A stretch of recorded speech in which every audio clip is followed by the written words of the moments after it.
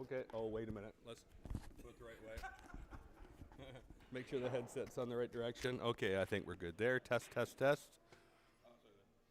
If it's coming out here, it's coming out. Yeah, we're good. Okay.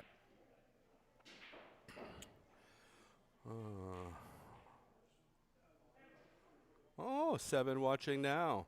So if anyone out there can hear me, you just want to confirm that my volume is pretty good here.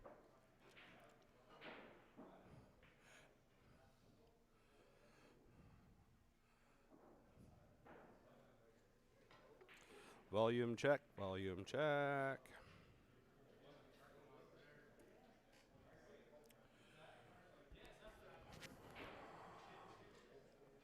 All right, so Stefan, we're on at the wheel.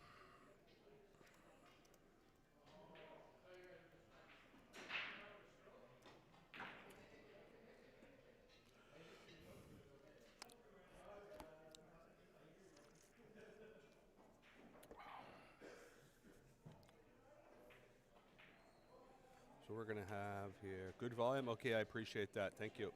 So we're going to have Wilson Galbraith and Robert White playing here this morning. This is Robert's second match on the stream, so he's going to have a little bit of an edge, I think, in terms of nerves on the under the hot lights here. The lights aren't that hot, by the way. I think it'll be a pretty decent match. I got to watch.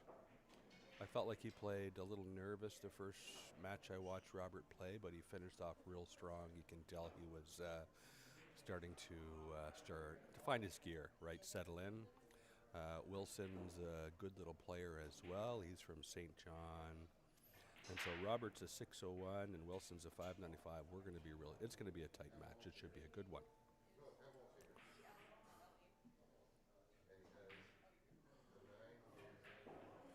I got my fresh and full Tim Hortons coffee. So that's good.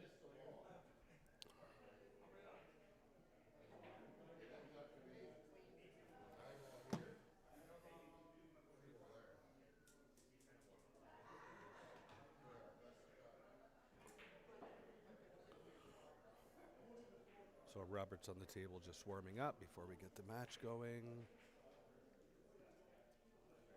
Let's see here. Yeah, we got the scores up. Robert White, Wilson Galbraith. We're close. So it's going to be a race to 11, 10 ball rules. A couple of things that are a little different. One, it's winner's break. And the other one is 10 ball is live anytime during the match. So as long as you make it on a called shot, it's good. Why aren't you playing, Steph? Well, my Fargo does not allow me to play, unfortunately. Otherwise, I would have loved to play in this tournament. But no, they did the under 600 so that players who aren't used to playing for big cash like this have an opportunity to put a little bit of money in their pocket. And so Rob Sakell tried to put me in as Stephanie Dueron as a new player, but they wouldn't buy it.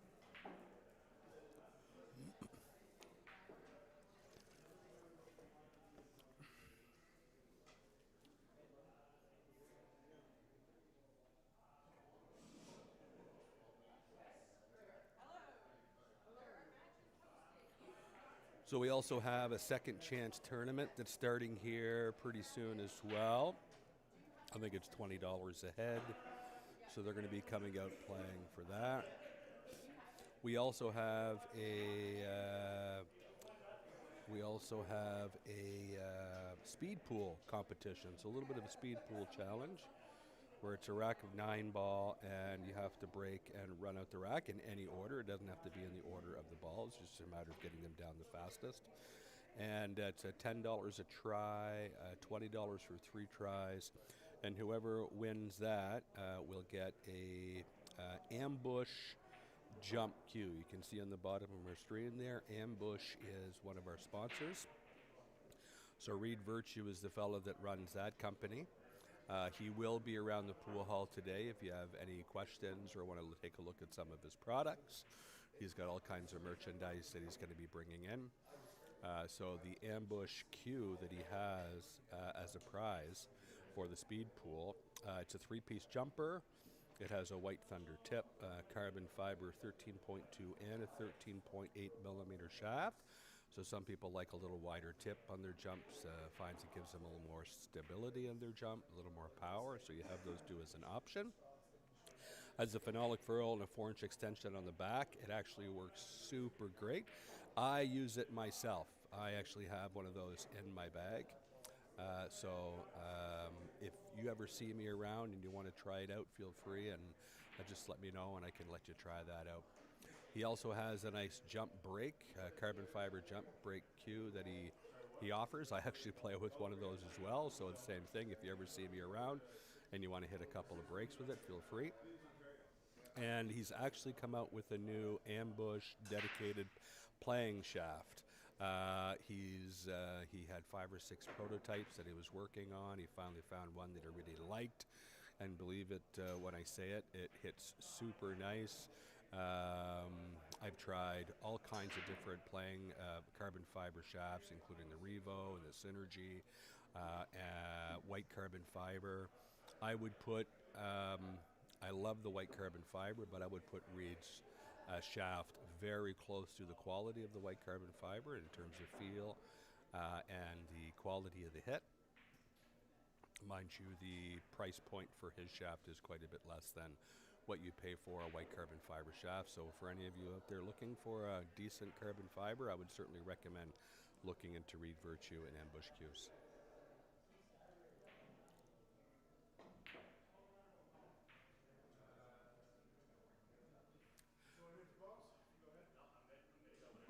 Yep, you guys are good anytime. So we are at Doolys Mountain Road at 1315 Mountain Road in Moncton, New Brunswick. If you are around and local, feel free to drop in. You can participate in that speed pool or maybe just come out and have a cold beverage and watch some of the action. We are down to 12 players here. So we have Robert White and Wilson Galbraith. This is an A-side top 4 match. Whoever wins this match will be in the A-side final, which will put them at a guarantee of 3rd place. And it looks like Robert won the leg, so he will get first break.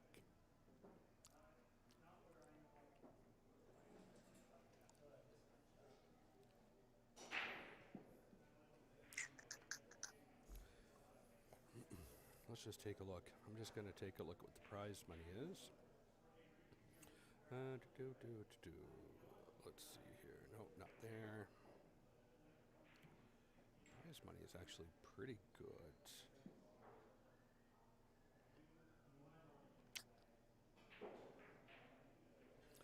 Yeah. So it's $2,600 for first place, $1,600 for second place, $1,100 for third place, and $800 for fourth. 1, 2, 3, 4, 5, 6, 650. Seventh, eighth is 450. The 9 to 12 is 175. So Robert going with the side rail break. Let's watch the 1 ball on the side. No, he missed the 1 ball on the side. Nothing else tracking. So Wilson's going to have the first opportunity here.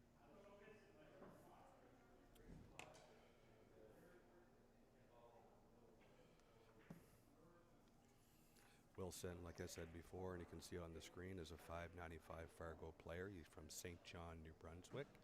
His home pool hall is Fairville Shooters. Fairville is the hall in St. John that hosts all the NBBA events. They put some great tournaments on there. Wilson actually himself runs tournaments there as well. He calls it Under the Wire. He gets a good following of players there for his tournaments.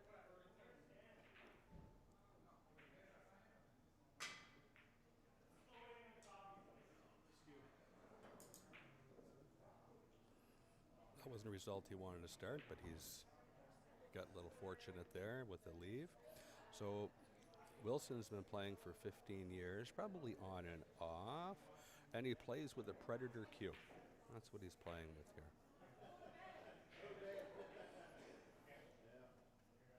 I'm not sure what kind of tip or chalk he plays with, but he's definitely chalking that tip right now.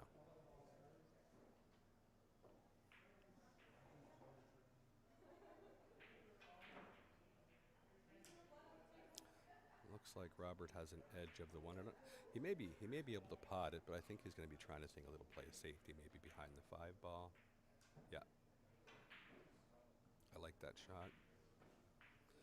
Not only did he control, not only did he play a nice safety, but at the same time, if he gets a ball in hand, that 2-10 is sitting very nicely over the corner pocket for an early win. So that's the one thing about this tournament is early 10 balls do count, provided they are called. Okay, they can't be fluked. If they are fluked, it only spots up. If it's called, it counts as a game win. So it looks like Wilson's going for the jump. I'm curious to see what he's going to call. If I were, yeah, I like his call. He just called the 10 ball. I like that call. Because if he does come off the edge of the one, he has an opportunity to make that 10 ball.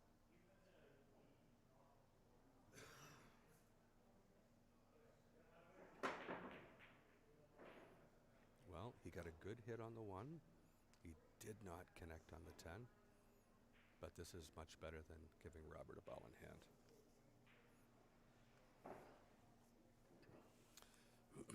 I think that maybe the first couple of racks might be a little loose, but I think both of these players are going to settle in nicely.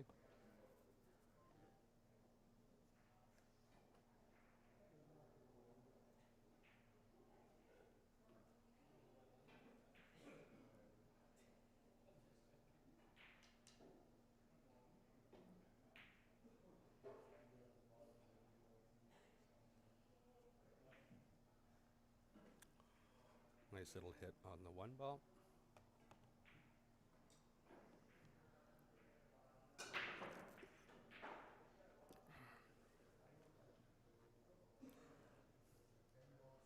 One ball straight down in the corner pocket.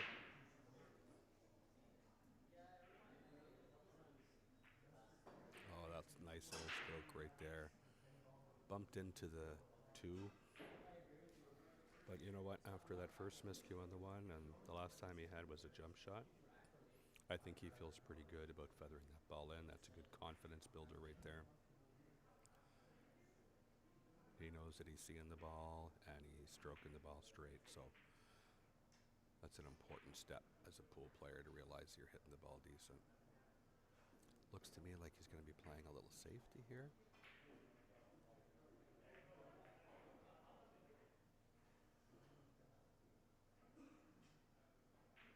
And I don't think he got there. It looks like Robert's able to make the 2-9 combo. And that 10 ball didn't move very much, and that 3 ball is right down there too. So now if he makes this 2-9, the 2 ball is tracking towards the 3 ball. So depending on how he hits this 2 ball could potentially get tied up with the 3. He's got to be careful here of where the cue ball's going, where the 2 ball's going after contact.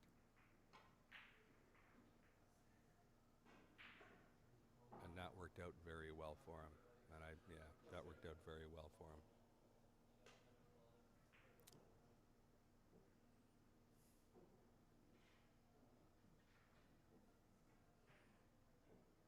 Robert's taking his time, making sure he sees the line.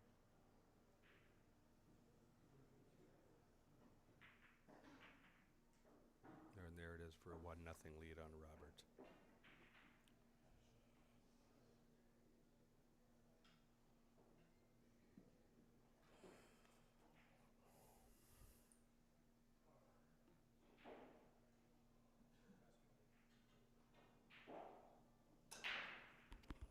Oh, you can't hear me?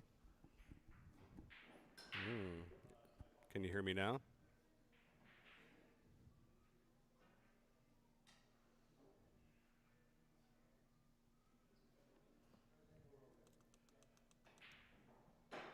Let me know how my volume sounds, okay?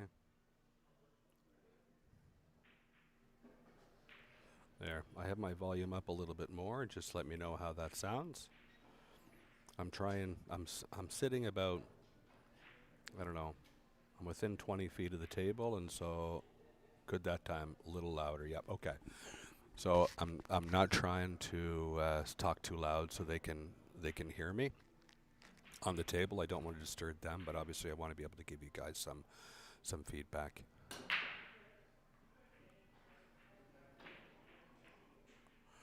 Once again, an unsuccessful break by Robert.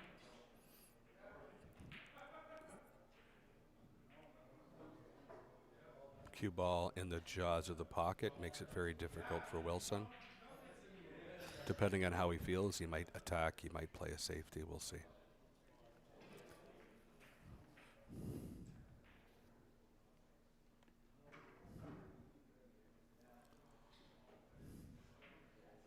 It looks like he's pretty straight on that one ball up in the corner pocket.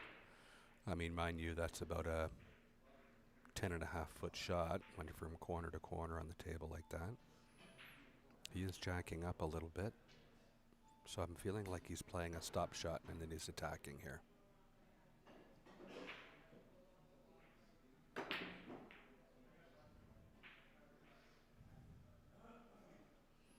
That was close. And he actually rattled the 10 in the corner pocket. And once again, Robert has an opportunity here for an early out. 1, 2, 3, 10 combo. Or he could be doing 1 to the 2-10 combo.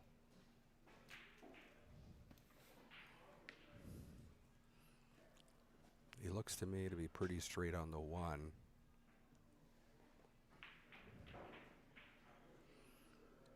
So I think 1, 2, 10 combo is what I'm looking at. No, it looks like he's playing the 2 and shape for the 3-10 combo.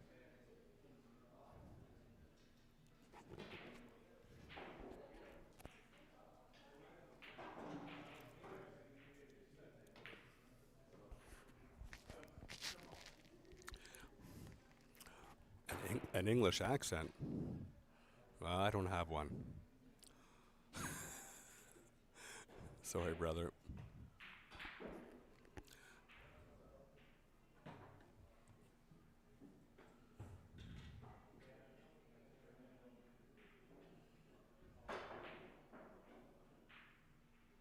You find?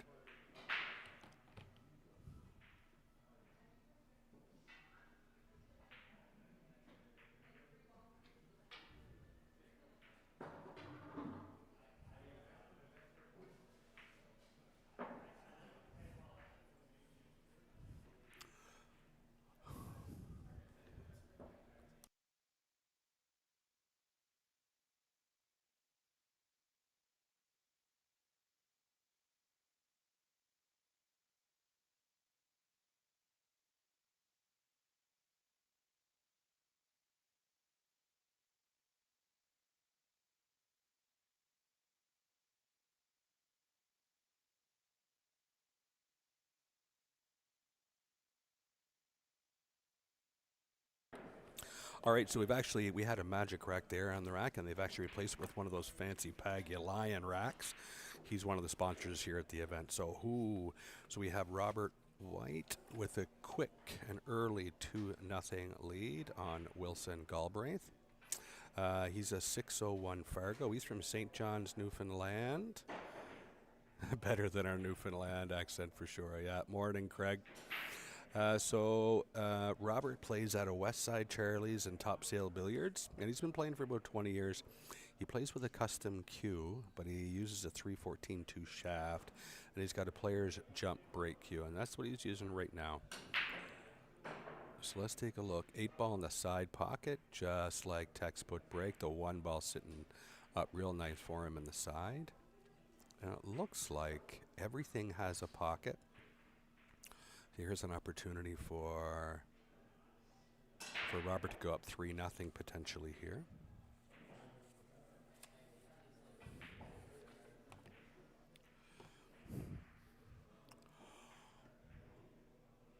looks like he has to cut the one a little bit, but I think if he just plays a nice, smooth draw shot, he should be able to bring that cue ball right to about center table.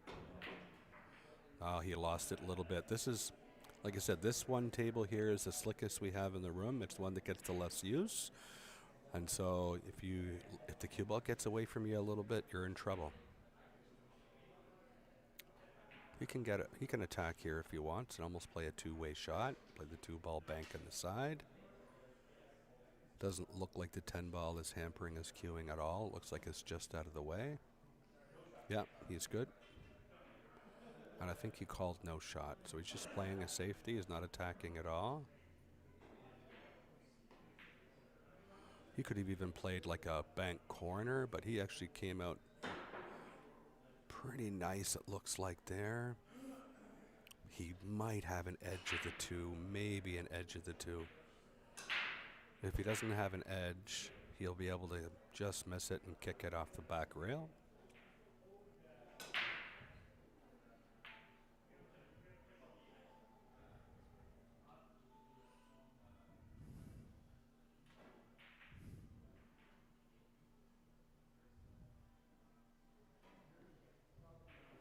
Yeah, he's definitely hooked. He's looking at going 2 rails. Off the long rail, off the short rail, right at the 2-ball. He definitely wants to hit this with a little bit of pace. He wants to get some separation between the 2-ball and cue ball. I like the pace. Oh, no, he did not judge that line the way he wanted to. Okay, cue ball in hand for Robert. Table looks pretty open. You just want to make sure you get close enough to the 3 where you're not taking a flyer at it. You want to be able to control. I like what he's thinking here. Just a nice stun draw off 1 rail right towards the 3. If you can get to the 1 diamond before the side pocket and track up towards this right there, that was his perfect line right there. But he didn't take time enough on that one.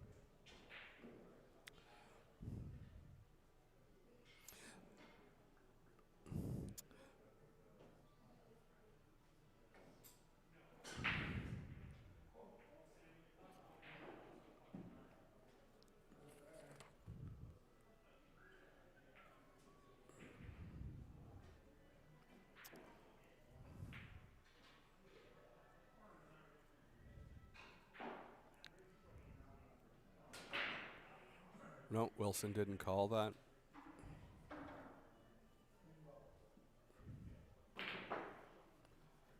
He was playing a safety all the way. The speed of the cloth got him there. I like hitting this with a little bit of left. And you kind of go around the angles and avoid all the traffic.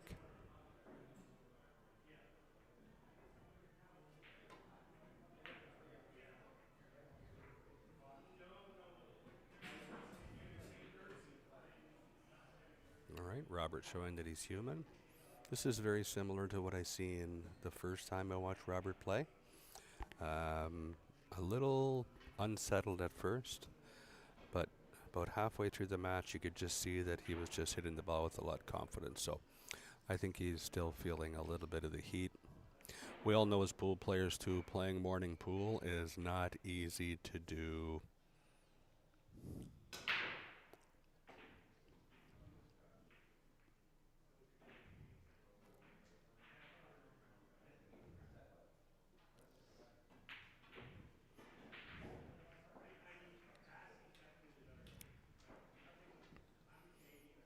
Okay, I think Wilson might have been trying to make the 5-ball with the cue ball. I did not hear the call.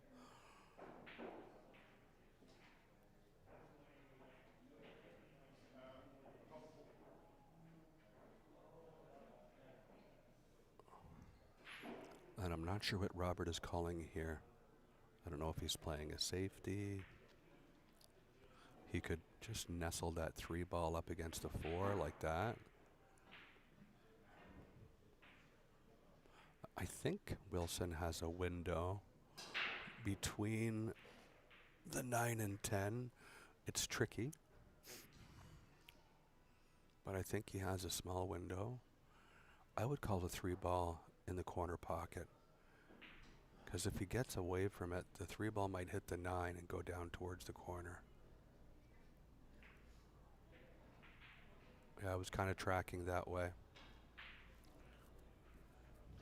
He did all right.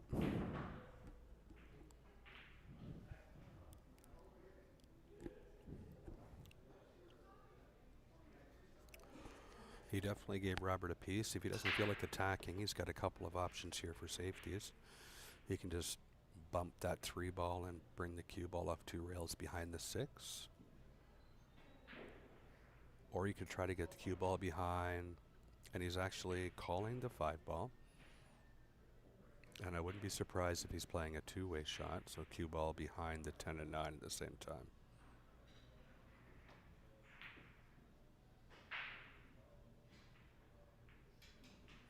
What a nice shot. 3 ball looks like it's frozen to the rail, but it's pretty close to the corner, so this should be manageable. I like playing this with a little right to make sure the cue ball is getting back to the center of the high rail. Just like that. Would have been nice to get the cue ball a little bit more closer to the middle of that rail, but he got away with it. So the ball he just hit, the 6 ball, that's the next ball. 7 ball is over by the side pocket.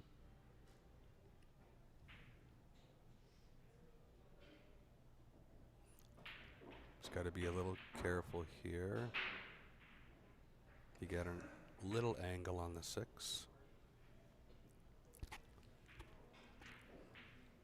The 9 ball looks like it goes clean, so he's just one good positional shot away from getting out of this rack.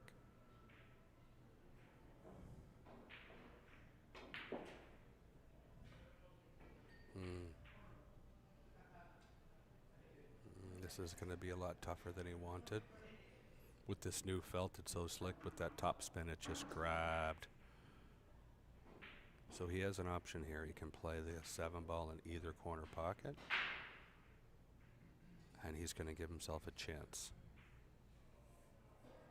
Bridging over the 10 makes it a little more awkward.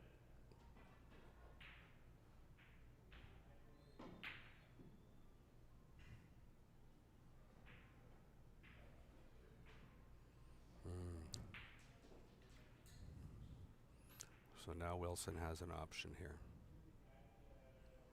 Depending on how he's feeling, he could attack if he wants. He could play a safety if he wants. I didn't hear what he called.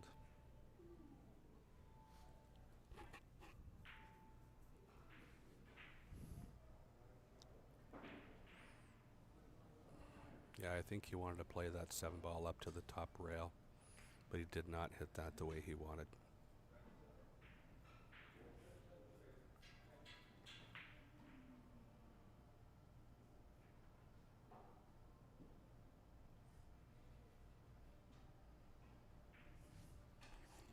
Robert composing himself.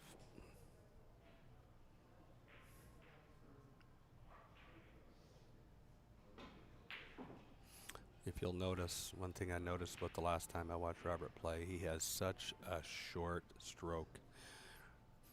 Even his feathering is about 3 inches, and his follow through is about 3 inches at best. And just watch here. That's his biggest stroke he's going to take. And look at smaller and smaller and smaller and smaller. And look how much that follow through is. And you know what? When you have a really short stroke like that, there's not a lot that can go wrong. But watch, smaller, and there's a nice little short poke. We had a conversation about it after his match, and we were talking about his break and how on your break, when you have such a short stroke like that, it's hard to generate a lot of cue power. Yeah, no. Yeah, very true.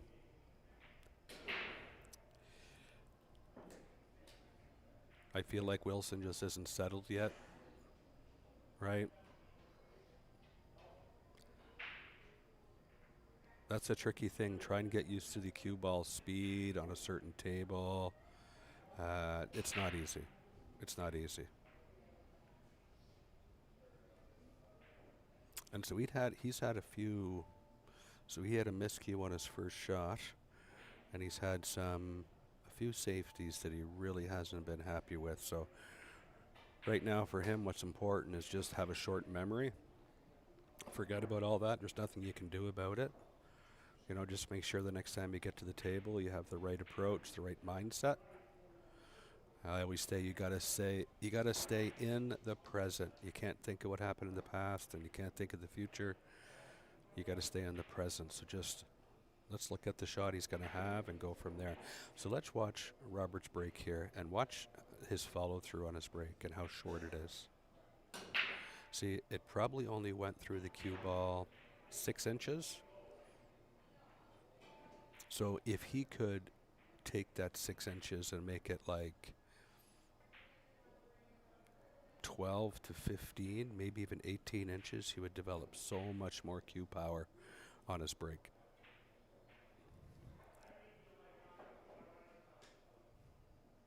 So he's got another shot on the 1 ball in the side pocket.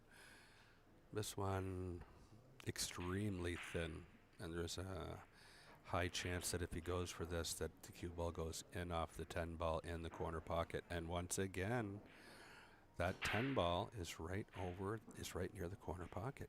Now, this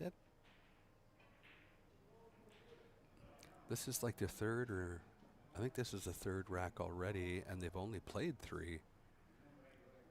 So 3 out of 4 where that 10 ball seems to always be floating over the pocket. I don't know if that's floating down there on its own or if it's getting kicked there. I'm going to have to watch that next couple of breaks.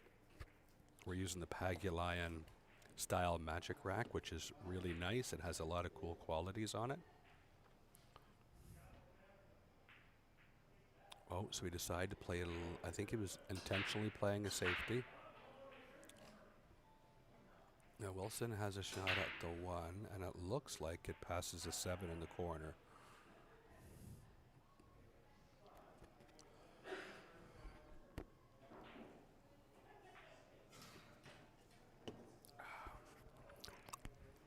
This is 2 days I've been doing this mic thing here, and every time I try to take a sip of my coffee, I'm bumping into the mic. I haven't learned yet.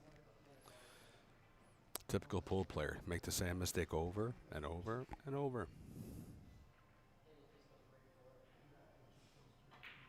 Yeah, I can see a big difference in his stroke compared to Robert's stroke, right? Wilson's got a nice, long, fluid stroke. Robert's is very tight. So Wilson bridging over the 10 ball. So he finally gets an opportunity to let his stroke out, and he definitely felt good about that, but now he's got this tricky shot on the 2. Stay absolutely still. Great shot. He did that very well. And I don't think the 3 ball goes if it does, but he's got a 310 here.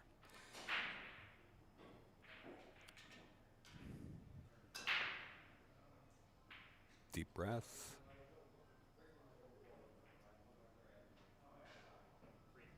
Oh, he's calling the 3, so it does go.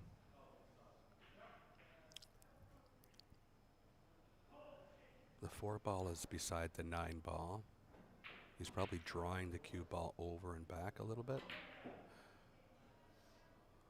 Yeah, I think he overcut that a little bit. That's why he moved the 10 ball, but he executed it. So now he's got to be patient. He's down 3-0, but he has to be patient.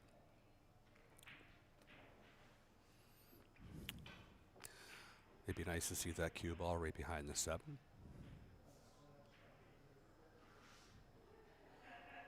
How's the weight? How's the weight? Oh, what a nice shot by Wilson. Good touch. Good touch.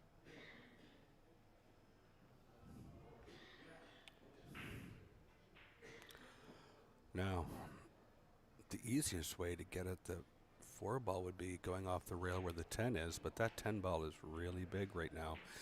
If he can get as close as he can to the 10 and maybe play a lot of right side on the cue ball, he might be able to get to the side rail here before he hits the 2. No, he's actually he's sacrificing the hit by tying up the 7 a little bit. And I don't think he accomplished that. Even from here, it looks to me like the 7's going to pass the 9. He can probably make the 7 if he hits the 7 soft. So he has a benefit where if he can get relatively straight on the 7, the 8 ball is it plays right into the side pocket after. So if he can get relatively straight on the 7, he can roll that in with this new cloth and slip it in that corner pocket and have the 8 ball on the side.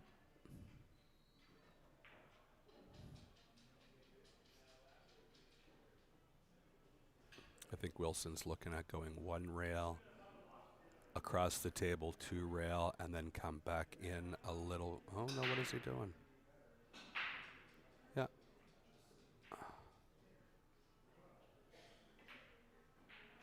Oh.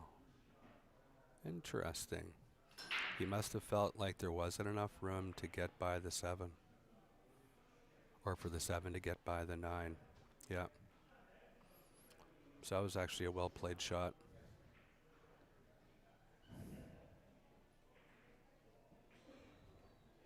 Nice touch. That's even though it's not the ideal situation, I think Wilson's starting to gain a little steam here. He's made a few nice shots. Just hasn't had an opportunity to get out yet. I think this game is important. If Wilson can win this game, it's going to give him a little bit of momentum. 3 or 4 really nice shots in a row by Wilson.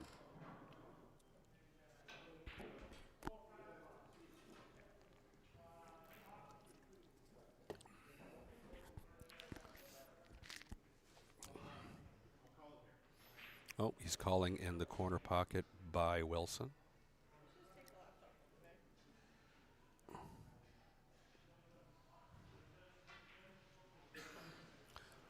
So it looks like he's going 1 rail in front of the 10 and right at the 4. It's not an easy task with the rake, especially when he's a little elevated. And even if he hits the 4, there's a potential for a scratch in the low left corner here. Oh, and he just caught the 9. So I think from what I can see, I'm pretty sure the 7 ball now clears the 9 ball. So I like Wilson's chances of getting out here, but you just can't take it for granted. You still have to be very deliberate. Take your time. It's like putting together pieces of a puzzle.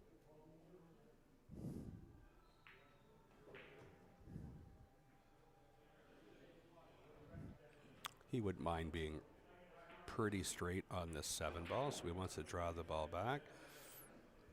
No risk of a scratch here. He's got an angle to be able to pull it away from the side pocket a little bit. I like this. Just a little kill shot. Essentially playing it just like a stop shot.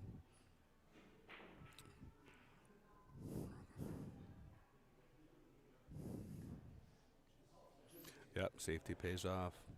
You know what? Sometimes it's really hard to have the patience, right? Especially when you're down 3-0. Like, you know, what I try to tell people all the time, that's a nice shot. He's going to be okay.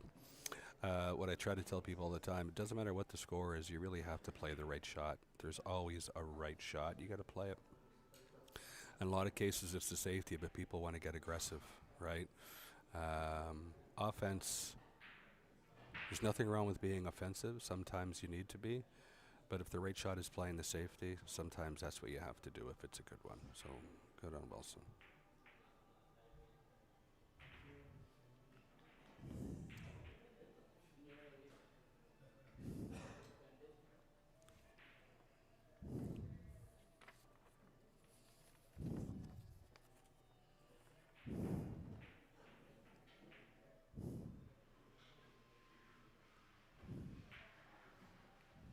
That's a nice shot by Wilson.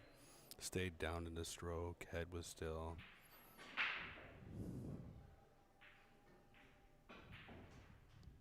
Next couple of racks are going to be interesting. I think this is going to be a tight match, even though it's 3-0 at the point. I think it's going to be tight the whole way.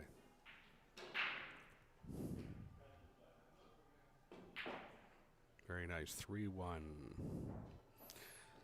So this is to get to the A-side final. If you get the A-side final at this point, you're guaranteed $1,100. So there's a little bit on the line here for these two.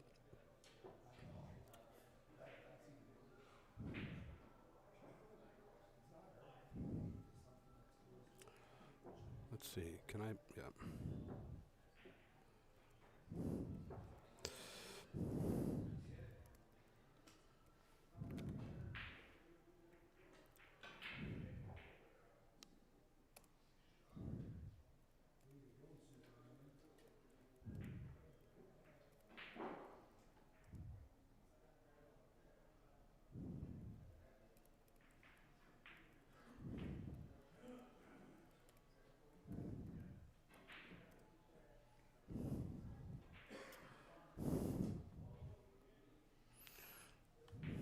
Okay. So Wilson's break. Looks like he's breaking from about the middle.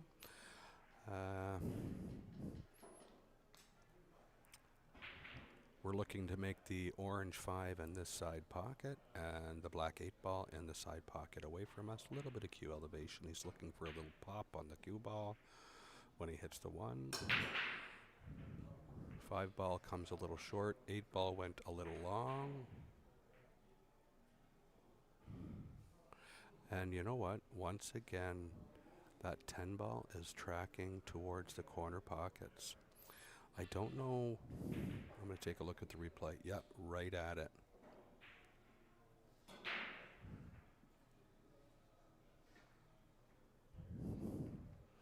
Now they're racking their own, and if this is happening, there must be a little gap behind the 10 ball, and that's why that's happening.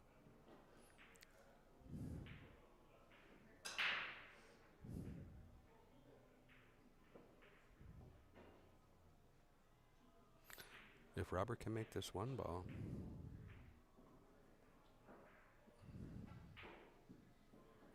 and he did, he's got a 10 ball right in. Yeah, Wilson can't be happy about this.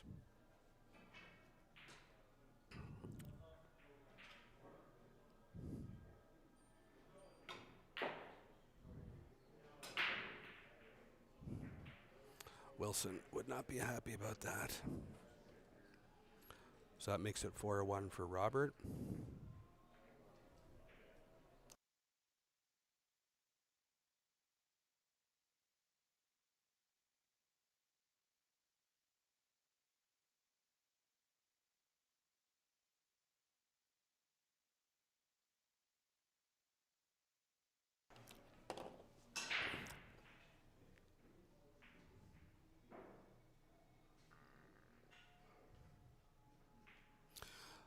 So let's watch here what happens with the 10 ball. Let's see if that tracks as well.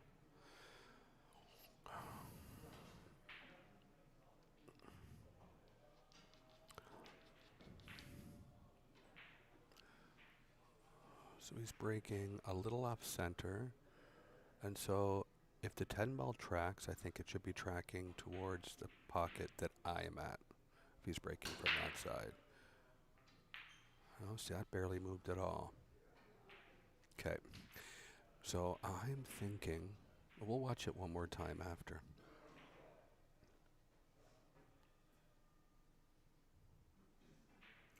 So Wilson at the table.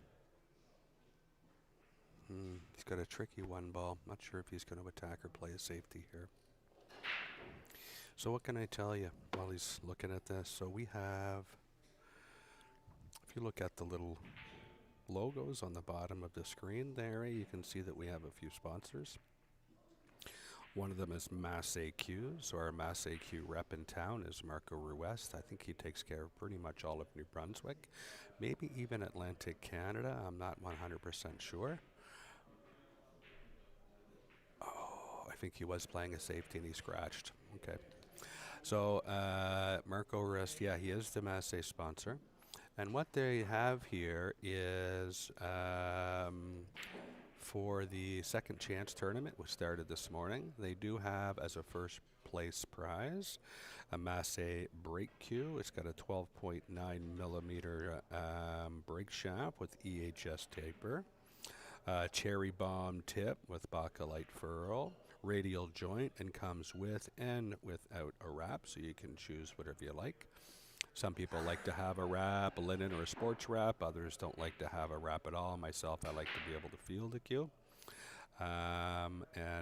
If you're interested in any of the Massey products, feel free to reach out to Marco Ruest. If you don't have his contact information, just send me a message on the chat, and I'll make sure I get his contact information to you if you're interested in any of those products.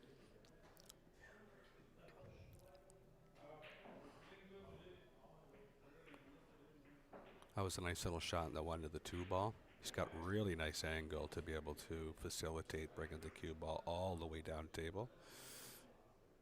I like him doing a little Z pattern, going 1, 2 rails.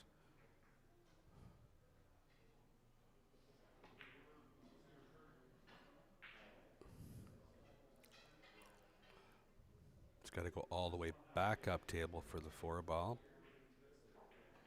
So if the cue ball could just miss the 6 ball that's next to the 3, and he plays a lot of left-hand English, it should pull that cue ball up off the rail towards the 5.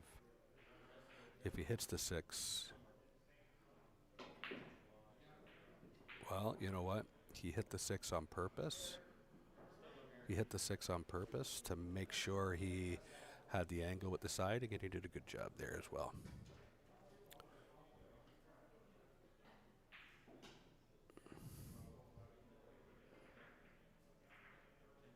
One rail out for the 5 ball. He jumped up on that. I think he was afraid of the cue ball actually hitting the 6 when it hit that top rail.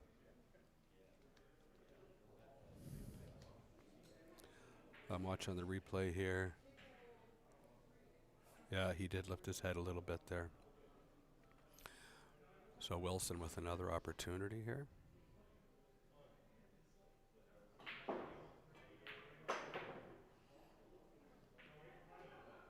That was a nice shot. He can float down for the 6 ball. He doesn't want to be too straight on the 6. He definitely wants to have an angle. 7 ball is by his hand right now. I like that shot. He has a couple of options.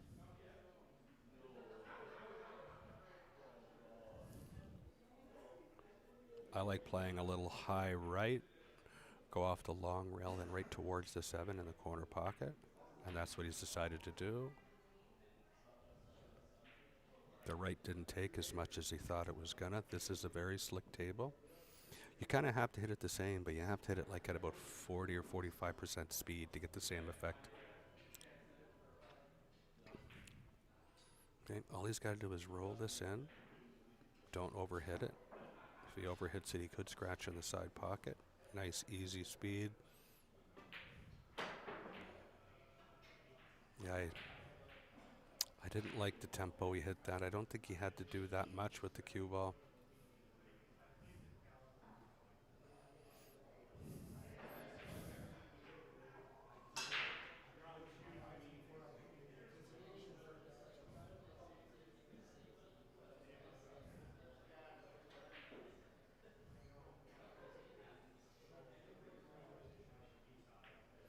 You know, when it comes down to competition, if there's going to be nerves, you're not used to the conditions, keeping it simple is always the best way, right? The spin you play on the cue ball is never going to take as much as you think it's going to off the rails.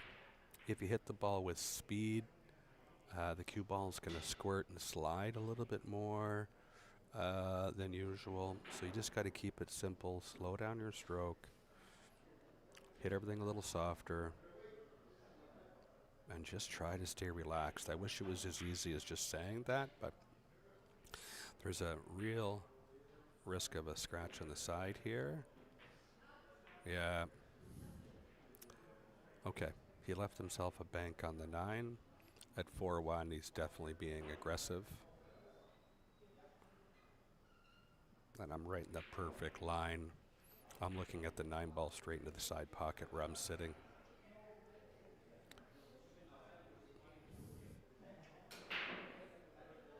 He has to hit it with a little bit of speed in order to get the cue ball to come back towards center table.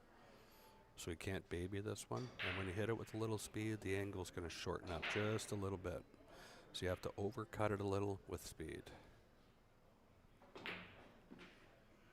He hit that real nice. But he hit it with more of like a center ball. It would have been nice if it traveled, another foot, foot and a half. This is not a hanger by any means.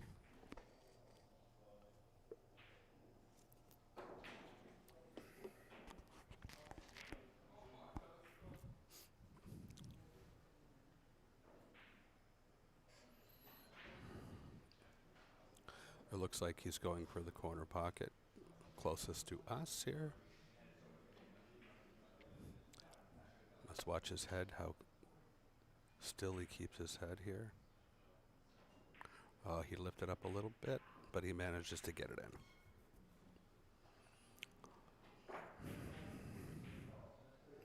That makes it 5-1 for Robert.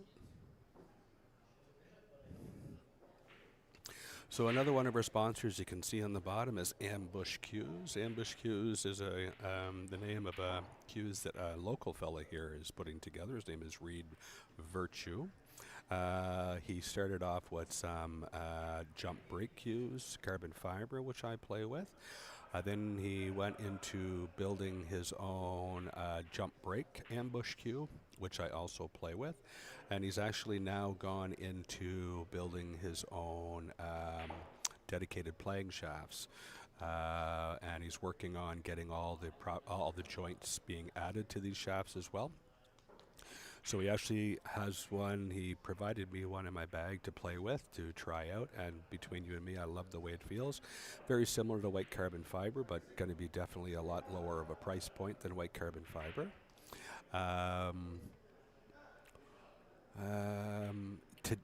Today in the speed pool, so they do have a speed pool challenge that's going on until about 3 o'clock. For $10, you can break a rack of 9 ball. For $20, you get 3 breaks. And how it happens, whoever can run the balls out the quickest is going to win an ambush 3-piece jump cue as a prize. So it's a 3-piece. It's got a white thunder tip. The shafts come in 2 different sizes. You can have a carbon fiber 13.2 or 13.8 millimeter shaft, phenolic furl, and a 4-inch extension. So if you're interested in looking at any Reed Virtue's products, he does frequent Doolys Mountain Road quite often, and I do believe he actually is going to be here today. So if you're interested in seeing anything that he got, by all means, come by and take a peek. He'd be more than happy to let you try some of his gear.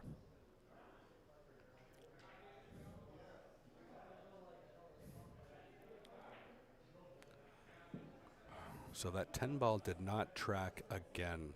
So I'm thinking that a few times it has tracked towards the pocket. I'm just thinking that they're so focused on making sure the balls in front are tight, but they're not looking at the balls in the back of the rack, and so there must be a gap behind the 10 ball. Little safety by Wilson. He didn't quite get it around the 3 ball. So definitely an opportunity for Robert here. This is a race to 11.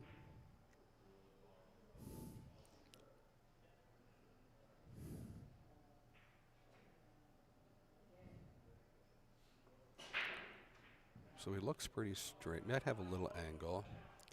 And down in the corner, there's a little mess of balls. It's the 8 ball closest to the rail, the 6 ball closest to the pocket, and the 2 ball just above that. So he doesn't have a real nice look at the 2. He may be looking at playing a safety. Cue ball behind the 6, 2 ball behind the 6.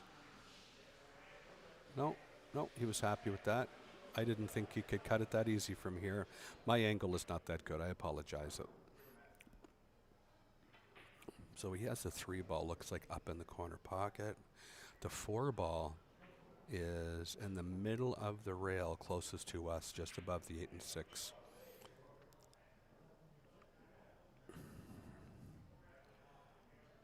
So we could maybe play for a combo. I'm not sure if he can draw the cue ball and pick that 4 ball off the rail. That's what he tried to do. He tried to pick it off the rail. He just overhit it a little bit. He may choose to attack from here, actually, because of cross side with that 9 ball over the side pocket like that, it makes that side pocket pretty big. So even if he hits the 4 a little bit long, it's going to go off the 9 and in the side pocket.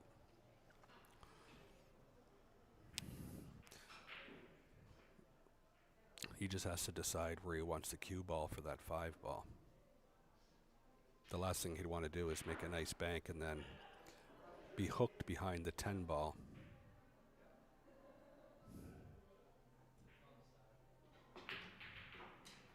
Oh, and he came a little bit short. He did get out enough for the 5. And it looks like he gave Wilson an opportunity.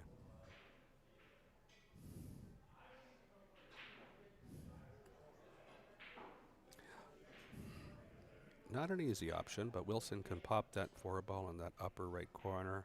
He's got to get enough backspin where he can avoid hitting that 7 and come off the rail and back up anywhere where the 4 ball is now, or even a little before, like middle table. Middle table would be fine.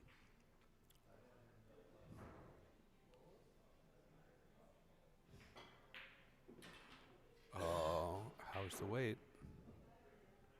He's okay. He's okay.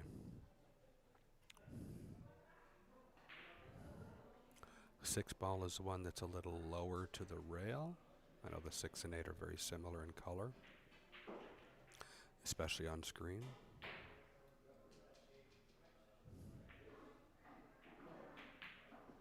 That's a nice shot.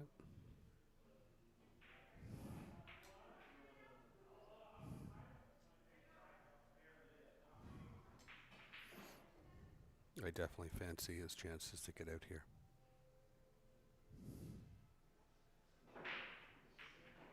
I'd say in practice he gets out here 9 times out of 10. Maybe even higher percentage. A little different here under the lights, right?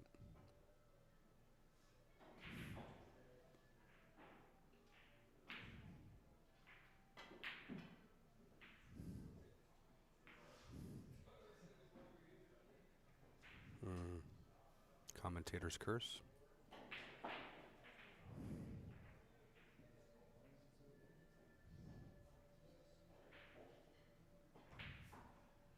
Yeah, I'm watching the replay, and he kept his head down. He followed straight through.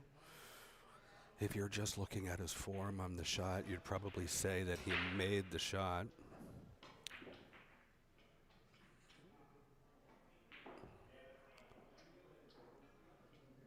Oh, Robert with a great position shot there for the 9.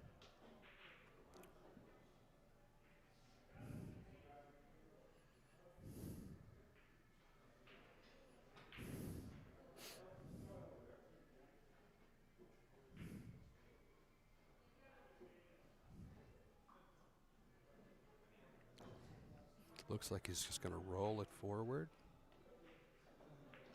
Oh, yeah. He let that get away from him a little bit. Okay, he's going to have a little tester to go up 6-1.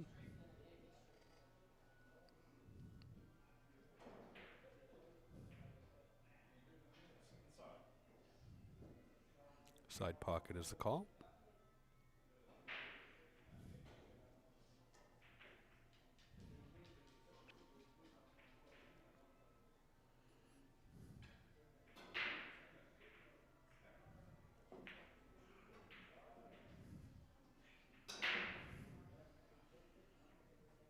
And he hit it a little fat. Okay. Wilson cleaning off his cue, taking a deep breath. He knows he's only going to get so many of these opportunities, right? And he has to take advantage.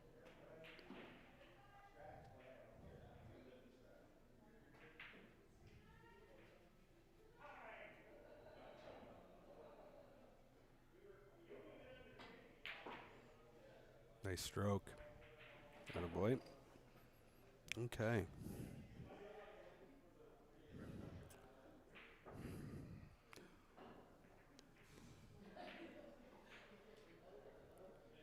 Five two, very different from 6-1.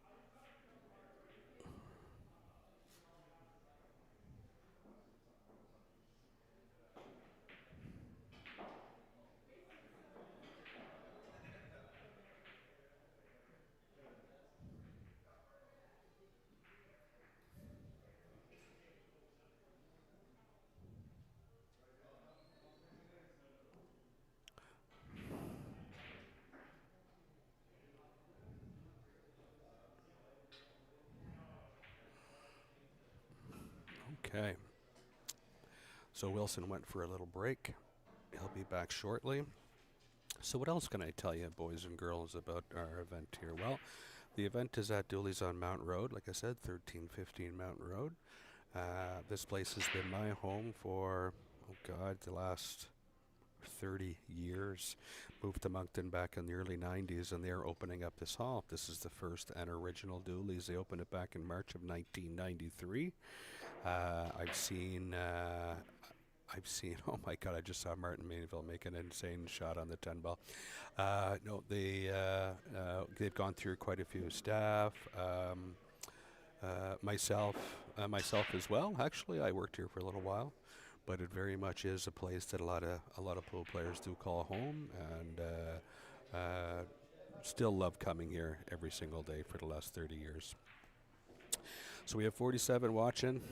What else can I tell you? So on the bottom, so I talked about Mass AQs a little bit. I talked about ambush cues. So Paiga Lion actually jumped on as a sponsor as well, which is kind of fun. So what they did is they gave out samples of his satin touch smooth polish, smooth cue polish. So what can I tell you about that? So it's satin touch pool billiard cue shaft polish. It's a professional cue shaft polish designed to deliver a smooth satin finish, helps reduce friction for improved cue glide and consistent stroke feel. Easy to apply. You just put it on a cloth, you wipe it evenly on your shaft, and polish.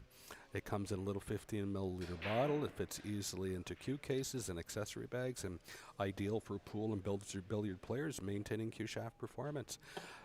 Quite a few of the players here have tried it, and so far it's getting rave results. I'm sure Alex Pagulayan is not going to back a product that doesn't have good performance, so it's nice to see that they decided to help out on the tournament here, and hopefully they can build a partnership moving forward.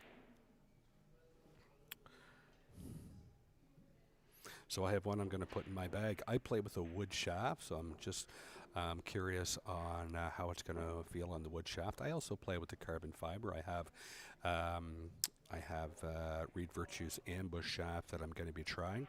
I do have a tournament coming up in a few weeks, and so I don't want to start playing with the carbon fiber now and then throw things off for the tournament. But as soon as that tournament's done, it's pretty much summertime, and there's not going to be many events going on, so I'm definitely going to be trying that ambush shaft because I love the way it feels.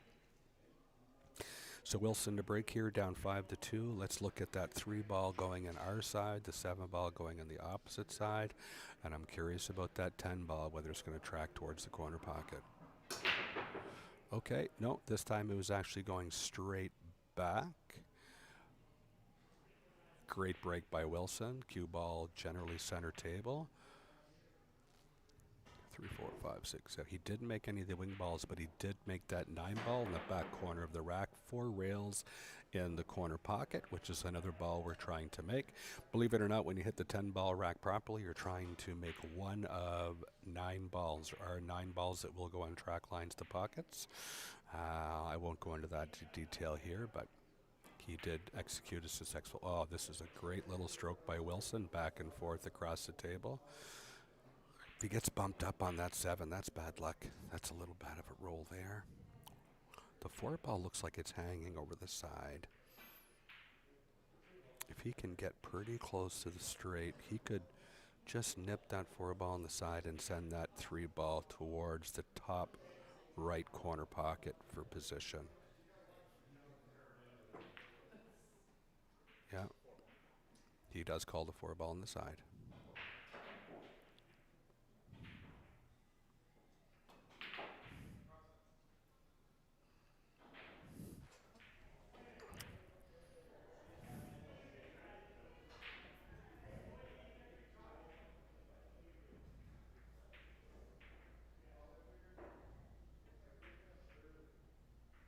Yeah, that was the one risk with that shot.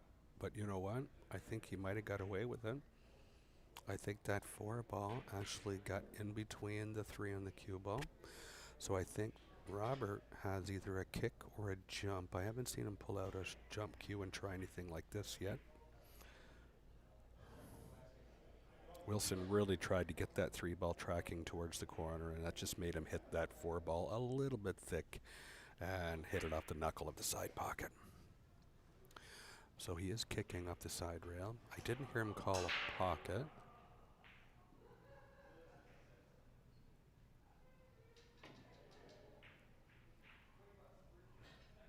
And he gets a successful hit, but he has left Wilson a shot at the 3. Let's see what he's just getting a feel for it right now. The 4 ball is on this side of the side pocket. So he's got a decision to make here. How do you get the cue ball? That 10 ball is causing him a lot of duress. Now, could always play into the 10 ball and then draw the cue ball up.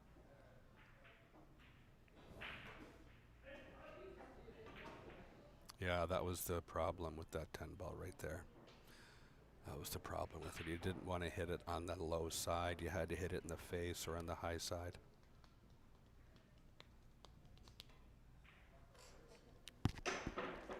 Okay, well, he's at the table. It looks to me like he may be able to cut the 4 on the side. It's definitely thin. If he does make it, the cue ball is tracking 2 rails towards that 7. So he may lose the cue ball.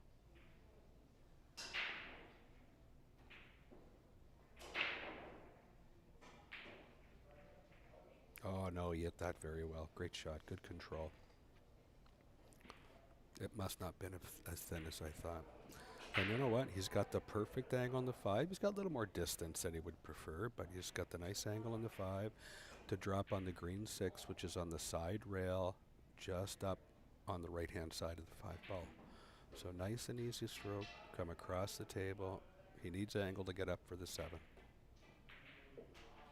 Don't get straight. Oh, that'll work. That'll work.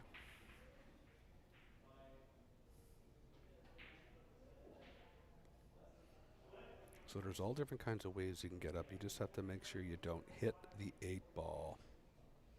Do not hit the 8 ball. Looks like he's going high left. I feel like he's coming close to the 8 ball here. Oh no, he hit it more of a stun left. That was a good shot.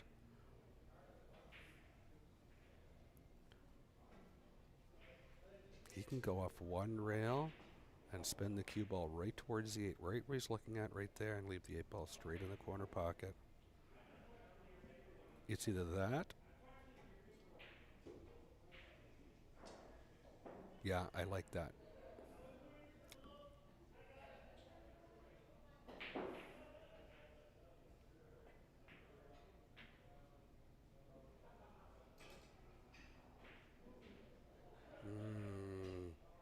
It ran a little bit longer than he thought it did.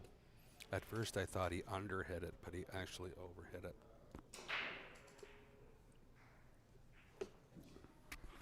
He's still all right. 1 shot away. 10 ball goes in the side pocket. So as long as he keeps the cue ball And the bottom half of this table, he's fine, nice and easy. Don't overhit it. Oh, he hit that nice. He hit that nice. All right, he come a little long again.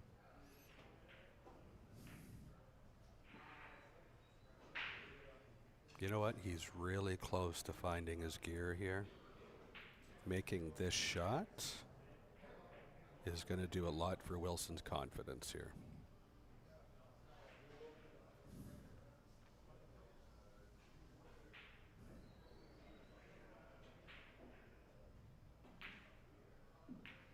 Yeah, I liked his. I was watching his body the entire time. There was no fidgeting, no head movement, just a nice follow through. I'm watching it again on the replay here. Yeah, no body movement at all. He did real well there. So 5-3. A minute ago it was going to be 6-1. And now it's 5-3. So this is how the game of pool goes, right? And trust me, Robert's also telling this to himself, right? And that's the hard thing about this game is Robert's there thinking to himself, oh, God, I should be up. I should have 6-1 with my break, and now it's 5-3, right? That's the tough thing about this game is you have to have a short memory. And you can't think of the past. You can't think of the future. You can't think of, if I win this rack, I'm out. I'm going to win the match. No, you got to stay in the present. What's in front of you?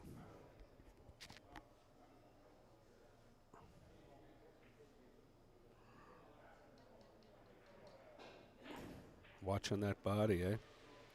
I'm not sure where you're going with that, Godzilla, but so let's watch that 10 ball again to see if it's tracking.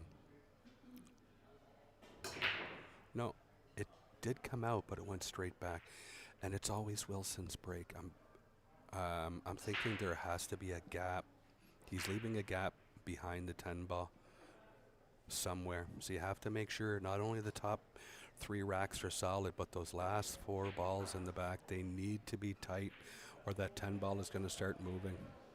That cost Wilson 2 racks early on, like I think a 2-9 and a 3-9 combo. So, or 2-10 and 3-10 combo.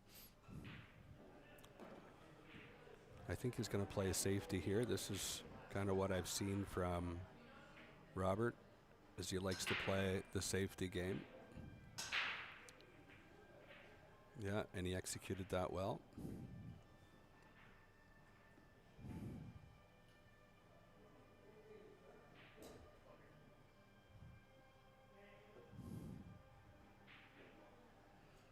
Yeah, no, Wilson does have a real nice, calm delivery with his head, right? Yeah.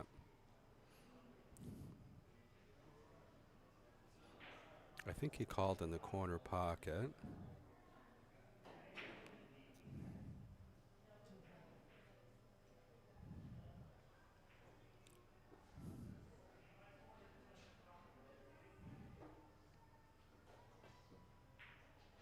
Oh, what a nice shot, right in the heart of the pocket. He hit that shot with a lot of confidence.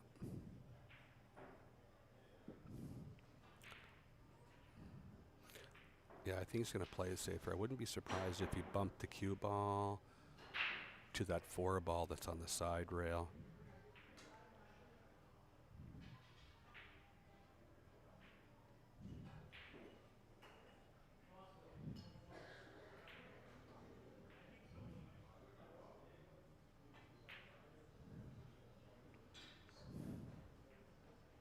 Oh, he tried to get the 2 ball all the way up by the 10, but he definitely gave Robert, I think he can see the full ball and he can probably attack from here. He is bridging over the 4, which makes it a little more difficult. And he's probably going to be forced to draw or to follow the cue ball. No, he's jacking up like he wants to stun it. He probably wants to hold it to play the 3 in the other corner.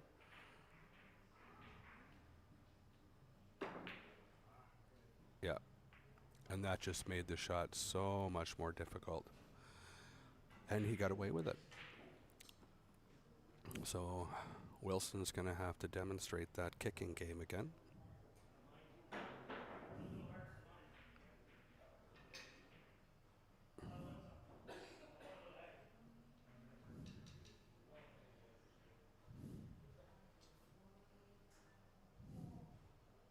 Wilson's got that killer eye in it right now, on his killer look in his eye. Well, this worked out really well for Wilson as well.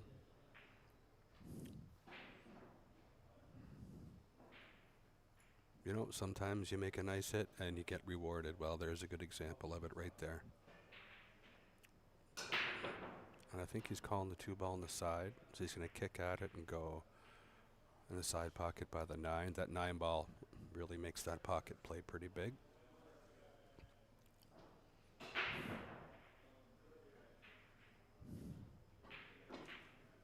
Oh, look at this. Nice try. Great try. Good response there.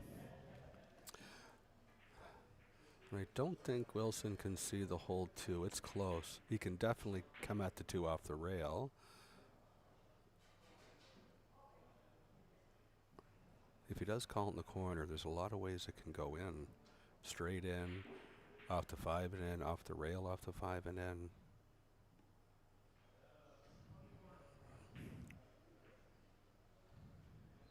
I'd definitely be calling the pocket just in case it does. With the cue ball on the rail, he's limited on his options for how we can address the cue ball, so it's going to be follow.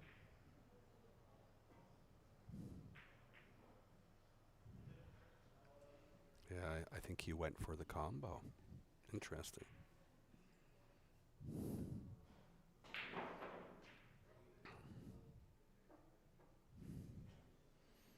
Okay. So Robert with an opportunity here.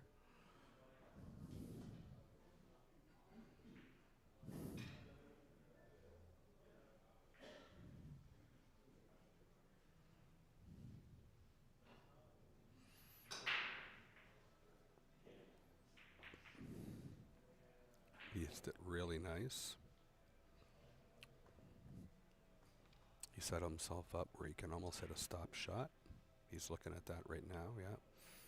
And he'll have a good shot on the 4 with a nice angle. Maybe a slight drawback, an inch or 2. Yeah, he brought it back about an inch. He's got a nice angle there. Off the rail and back out for the 5 on the same pocket. If he doesn't like that option, he can always roll it forward, but I like the punch option.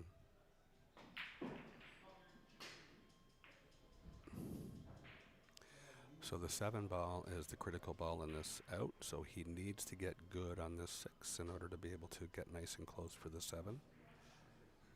And really straight on any pocket with the 6 will do the trick.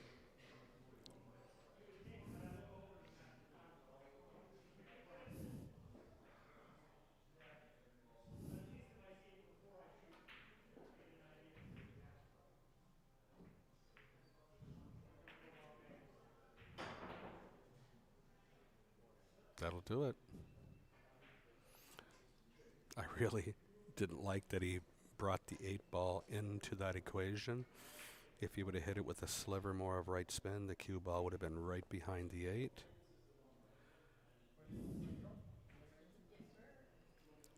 He can just slow roll this in. He's going to give himself a nice shot on the 7.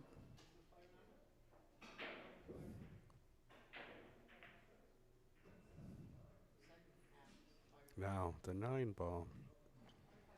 It's hard to tell here how far. It looks like it might be an inch off the rail, let's say, maybe an inch.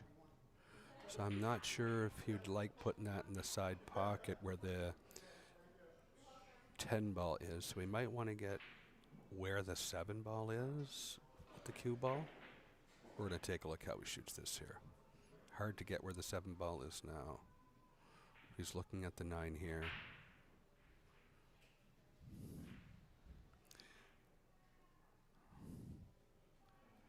If If he doesn't like it in the side, he's going to need to get relatively straight on the 9 ball in the corner pocket up in the bottom left. Otherwise, he'll be going into the horn of that side pocket, that knuckle.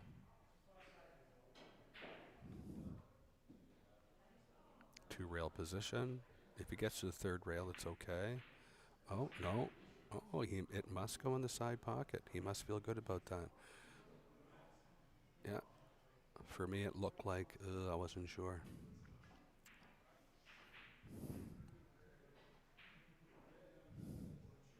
You can't get too aggressive with position here because that cue ball will be tracking towards that corner pocket.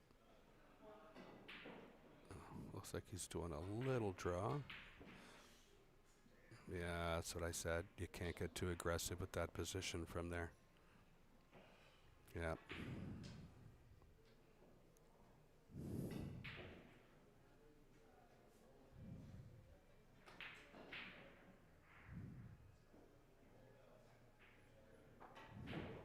Okay. That was a very costly mistake. That makes it 5-4. So there's the last 2 opportunities that Roberts had to extend the lead. He's had difficulty finishing it. So I'll be interested to see the next time he's at the table if he can execute. He was looking really good there, just ran into a small little judgment error.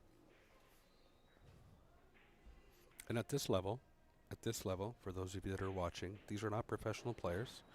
These are 600 Fargo and under. The expectation is, yes, they're going to make mistakes. That's what's going to happen. They're going to make mistakes. And they're all roughly the same caliber. And it's who's going to make the least amount of mistakes, who is going to execute at the higher rate that's probably going to win. They need to get a little lucky, get a couple of rolls. That goes for any level of play. But the expectation at a 600 Fargo is, yes, they're going to make 5, 6, maybe 7 mistakes in a race to 11, and that's okay. That's the expectation.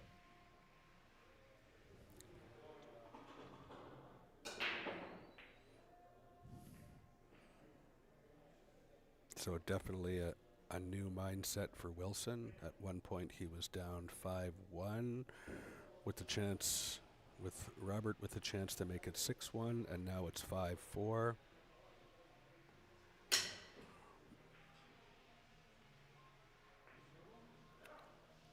Okay, miscue on the break.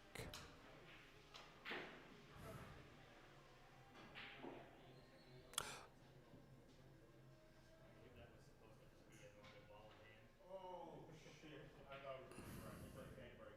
Shit. Okay. Yeah, Yeah. Okay. yeah.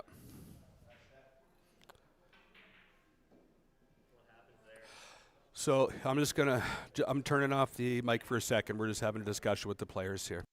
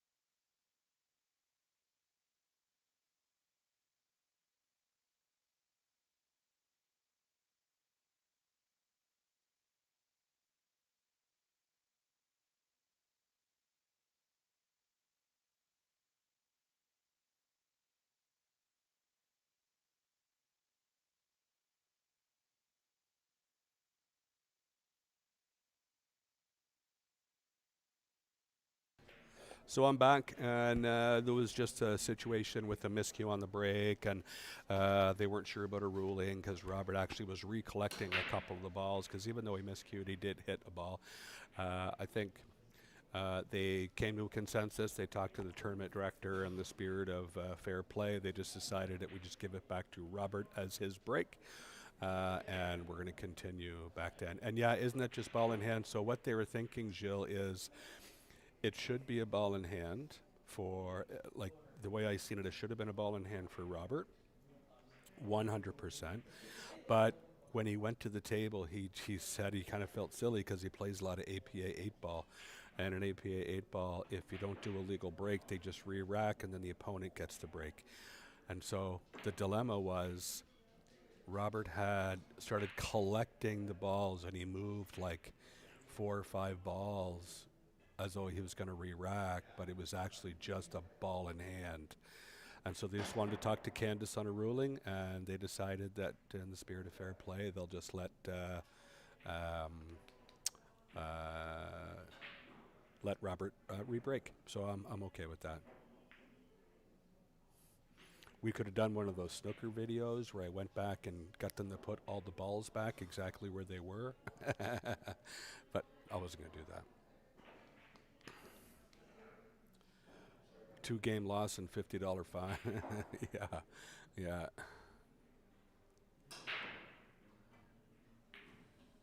Now,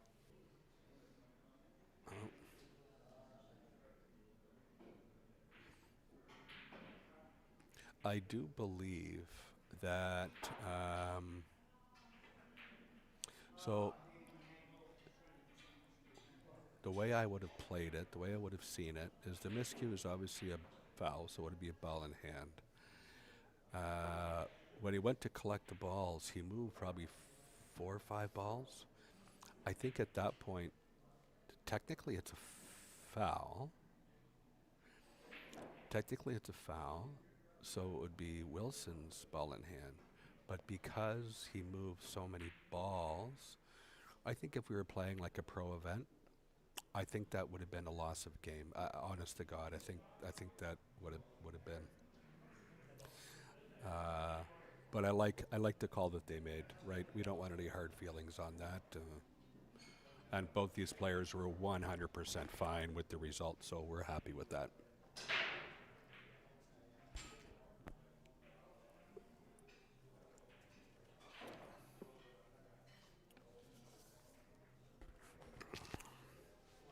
So Wilson is calling the 10 ball in the corner pocket.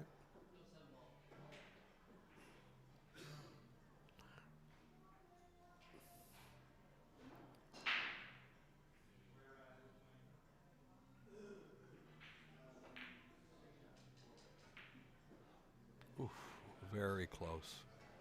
That was a good attempt. And I'm curious on whether he left him a shot on the 5 in the corner. Yeah, it looks like the 5 does go up in the corner pocket. The 6 ball is by the side.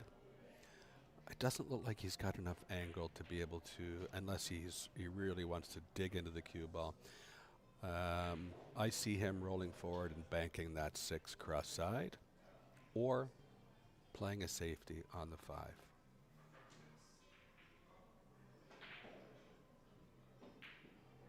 Okay, he's decided to play the cut shot on the 6.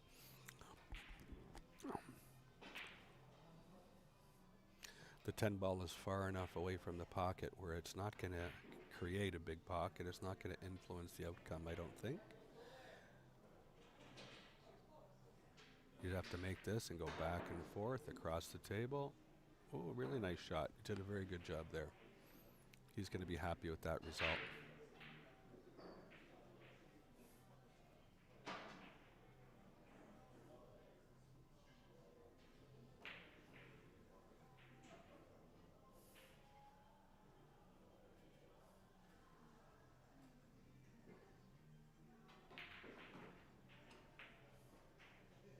Speed pool is at 40.05 seconds. For those of you at home who are interested in the speed pool, the fastest run out so far is 40.5 seconds. 05. Oh, 40.05. We're down to the hundredth of a second. Wow, 40.05 seconds. And the prize for that is the ambush three-piece jumper that's worth about $275 Canadian. So they're going to be running that until 3 o'clock this afternoon for whoever's interested in coming to attempt that. It's $10 for one try and $20 for three tries. And let's see if you can beat 40 seconds. .05. If Morgan Rudner is listening, your Massey tumbler is at the bar.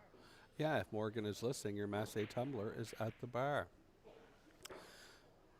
So Robert gets out there. That makes it 6-4. That was important for Robert to win that game.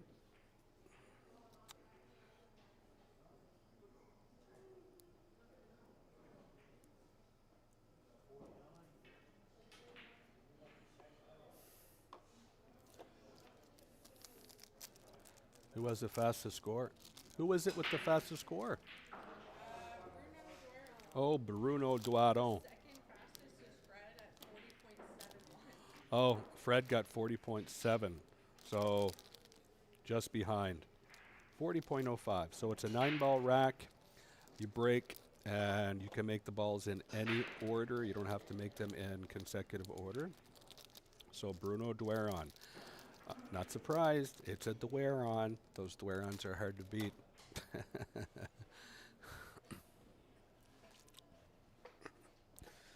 Okay. So Robert to break here. And once again, I want you to watch his stroke. Watch how much his follow through is. If you want to generate power, you really have to dive your cue forward. And there's a scratch. And there's that. Look, there's that 10 ball tracking towards the corner pocket again. So both these players, I think, are really not paying attention to what's behind the 10 ball and making sure those balls are frozen.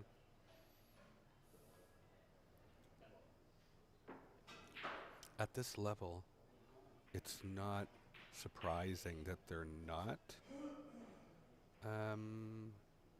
really paying attention to that. But after a few racks like that, you'd think they'd start noticing.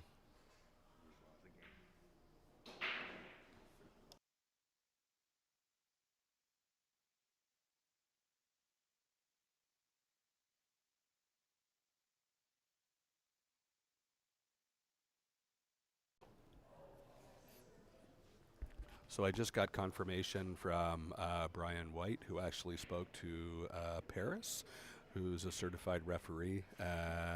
She was playing a match at the time, so they couldn't really consult her. But she said she confirmed what I actually thought, which is once you collect the balls, more than a couple, it's considered a loss of game because you've affected the outcome of the game. So that was a nice shot by Wilson right there. 10 ball in the corner. That makes it 6-5. That's a quick turnaround for that. So that's, I'm going to say that's the fifth or maybe sixth rack, maybe five, where I've seen that 10 ball jump out of the rack towards one of the corner pockets. The last few we've seen Wilson do, it's definitely popped out of the pack, but it seems to track more down towards the bottom rail where his hands are right now.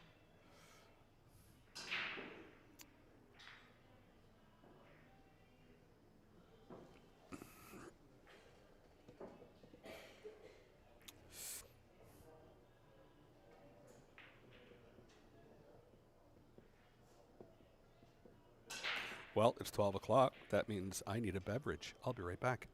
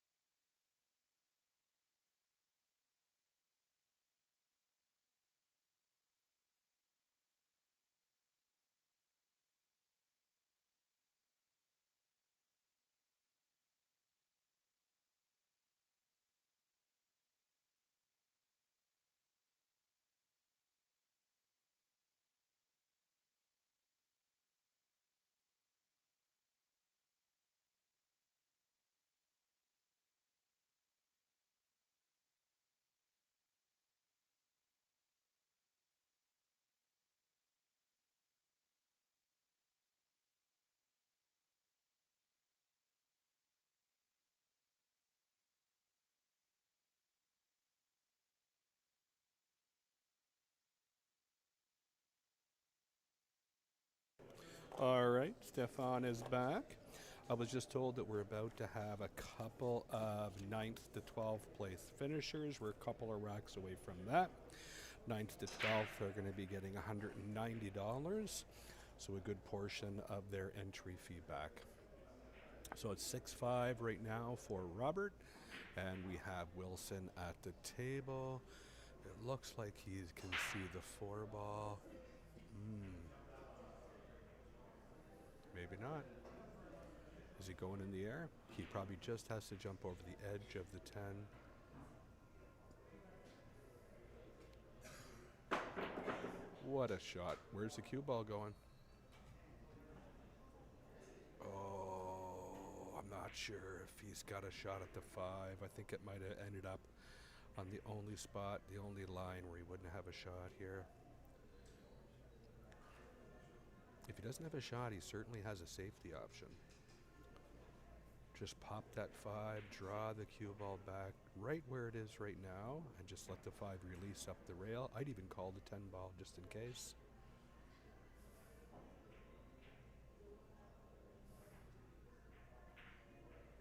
I like that shot. Perfect. Well done.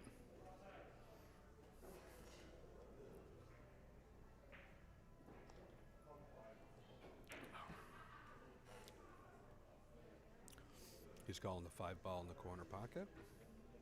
Looks like he's going to be going off 2 rails. So he wants to hit the rail right about middle of the top rail, if not a little more than middle.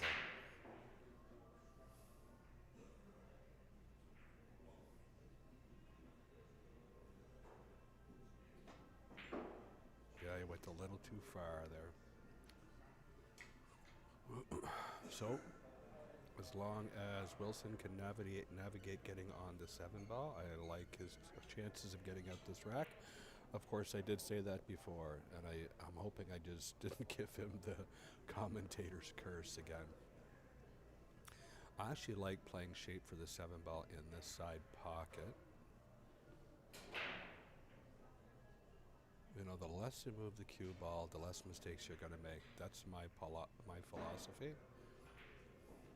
But he may be looking to go up to middle table.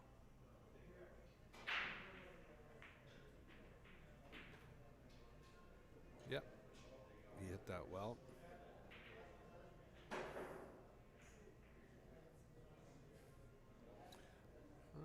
He may be able to just cinch the cue ball right there. Just stop it right there.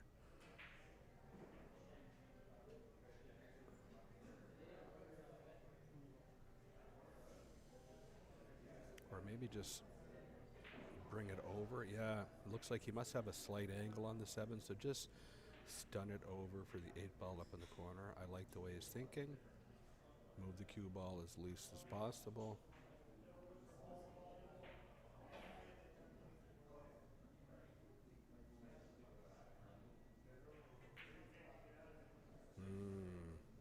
Okay.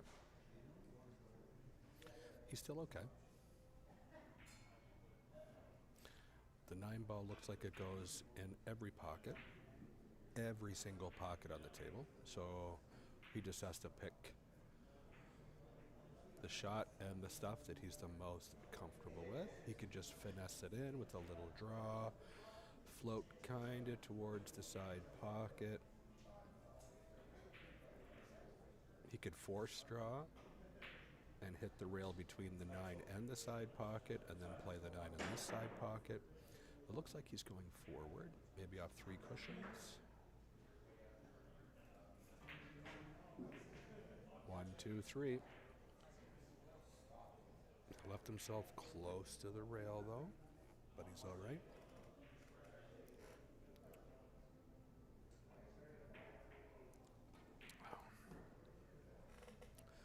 On this one here, you just have to stay composed, take a deep breath. Make sure when you deliver that cue that you're absolutely dead still. Let's watch his head. If his head stays still, I say he makes the ball.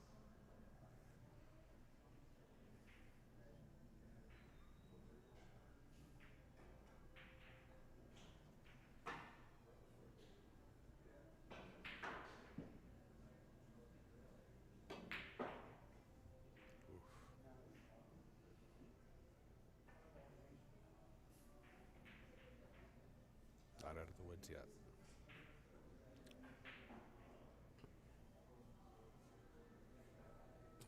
It's a little longer than he's comfortable with. So he's going to get a little extension. He can screw into the back of his cue just to give him a little more length. I like him taking his time here. He's doing well with that. Making sure he completes his pre-shot routine after picking up that extension.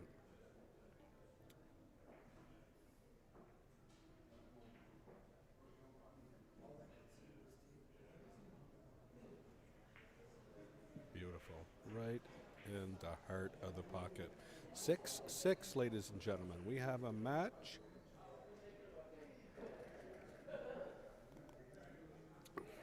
Matt Leclerc, he's got a smile on his face. I think that's a good thing. Attaboy. All you need is 4 hours sleep, see? Yeah, I know. You have a lot of coffee, a lot of caffeine. 4 hours sleep is all you need.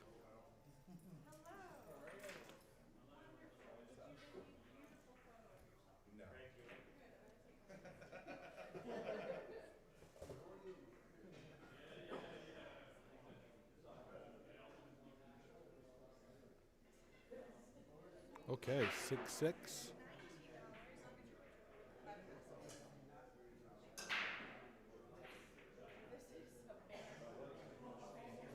We have our first 9th to 12th place finisher, which is Craig Duguay from St. John. He is the winner of $190 in prize money.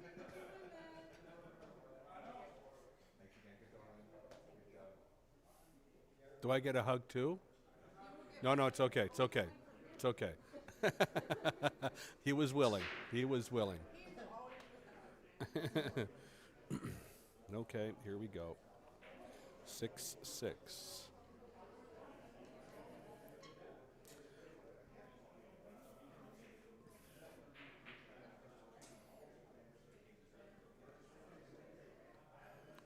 Okay, let's see where that cue ball where that 10 ball goes.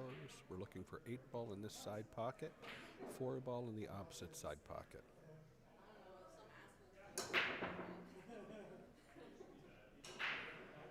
And of course, the only ball to go in was the cue ball. I'm watching the replay here, and actually, I just watched the replay, and it was the 4 ball that was tracking to the side pocket that actually kicked the cue ball in the side pocket. So if the cue ball would have had a little less follow on it, that 4 ball was in the pocket just like he wants. Table is pretty open. 4 ball has the side pocket and corner. He's just looking at where he wants to be for the 2. The 3 ball looks like it goes up in the corner pocket. He's looking to see if it goes on the side. The corner pocket is wide open, so if you can get relatively straight on the 2 ball, you can just roll that cue ball behind the 2 and play that 3 ball right up in the corner pocket. I like that pattern.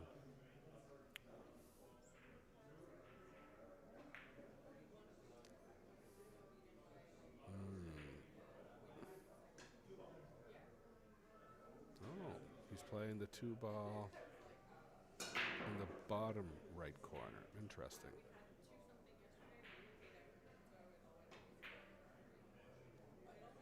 Oh. Now the table is wide open for Wilson here. Deep breath, take your time. 4 ball on the side is your key ball.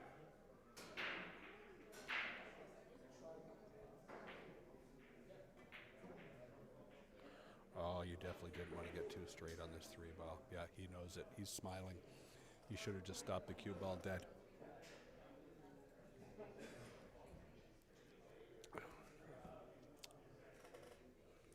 It's going to have to hit this with a little more power. Oh, he played cue ball rail first. Oof, he might have actually just saved it. He may, if I were Robert, I'd probably want to look at having a ref watch this one. No, he's playing a safe. He doesn't like it. Good composure there. Be patient.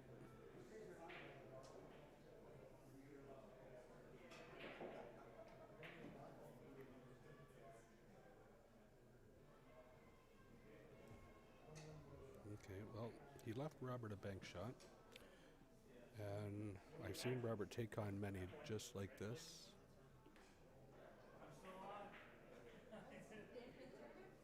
She's gonna be funny.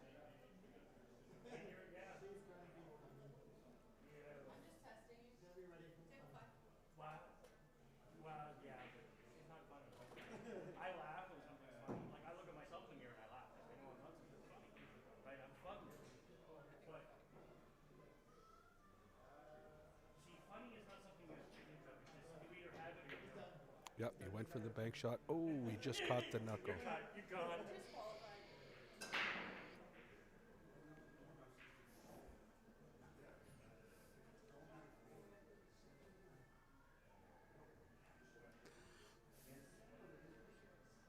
Wilson definitely has a shot on the 4 ball. I don't think he's going to attack. He's looking at where he has his cue on the table right now. I think he'd love to chip that 4 ball off the top rail all the way down to where his cue was right there. Creating some distance. He's kind of bridging over the 10 ball, which adds a little.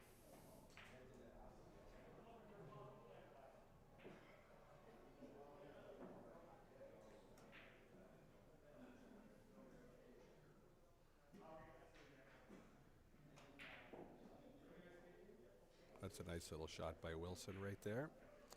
It's unfortunate that they got the 4 ball so close to the 9, but it looks like it's lined up for maybe a 4-9 combo up in the corner pocket.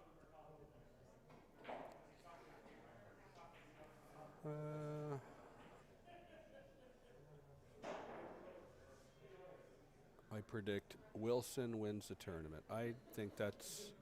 I do. I like Wilson. Who else do I like?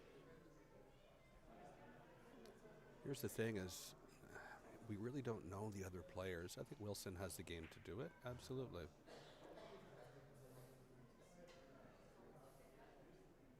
I know Lenny Richard is hitting the ball really well too. I was watching him play. That looks like a unsuccessful hit to me. Yep. All right. So 6-6. Now we have just a race to 5, boys and girls. No, looks like he's going for safety number 2. I actually like playing a safety where you're getting the 4 ball away from the 9. That way if you get a ball in hand, you have an opportunity for a run, but he's going to keep it nice and close to the 9.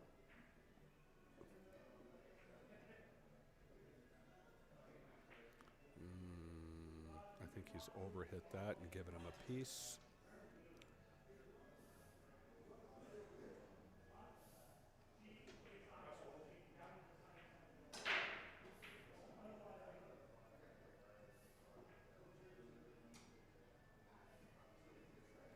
His calls it bank corner.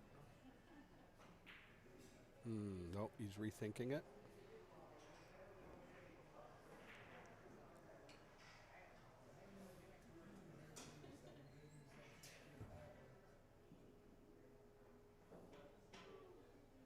I like calling it bank corner, but actually hitting it a little thin so it hits the rail on this side and goes back to about the middle of the table. Just like that. Yeah, just like that. That's a good shot. 4 balls close to being frozen on that edge rail.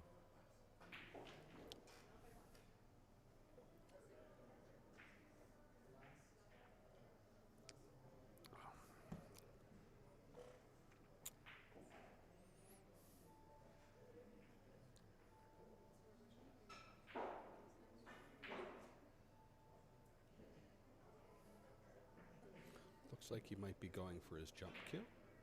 And he is going for his jump kill.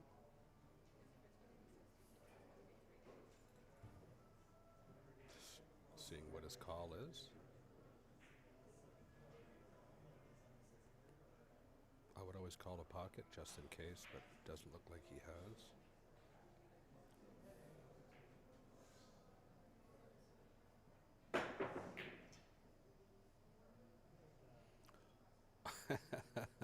Oh, I thought he actually put that 4 ball right back over the 9, but he didn't. It come up a little bit short. From my angle, it looked like it was almost frozen to the 9. Then I looked at the screen and it's wide open. So he's playing off the 9 ball. So a lot of times, funny things can happen when your cue ball double kisses the ball on the side rail. Yeah, he wasn't sure how to navigate it. Oh, Robert has just lined Wilson up with a 4-6-10 combo. Now it looks pretty rudimentary, but I tell you what, no combos are easy. And he has called the 10 ball in the corner pocket.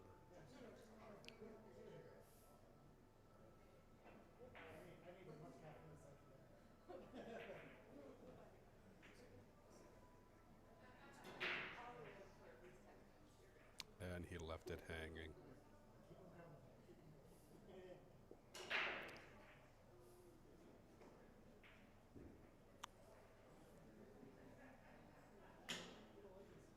It looks like he can cut.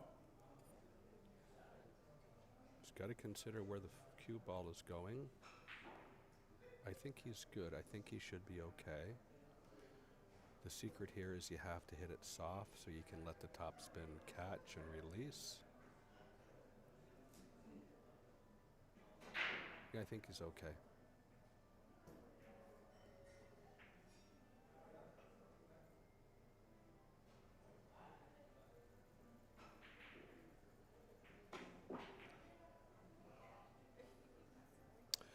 No, so the way he hit it so hard that the spin on the cue ball didn't have time to take. Now, if he would have just slow rolled that, the cue ball, I think, could have avoided that corner pocket.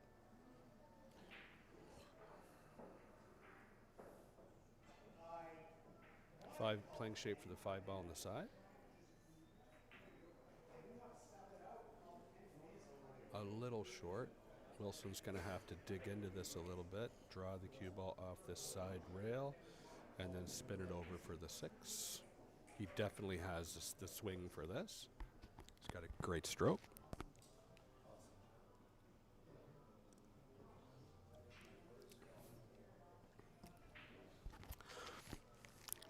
Looks like he's hitting high on the cue ball.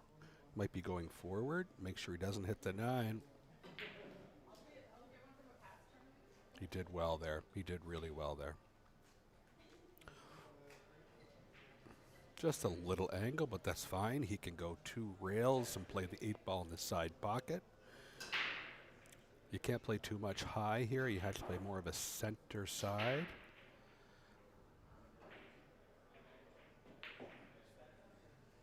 Yeah, he hit that nice. He would have liked to have been off the rail a little bit more, but he can almost just elevate a little bit and play just a stop shot right there. Or no, he's going to roll it forward. You trust the stroke to roll a ball. That's good.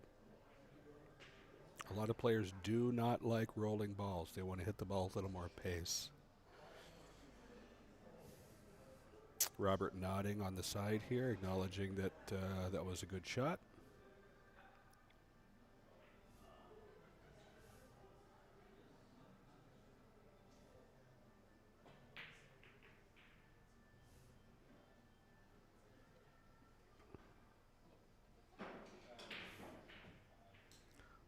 Wilson kind of ended up on the wrong side of this 9 ball. He's going to have to accept a more difficult shot on the 10, either top right or bottom left corner pocket.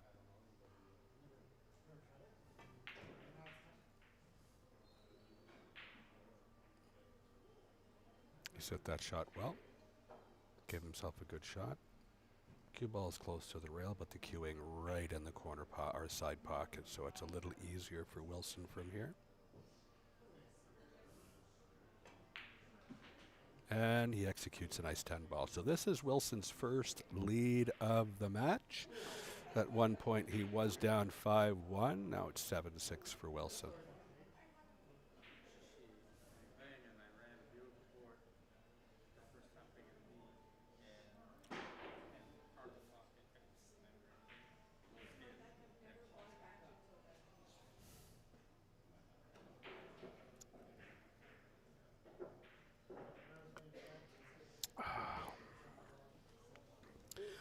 Oh, that first beer of the day always tastes good, doesn't it? Oh, there's Mr. Virtue right there.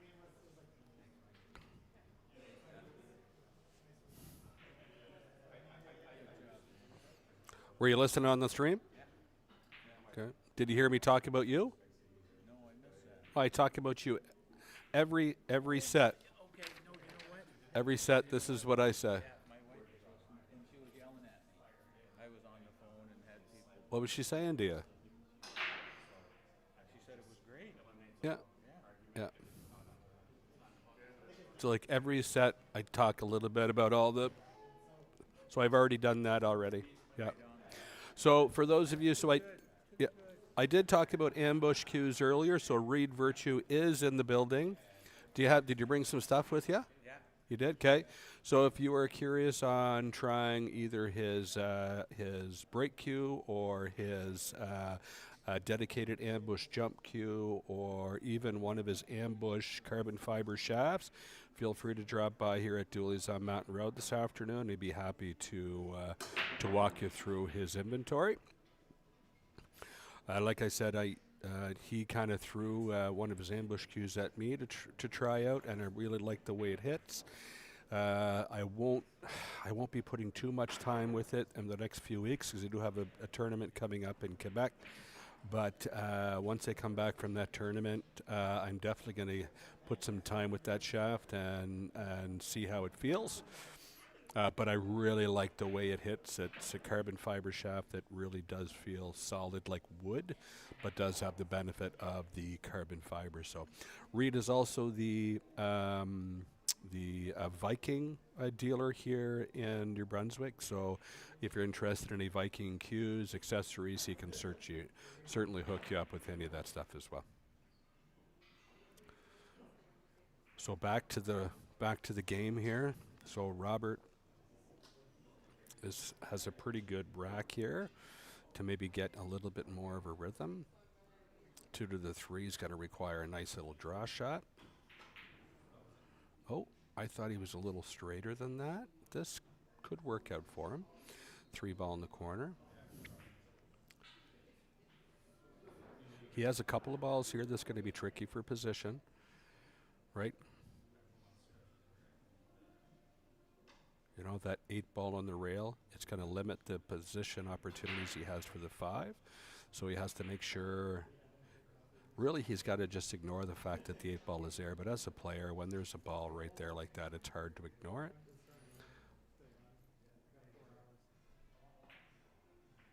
Oh. Okay, well, the 5 ball's a little more off the rail now. Wilson has an opportunity here. I don't know if this is a position you're going to attack from. I'd say he's going to play safety. Yep, she's going to try to chip off the 3 ball. Keep the 3 ball close to the rail. Try to get that cue ball in behind the 6.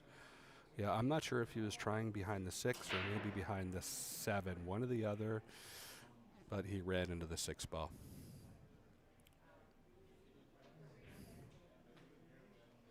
See, the difference between a player like of this caliber around 600 to maybe around 700 is the 700 player is just going to have a little bit more control of where the cue ball is going off those 2 rails, where a 700 or 600 player kind of knows what he wants to do, but he might not be super accurate on where he gets that cue ball off the 2nd rail.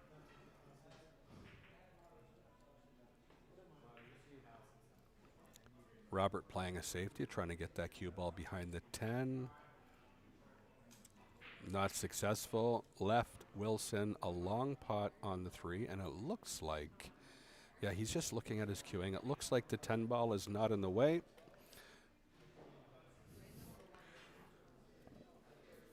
He's going to have to put a good stroke on this. The 4 ball is just in front of the 3 ball on the short rail.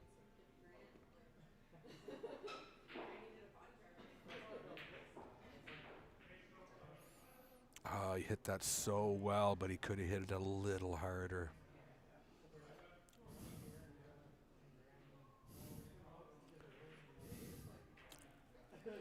He's looking at the cut line. You know what? If he, oh, I don't know. If he can just miss the 6 and hit the rail before the side pocket, I think he's okay.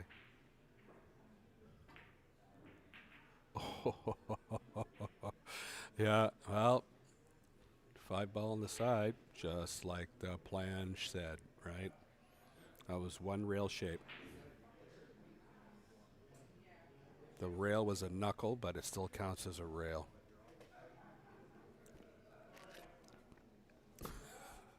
I just did it again.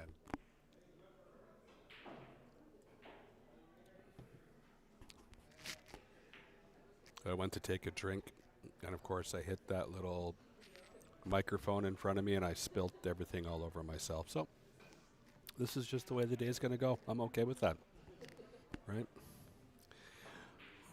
So 8 ball. He's going to have to get pretty straight in the 8 ball, regardless of what side. It doesn't matter. Let's see what angle he gets on the 7 here. Definitely playing shape for the 7 on this side. I like that. He has a choice. He can go straight across the table. I like going around the angles. 1, 2, hit the 3rd rail around diamond number 3. Where his hand is right there, that's where I'd want the cue ball to be, right around there, but right on the rail.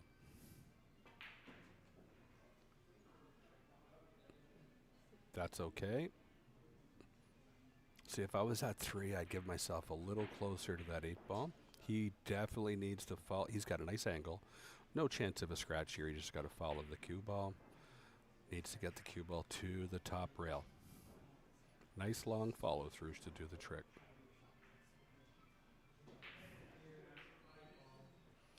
Oh, that was not Wilson's best shot. He was definitely feeling a little bit of heat there.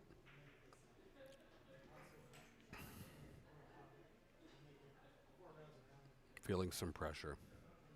And this is what the expectation is of a 600 player. They're going to have moments where they make mistakes like this, right? The difference between being a 600 player and a 650 player is you figure out how to, even under a little bit of pressure, to be able to execute that shot. And Wilson is right there. He's going to be sick to his stomach that he missed that. But in pool, you either you win or you learn. There's no losing at this game, right? You learn, so. He's calling the 8 ball right up.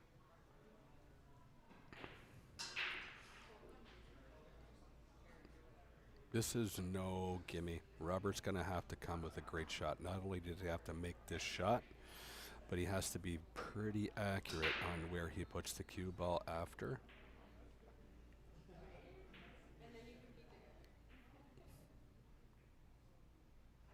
He's jacking up a little bit, which makes the shot even more difficult. He's going to look to come 1 rail, 2 rails across, and then give himself a shot on this, on the 9. Yeah, that was a demanding shot, to say the least. Now, what does Wilson have here? Well, you know what I like here? He's almost set up for where he can play a bank shot, cross side, hit it hard. When you hit it hard, it compresses the rail in it, yeah, and draw the cue ball straight back to where his cue is with a little bit of left-hand siding, and that cue ball will pull right in above, right inside the 10. But he's got to commit to this one.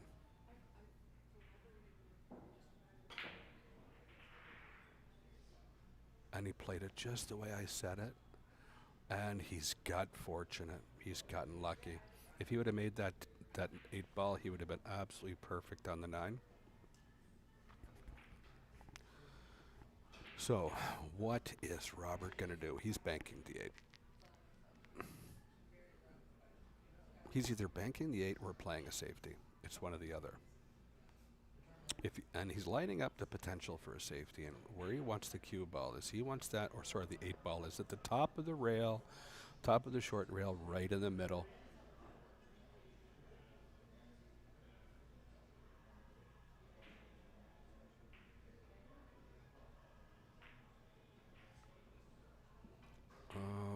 not going to be satisfied with that. He left Wilson a chance here. He left Wilson a chance. Position is not guaranteed because the 10 ball is just, it's kind of getting in the way. Let's see what he does here.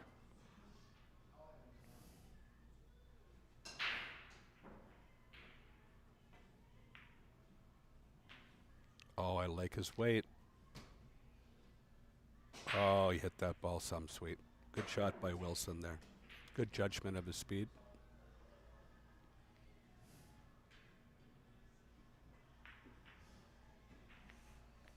This 10 ball is for a 8-6 lead when he was down 5-1 at one point. It's a nice comeback from Wilson here.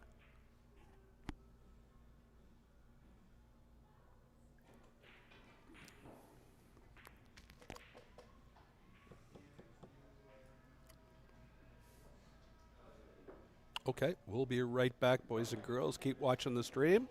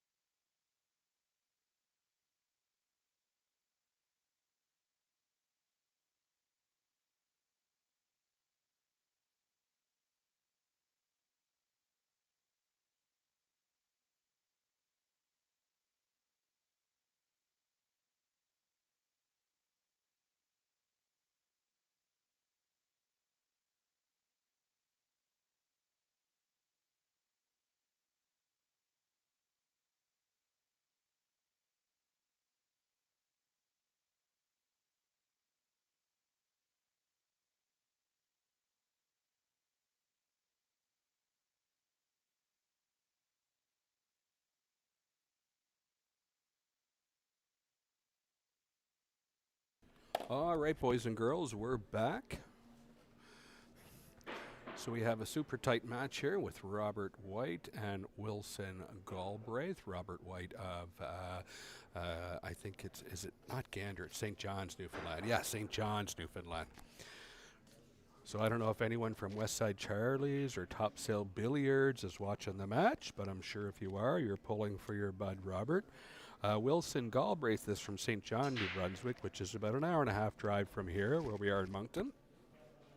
So kind of a local boy, so we're definitely pulling for him. But this is a pretty tight match. We have a 595 Fargo against a 601 Fargo, so I mean there's not much of a difference there.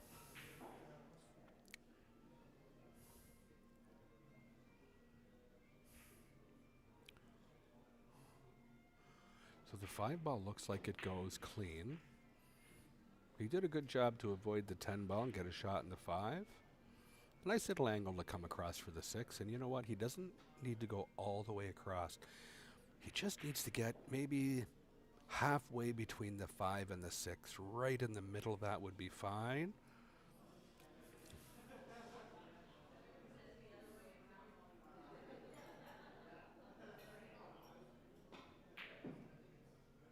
A little too much draw.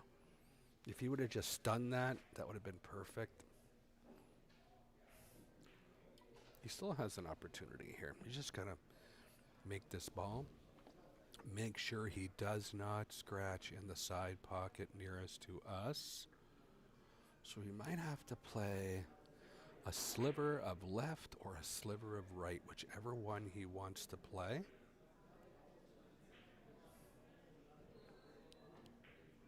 And he went with a little left. Oh, and he come up short.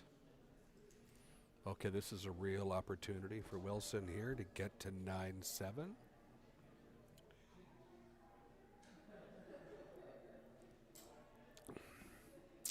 Remy.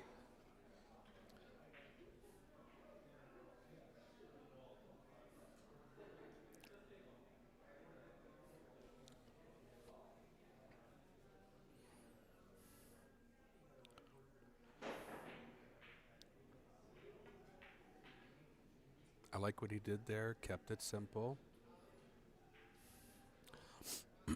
It's hard to tell here how much angle he has. If he wants to stun the ball, he's got to hit it with pace. If he decides to follow through with the cue ball and play a little top spin, he can come off 2 rails back across the table. And it looks like he's digging into the cue ball. So he's going to have to hit this ball with a little more pace.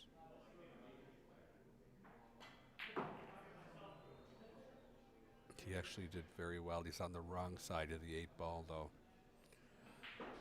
Okay, so where is he going to drop on the 9? He's going to go off 2 rails for shape on the 9. And naturally, the cue ball wants to go right at the 9 ball. So he's got to decide if he's going to come short or high. If he comes high, he's definitely bringing that side pocket into play. I'd almost play to go right at it and bump it. That's what I would play.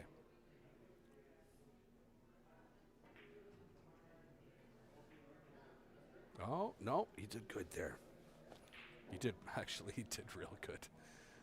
That's about as good as you could get if you're not playing to bump the 9.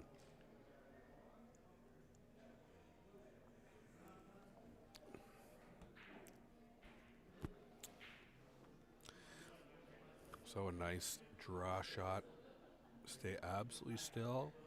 Follow through nice and long. Oh, he did well there.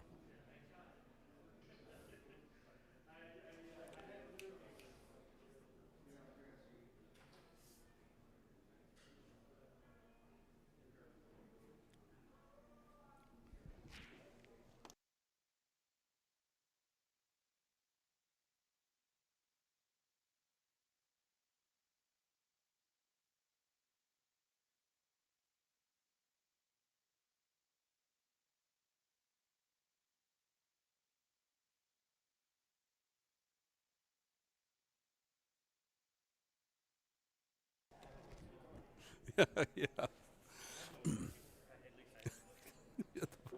Yep. So Wilson now sitting at 9-7.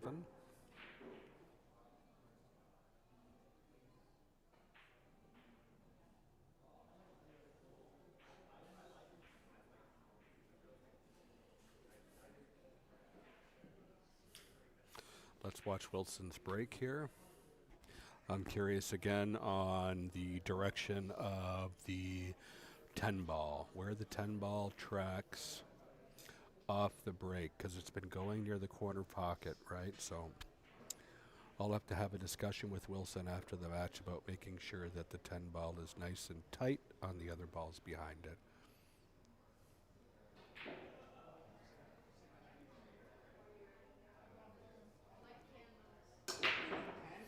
Yeah, see the 10 ball kicked straight down to the back rail, which tells me there's a gap. There has to be a gap. It's the only... The 10 ball should not really be moving at all. It should be staying pretty much in the center of that rack that's still on the table right there.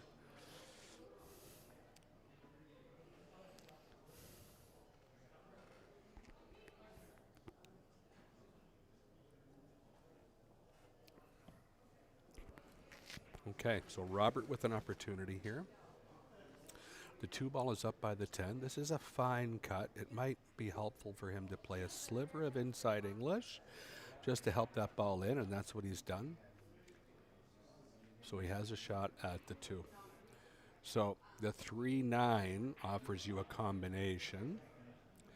I think it looks like if he plays this like a slow rolling cue ball, it looks to me like he'll avoid the 10 after contact on the 2 and come off 2 cushions and have a shot at the 3-9. Let's see how he does here.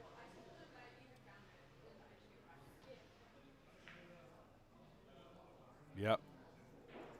Just like that. It's good there. So let's facilitate the 3-9. He's got to be aware the 3 ball off the 9 is going to be floating towards the rail, towards that short rail. I would play a sliver of inside stuff on the cue ball and follow just to make sure the cue ball floats towards kind of the corner pocket after contact to the 3, just to make sure you have a decent shot on the 3 ball, but not hard enough for the cue ball to get to the pocket.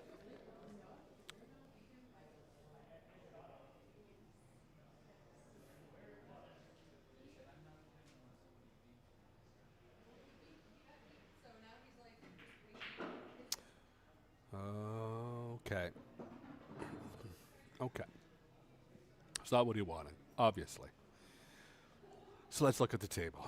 3, the 4 ball is by the side pocket, opposite the 7. The 5 ball does not go in the corner. So he's going to have to deal with a combination, 5-9, or come up with a solution for that 5 ball.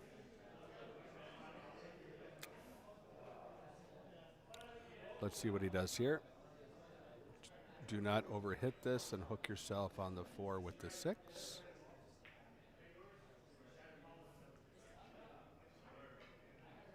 He actually hit that pretty nice. The angle he really has no choice but to play the combo. Or, if my camera is misleading me, he may be able to slide that 5 around the 9. He's going to take a look at it right now. It may go in if he hits it pocket weight. And if it does go in pocket weight, it actually works out very well with the 6 ball there. If it does go in, I'd stop it dead.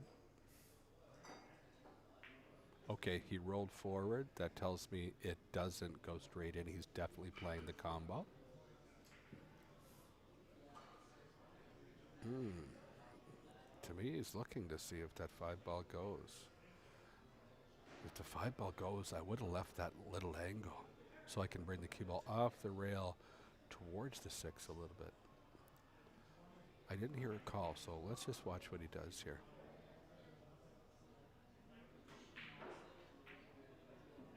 Oh, it does go. Good job. Okay. There was more room than I thought there.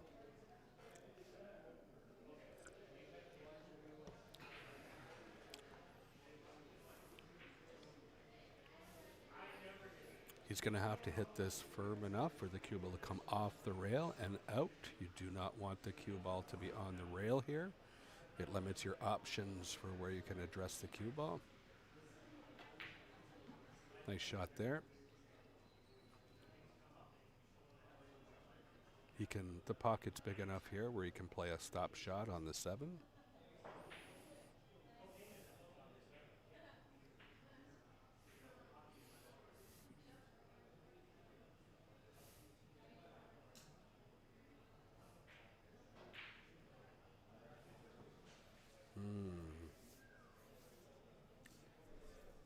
I feel like he can hold the cue ball more than he thinks he can. He's playing topspin.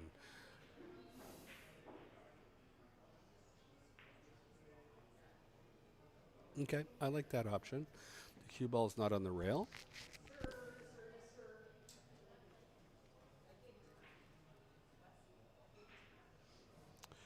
Watch his head here. We want to keep a nice steady head.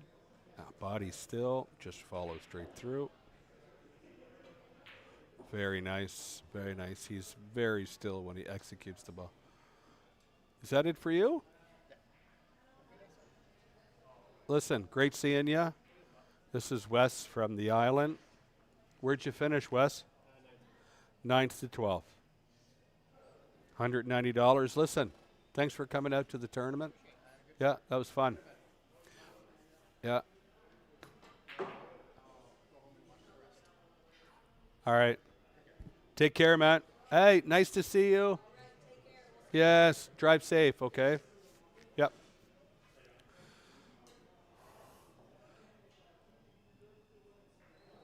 That was Wes Eunice. He finished 9th to 12th, putting $190 in his pocket. And him and his wife, lovely, lovely couple. They're on their way back to PEI.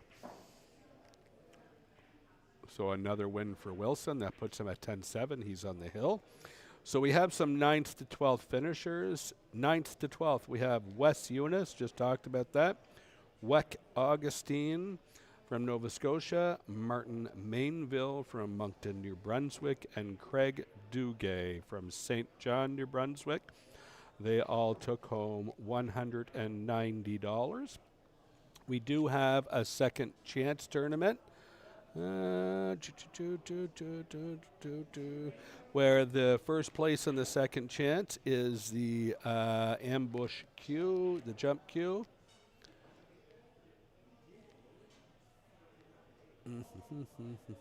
Queue plus $140, it looks like. Second place is $150. And third and fourth are the same prize at $75.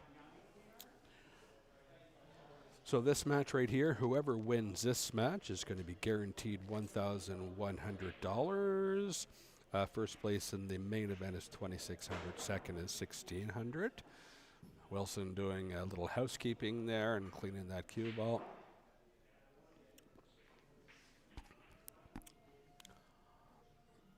So we're looking at 5-ball in this side pocket, 3-ball in the other side pocket.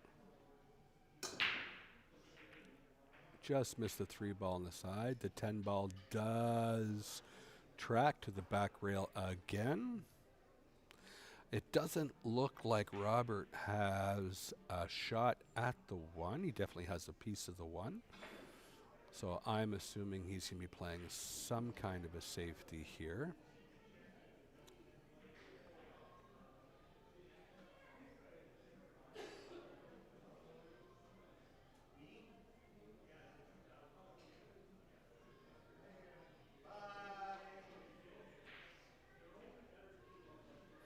The way the 8 and 1 are lined up, if that 2-ball was like up by the 10, I would actually make the 1-ball on a push shot on the combo, hit the 8 to make the 1, and leave the cue ball long for the 2. But where the 2-ball is, you're almost giving him a shot at a bank every time. Or you just give him the 2-ball, and he's going to play a safety. Tricky. You can also, on a push, just bump the 8 where the cue ball goes off the rail and freezes to the 1. I like that too. Okay, he played a push and let him deal with it. He wasn't interested at all. I like coming off the bottom rail and just bumping the 1, keeping the cue ball behind the 8. You only have to move the 1 ball about 8 inches. It looks like he may be going for a bank shot, actually. No, actually, he did okay there. He did okay. Left the cue ball in a precarious position. On this shot here, I'd actually play on, as we see it, the left-hand side of the 1 ball. Shoot the 1 into the 6, so the 1 ball stays right there. And then you can put the cue ball where you want. It'd be nice if you can get it behind the 8. Or just roll it forward on the rail and leave the cue ball between the 6 and the 1. Just a little slow roll forward. He's calling the 1 ball bank corner. Getting real aggressive. Giving Wilson an opportunity.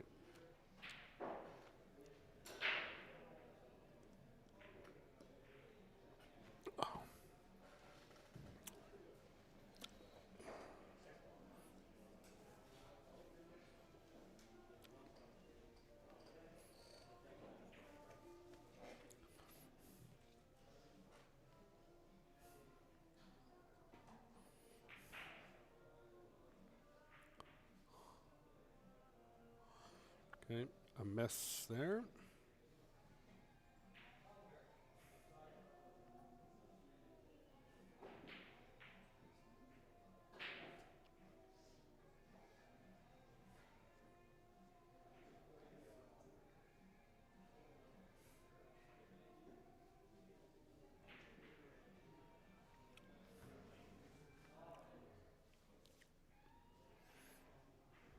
Okay, Rob, I think, is going to try that 1 ball in the corner pocket, play a little bit of draw. Wants to come off this side rail and come out for the 2 ball in the opposite corner pocket. Diagonal corner pocket from the 1. Oof.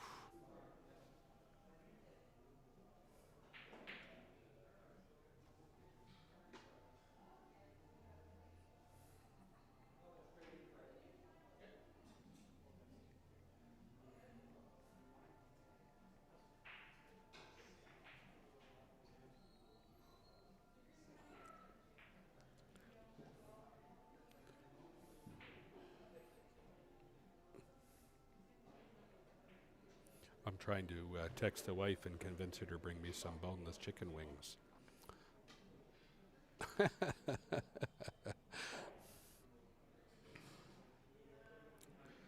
Okay, so he's got the 3 ball. Potential 3-8 combination.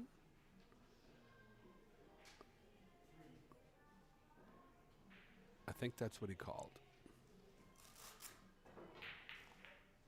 Yeah, he went for the combo. It didn't pan out. And he's given Wilson the opportunity on the hill.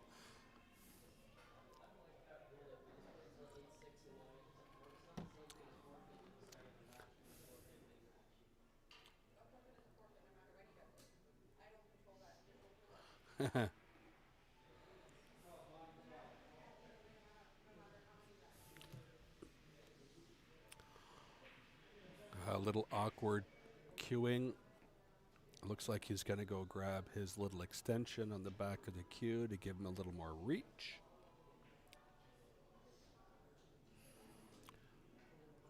Looks to me like he's going to go. Oh, is he punching it? I like going like forward, 1, 2, 3 rails. Oh, he kept it simple. He kept it simple. He's got a long shot on the 4 ball. He doesn't have to do much with it. The 5 ball does go in the side, so he just has to float that ball in. Let's see how he does.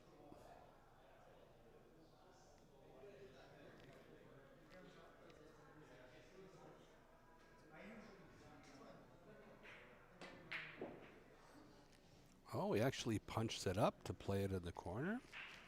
A little bit of an aggressive shot, but I like it.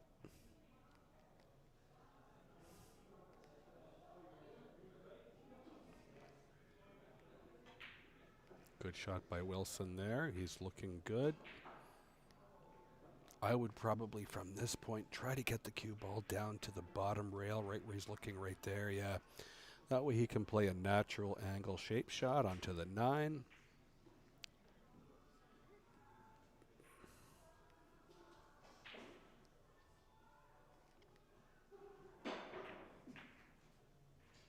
Hit that nice. So you want to hit this with a stop shot action with a little siding on the right-hand side. And you saw where he was looking. That's where he wants to be. He'd love to hit the rail about 1.5 diamonds up from that corner pocket. Right there is perfect. And it looks like he has a little angle to be able to stun over for the 10 ball for the win.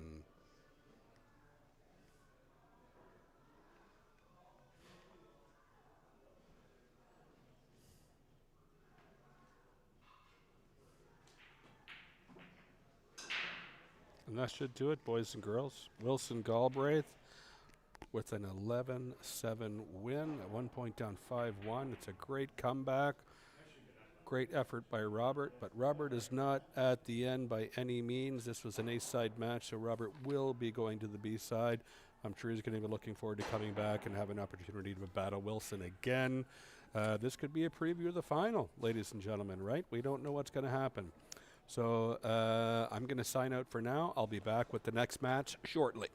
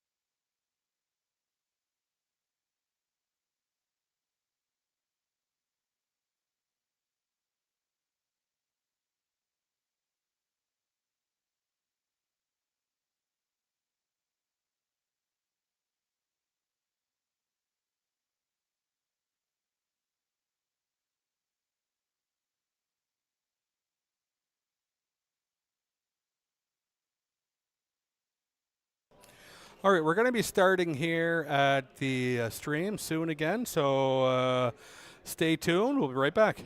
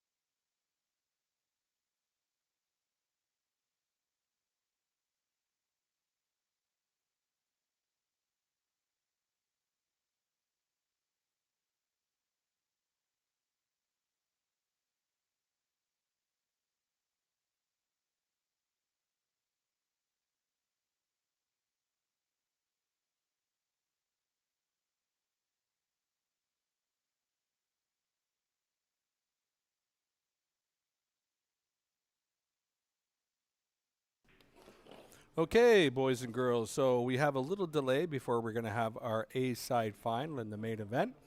So what we're going to do is we're going to have the final of the second chance tournament here. Can't see it.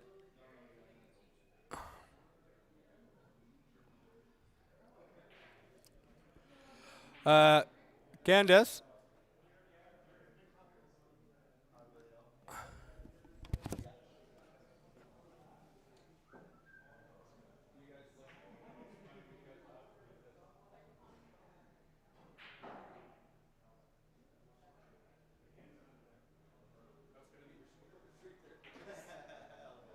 Let me see if I can see it. No, it's got it. They got to back up a little bit. That's good right there. Yeah. Yeah, that's good right there. Okay, so we have the, and this is the final of the second chance? This is the finals of second chance. Winner gets a Mass AQ. Any cash? Mass AQ and $40. Second place, 150. Okay, so here we go. So this is the final of the second chance tournament. The winner of the tournament is going to get $40 cash and going to get a Massey brake cue with a 12.9 millimeter shaft, cherry bomb tip with a Braccolite ferrule, Strongwell Massey dedicated brake shaft with EHS taper with a radial joint. It is available with a with or without a wrap. I believe the one that's here today for the prize has a wrap on it. I don't know what the value of the cue is, but I'm assuming they retail for over $400. So we have, let's see, who do we have here? We have Fred Lontang, which is a player that plays out of Doolys Mountain Road here in Moncton, against Josh Nugent from Torbay, Newfoundland, who plays at a Topsail Billiards in Torbay. So it's a race to 5.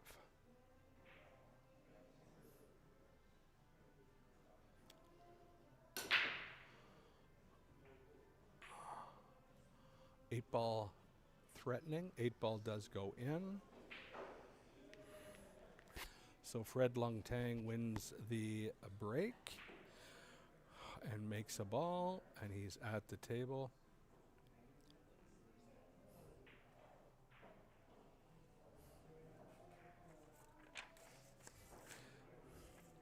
So this is a second chance tournament at the Underdog under 600 10-ball tournament here at Doolys on Mountain Road, Moncton, New Brunswick. We have players from New Brunswick, Nova Scotia, PEI, and Newfoundland. The open event was a $250 entry. Lenny Richard. Canadians are... I can't even read that out loud.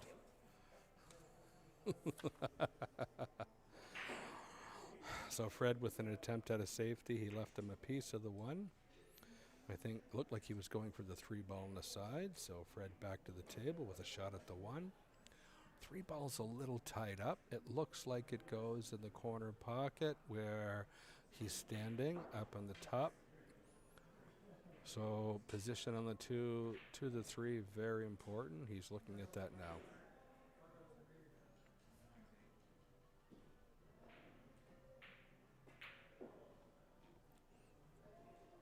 Fred Lontang, his Fargo is 571. Josh Nugent is 573. So they're very close to the same. So I anticipate a good match here. Ooh, that's tracking towards the corner. Yep. He dug into that a little bit too much.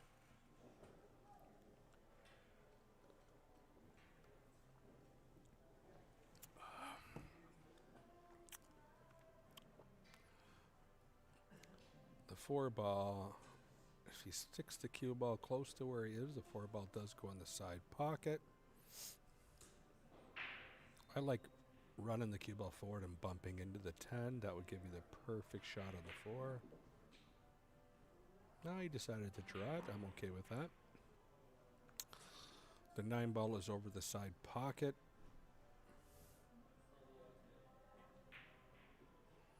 That was a nice shot there. I see him playing the combo. He got kind of an odd angle where the cue ball is going to be tracking towards the 6, so there's an opportunity for the cue ball to get hooked on the 5 ball with the 6. So let's see what he does here.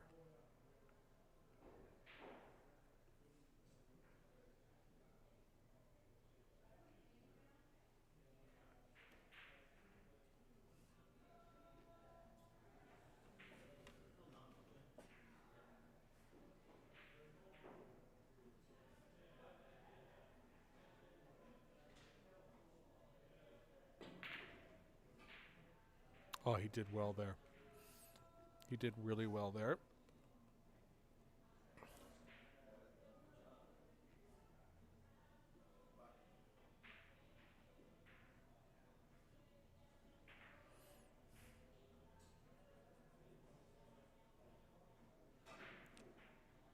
Six ball is along the side of the rail.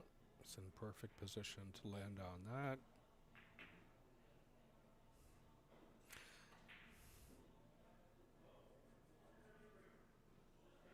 He'd rather have an angle on the 7. He doesn't want to be straight. It wouldn't be the end of the world, but he doesn't want to be straight so he can navigate the cue ball up table for the 10. That's a nice line right there. You can come 1 rail, 2 rail across right at the 10 ball.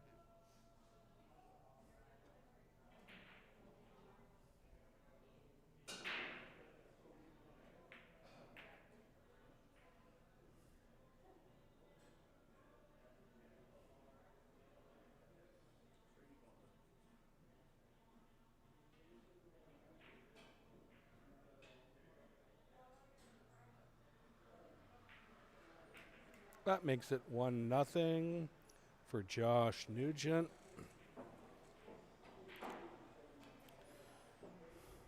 So Josh has been playing for about 10 years. He plays with a Predator P3 and a Predator BK Rush.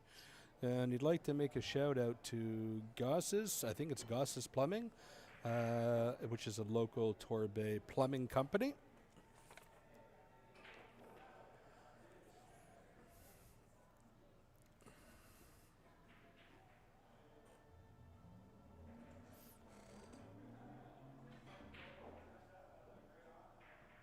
So you can see the sponsors in the bottom of the screen. So Massey Products is one of our Q sponsors. Marco Ruwest is a local dealer here in Moncton, New Brunswick. He takes care of, I believe, I'm not sure if it's just New Brunswick or the Maritimes. He was here earlier with quite a few products for people to be able to purchase if they're interested to. If you have any questions about Massey products, feel free to reach out and we can get you Marco Ruwest's contact information.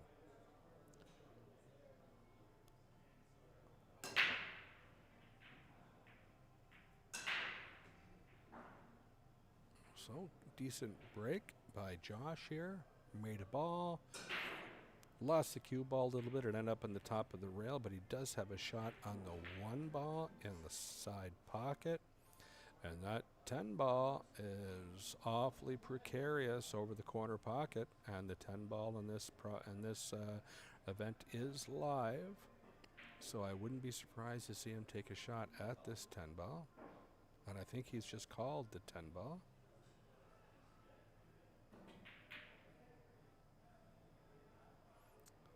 He played a little bit of a two-way shot.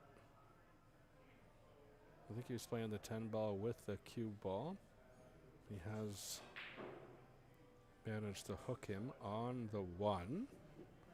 He may have to kick at this one. I'm not sure if he can see a piece of it or not. From what I can see, I think it's a total eclipse. He can go to the left side of the 2 or the right side of the 2, whichever he prefers, and kick at the 1. Myself, I like going to the left side because if you hit the 1 ball thin, the cue ball will be going towards the 10 ball and can make the 10 ball in the corner pocket. And that's what he did call. And, he's left a little bit of a mess at the table here.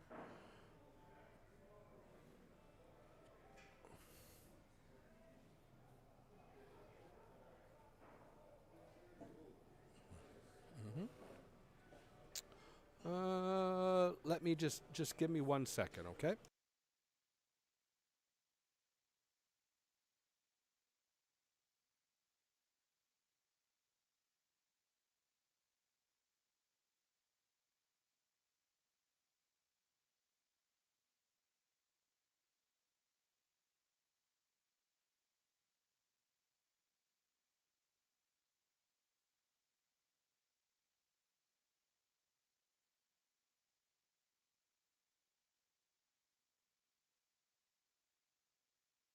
All right, sorry about that, guys. Just had one of the customers come over have questions about one of the Q sponsors, Ambush Qs. He's interested in buying one of those, so I sent him to the proper person here.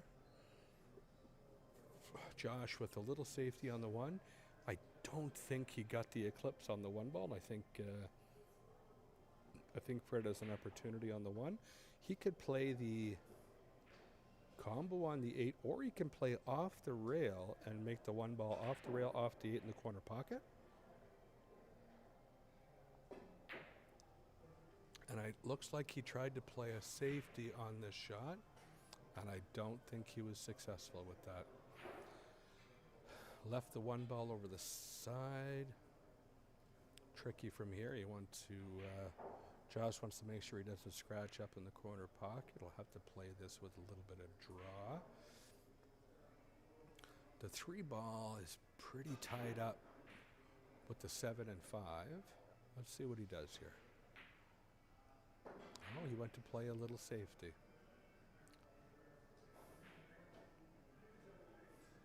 Well, he actually gave Fred a reasonable shot on the one ball. It looks like if he shoots that one, he can draw the cue ball up towards the 10 and have this 3 in the side pocket.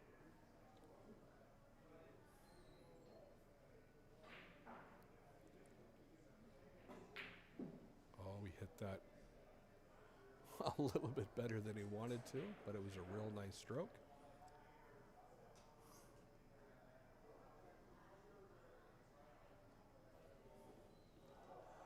I think he'll be able to, maybe if he plays that with a little bit of a draw stroke. Oh, he did not hit that as clean as he wanted to, and I think he left Josh an opportunity at this 3 ball in the corner. The 4 ball is clean on the side, and Josh is looking at the 5-10 combo right now. I'm not sure if the 7 ball is interfering with the ability to hit the 5 ball full enough to make the 10. We're going to find out pretty quickly here.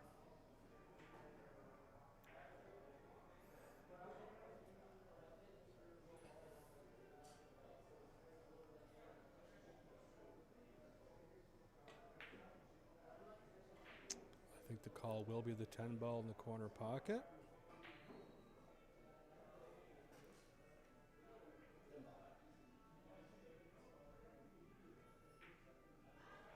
And he executed that shot. So Josh is now up 2-0.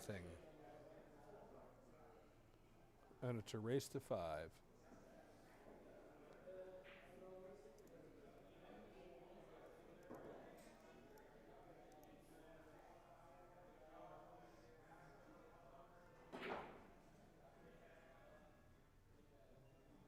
Oh, no.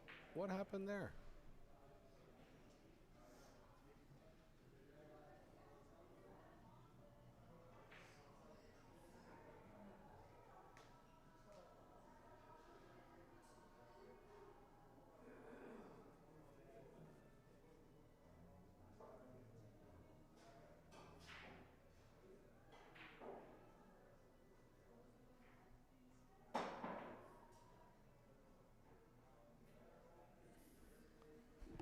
Is the 10 ball not live in the second chance? Oh, God. I was thinking that was a win. Okay, so in the second chance, boys and girls, the 10 ball is not live. My bad.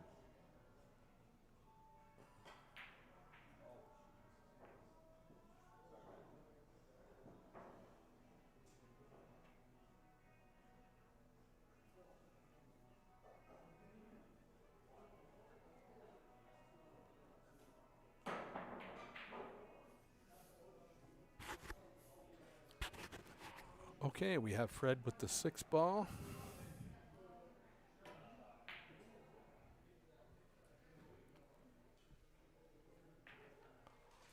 Oh, look at this. Huh? The missus just showed up with some food for me. God love her.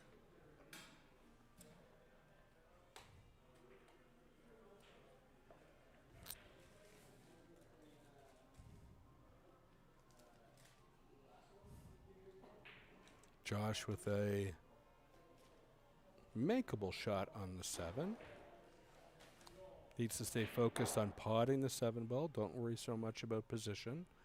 Even just a little draw shot. I think he's playing high in the cue ball. I like playing a little draw shot back and forth across the table.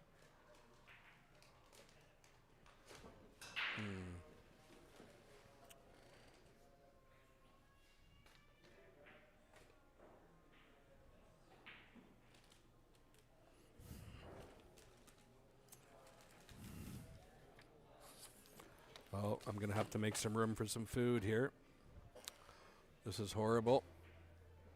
Hate to do it, boys and girls, but Steph's got to eat.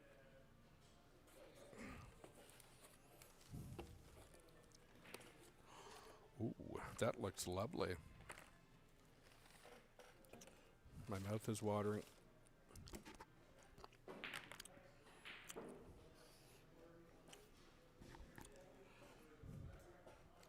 Okay, I'm gonna let you guys actually watch the this final. So it is race to 5. This is a second chance final.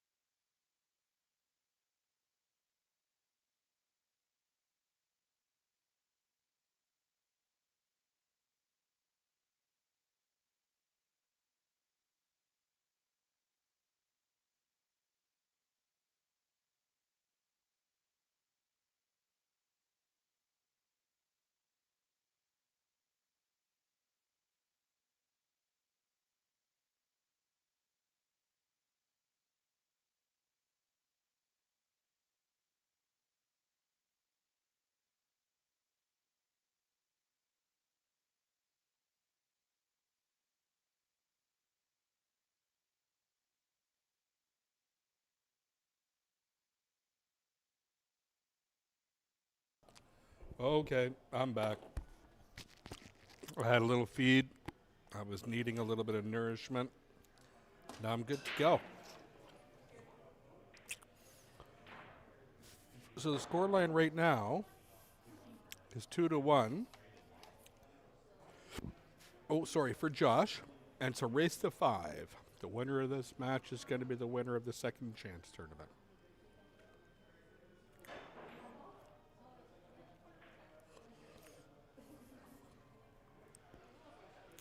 We also have an official winner of the speed pool, which is Remy Como, local fella, 32 seconds. He ran out a racket 9 ball in 32 seconds. Now, for any of you that know Remy Como and have seen him play before, you're probably not surprised. I've seen this fella break a sweat running a racket 9 ball before, right? We gave away a second place prize, so we bought one of Reed's cases and gave one to the Okay. second place. It was 40 cents. Who? Tony Baker. Tony Baker from Newfoundland. So Tony Baker from Newfoundland won the second place prize, which is one of Reed's Q cases. Nice. 32 seconds. Who did it? Remy. Yeah.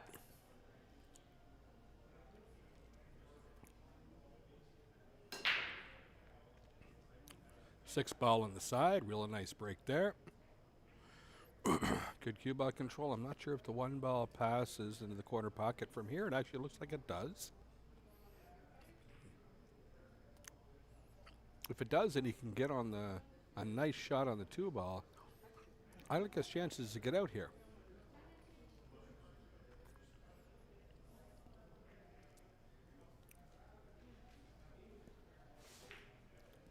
Yep.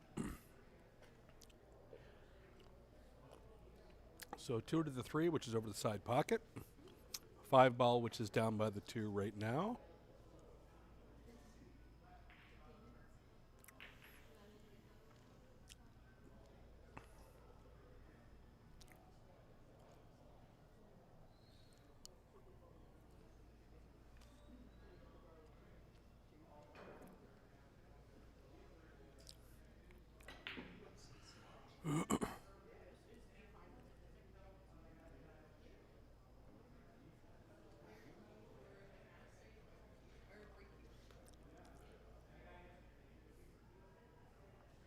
Seven ball sitting over the pocket. I don't like playing on that side of the 7. I would have preferred to be on the other side to play up 2 cushions into the 8. It's me. I smell so good. He may have an opportunity to shoot this almost straight in and draw back to where he is right now.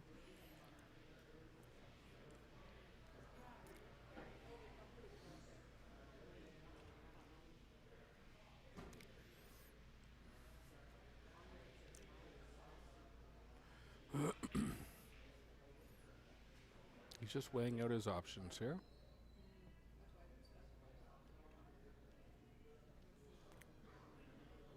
His eyes are darting down table. No, he is elevating.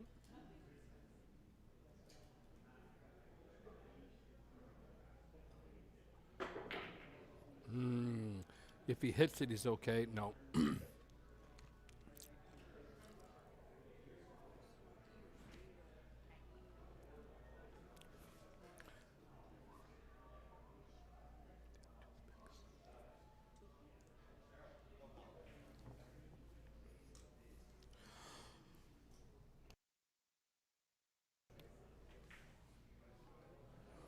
He's playing a little safety on the 8 ball. It's actually not bad. I'm not sure if the 8 ball passes the 10 in the corner. It looks like it may.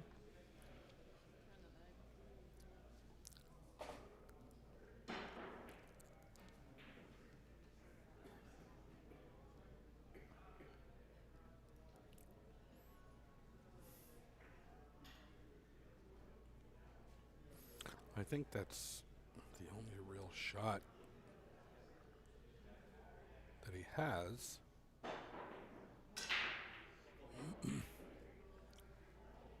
Is he calling the 10 ball? He's calling the 10 ball. He might be kicking in behind it.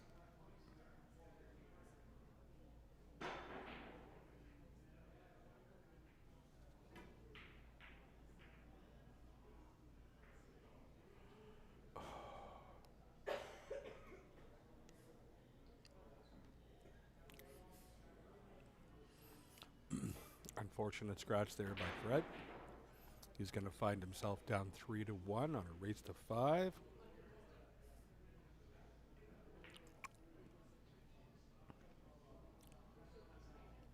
He's conceding that game.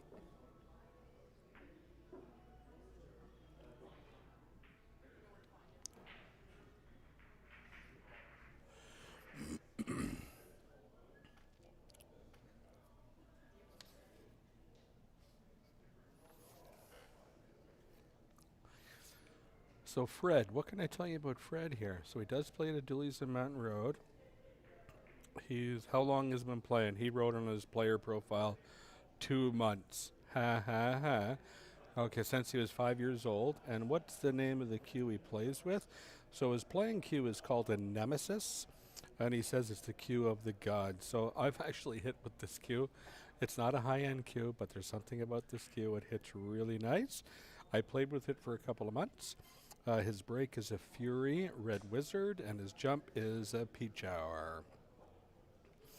And what else would you like to share? He said, I am hungover as hell. So apparently had a little bit too much fun last night.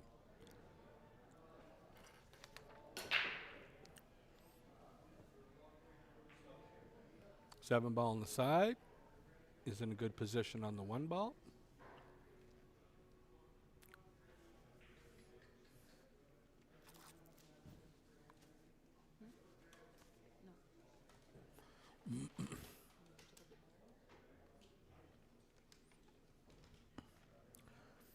So I'm curious on whether we can just float this in and keep position on the 2. Oh, we did quite well there. Good feel. The 4 ball is over by the 5 at the side. I don't know if it passes the 9 ball in the corner pocket. It doesn't look like it from here. So he's definitely going to have to figure out something for the 4 ball.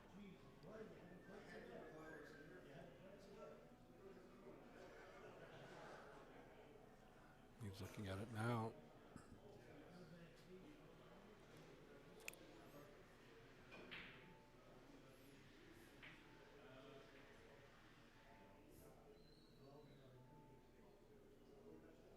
Looks like he's playing a little bit of follow, bumping into the 6. Missed the ball.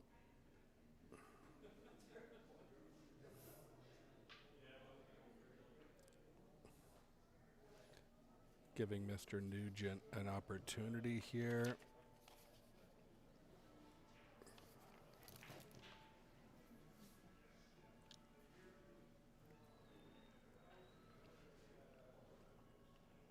So I don't know if he's playing the combo. We're going to play a safety here.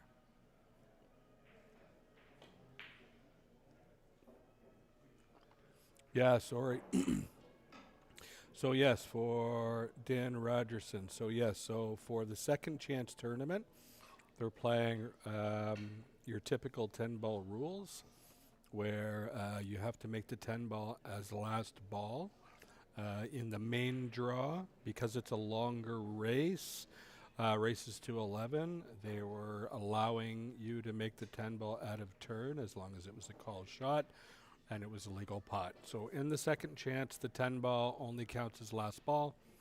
In the main draw, which we will have the A-side final next, in that match, it will be 10 ball is allowed to be made ahead of time on a legal shot, and it'll count as a game 1.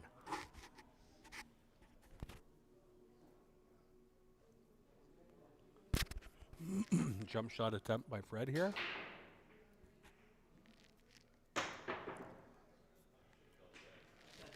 You know what? He didn't call that pocket. He laughed as soon as it went in. And he said out loud, I should have called it there.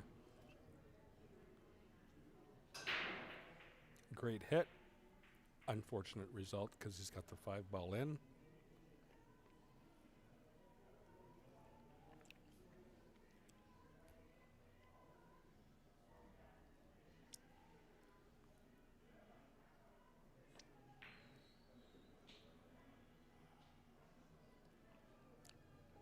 Nice shot on the 5 by Josh.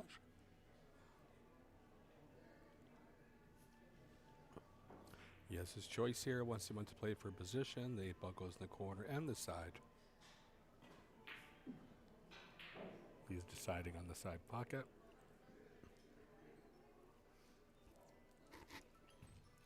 You get a little on the wrong side of the 8, but he can allow the cue ball to go around the angles if he wants, or play soft and lay up.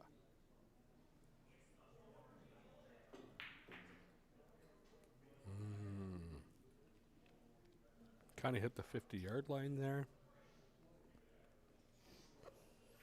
This is a little more challenging than I'd like to have.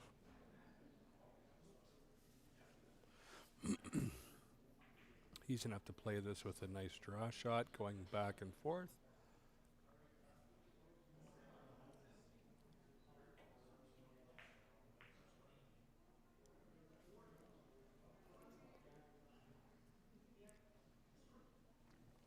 Well, I'm sure Josh would like to have that shot back.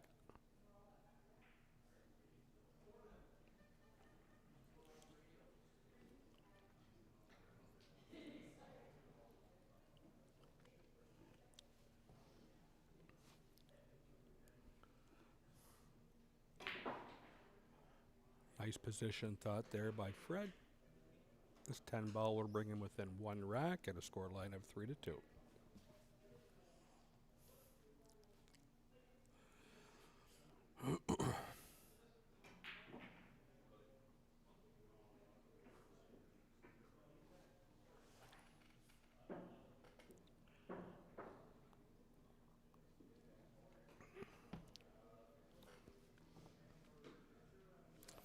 Who do we have joining us right now? Let's take a look. 24 people watching, eh?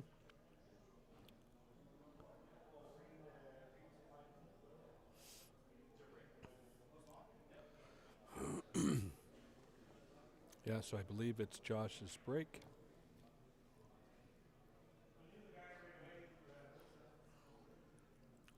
And I think we are down to maybe 6 players here.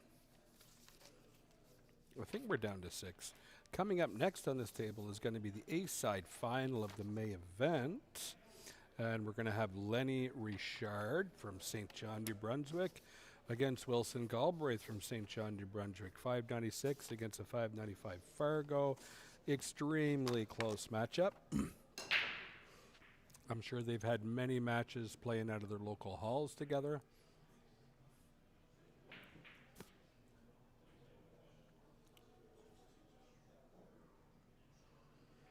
So it's 3-2 on our table right now.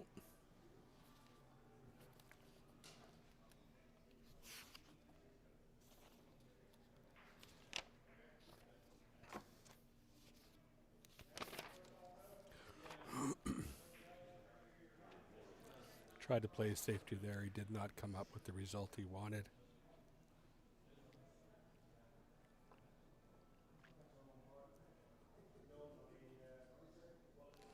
So the A-side final match is actually going to be a $500 match. Whoever loses the A-side final is going to be guaranteed $1,100. Whoever wins the A-side match is going to be guaranteed $1,600 and set themselves up right in the final, which is going to be a $2,600 first place prize.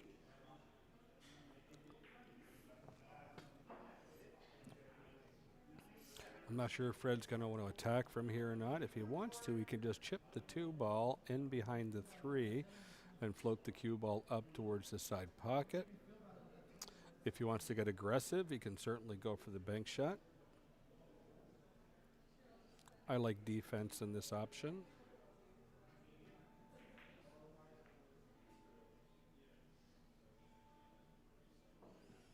He may have given him a piece of the 2. I don't know if he can see the whole 2. but for sure he's given him a piece. We'll see how much he has. Yeah, just a sliver.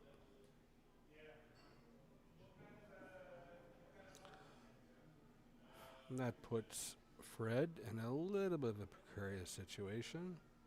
I'm not sure if he can see the edge of the 2 or not. He may have to go off 1 rail, maybe even 2 rails, which looks like he's doing. I would call the 3 ball in the corner pocket just in case. He decided to play it simple. I would have played it with a little more pace and try to come behind the 2 and kick it out of there.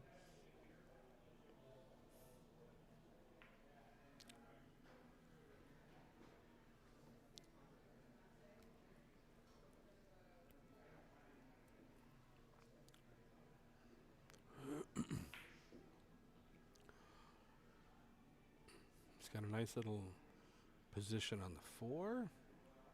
The 6 ball is up on the high rail, so he's got to get relatively straight on this 5 ball. Okay, that could work. He's got to hit this. He's got to roll this in. He doesn't want to hit this too aggressive.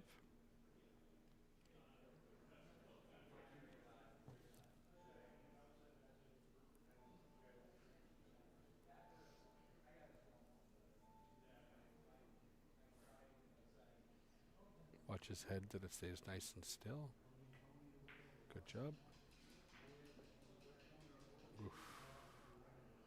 Yeah, that's the thing with that shot. You had to hit it as soft as you possibly could. He's okay, but he definitely wanted a lot more angle than that. Oh, he did really well there. And he's got a decent angle. Cue ball is on the rail, which is hampering his shooting a little bit. But I would go 1, 2 across for the 8 ball in the opposite corner pocket. Oh, he's just going 1, 2. I would have been a little more aggressive myself. But he's okay from here.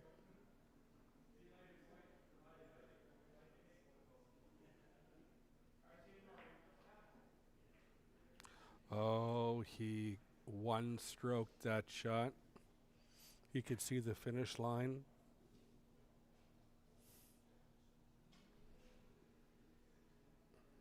It's really important to make sure that every time you hit the ball, you're giving it your full attention. Fred looking at where he wants the cue ball for the 9.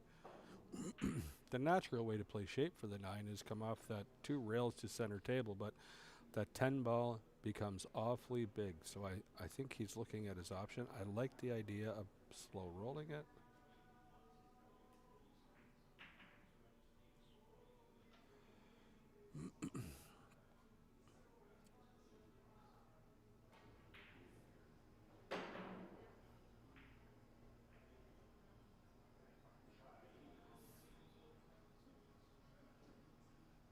Is he going to play a 2-way shot? Bank on the 9.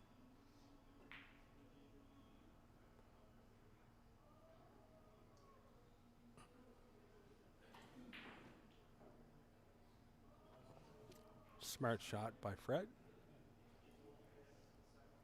Sometimes the toughest thing in this game is just being patient.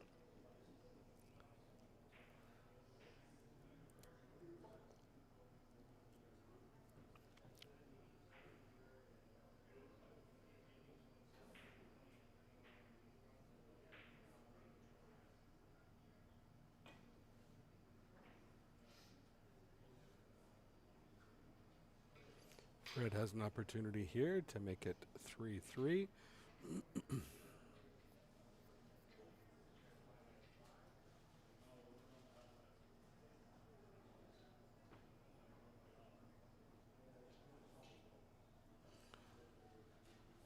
Center table position would be perfect.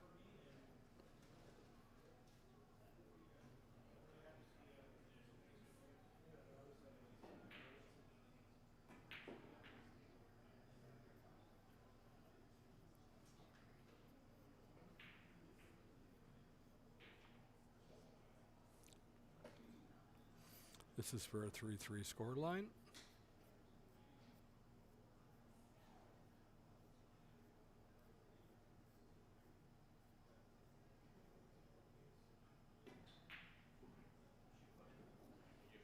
There you go. 3-3, boys and girls.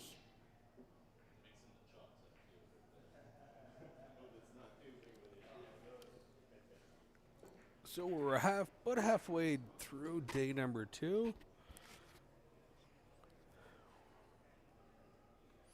I think we have 6 players left in the main draw. Like I said before, the A-side finals are going to be coming up on this stream shortly.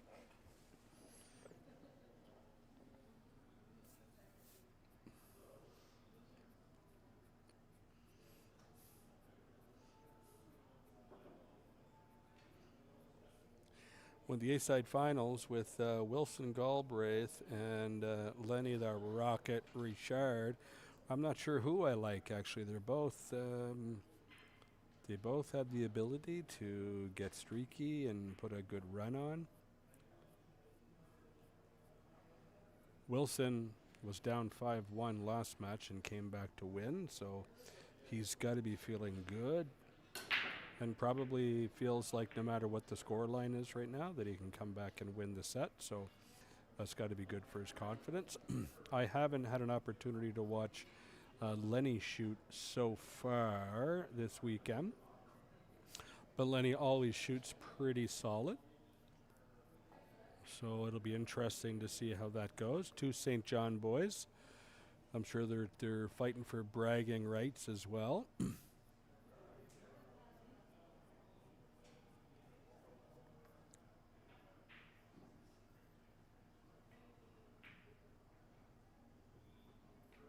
That was a nice shot by Josh, but unfortunately he hooked himself on the 2 ball. I think he wanted to hit that 8 ball a little more in the face.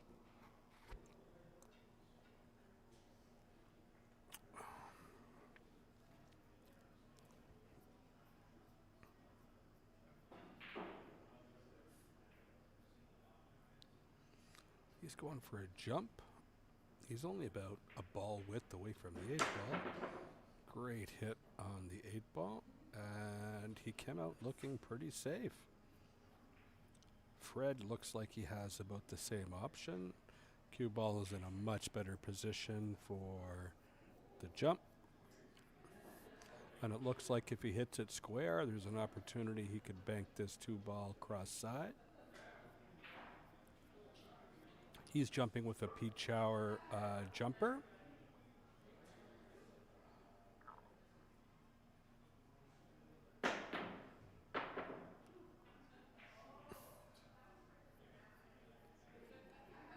Successful hit. Put a little too much power into it. Giving Josh an opportunity here. We'll see if these guys can stay a little composed.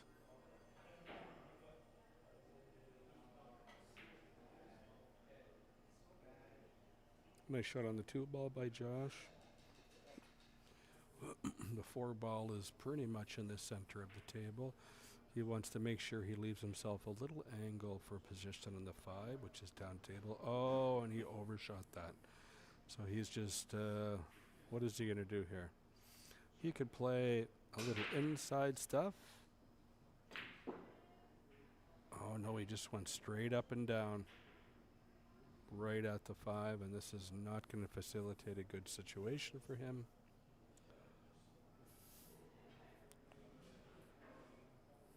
I say he's probably playing a safety.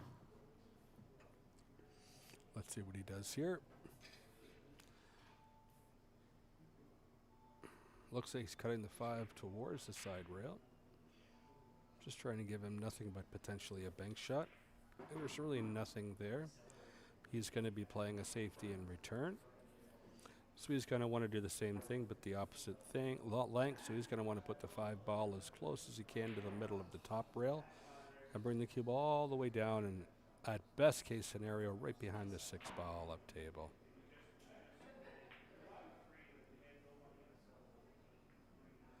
So he hit that a little thin.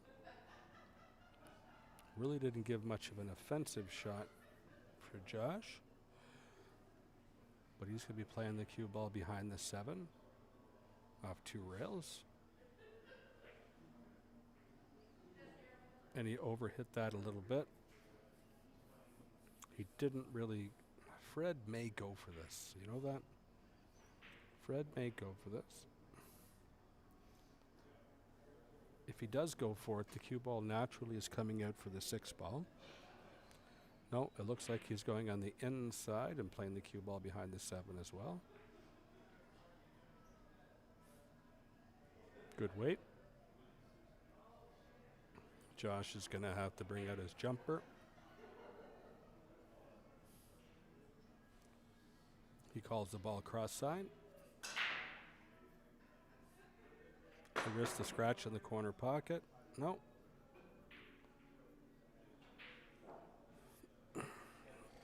So Fred with an opportunity and an open shot at the 6. It's definitely not a gimme. He's going to have to stroke this nice and clean. And the cue ball should track all the way across table for a 6 ball in the same pocket he's putting the 5.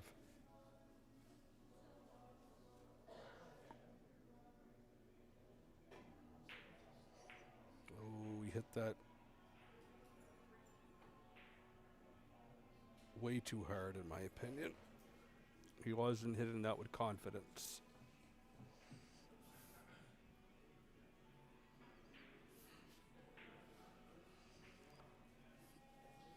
So Josh here has an opportunity at the 5 ball in the corner.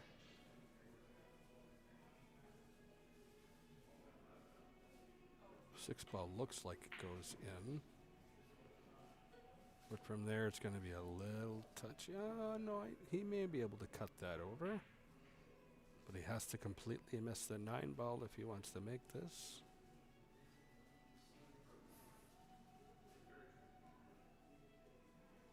Bridging over the 8 ball as well, which makes this even more difficult. So he decided just to play a safety. And he did quite well with it.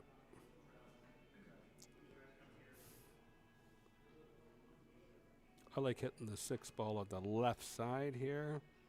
Bringing the cue ball up 2 cushions towards the 7 ball.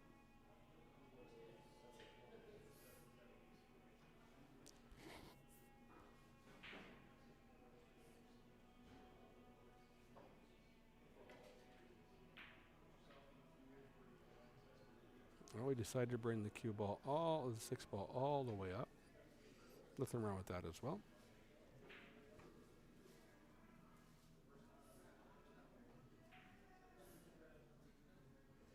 He called something, but I didn't see what he called here.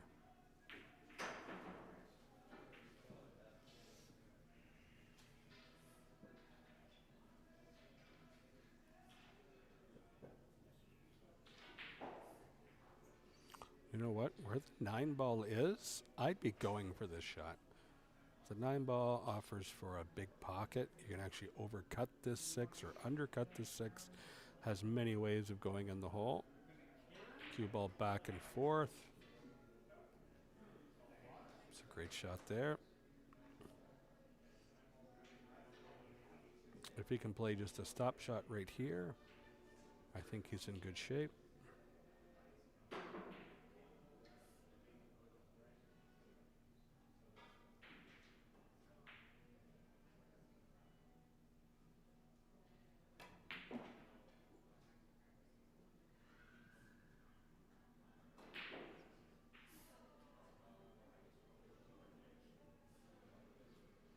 Looks like he left himself a little straight.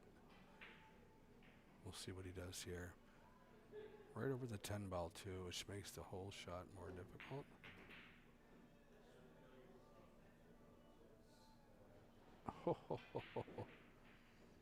How was that?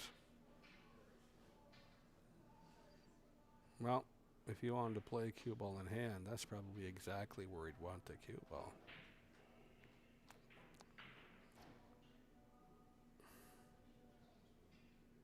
Little stun up by the side pocket.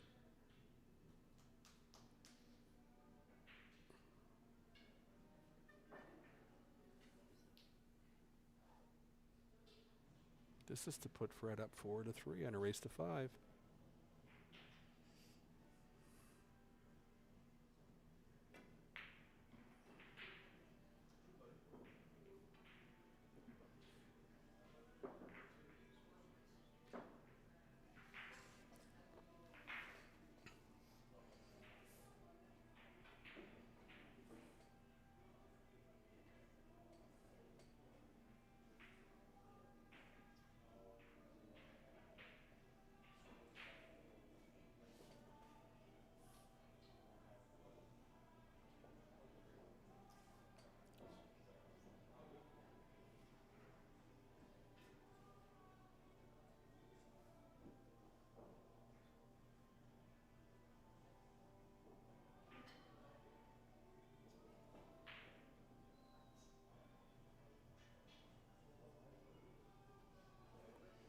Okay.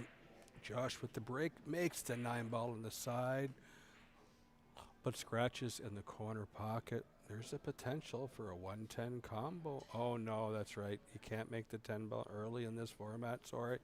In the main draw, you can take the 10 ball early. In this format, not at all.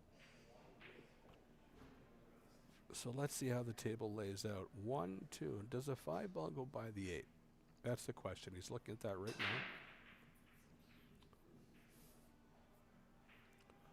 That's what he's looking at right now.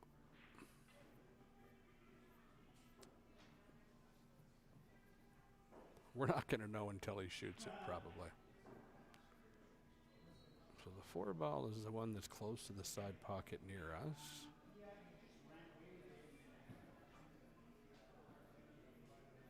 And the 5 ball, if it doesn't go in this corner, it does go in the other corner.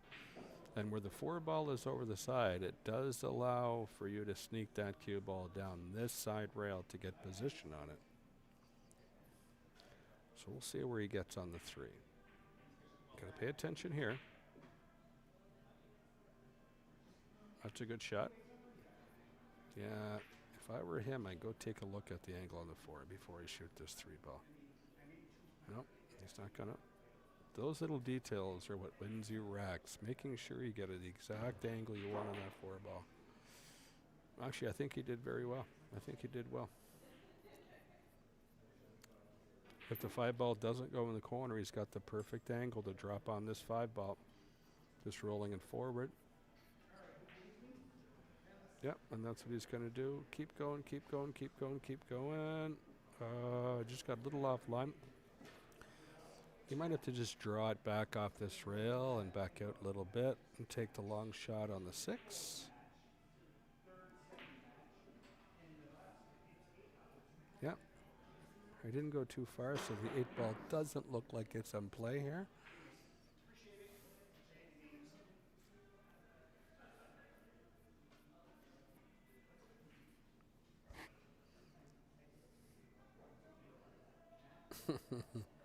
Fred fixing the score line. We appreciate that. This could be the game ball right here. Looks like he's playing follow. Off 2 rails and back out towards center table. No, he's just rolling it in. Okay.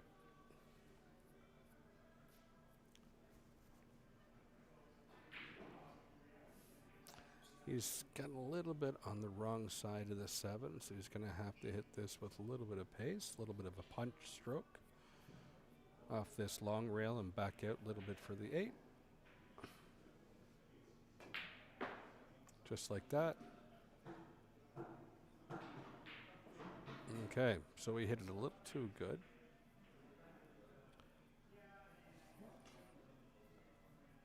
So we're going to see what he does here. I like using the table and going around the angles. He may just try to roll this in.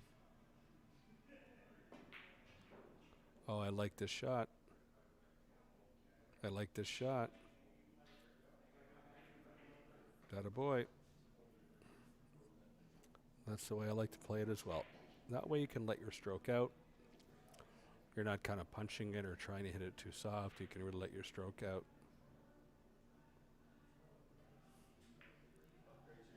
So Fred, the winner of the second chance and the Massey break cue with a cherry bomb tip. Congratulations. I got a break cue for Okay, for anyone out there looking for a Fury jump break, apparently Fred has a jump break for sale now that he's won the Massey break cue. So if you don't know him, just send a message to me. I'll give you his contact information. We'll be back soon with the A-side final between Wilson Galbraith and Lenny Richard.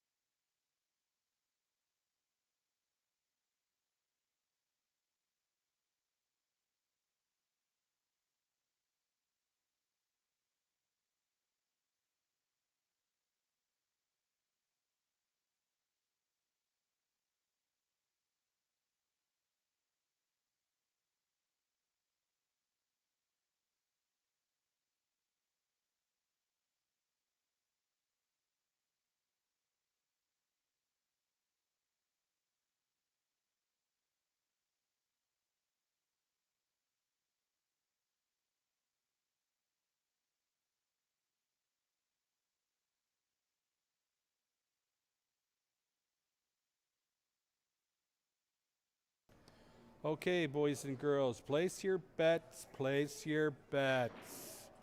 We got Wilson Galbraith against Lenny. He put in brackets the Rocket Richard in the A-side final here at the under 600 Underdog tournament. Couple of St. John fellas. What are we playing for here? Well, let's let them lag and we'll go from there. So we are playing the Underdog 600 10-ball tournament at Doolys on Mountain Road in Moncton, New Brunswick. If you want to come out and see this in person, we are located at 1315 Mountain Road. We had a good field of 38 players from New Brunswick, Nova Scotia, PEI, and Newfoundland, all willing to put $250 entry fee on the line to see who is the I was going to say something inappropriate. Who is the man who has the bragging rights of under 600 Fargo? So right now, this is the A-side final. Whoever wins this match will be in the final of the event. First place in the event is taking $2,600. Second place is $1,600. The loser of this match is going to be in the B-side final, which is going to guarantee them $1,100. So this essentially is a $500 race to 11. And let's see how it plays out. So Wilson had the opportunity to be on the stream already. Lenny, this is his first time on the stream. The last match Wilson was here, he was actually down 5-1 to a fellow from Newfoundland. And he ended up coming back and beating him. I believe it was 11-8. So he had a great finish in that match. He's got to be feeling confident. Lenny, this is his first time on the stream, so there may be a little bit of early nerves here, knowing that all the boys are watching him play. But let's see how things pan out. Lenny's sitting at a 596 Fargo, Wilson at a 595 Fargo. So on paper, this is as close of a match as you can probably ask for. Lenny to break the first rack.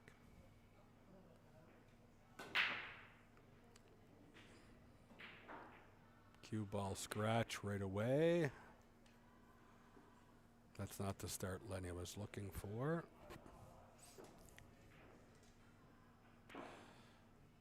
One ball, two ball, three. So the two ball has a pocket in the corner. It also has a combo and the 8 ball on the side.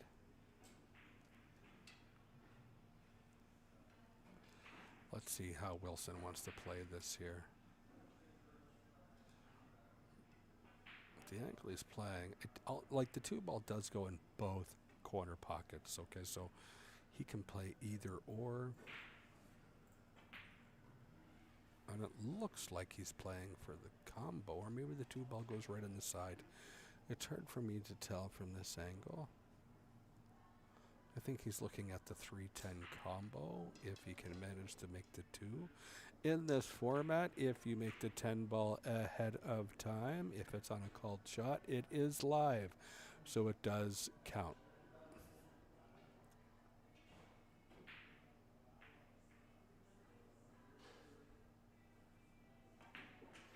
Oh, and the two ball went right in, so we're going to be having a go at the 10 ball here.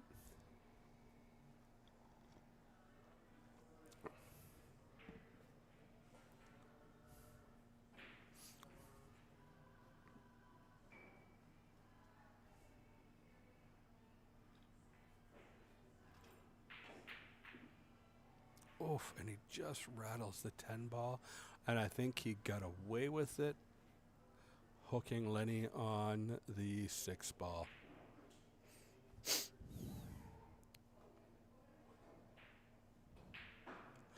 So one theme I want to see if it pans out or not is we have been seeing the 10 ball tracking towards corner pockets off the break. Now at this level, when you talk about a 590, 560 to 600 Fargo, they may not be paying as much attention to the balls behind the 10, making sure they're frozen. If there's any gaps in the rack, the 10 ball, typically the trajectory will be right towards the corner pockets. So in Lenny's first break, the 10 ball did end up by that corner pocket. I'll be curious to see if that's a trend that continues throughout the match.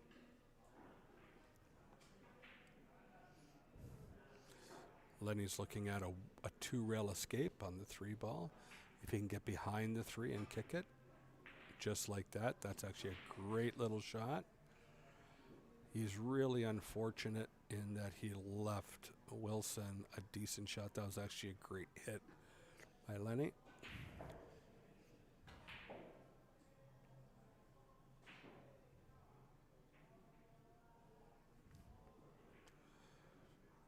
This is going to take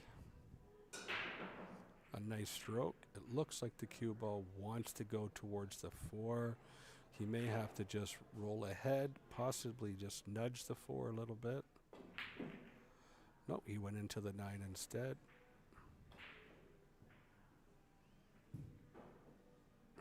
Doesn't have a good shot on the 4 ball, but I wouldn't be surprised to see Wilson call the 10 ball.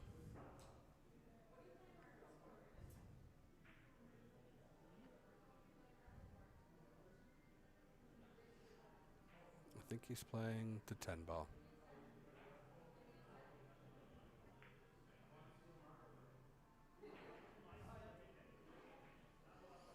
And he didn't hit it clean enough. He's left Len an opportunity to take the first rack of this A-side final.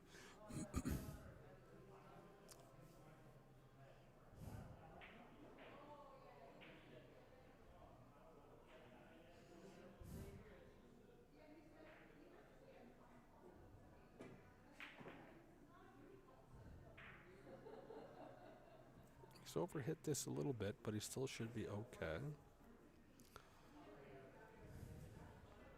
With this kind of angle, there's always a threat to come back and scratch in the side pocket nearest us. So Lenny's got to make a decision. Does he want to play with right-hand siding or left-hand siding to avoid that side pocket?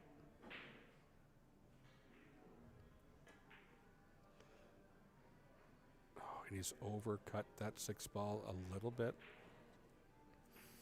That side pocket was definitely in the back of his mind.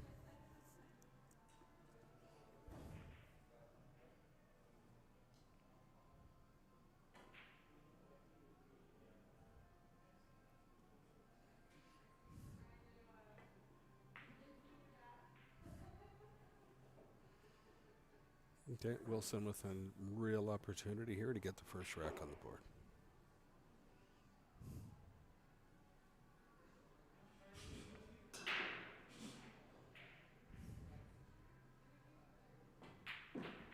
That's a beautiful stroke by Wilson right there.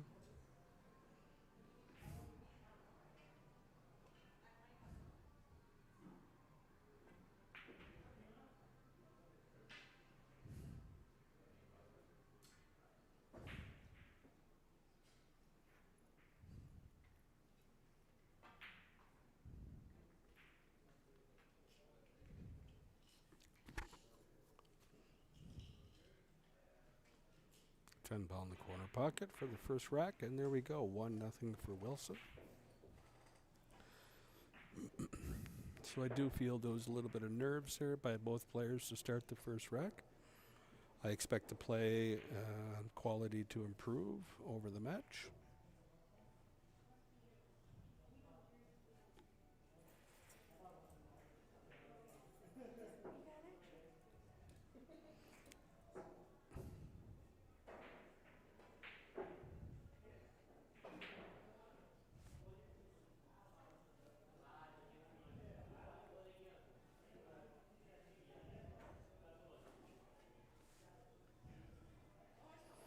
So it's Wilson to break. I'm curious on if the 10 ball floats away from the rack. He's really looking at the balls behind the 10 ball. Let's see what happens here.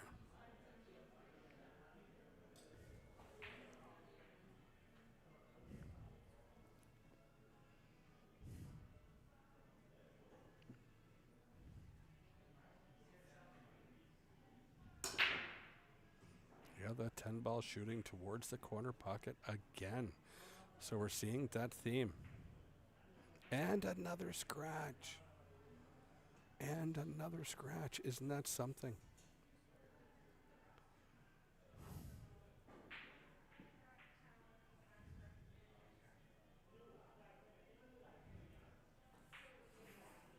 Wow, where the 10 ball is set up, I'm curious if Lenny's looking at setting up the 210 combo.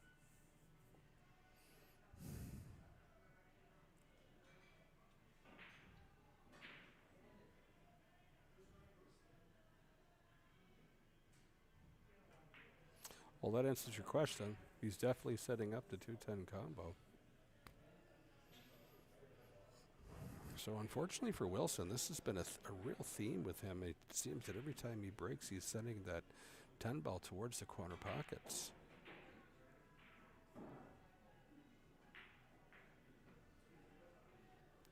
1-1.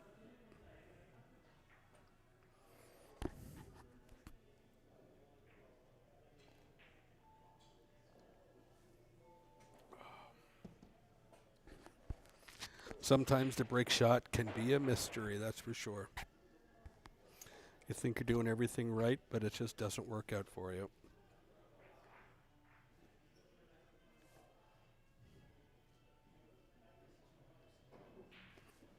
So let's see who we have left in this tournament here. I'm going to take a look at the draw.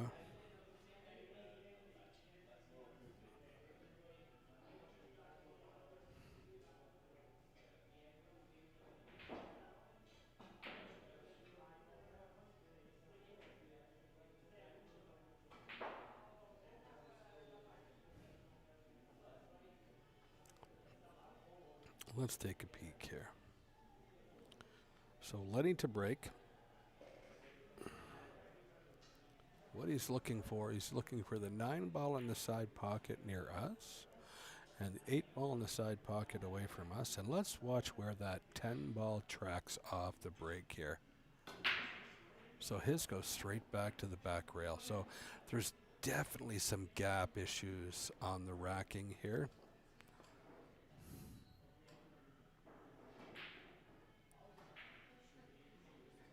Okay, so we know that these two young fellas are in the A-side final.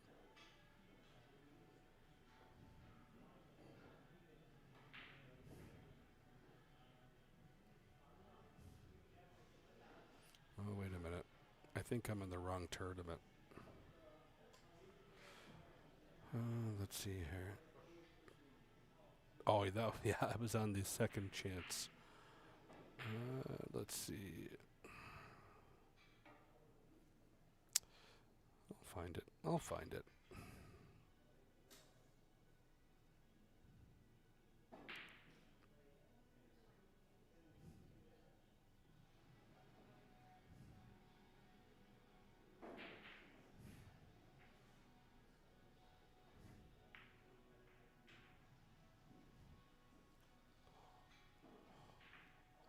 Wilson with a nice little safety. It looks like Lenny may have a piece of the 1 on the left-hand side.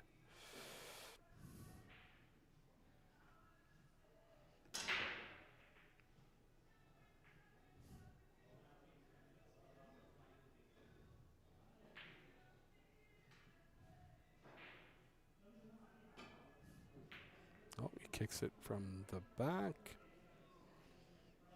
Looks like he's going to leave Wilson a shot at the 1 ball in either corner pocket. So who do we have here? Okay, so I'm looking at the B side. We have Matthew Leclerc, who is playing Wayne Nagel right now. That's a 1-0 score line. That's also a race to 11. And then we have Robert White, who's waiting for the winner of Derek White and Colin Clark. And it looks like Derek White just beat Colin Clark 11-10. So that went right down to the hill. Very tight match. That was a 575 Fargo against a 568 Fargo. Very close match. So it's going to be Derek White against Robert White. And it's Matthew Leclerc against Wayne Nagel. And they are going to be meeting, that is the final four on the B side. So we have one of those matches already started, and the other one that's going to be starting very soon.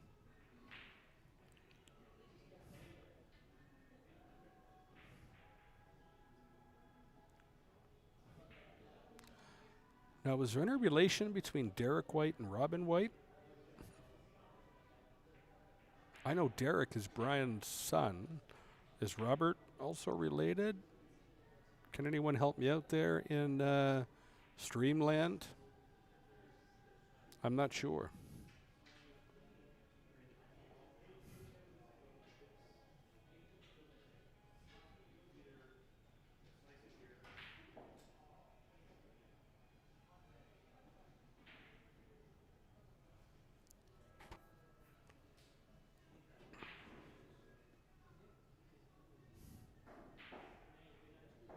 No relation? All right. Thanks, Corey.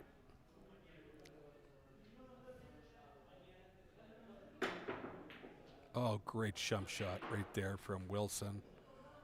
How's the weight?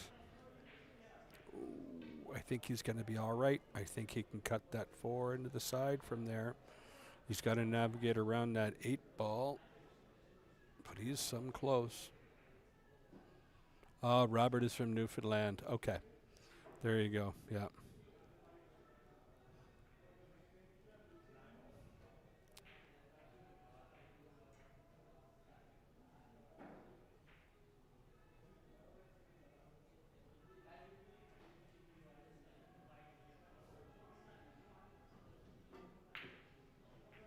Yeah, that 8 ball was huge. So I see comments about the 10 ball spotting back up. So the way they do it is in the main draw, which is what we have left, just the main draw, the 10 ball can go in at any time. It's live as long as it's called. Okay? In the second chance tournament, it had to be the last ball potted because it was just a race to 5. So that's the difference. So for the rest of the tournament, the 10 ball is live at all times.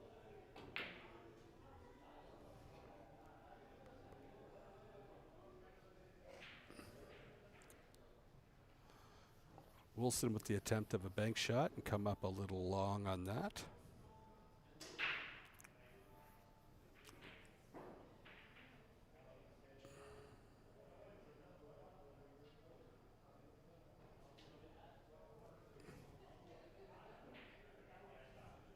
Hey, no worries, Brian. Q Sports Stream 655.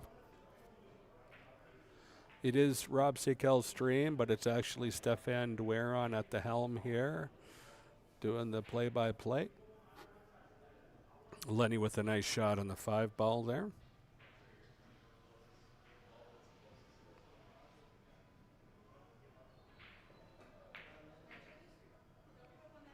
Another good stroke on the 6th. Is that 7 ball? Looks like it passes the 8. Lenny's in pretty good shape right here.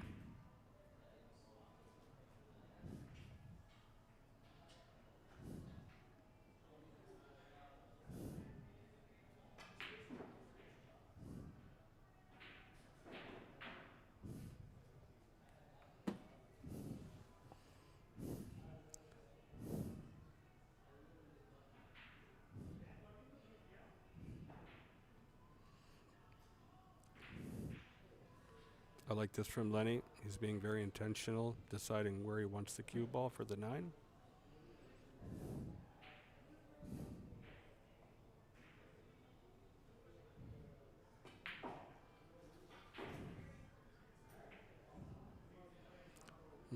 Kind of got in the 50-yard line, but he's going to be fine.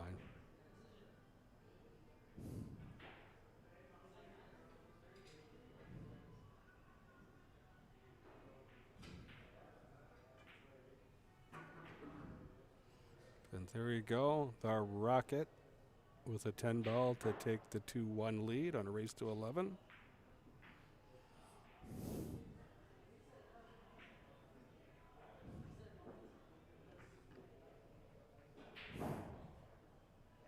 Don't worry about that, Brian. No worries. I've been called worse in my day.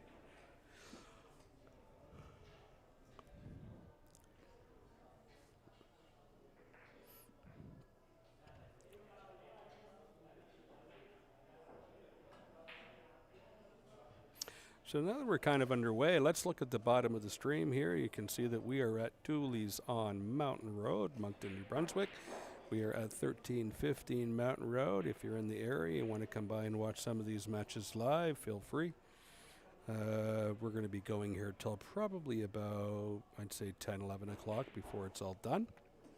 One thing about Doolys Mountain Road here is, believe it or not, a lot of people don't know this, but this is the first and original Doolys. This place opened up in 1993. I've been coming here ever since, so it's been about 30 years. This is very much like my second home. We love having events like this here.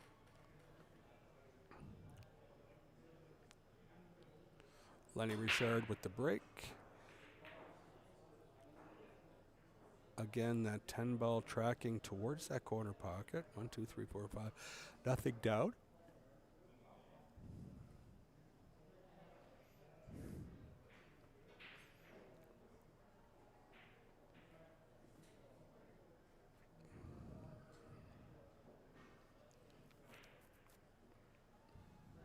Wilson with a decent shot on the 1 ball. Cue ball on the rail. It's kind of hampering his cueing a little bit.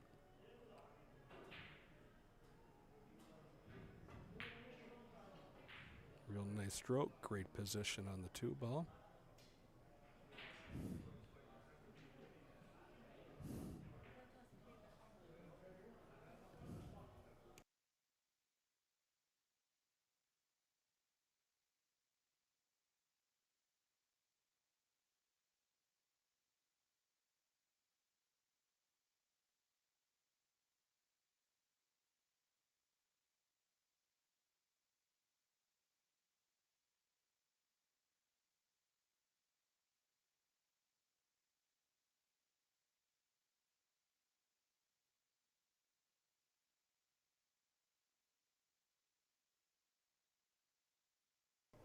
Okay, we're back. So it looks like he's got a nice shot in the 3 ball. Nice little angle to get on the 4. 5 ball goes nicely on the side pocket. He's going to float the cue ball forward, probably about 1.5 feet, maybe 2 feet even would be fine. The 6 ball goes in the other side pocket. That would be perfect.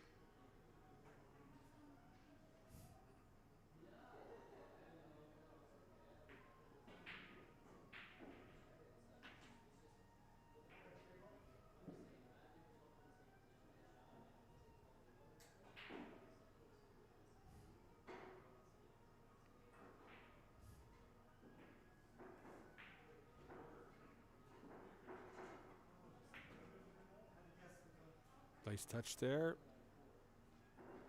Stop shot on the 6 should give you a nice shot on the 7 in the corner. 8, 9, 10, it's all right there. Right now it's just a matter of execution.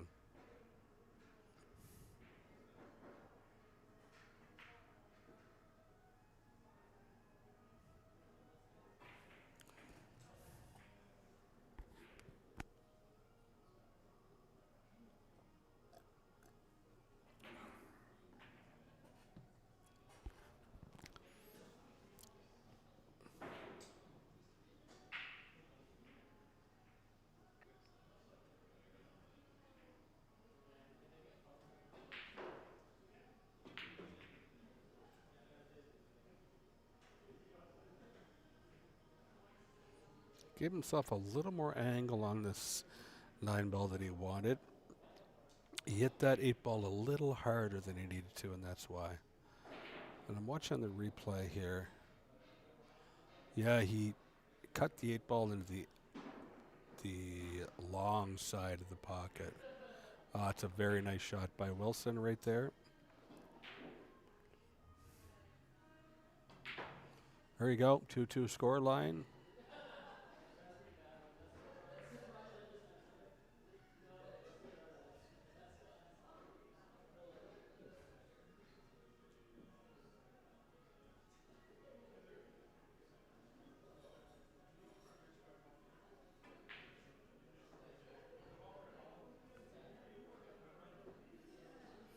Okay, we're down to 6 players in the open event. The 2 B-side matches have started, and we have the A-side match here.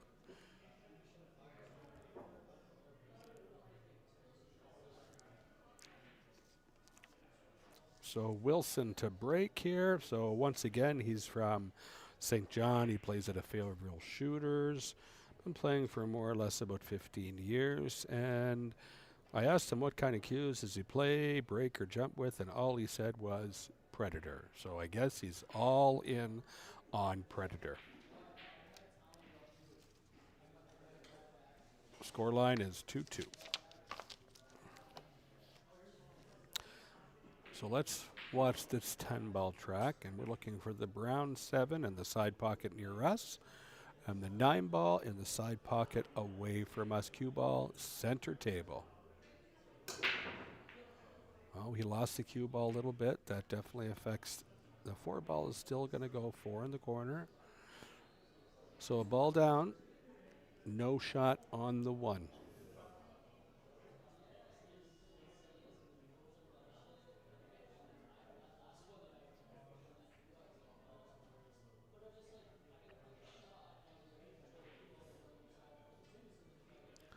Let's see what he does here. Looking at his options for a push out.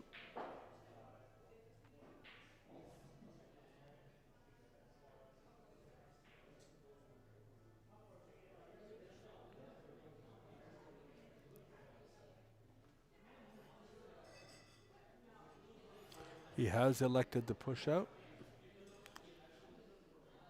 Pretty much just left Lenny long. Probably left him a little better cueing that he wanted to. Lenny has a potential for a nice little bridge here.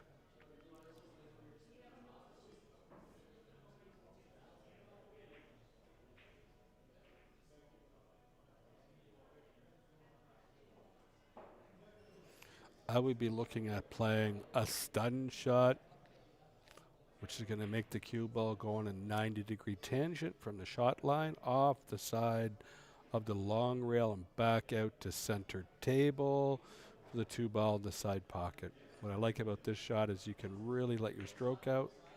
No, Lenny decided on a bank shot and executed that nicely.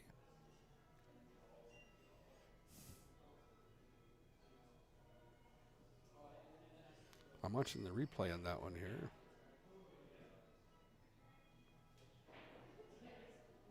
Very nice.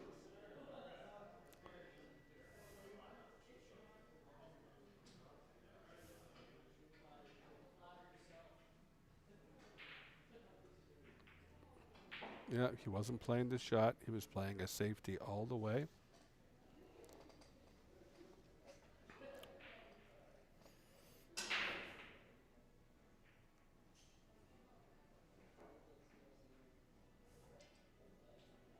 I like coming off 2 rails and kicking the 2-ball from behind. You can either hold the cue ball or track the cue ball towards this little cluster. I decided to just go 2 rails.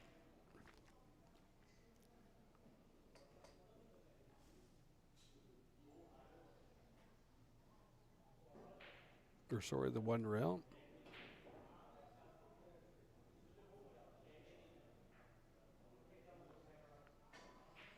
Lenny has an opportunity to play another safety here.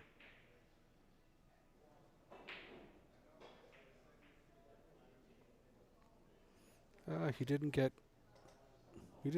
into cover, but he left Wilson a difficult shot. Wilson is definitely going to try to reverse the safety. I like hitting the 2 to the left. That's a nice little shot right there. Use that cluster of balls as defense.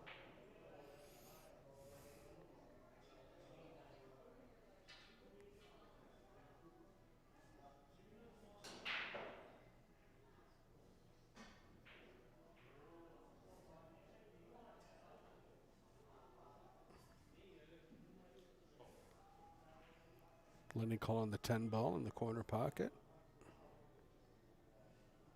Playing a little swerve here.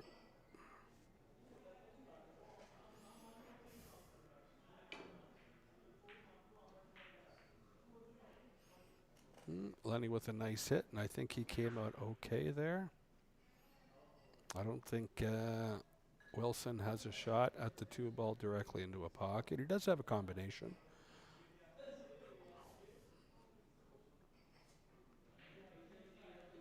And I think we're going to be seeing a safety from Wilson here.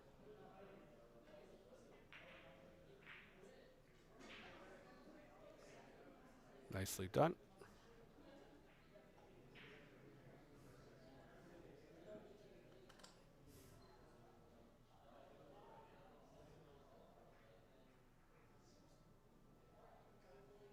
Yeah, they did it that way on the second chance, just because it was races to 5 in the second chance. So you figure if the 10 ball is live in the second chance, it could facilitate for very quick rounds. Where in the main draw, where it's races to 11, they wanted to make sure that the races didn't run too long. So they offered it as an option.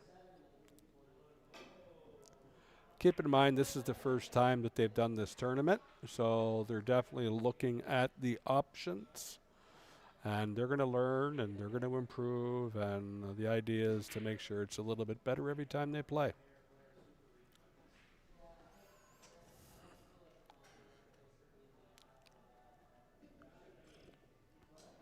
Lenny just narrowly missing that 2-ball on the 2-reel kick. The table is nice and open for Wilson right now.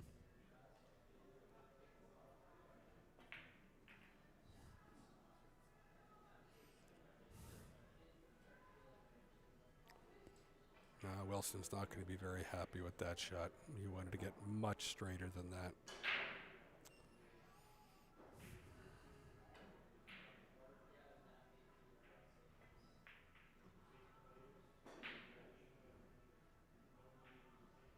That's actually going to work okay. He's going to have to do some work to get shape on the 6. Does he roll the cue ball forward and play the 6 in the side pocket? Doesn't look like it. Looks like he's digging into the cue ball, punching it back and forth.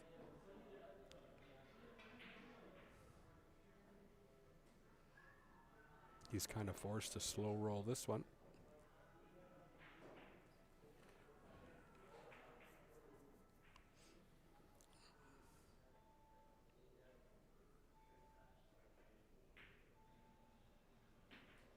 Good shot, nice control. He wanted to come a little bit more, though. A little bit more. That 10 ball is coming into play here. Yeah, he's looking at the line.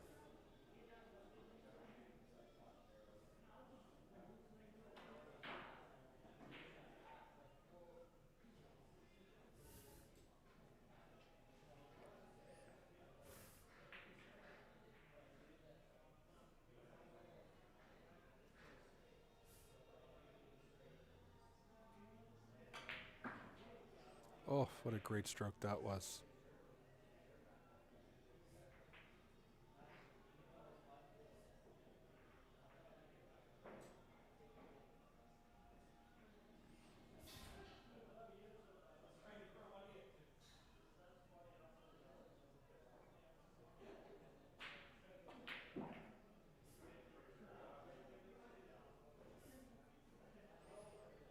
This is for Wilson to go up 3-2. At this point, I think it's pretty obvious to Lenny that he's got a match on his hands here.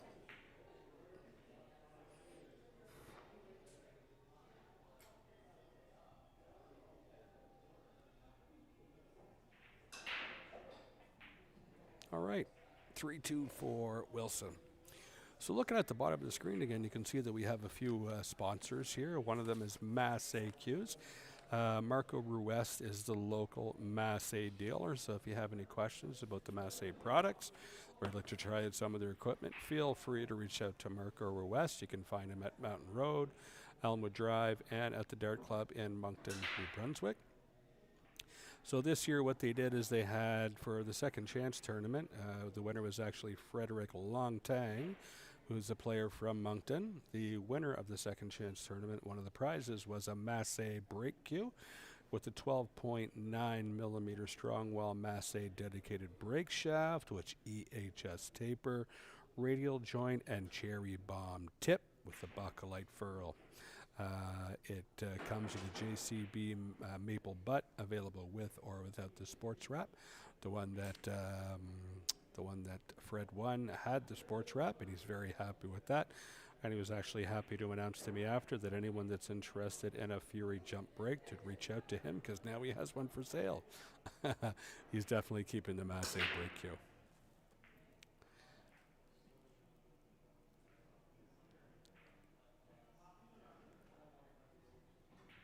No balls on the break for Wilson, so Lenny back up to the table.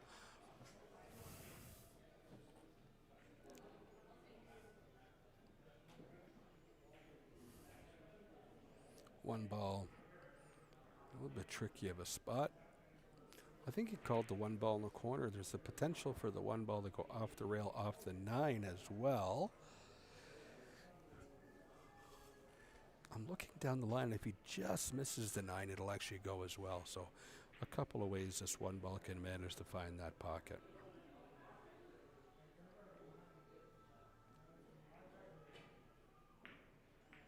Oh, and he hit that very nice. Broke out the 3-7 at the same time. 2 ball over the side pocket. This looks promising for Lenny.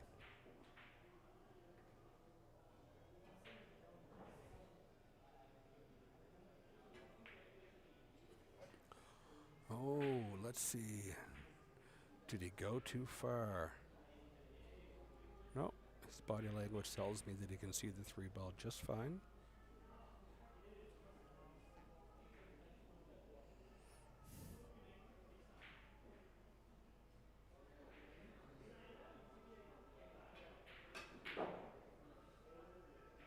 Very nice stroke by Lenny. 4 ball on the side.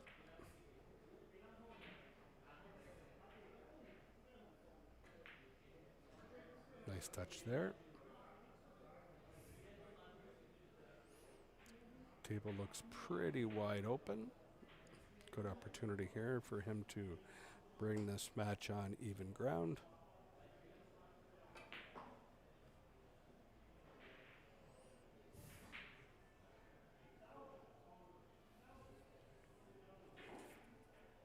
So Lenny also plays out of St. John Shooters.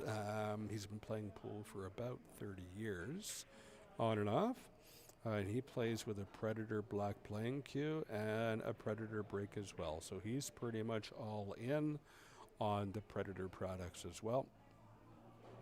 And I put on the bottom anything else you'd like to share. And for anyone that knows Lenny is not going to be surprised that he said, go Habs, go. He did a little shout out to CNS or CNJ Builders from St. John, Platinum Roofing, owned and operated by Craig Dugay, and Jerry O'Keefe at Atlantic Press. I think he's a little confused though, because he thinks the Montreal Canadiens and the New York Giants are number 1.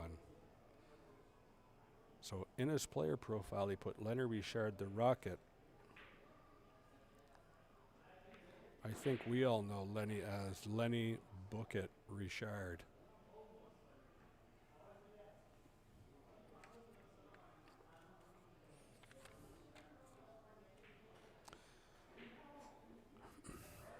He came out a little straight on this 9 ball. I think he's going to look at going forward off a couple of rails. He doesn't like it.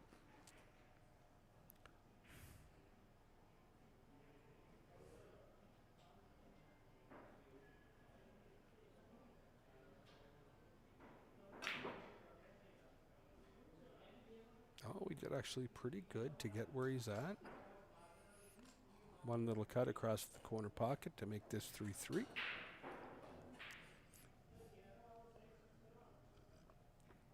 Once again, if you just joined us, this is a $500 match.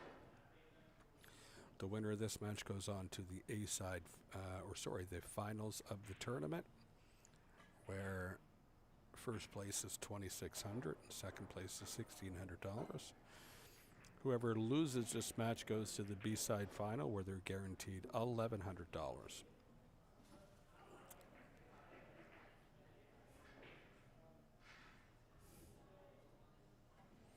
Nice cut by Letty into the corner pocket.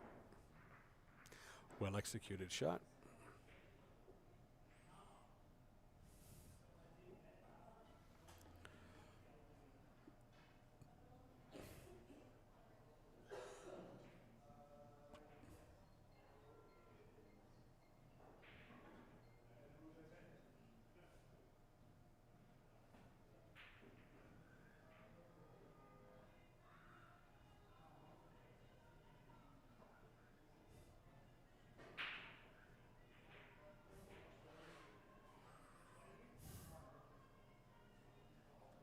All right, Letty Richard to break here.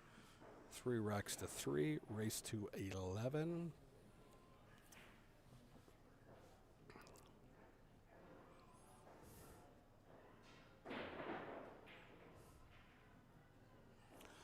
We're looking for the 7 ball in the side pocket near us and the 9 ball in the pocket away from us. 9 ball was tracking, a 10 ball again, tracking towards the corner pocket.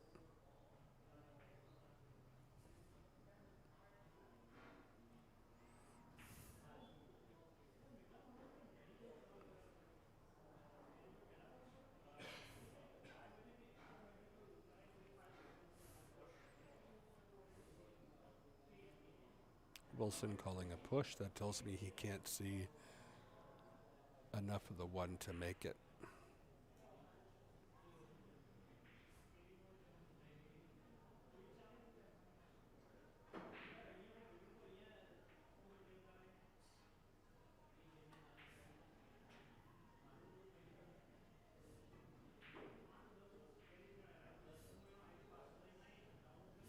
Okay, that's interesting. I like that.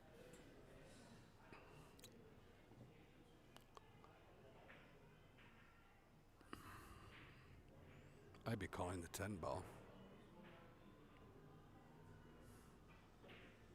And playing a 2-way shot right here. Or can he get to the 10 ball? Will it get past the 6? If it would get past the 6, I'd be going for that all day.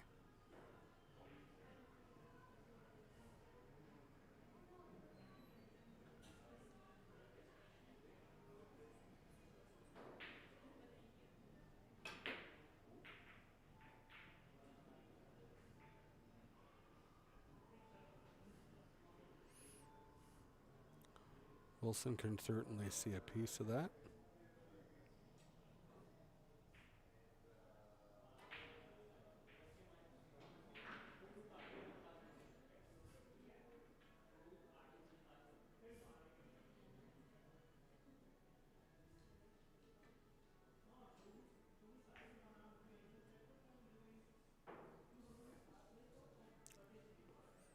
That's not bad. He would have much preferred to hook him on that ball, but he hasn't given him a promising shot.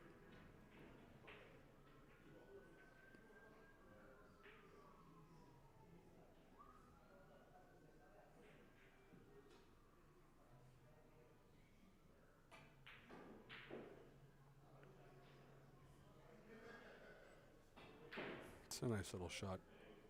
I don't know if he gave him a piece of that or not.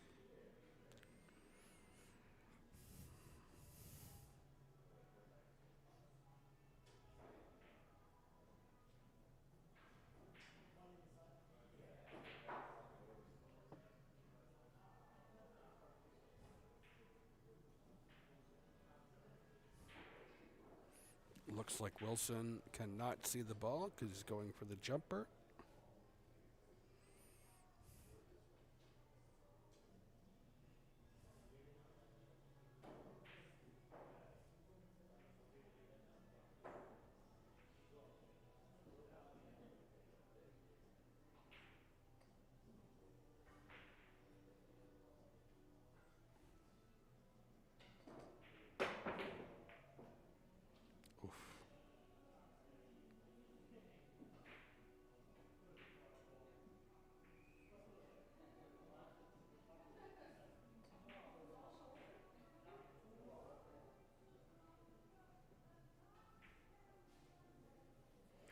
Cue ball in hand for Lenny here.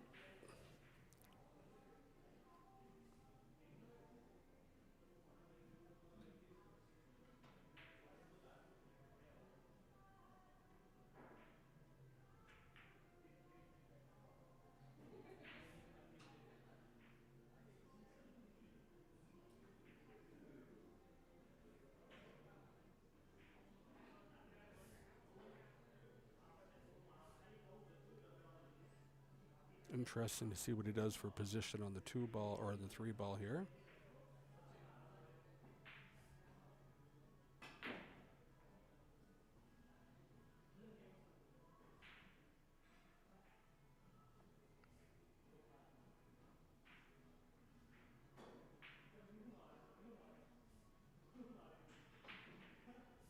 That was tricky to get to from where he was.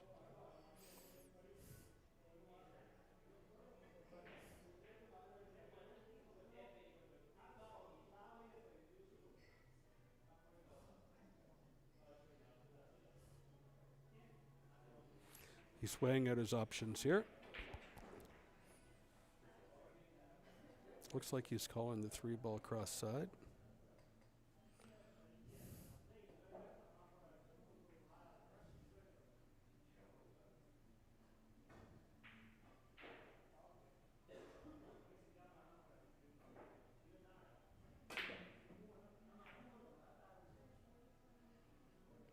If he would have made that, that would have worked out very well. He got great position on the 4, but look at this.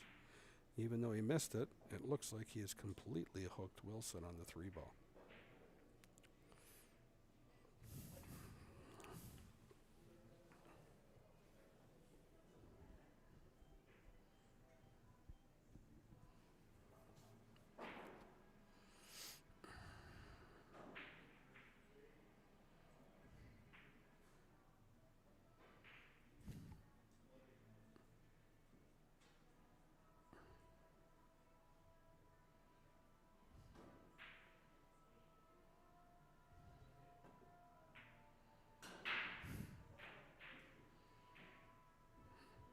Well, it was a nice hit by Wilson. You won't be happy with the result, but he executed a nice hit there.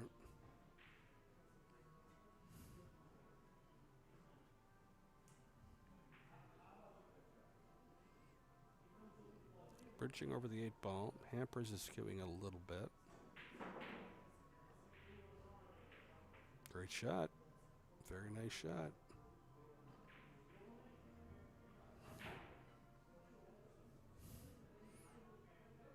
Doesn't look like he has enough angle to drop onto the 5 and the other corner pocket.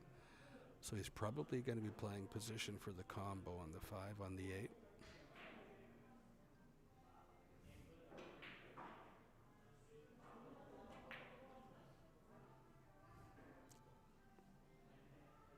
He doesn't want to hit this one too hard because he wants the 5 ball to stick around and not come off rail and go behind the 10. So nice and easy. Almost a rolling shot. Yeah, nothing wrong with that. That's perfect.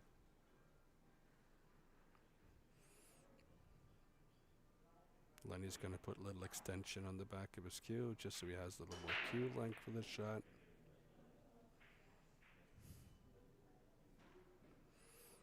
He'd like to get pretty straight on that 6 ball into the side pocket.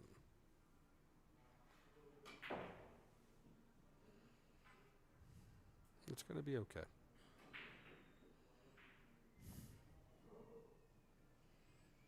He needs that angle on the 7 to come out for the 9. I'd prefer to even just roll it in maybe. A little draw maybe. Just you don't want to go too far from where you're at. Oh, he decided to go around. I don't like this because now he has too much angle. I like giving myself about half of that angle.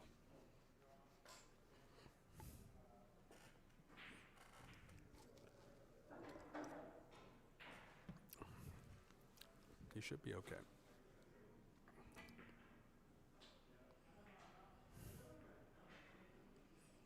Yeah, and this this is definitely not where he wanted to be for the 9. He can still be okay. The one thing that can go wrong here if he makes his ball is go 2 rails and scratch in the corner pocket.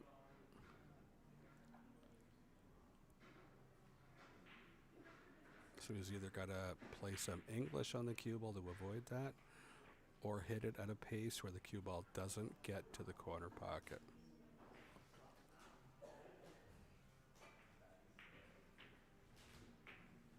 Oh, I didn't see that scratch. He was definitely playing a little English to avoid the scratch in the corner and played maybe a little inside.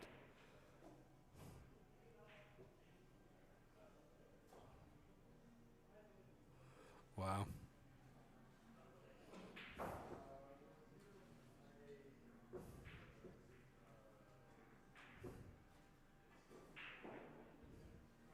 I'll be right back, guys.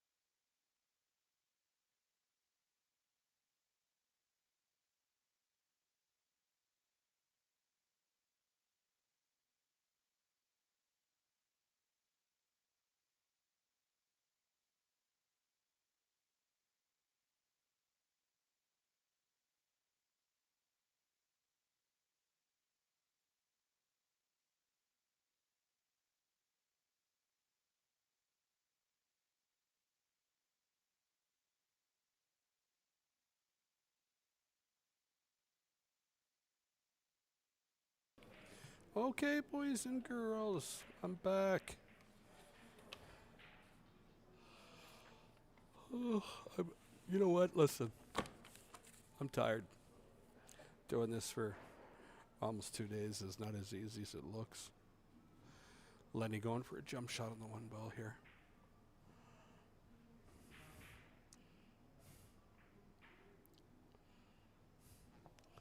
Let's see how he does. I'm not sure if he made a call on a pocket or anything, or he's just worried about hitting the ball.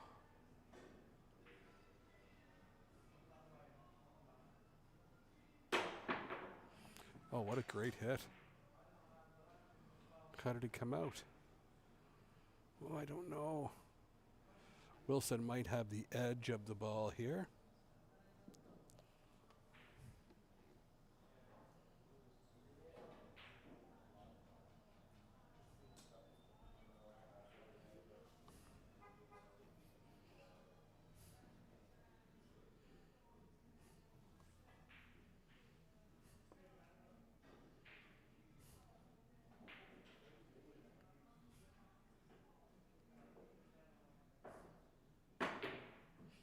Oh, what a nice try on a jump shot there.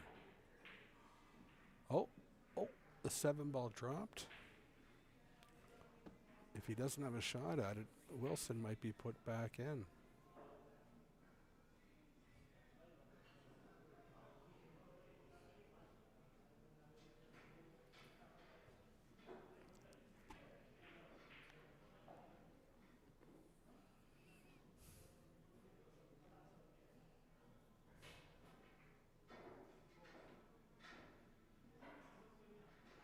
You know what? Like, Lenny could put Wilson back in. But I think that Wilson actually had his head turned. Oh, he is going. Yeah, I think Wilson actually had his head turned when the 7 ball dropped. So it'd be interesting to see if Lenny said go ahead, and Lenny and Wilson might have been like, "What do you mean?" I don't think he saw the 7 ball drop.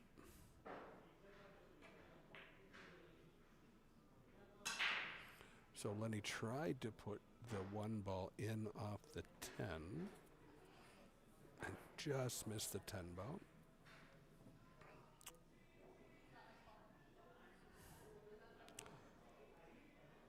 Wilson may be able to see the 1 ball. If not, he's definitely playing the 1 ball in off the rail.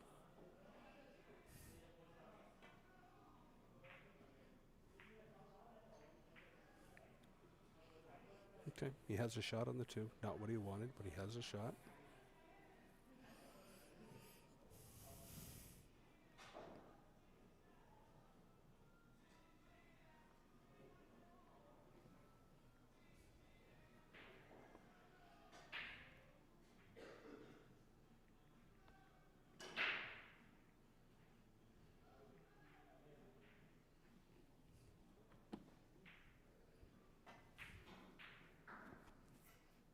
Beauty.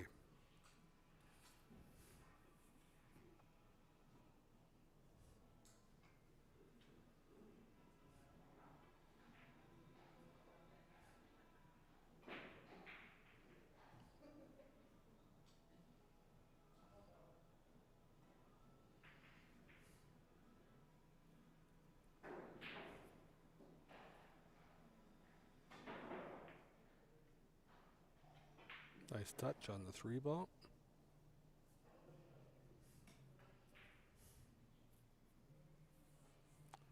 He doesn't have a lot of angle. So I'm interested to see what he does to get to the 5, because the 8 ball can be causing him a little trouble.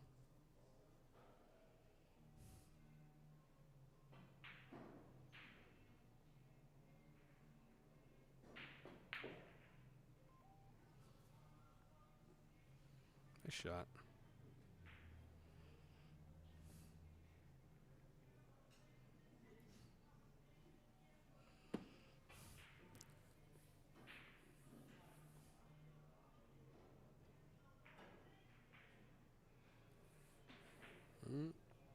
Very nice, Wilson. Very nice.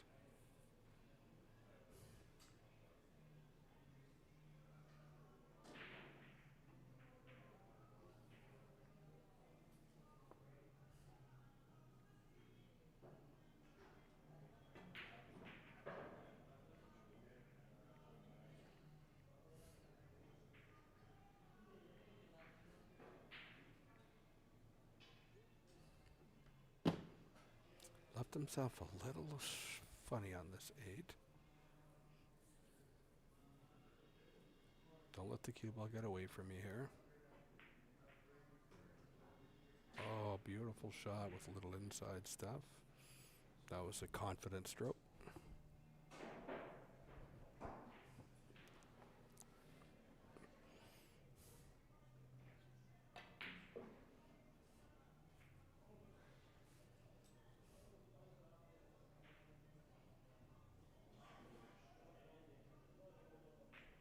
Wilson with a beautiful out to go up 5-4.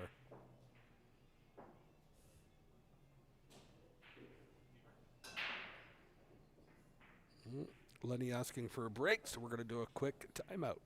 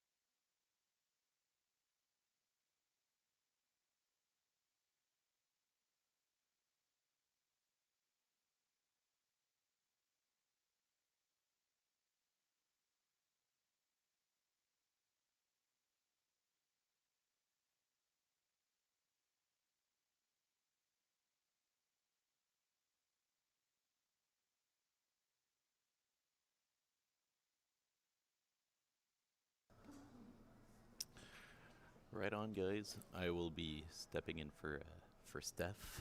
He's had a long day commentating, so I'll be helping him out a little bit here. I'm Fred Lanting. Yeah, got a great match going on right now.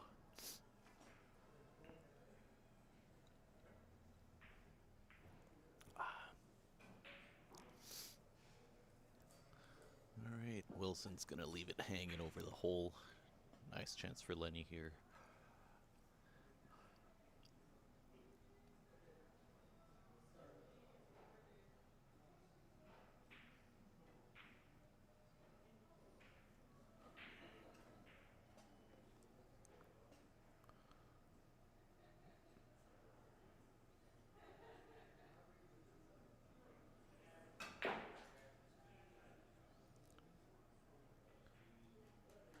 He put a great stroke on that shot. That was very nice. Got into the window for the 4. He's in good shape.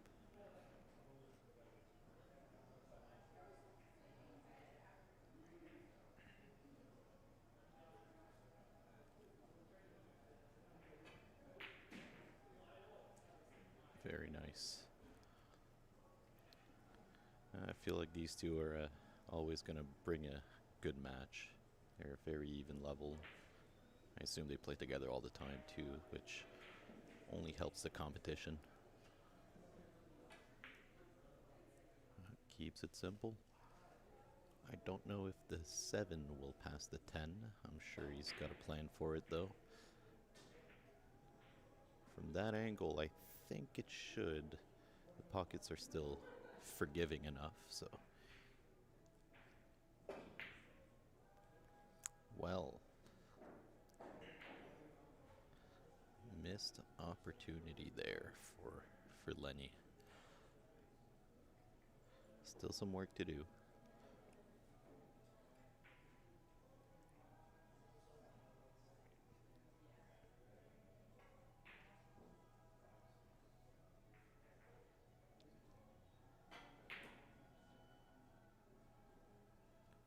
Nice little draw shot.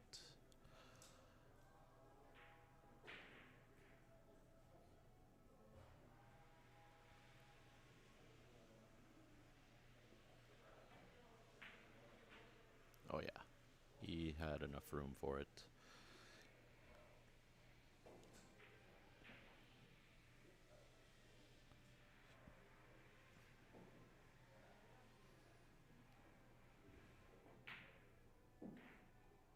Very good stroke on that. Just stun forward a bit, get the ideal spot for the 9.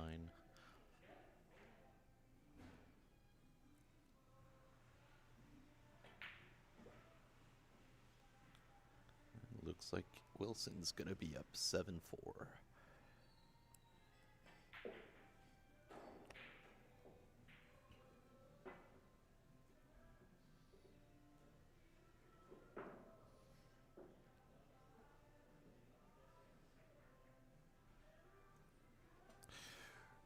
Right on. So anyone in the chat, if you have anything to say, like if I don't know if my voice is actually synced up with the game. I do believe it is. I'm just going as I see it live. But if there's anything, I am very much a first-time commentator on this thing, so I'm just trying to figure out how it goes and all. But I appreciate any feedback.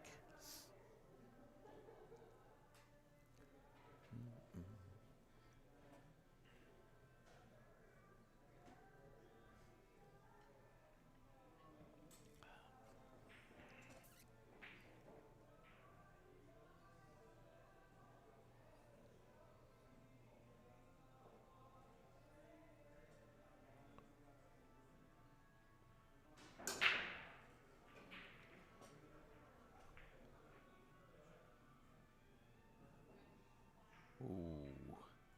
Cue ball just spinning deep in that pocket there. It's a nice spread. Unfortunately, no balls were made. Lenny's stuck with a awkward shot on the 1.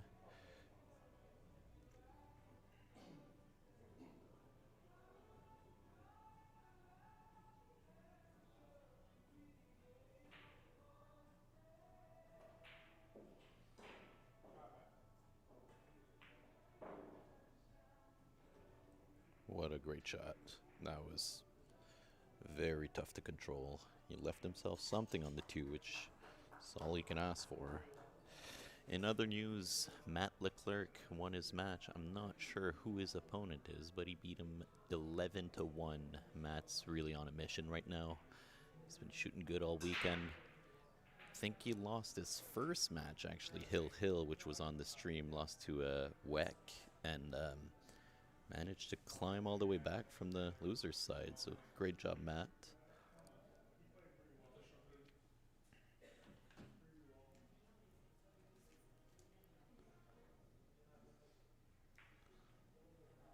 Going for some safety. Does it have the legs? I think he might have left the rail first. Not sure. Oh.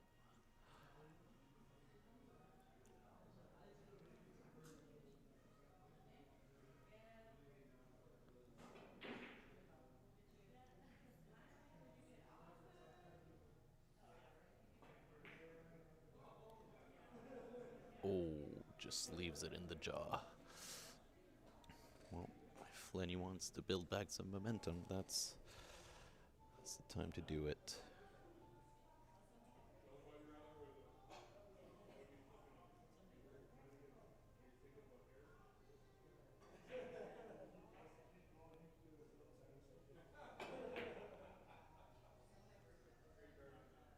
Smart play there.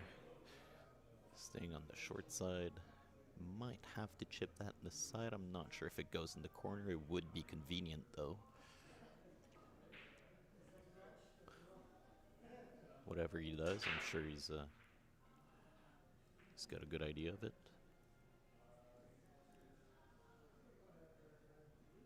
It did pass in the corner and a nice bump on the 4. That was a great shot.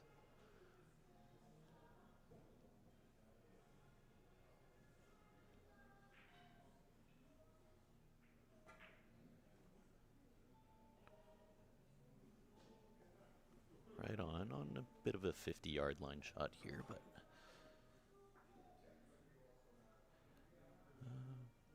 a couple different ways to play it.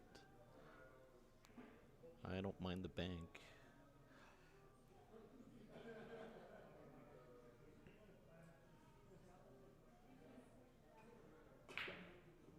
Ooh, just missed it.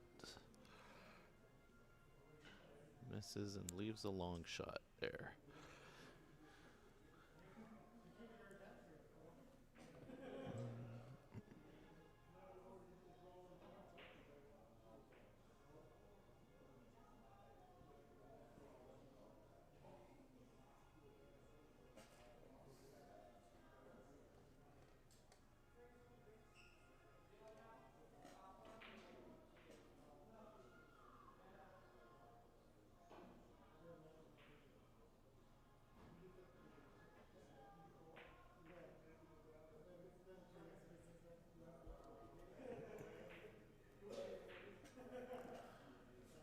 Nice little save. Might be some little rail first action going on there. I think Lenny could manage something. He's usually really good at kick shots. It's the one thing, every time we play, he always comes up with some crazy kick shot that just puts him in the lead.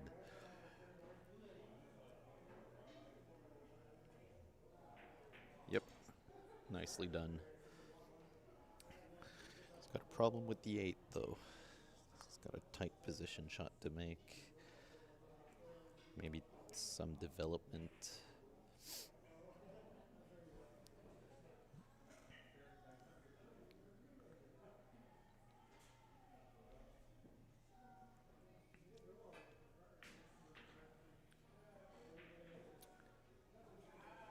Hit that ball really well.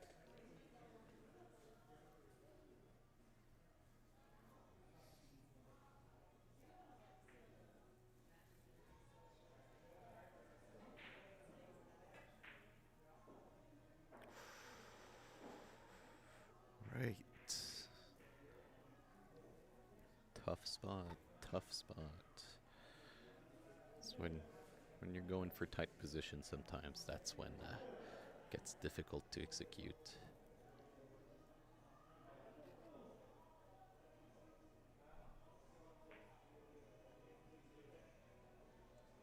Great safety by Wilson. That's a tough one to get out of. My God. I don't know if I want to go up and down the table on that or maybe try to sneak in right behind it.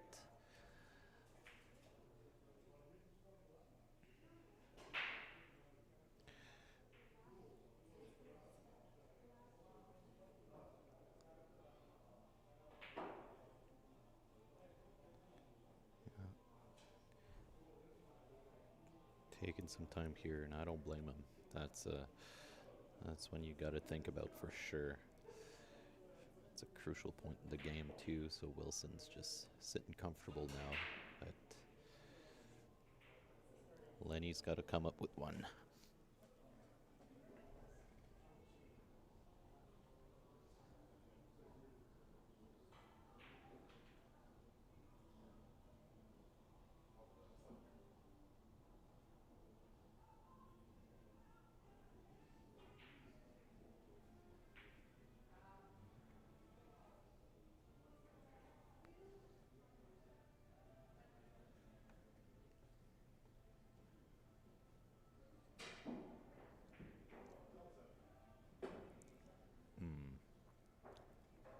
Drove right by it.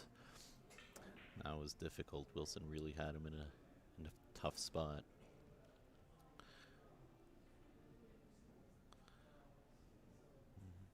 Even here, other than playing safety again, I don't see much offense.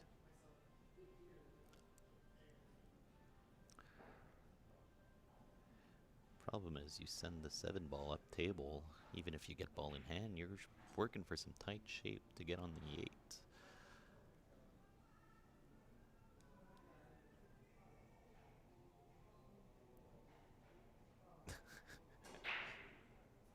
Jeremy, is that you? Yeah, that's Morgan. What's up, man?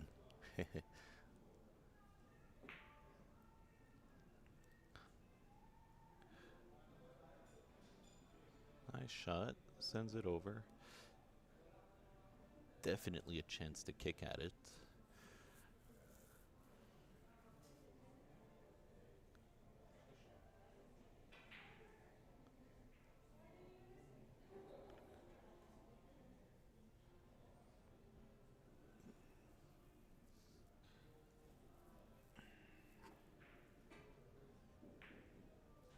Oh, you could see it. Well, I don't mind that. Of course, you'd rather hide the 7 completely, but that is a lot of work to get back that 7 to the 8. I think Wilson's got that stroke for sure.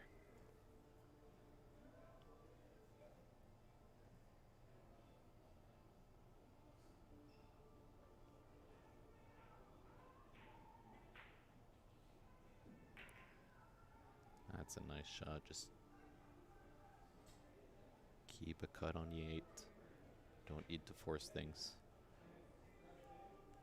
It's very well played.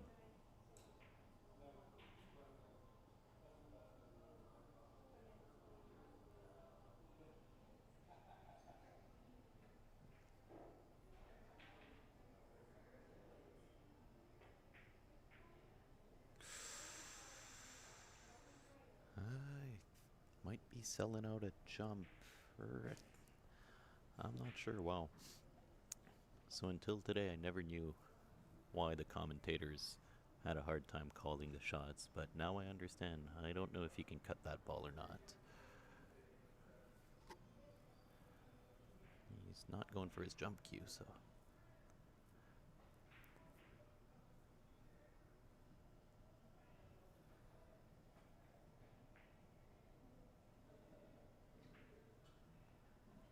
Oh, wow. Ball in hand. I didn't see what happened there, but. Is that a miscue? Yeah, it was tight.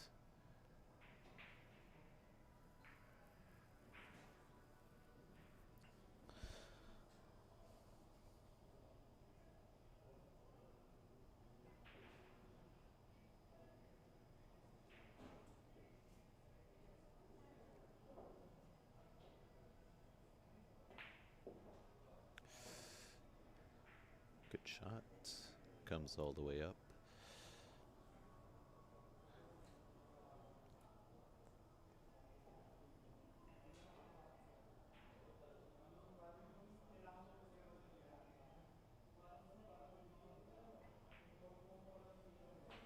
Very nice. Well done by Wilson. Bit unfortunate for Lenny. That was a. I feel like that was a game he could have taken. Now it's going to be 8-4 for Wilson, building up a nice lead here.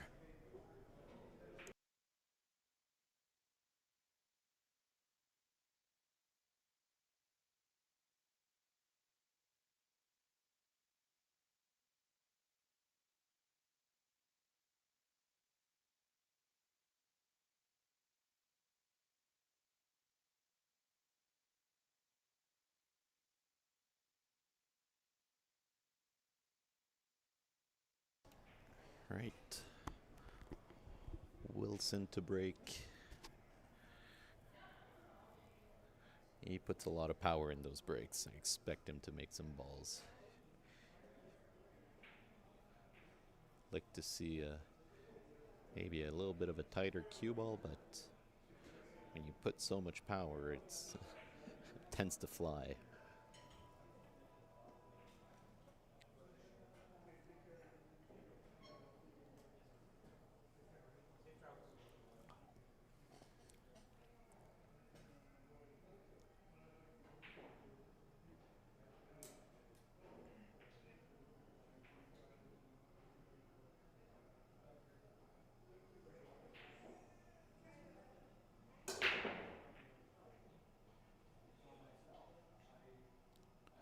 Oof.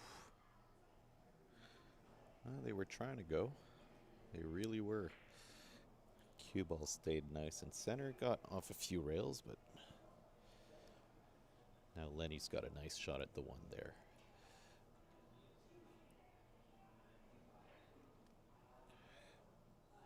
Yeah. Being careful with it, taking his time. It's the right thing to do.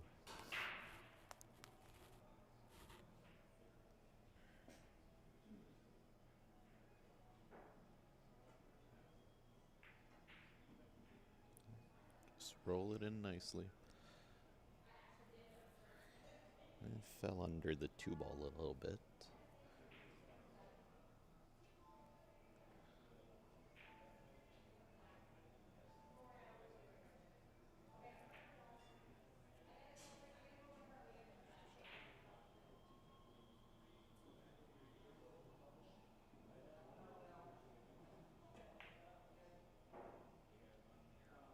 Yeah, just swings the cue ball up table. Two ball will settle right in front of the hole. Lenny not making the best of that opportunity, but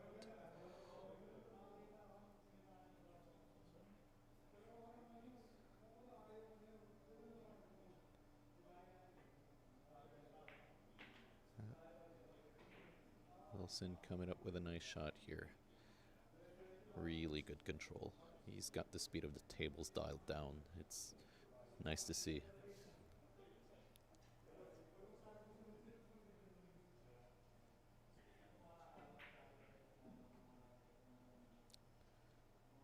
Another good shot, stays in line.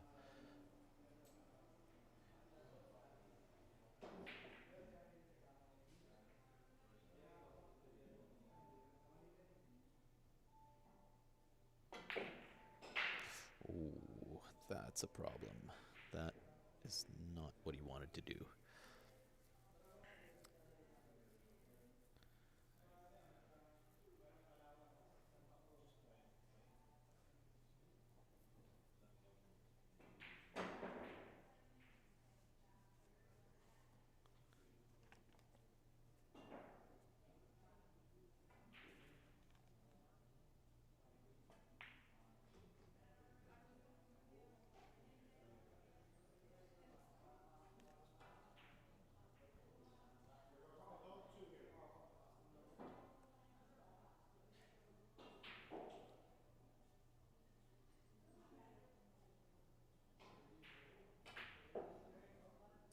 nice shot. Just get off the rail like that.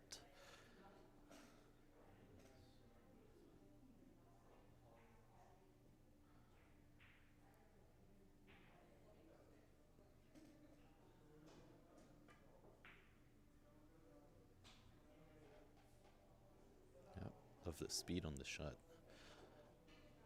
Just nice to keep that little angle on the 8, come right back up.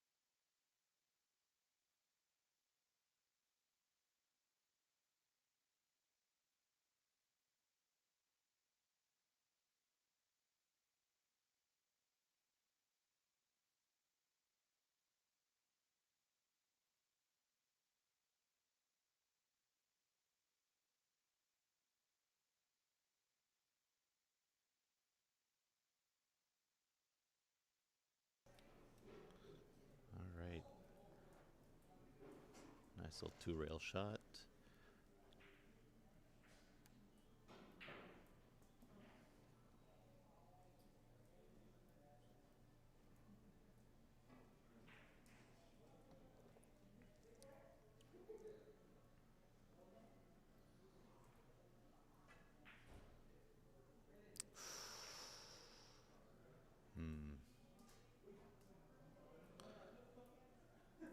It's a tough one. At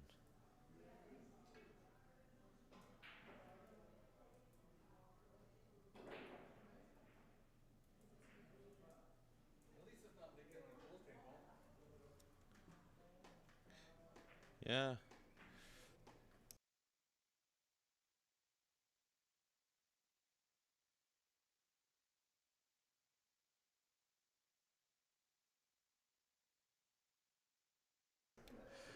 Well, we got a bit of a situation here going on. We got a leak.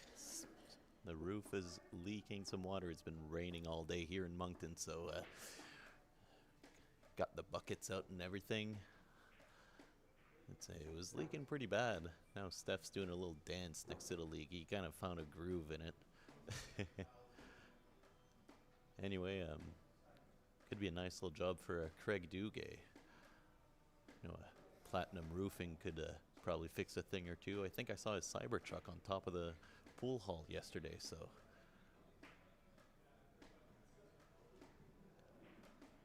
Yeah. Always a bit of craziness in Moncton. Love to see it.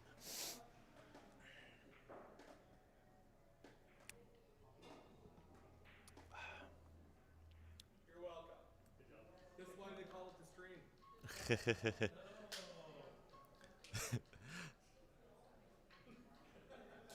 Amazing.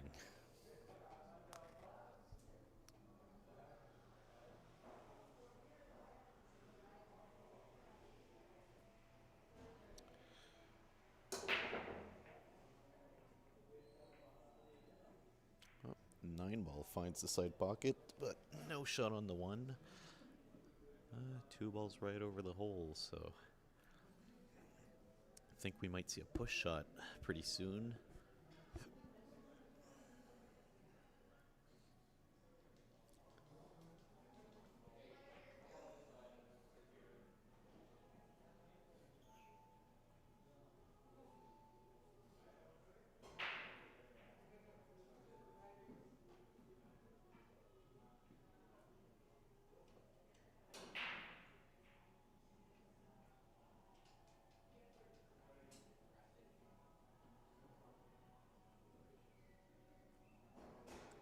Going straight for the jump.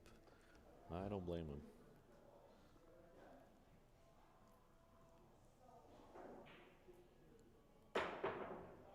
Oh. Caught the one on the way back. Just Leaving a shot, though. I don't know if the cue ball jumped over the one.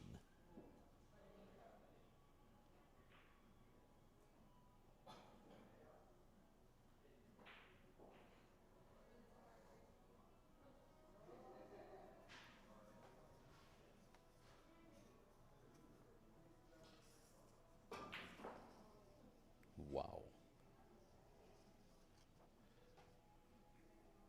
Oh my god. That is rough. It's such a good stroke on this ball. Hit it too good.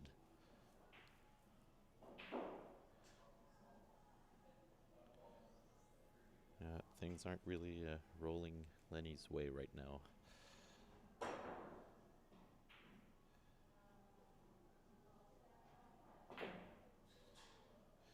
Oh, Wilson.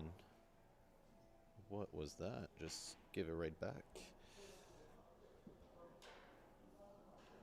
You know, these guys are friends. They, they're giving each other chances. You gotta do that sometimes.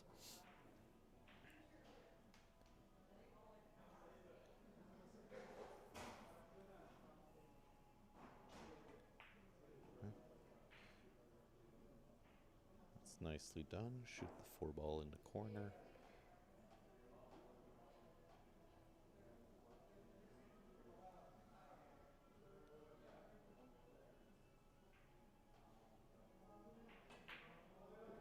Yep. Nice little bump on the 6 ball, too. That was a great shot.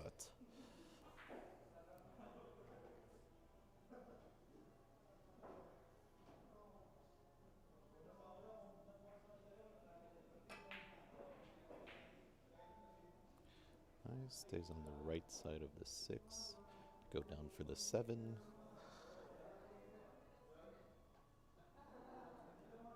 The balls are cooperating a little bit there. It's a good chance.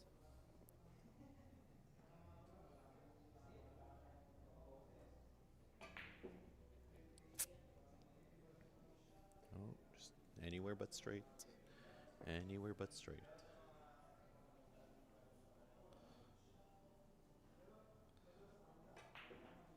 Had just enough of an angle. Get over on the short side.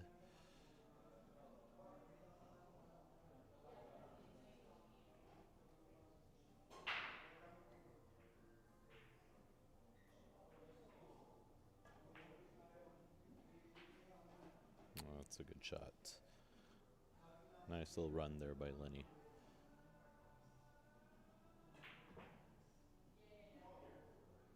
Right on, 9-5. We're gonna see Lenny break the balls now. I haven't seen him break yet since I've been commentating.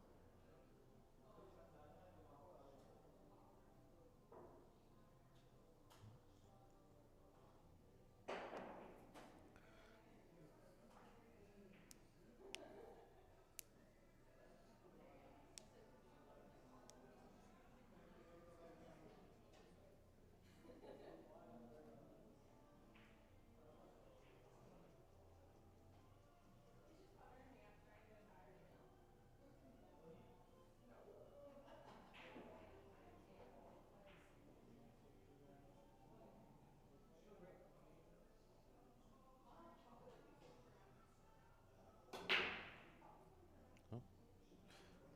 I think the score was marked wrong there. It should be a 9-5 for Wilson, not 10-4. Either way, Lenny getting a nice break. Bit of an odd angle on the one. Not too sure there's much value in being aggressive here, but see what he does.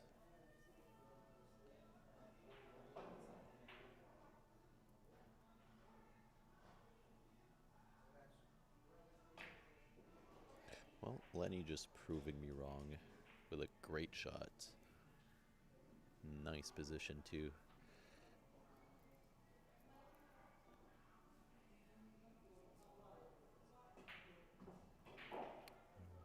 Ten ball in the corner.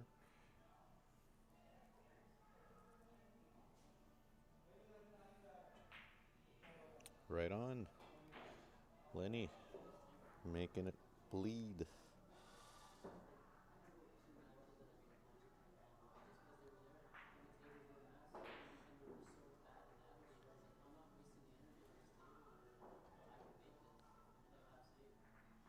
So the score is now 9-6.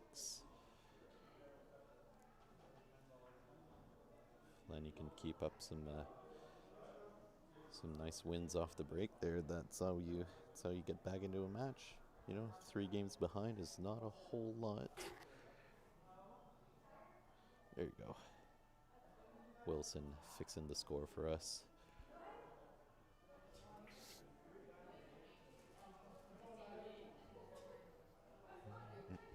Mm-hmm.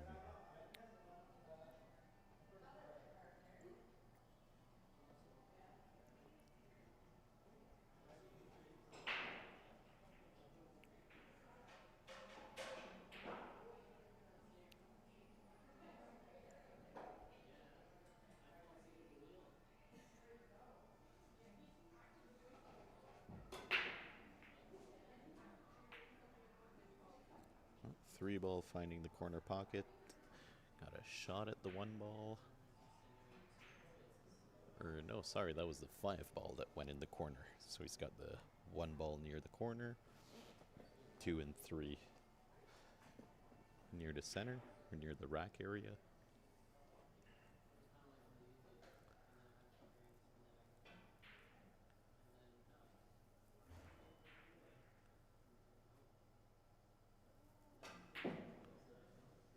Just showing off his great draw stroke. My God. It's not just the power, it's also the control. It was a really nice shot.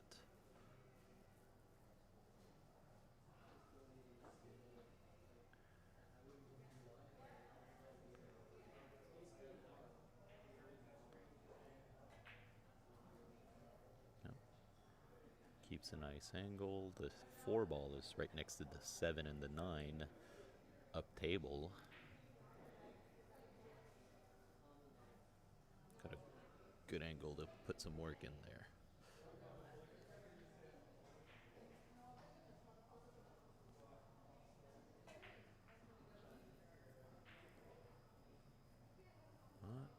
Little bump on the 8, but I think he still has a shot at it.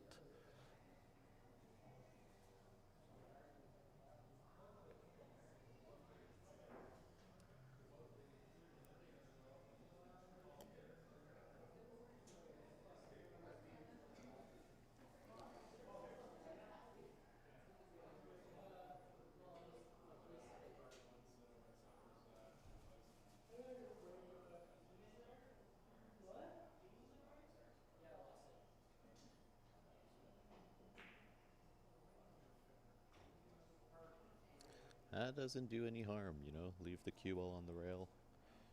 Leave it tough for Wilson. Well, wasn't a run, but still in control.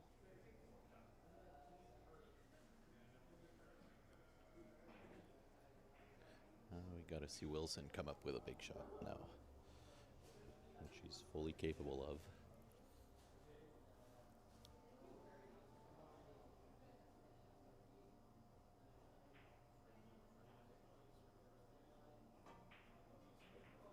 Ooh, caught it on the way back. Okay. Another chance.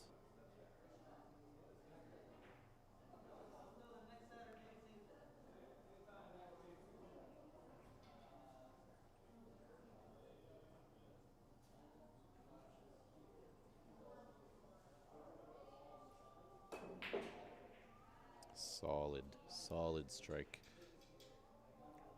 Yeah. think he's got the right angle too.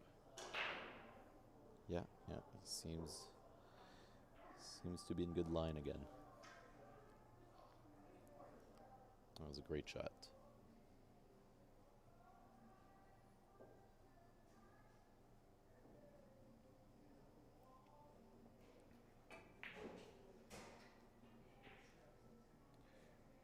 Ooh, friendly little bump. Friendly-ish. It's got a bit of maneuvering to do here to get back up for the 8.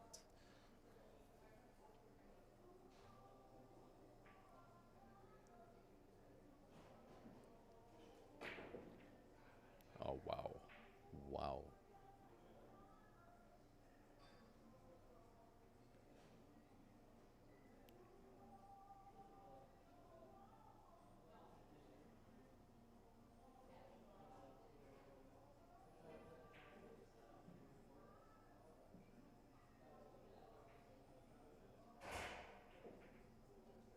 Very nice.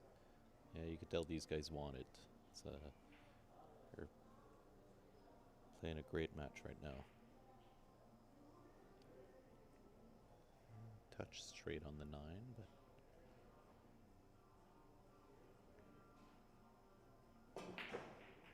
oh yeah.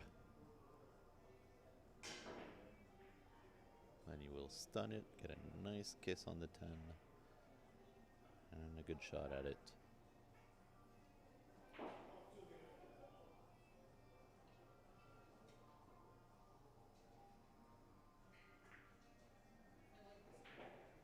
Nicely played. Yeah. Lenny working on a little comeback right now. He's made some nice shots in this rack. Nice long pots, gets back in line.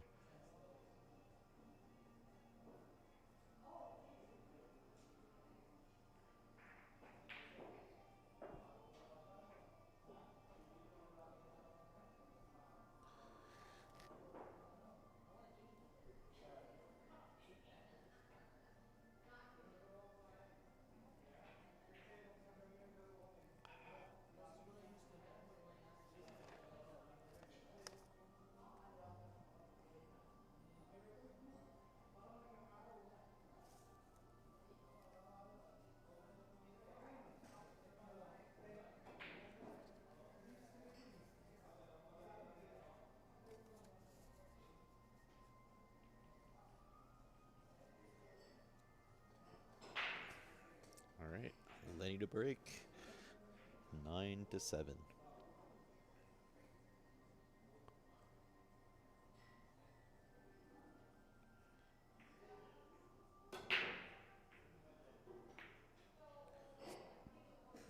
One, two, three, four, 5, 6, 7, 8, 9, 10.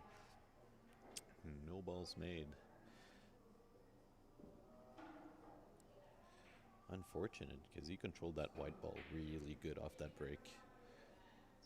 Leaves it wide open. A bit of trouble near the template. There's a little 2, 4, 8, and 10 situation going on. Wilson's gonna plan his attack. See what he does. Yeah, roll forward a bit. Leave a shot on the 2.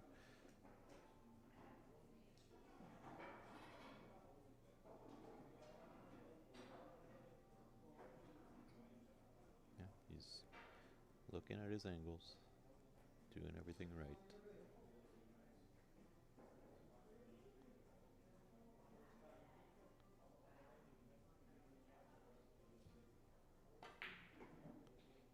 Wow. Yeah, well, that's takes care of that problem. Just really nice bump on the 8.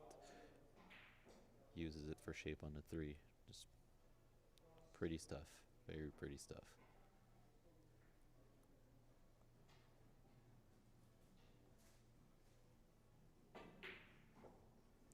Yep. Another good shot.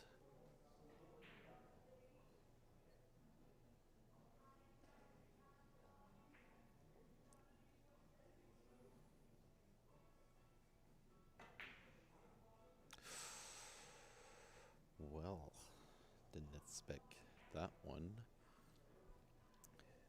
Not the best time to let Lenny back at the table. He's been working those past few games, just getting those wins. He's hitting the ball really good too, so.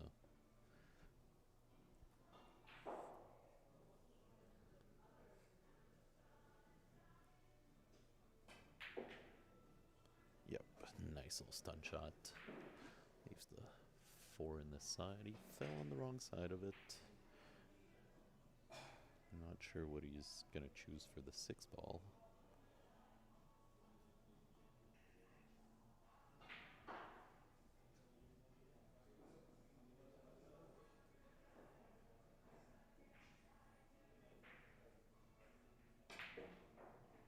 Really nice. Really nice.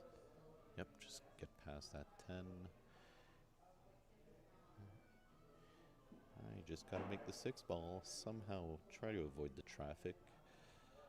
If you can land on that 7, I really like his odds.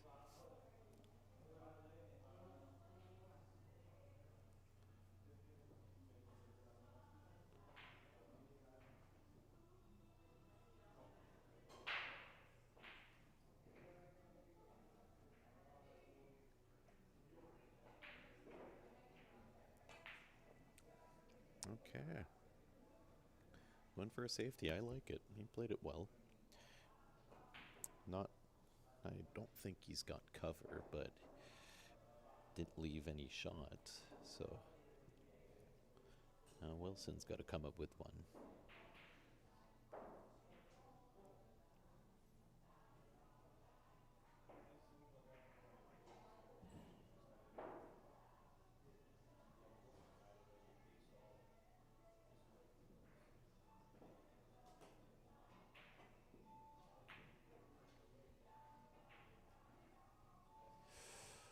Oh, I think she's leaking. Just like the roof here. Yeah, no, it's a long straight shot.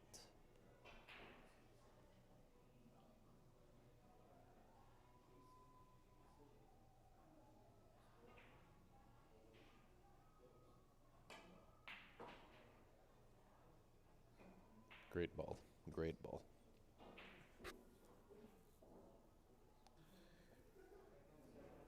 Yeah, Lenny's kind of getting some momentum back here. He's keeping the match really tight.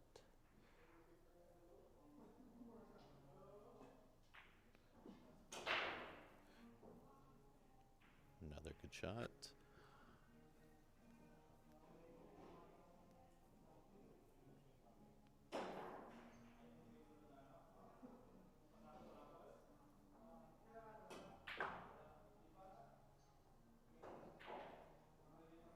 Going 3 rails.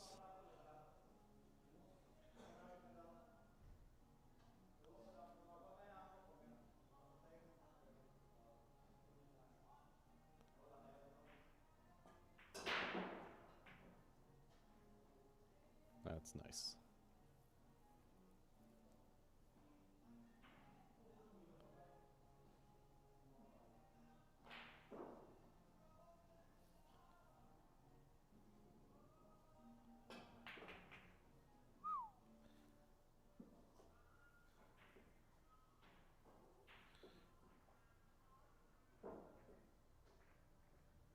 That's a great A-side final we're seeing right now.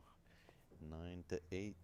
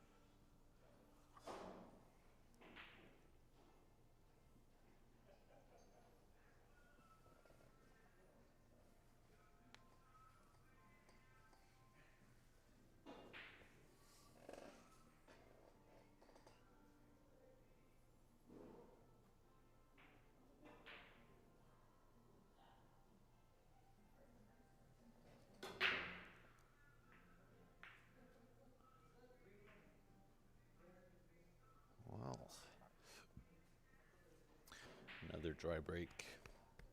Got some clusters too. 10 ball was tracking for the corner pocket. Just avoided it. Oh, I guess we'll see what Wilson does. I'm not sure he has a shot. He might have an edge of it. Nothing easy though, that's for sure.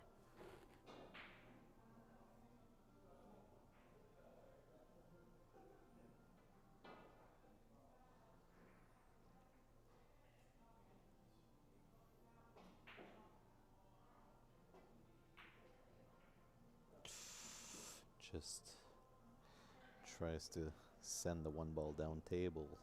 Finds the corner with the cue ball. That's gonna cause some damage.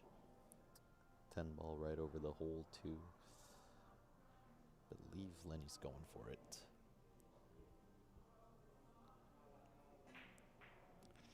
Yeah, don't blame him.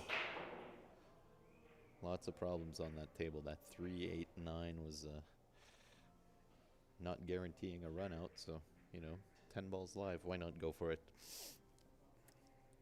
We're all tied up 9-9. Lenny's working a comeback right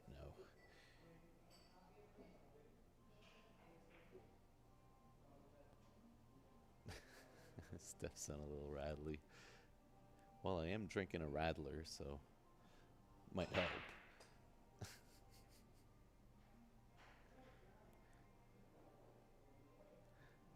You're missing a good match. I feel like it's a good one to commentate. These guys are keeping it tight, entertaining. It's all you could ask for.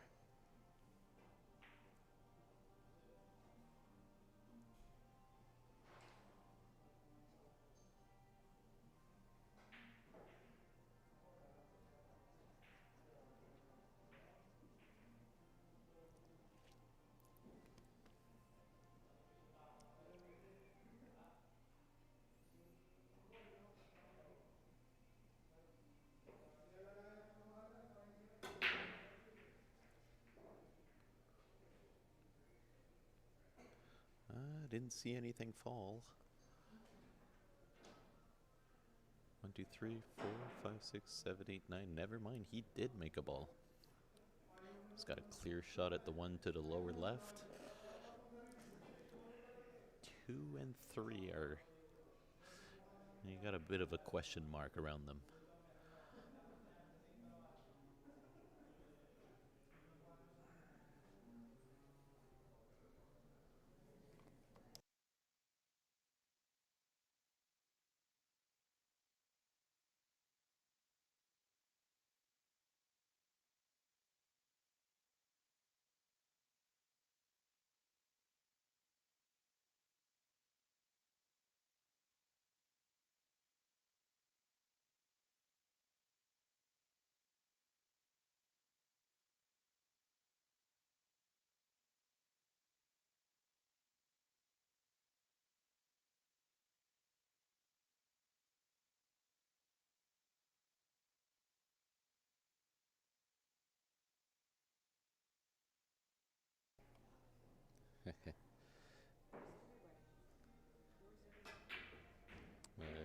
We're near the end of the tournament. Not many people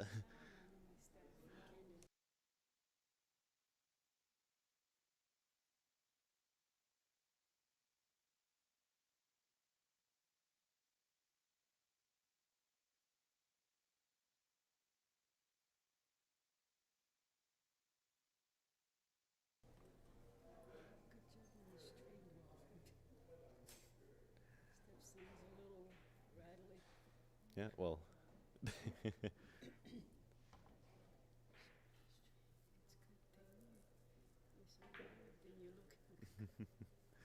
Steph. Fucking. Never change, man. Never change. Yeah, yeah. What a guy.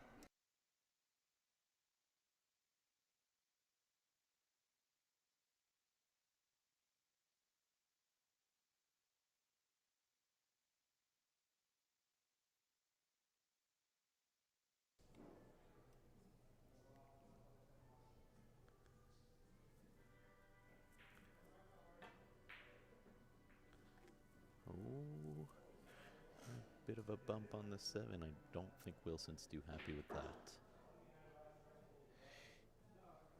It was a good opportunity for him to, get back on the board.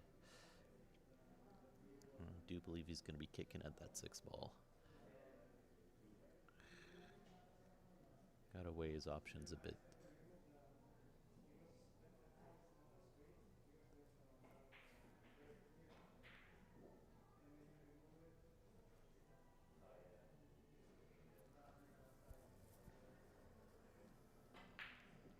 Oof.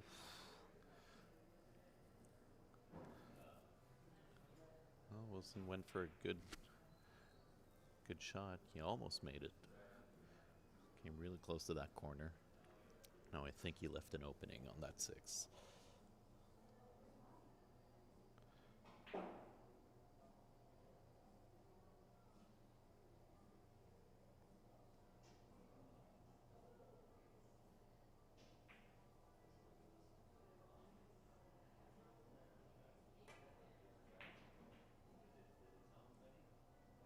Great shot. Bit of pressure on that ball. He did overrun this a bit. Side pocket is still available, but it's going to be moving the cue ball. Going towards the 8th, though. I think he should be fine.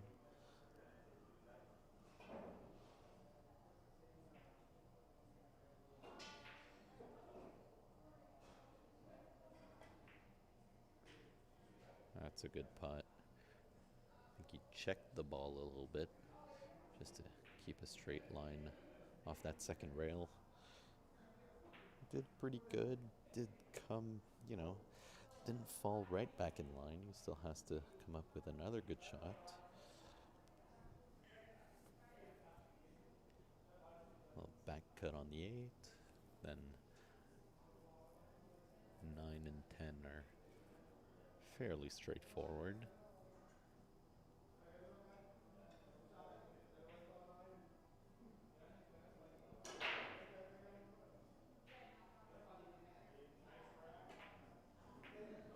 Great shot.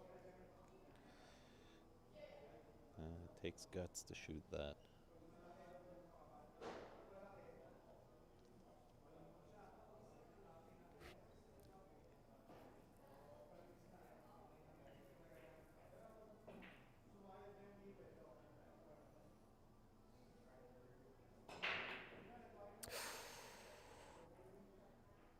Just rattled it. Just rattled it. You can feel there's pressure. It's quite a bit of money they're playing for right now. I believe I have the numbers, but first place in this tournament gets 2,600. Second place for 1,600. Third pays 1,100. Fourth, 800. So on and so forth. But right now in the A-side final, they're playing for quite a bit. It's definitely some pressure. And Wilson, wow, just banks that ball at a very, very clutch time.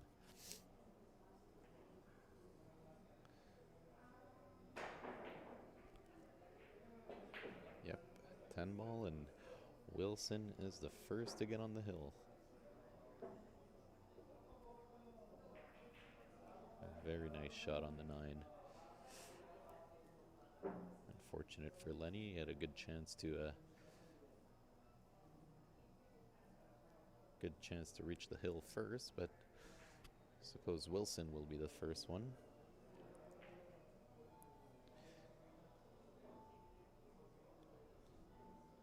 So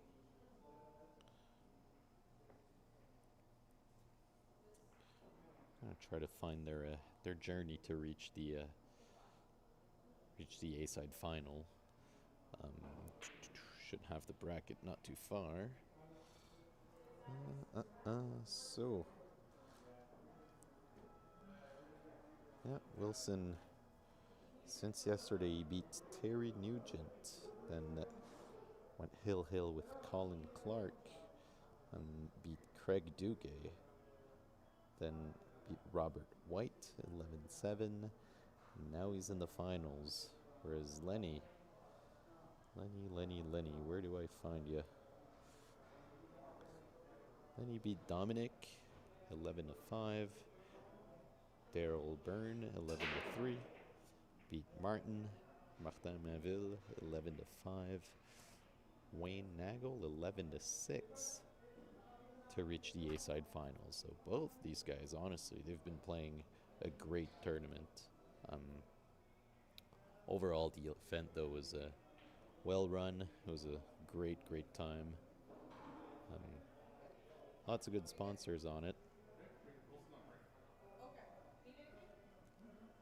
Yeah, so Massey, Ambush Cues, and Paguline all contributing to make that event just all the success that it's been, which greatly appreciated by all the players. They've been doing good stuff for the community, and you see them all around, and it's for a reason.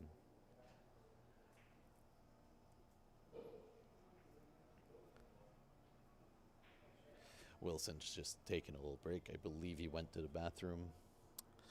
It's a tense moment, 10 to 9 for Wilson at the moment. Still some fighting left to do, that's for sure. But in a tournament like this, it's really is fun to reach the reach the finals on the A side. You avoid a lot of the work, and it's a big reward.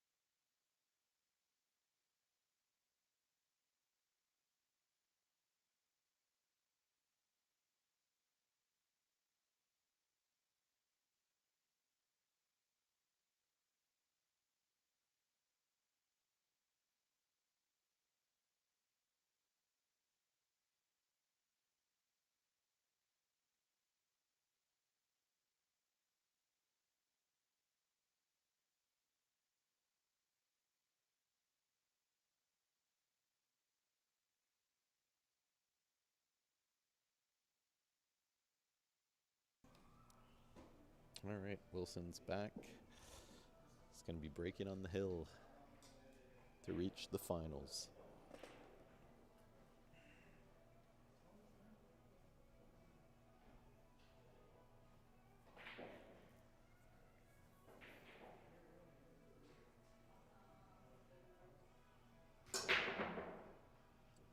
Good break.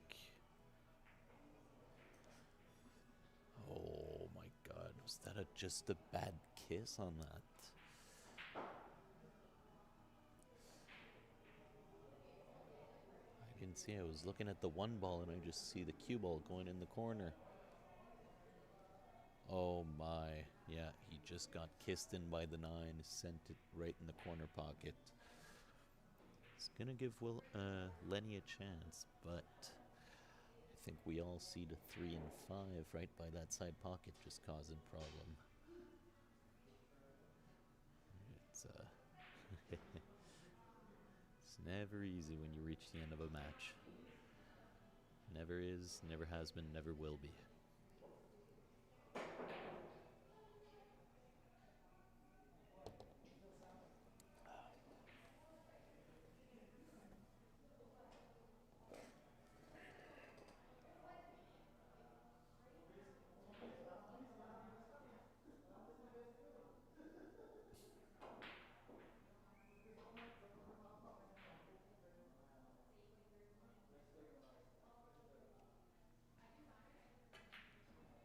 Alright, starting off with the 1. Back down for the 2 in the bottom right. We'll see what happens with the 3 and 5. That's all I'm wondering.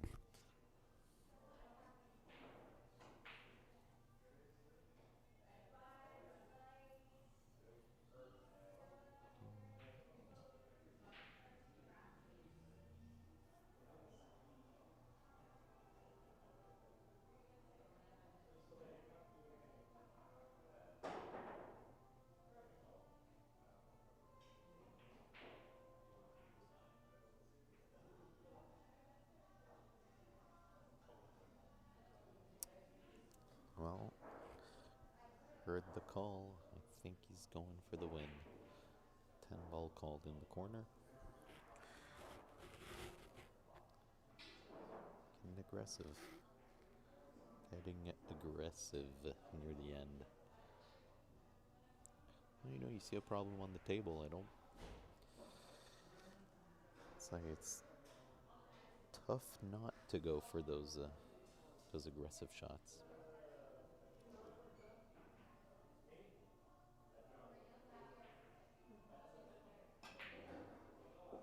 Oof, ho, ho, ho, ho. So the 10 ball was called. He did make a great bank. Unfortunately, not the one he was looking to make.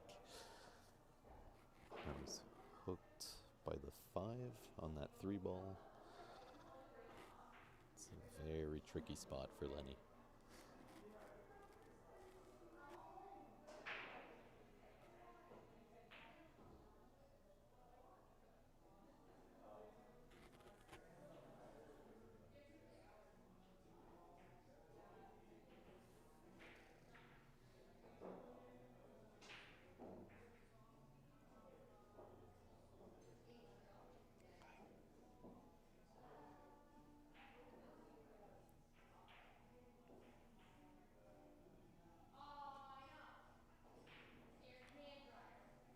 Okay. Just tie up another ball. Yep. It's a great shot. Lenny, obviously a very smart, aware player. He knows how these games tend to turn out. So tying up that ball, you know, it's a great strategy. Didn't see any value in the kick on the 3 ball. So Wilson's going to try to hook him back.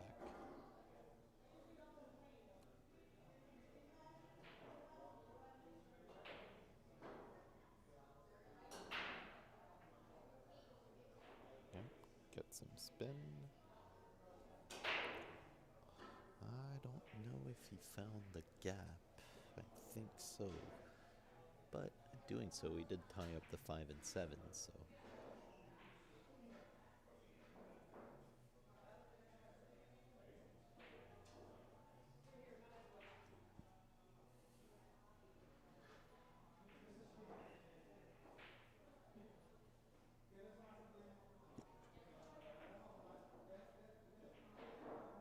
Great shot. Yeah, well found. Wilson giving the tap of appreciation. They're into a tactical game, that's for sure.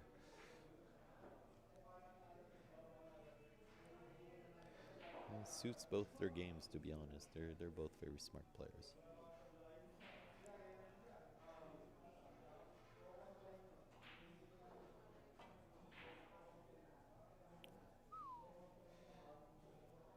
Good kick. Might have left just the right angle to come bump into that 7 and 5. Maybe. Still has the 4 ball. That's tough to get position. It's right behind the 8.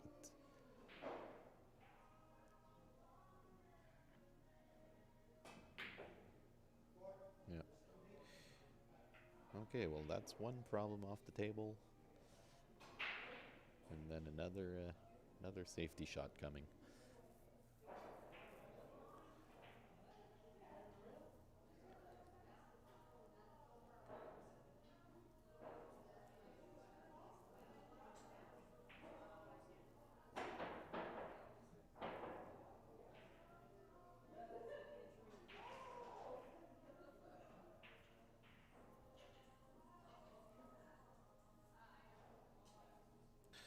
Tough decisions. I think he's calling the 8 ball in the side. Probably going to kick at it.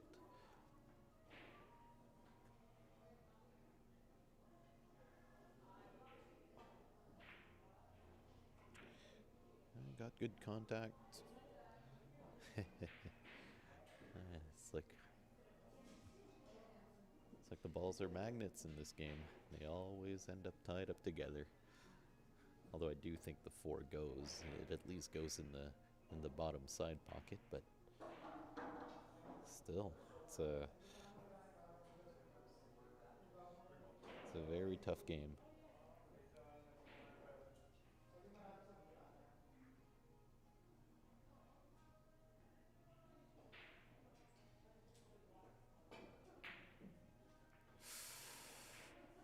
Well, you tie a couple balls up and then you free a couple more up, and it's the way it goes. So now we've got the 3-9 combination per chance. Not sure. Not sure if he's gonna go for it. To be honest, there's obviously value in making it, but you also have some problems on the table. So let's see how he plays it.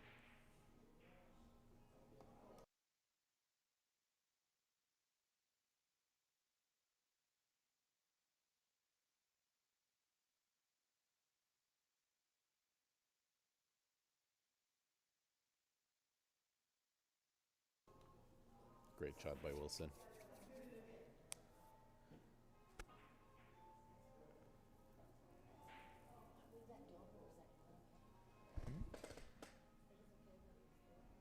Can you just wait for this? They're almost done.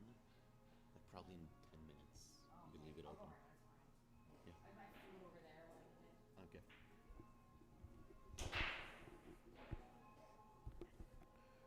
Right.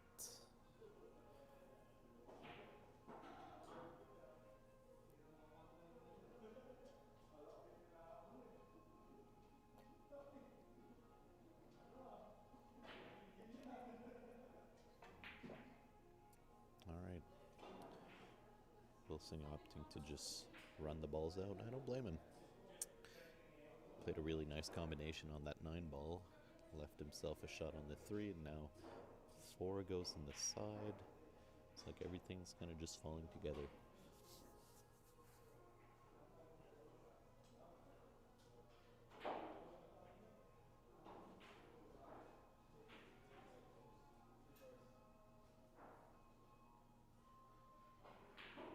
I believe there's going to be a bump on the 8 ball. That's probably what he's trying to calculate here. See how his cue ball's going to travel.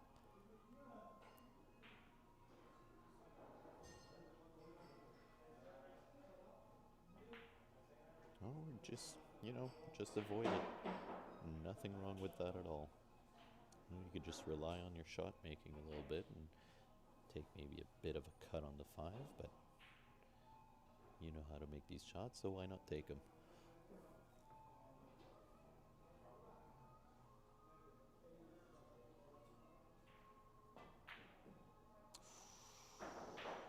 Well, well, well, well. I mean, I've heard of a commentator's curse before, but I feel like I may have cast a spell on Wilson on that shot. I was fully expecting him to be out. Lenny's faced with definitely a shot. Not sure if he's going to go safe, bank, or...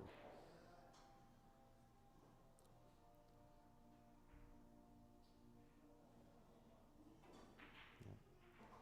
Take your time. Just make sure you know what you're shooting before you shoot it.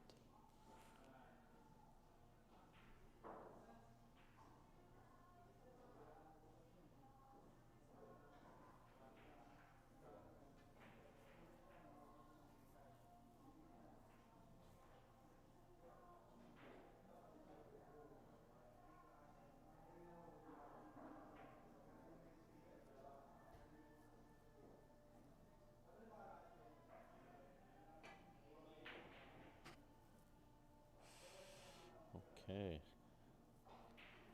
Went for the bank, for the backdoor safety on it, and I think he just got there. Wilson's reaching for his jump cue.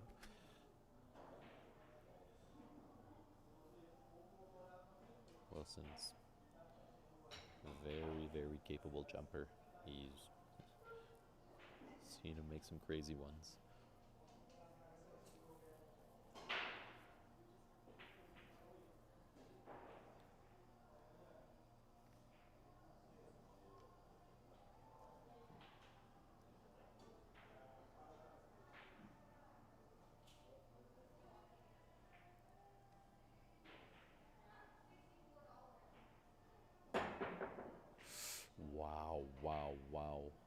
Oh my god. Well, it's starting to feel like we're going to go on all the way on that one. It's a great, great jump shot by Wilson, but unfortunately it's, you know, you're cutting them that thin. It's tough to control your cue ball, and, you know, the path is always, that side pocket was always going to be there, but it's just very unfortunate for him to find it. Gives Lenny a chance and gives us a thriller of a match if everything goes to plan.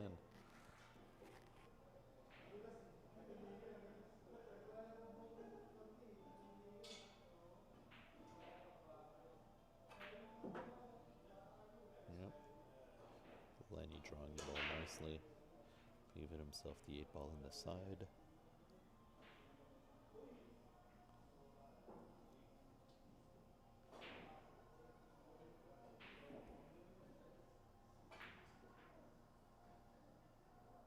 Nice shot.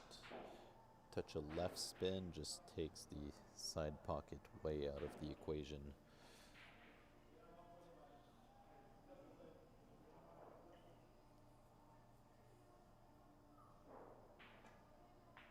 Alright, folks, looks like a hill match. It's just so fitting. Yeah. Gives each other the fist bump. It's I don't know all their match history, but that could be one of the biggest matches these two have played. I'd be willing to bet. So going hill for both these gentlemen is it's a great thing, and I'm sure, you know, win or lose, they both made some great shots in that set, and they still have to play. They're not out of the tournament, so looking forward to this next game. Lenny's going to be breaking. See what he can produce.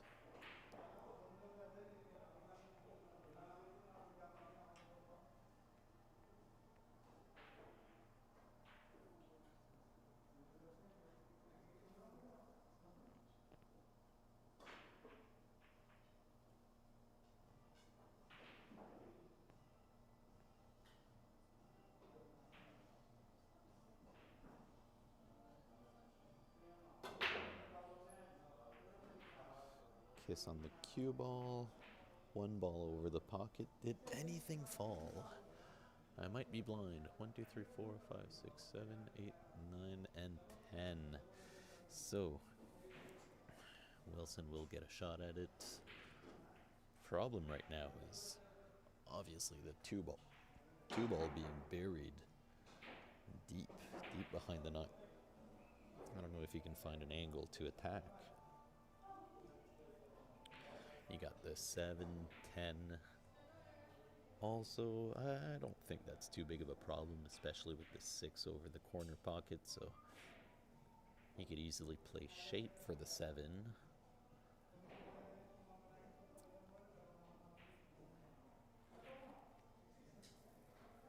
Alright, we're starting with the 1 ball.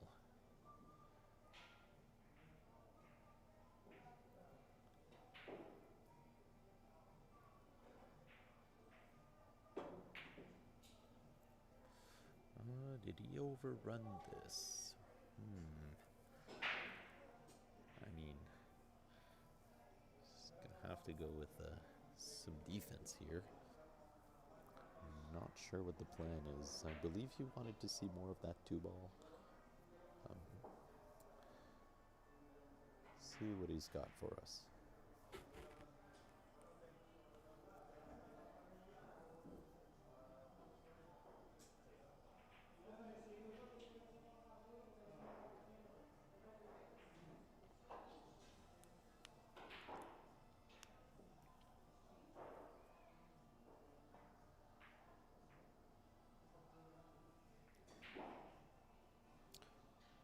Well, leaving the 2 over the hole, developing the 7 at the same time.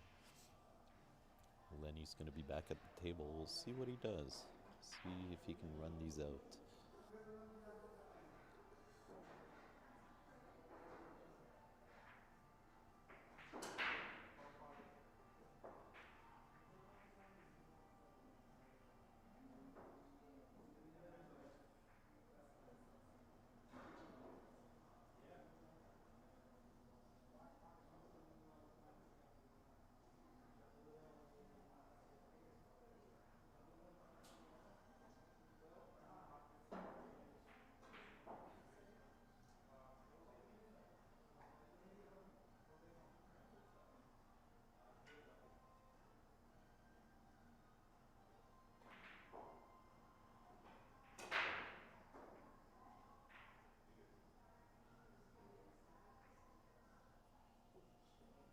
Okay. Lenny committing a foul. I haven't seen it. Sorry, I was answering some messages. Okay, so what was the shot that he played? I could see it after. Okay, right on. Just tying up some balls. I guess he must have not been able to see that 2-ball. I thought he was able to start attacking the rack, but I guess it'll take just a bit more work to get to it.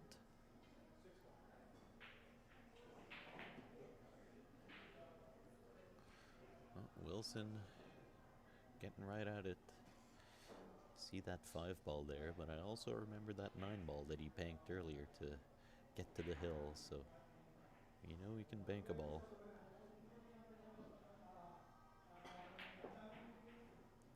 It's a great stroke. That's a nice hit. I believe that's what he's going to be going for. God, that's a tight match.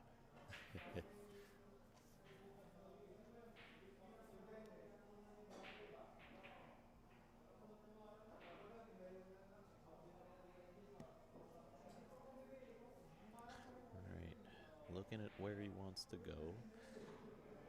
By the way he's pointing his cue at the table, I think he's going to try to go for a bank. And, you know, I think it makes a lot of sense.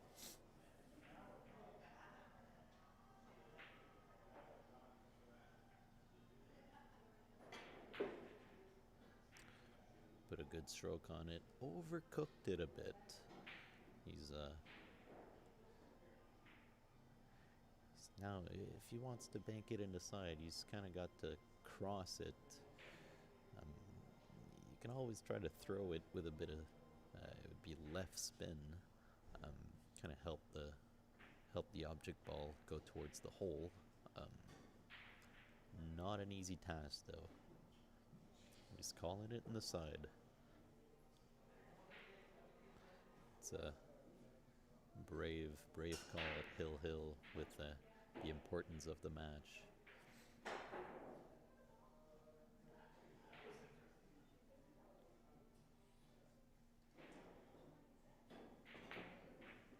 What a shot by Wilson. Does he get a shot at the 7? He does. Wow, that was... Wow, I wish we had a whole crowd watching. That would definitely get a round of applause. That was a great hit. Not out of the woods yet, though. Still definitely some work to do.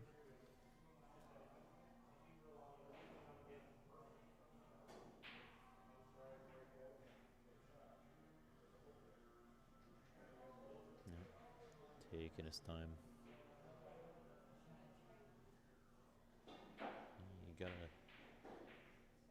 You gotta take some time after a great shot like that. It's kind of just let yourself be happy with it, and then shoot.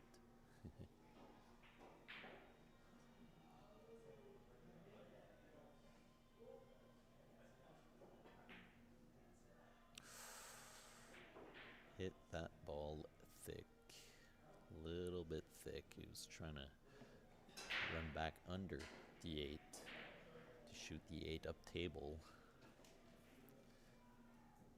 I believe now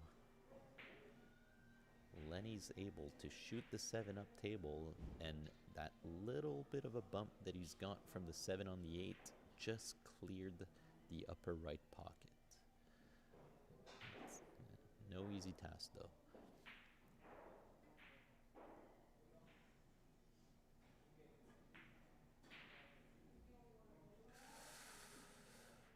Ooh.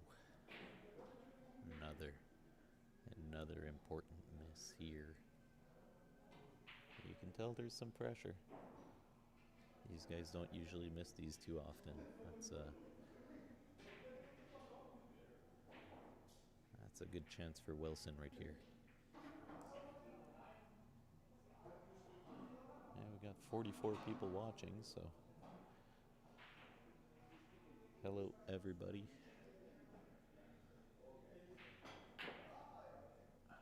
Nice stroke. Nice stroke once again.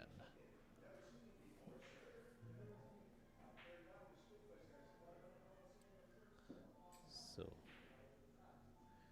bit of a shot now.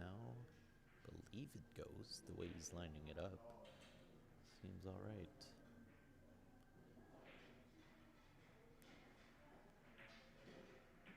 Great shot. Great shot by Wilson.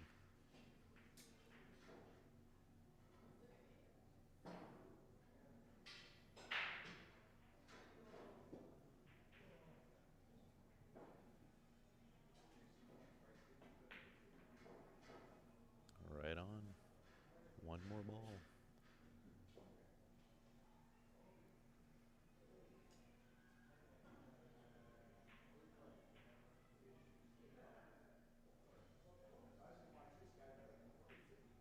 There we go. Well, great win by Wilson. Just kept his composure, made some really nice shots near the end. Yeah, well-deserved spot in the finals of our tournament. I believe we'll see Lenny play a little bit later. Still got some B-side matches to go through. Yeah, no, it's that was a great match. Lenny definitely put in some work, was working on a comeback there. Wilson just kept the composure long enough just to, seal the deal. Right on. I do have a match in front of me that's Hill. I just want to see who it is in case you guys are wondering what the scores are. So, looks like Derek White and Robert White are both Hill. Um, yeah, winner of that will play Matt Leclerc. Matt Leclerc sitting pretty right now on got some couple good wins. Won his last match 11-1, so definitely hitting the ball as he knows how. We've seen him play well for a very long time, so happy for him to get far in that tournament. And yeah, I will go for a bit of a bathroom break. I will see what's going on with the rest of the matches. I'm sure we'll have some match coming up shortly. I believe might be Matt Leclerc playing against either Derek or Robert. So we'll be right back, guys.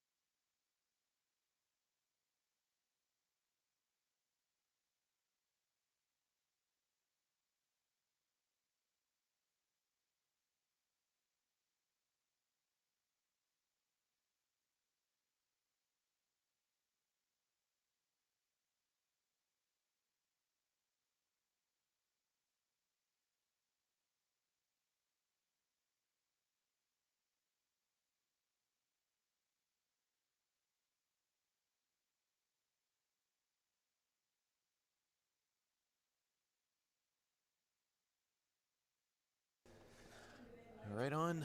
We're gonna begin the B-side semifinal, I believe. So, anyway, the way I look at it, the winner of this will play Lenny Richard, and the winner of the future set will meet Wilson in the finals. So we're getting near the end of it.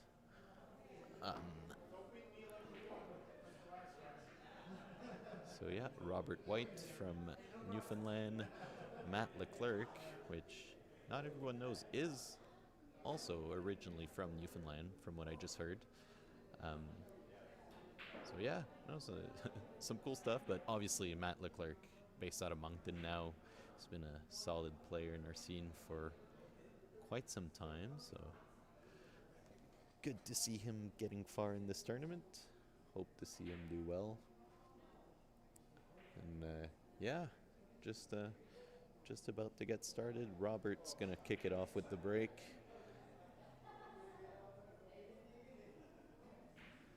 We will see how they roll.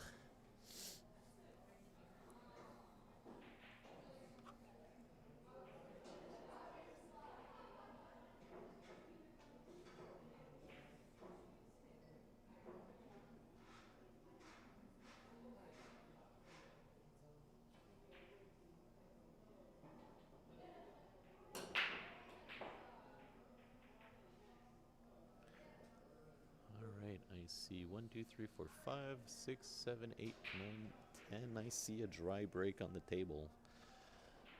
Robert leaving Matt an opportunity. I see the 1 ball dead center and the 8 ball in the jaw of the side pocket. So I believe he's going to go for a combo. Thank you, Candace. Candace being so nice, bringing me a beer. Lovely tournament organizer. She's been doing a great job all weekend, so yeah. Right. He's kind of left a bit of an off angle on that one. We'll see. See if he's got a way to chip it in. And he does. Some nice inside ball to come back in perfect shape for the 2. Might have wanted an angle to get over for 3, but you know. See what he does here.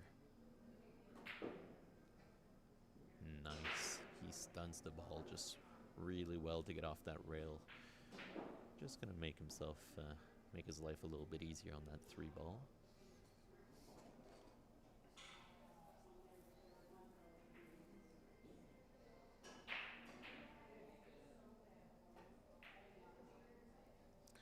Well, I know he only made 3 balls, but so far I love what I'm seeing. He got right back for the 4 ball. Got a perfect angle to get on the 5. Just controls it so well.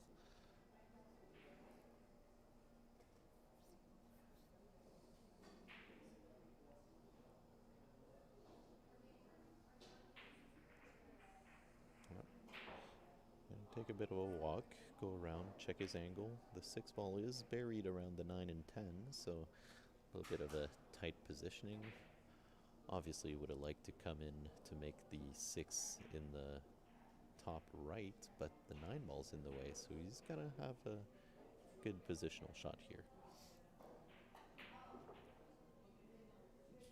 Draws the ball way back, gets underneath it, and from the privileged angle I have, it seems like it goes in the side.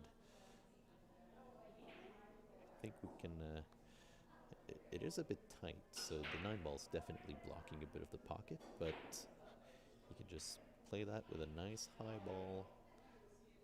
Just come and hit the rail that we see on our left. Or wait, is he calling the combination? I'm not sure anymore. I thought he could see the 6 in the side, but let's see what he does.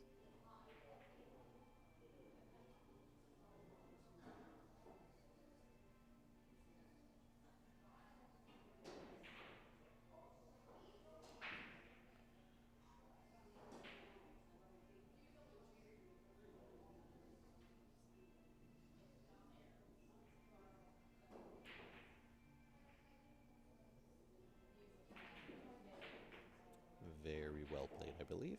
Yeah, the 6 ball might have been tighter than I originally saw. So he's going to play that combination, which, my god, he does really well.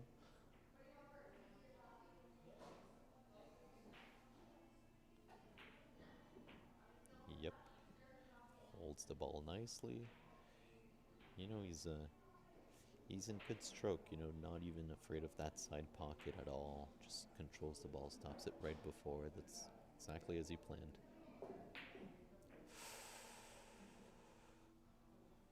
Well, I tend to jinx players, don't I? He did buckle that 7 ball, leaving Robert a shot. First shot of the match. See how he does.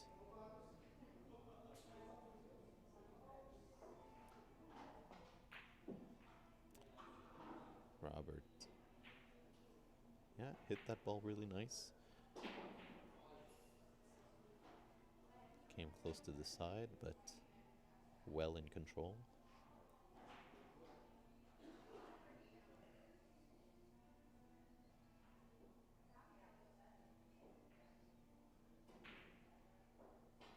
Alright, and game 1 goes to Robert.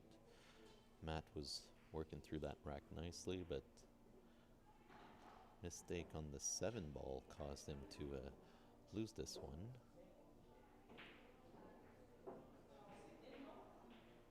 So 1-0, Mr. Robert White.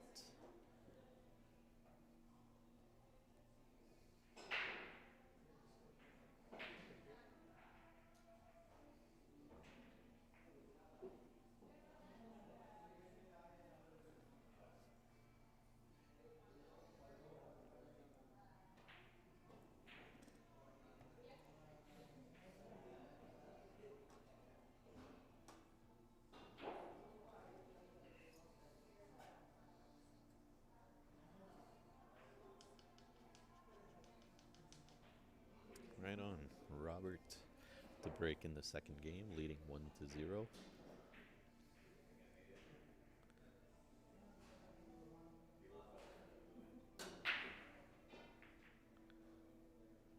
Nicely struck, but I believe it's going to be dry. Yeah, Matt's getting up, so...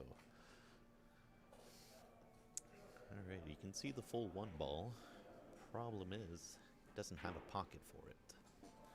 So, what do we see here? See some safety options. See how Matt plays it.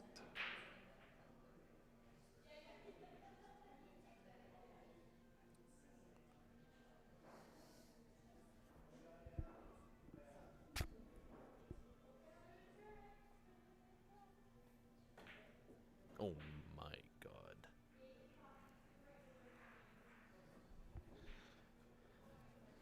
Unlucky to get that rub on the 2 for how nice a shot he played there. Cut that 1 ball right in the side pocket. I didn't even think it was possible.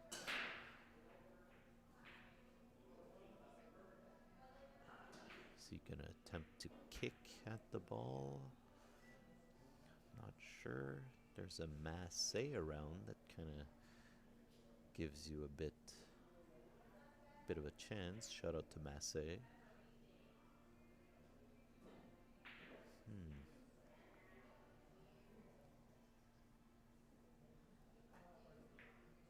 Yep, that's a good shot. Might have overjuiced the cue ball, but gets a nice rub on the 10 and lands right behind the 8 and the 5. So Matt's gonna like his odds to get back at the table here. Robert left with a bit of a tough one.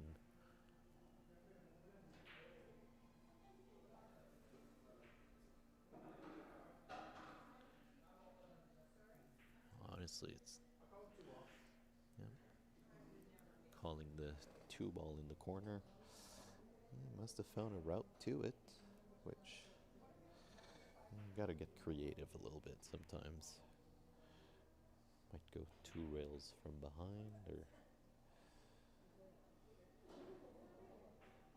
I almost like a a Z shot on that.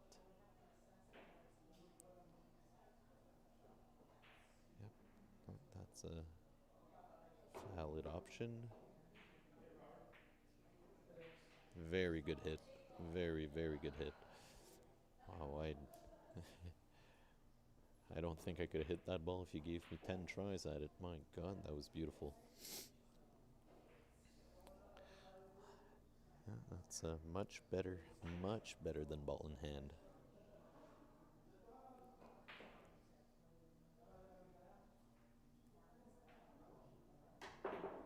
Oh, Matt with a miscue on the 2 ball. Didn't commit a foul, did get a legal hit, and honestly didn't sell out. Didn't sell out too much.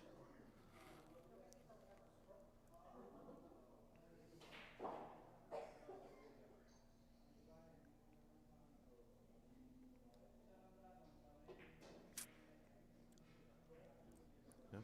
Robert playing it nicely, using the big wall of balls that he had there to just bury Matthew behind the 10. Yep, forced to go for the jump cue.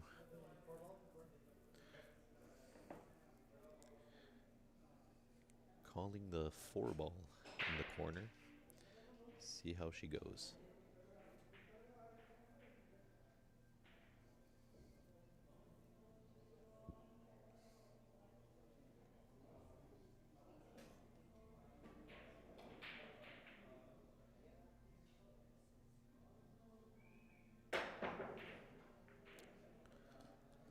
I mean, good hit. Good result, too. It's not selling out. That's all you can ask for.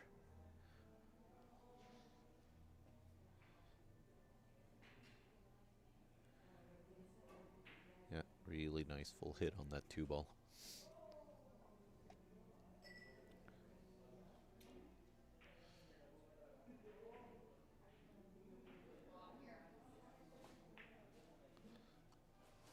Roberts just gonna keep doing his thing. As long as there's a wall of balls there to hide behind, might as well use it. Matt calling the side. I assume he's gonna try to kick at it from behind.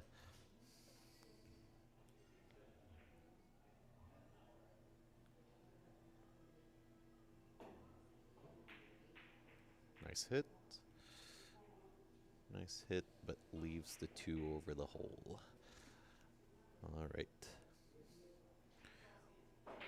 We haven't seen much of Robert at the table yet. He won the first game after a mistake by Matt, so let's see if he can run these out.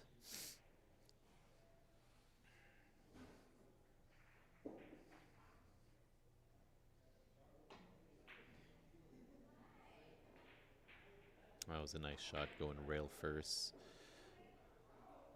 Good position.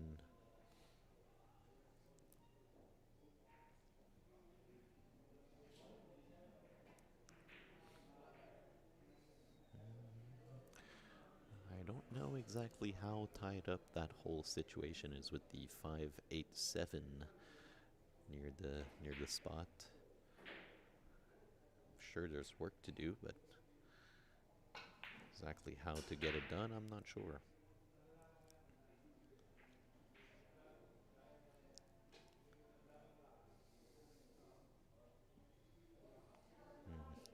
Yeah, Robert taking his time, just making sure of his angles. I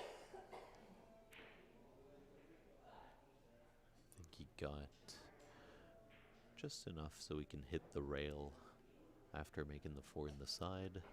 Kind of judge his position from there.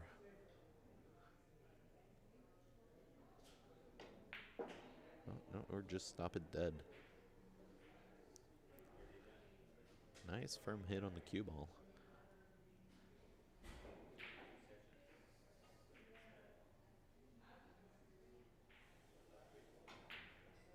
Ooh, that is not what we want to see.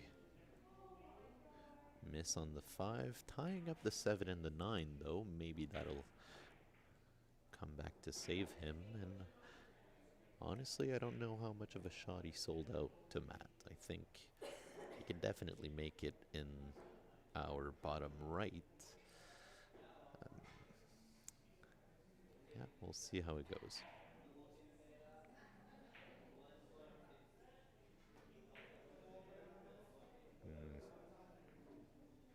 Wasn't easy. It's not easy at all.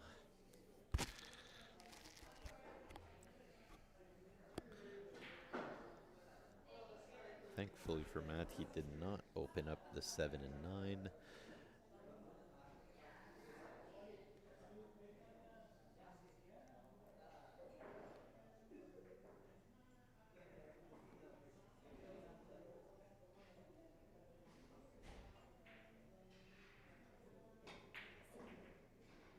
Oh, oh.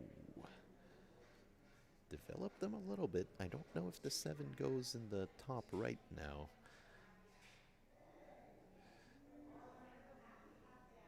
Also, it was a great pot, though, on that 5 ball. And good idea to run back into those balls. A little bit aggressive, but when you make it work, you get the rewards, so...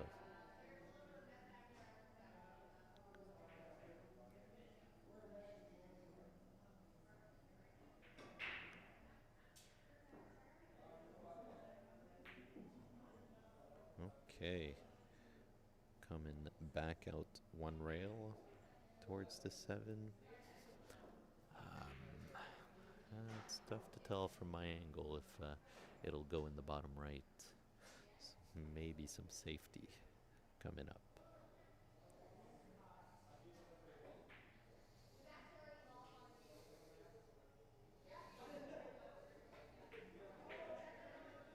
Okay, yeah, wow.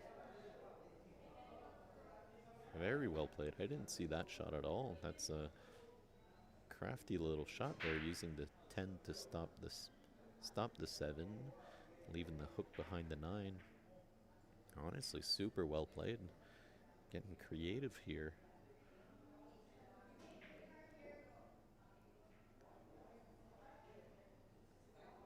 Matt's gonna have to find a couple rails to kick at that.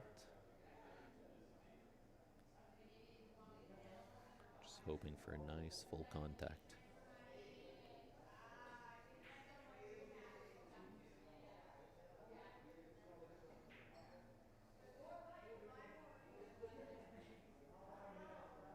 Oh, is that gonna be? No, just got past it. My God. Looked like it was gonna be a thin one, but just missed it. I like the idea, though. Just leave the hit it just softly enough to get the 7 to hit the rail, and kind of leave your opponent in a bit of a tricky situation where all they can do is play safe. Unfortunately not working for Matt, so now Robert with the chance to seal the second game.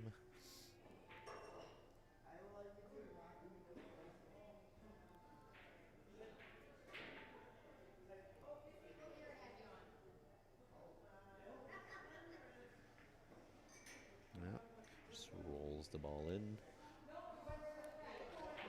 Might be best to stay on the short side of the 10. Don't really see a way for him to come above, unless he... there's probably a way, but I just don't see it.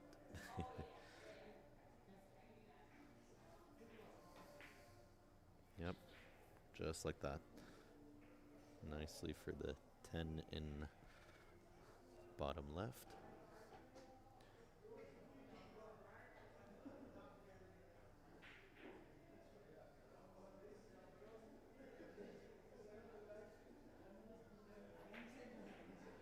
All right. Game 2 goes to Robert. Some nice safety play. Really creative, honestly. I didn't think of that shot one bit. I'm surprised. That was a really, really good shot on that 7 ball to hook it behind the 9, using the 10 to stop the 7. That was It was a really good shot.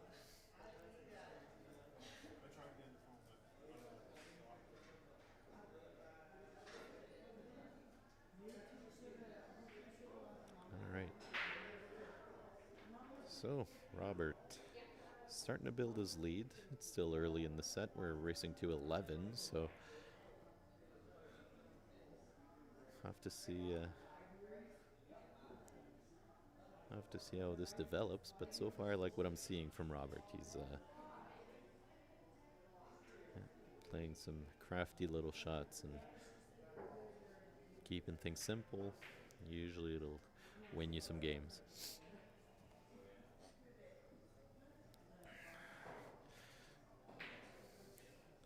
So,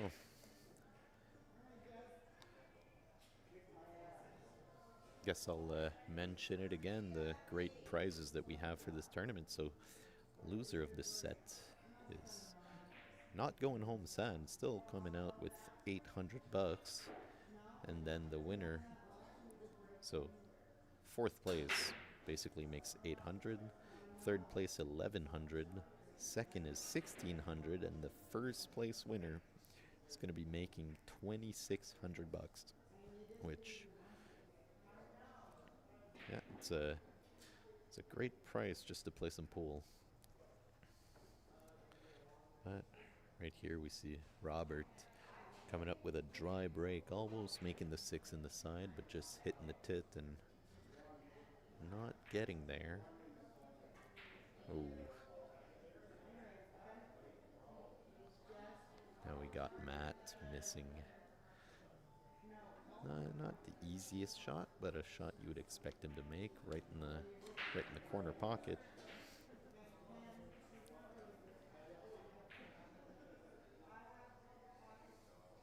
Well, if it's any consolation for Matt, it is a problem table. Big cluster of the 7, 8, and 5. See what Robert can do.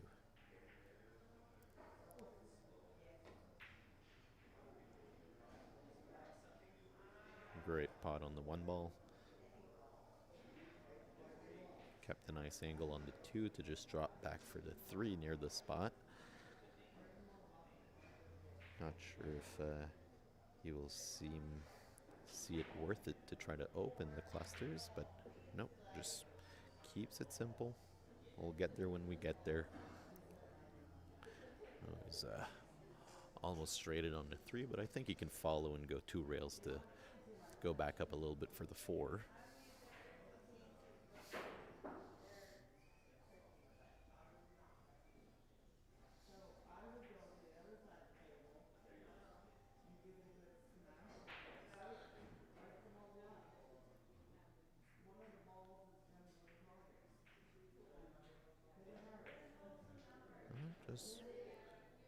Just make the ball.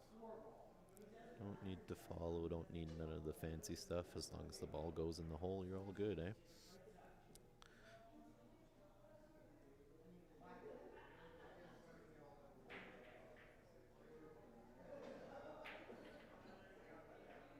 Wow. Yeah, when you pot balls like that, who cares about shape? It was a great shot on the 4.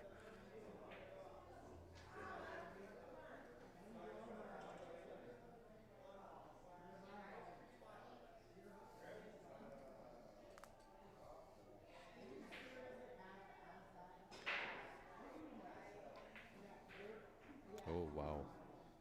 Yeah, I guess the 5 ball went. I'm surprised. I thought for a second he might just play a safety, given that he's already shown us that he's well capable of playing some good saves.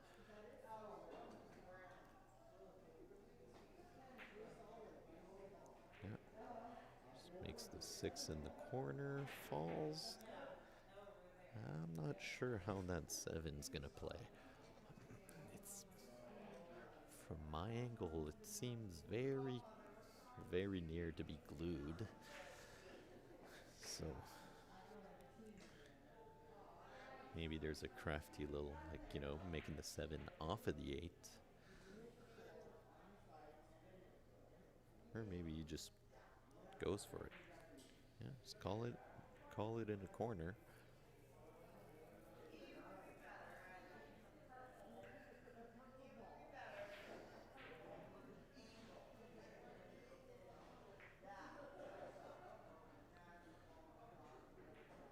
Oh, and she just stays up. That is deep, deep in that pocket. My God.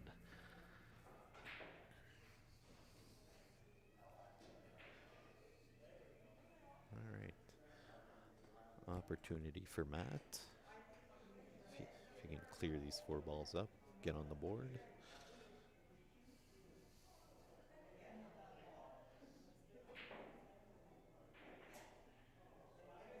Yep, that's all right. Just play it with a bit of an angle. Maybe would have wanted to be off the rail, but can't always get what you want.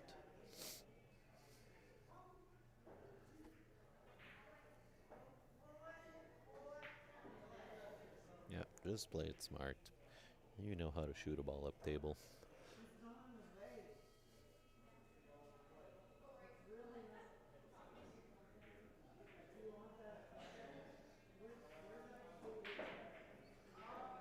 All right. Walk it around. Take your time. Make sure you're in the right mindset.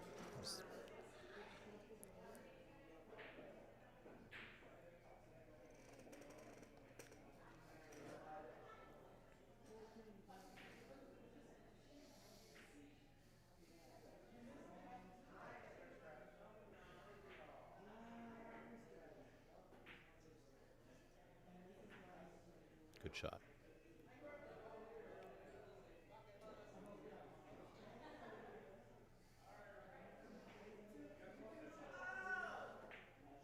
All right, Matt, getting on with things. Putting up his first game on the board. 2-1.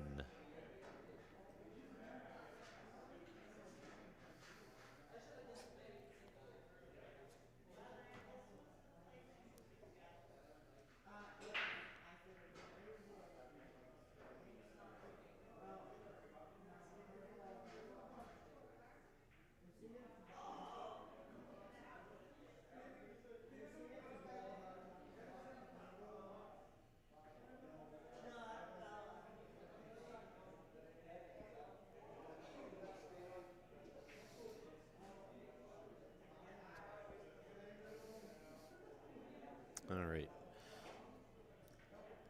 So let's see how Matt does on the break, which I've always been a big fan of his break. I feel like it's the loudest break in the room, I always say.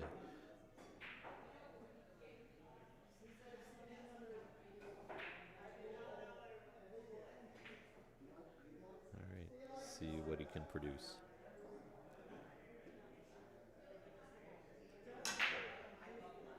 Puts a lot of power. See how those balls are just flying all over the table.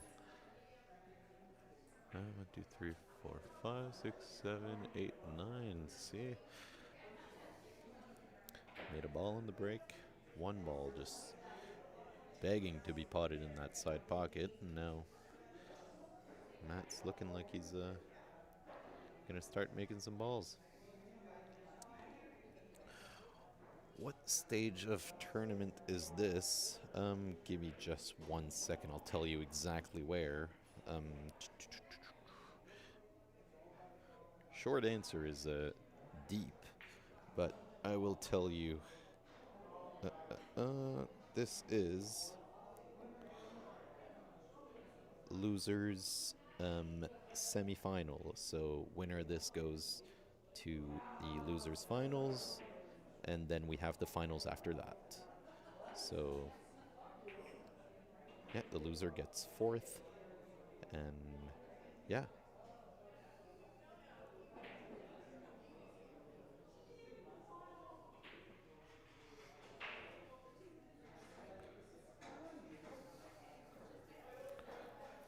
All right.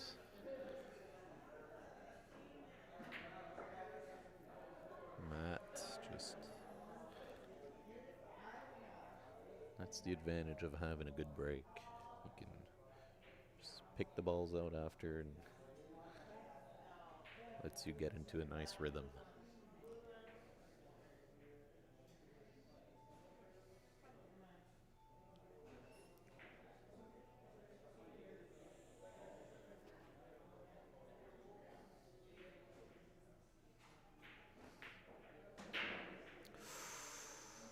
Ooh.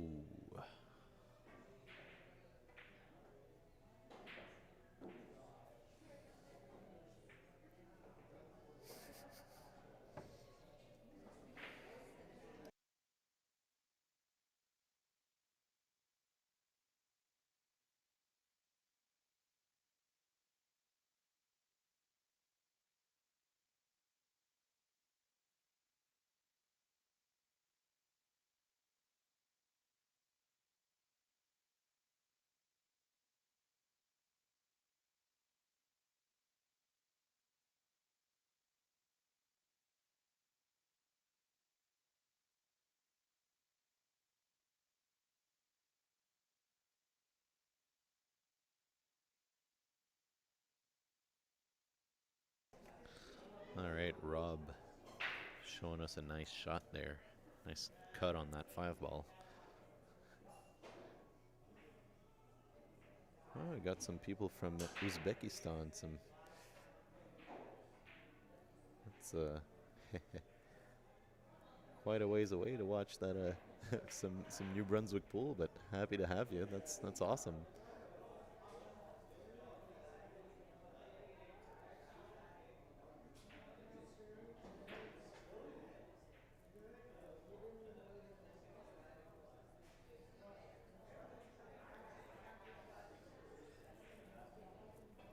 All right, so Robert's got 3 more balls on the table.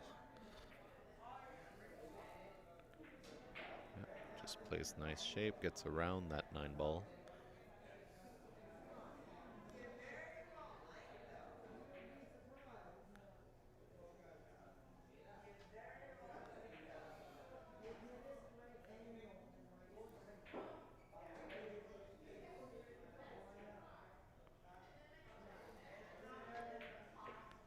Yep, another nice little shot. Right on that 10 ball in the bottom right corner.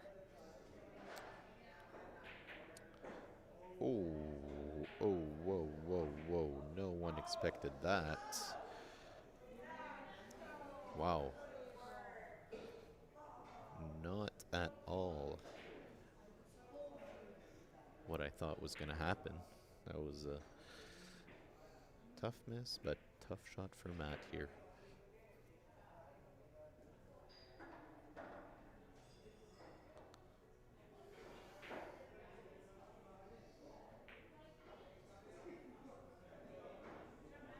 Nicely made. Yeah. Tough one for Robert. I'm sure he'll shake it off, but would have been nice for him to go up 3-1 instead of 2-2, just letting Matt creep back up in the match and equalizing things.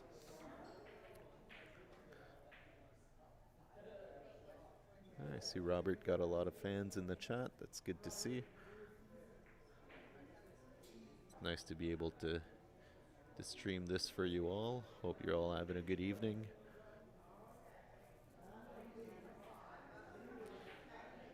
2-2. 2-2 and Matt to break.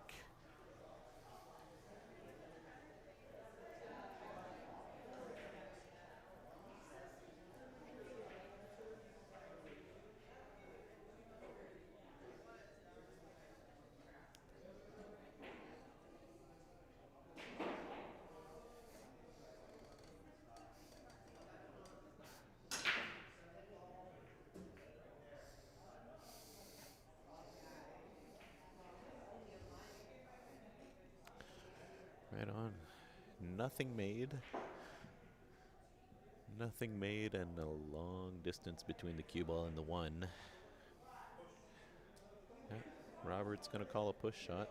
Don't blame him. Just letting Matt see the one ball, but not really giving out any great shot. So.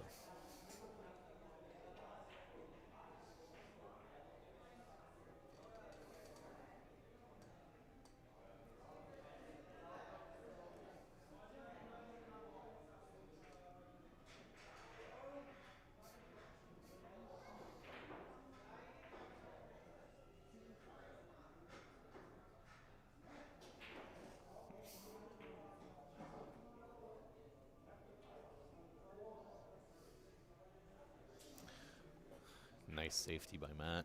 Just bump the one ball down back where it belongs and try to hide the cue ball, which he did.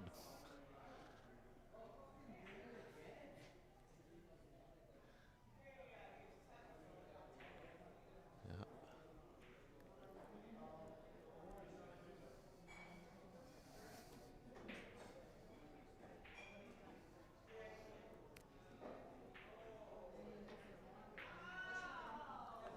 Oh.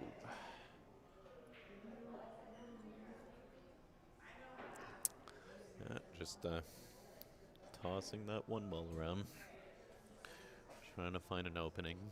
It's tough when you see the two ball there. It's very tough to get to. Tough to get a shot that's worth shooting. So how do you play it? Well, Matt will answer you. Matt will show you. Just get on the two and play a safe from there. At least I think. I've been wrong in the past, but.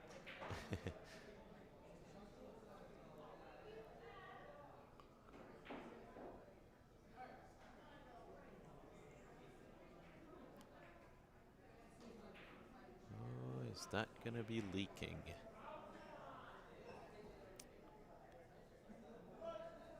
Yo, Hunter, we're down to the final four. Got Matt and Robert playing right now their losers match. Winner of that goes to play Lenny Richard in the losers finals. And after that, we have Wilson sitting pretty in the finals right now.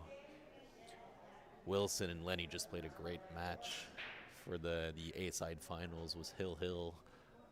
Both played great, but Wilson just came up with some nice shots near the end and sealed the deal. So, yeah, no, it's we're getting quite a show. Surprised not to see you in this one, Hunter. Would have been nice to have you down in Moncton. I know you're a busy guy, but it was a fun tournament.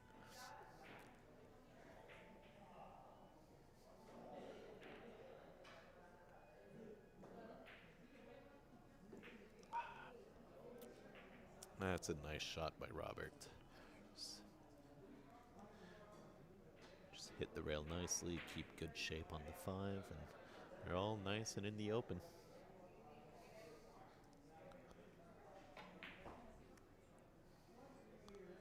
Yep.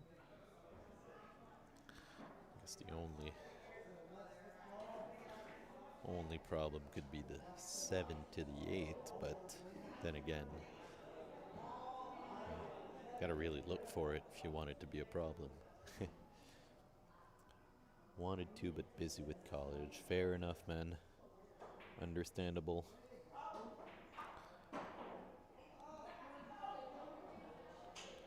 Yeah. Nice angle there on the 7.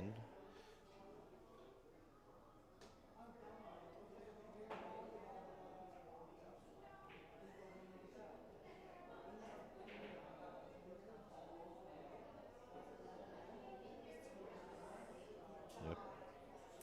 Smart man. Smart man. Don't shoot if you're not ready. Get back up and then shoot.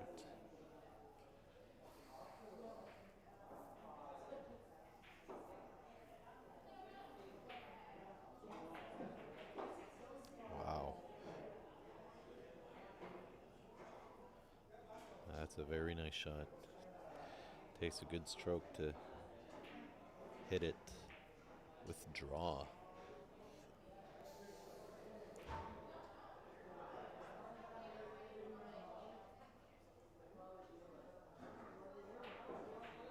Been playing in Miramichi though. They told me not to come back. Been winning some money. Oh fuck! It seems like the perfect reason to go back. Awesome, man. Glad to hear you're shooting well. That's great.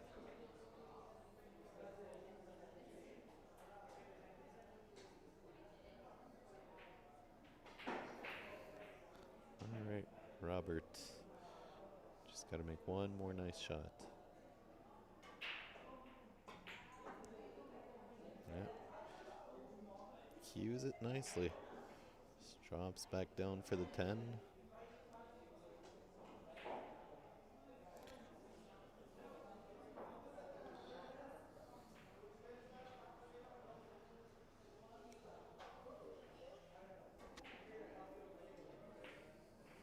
Right on.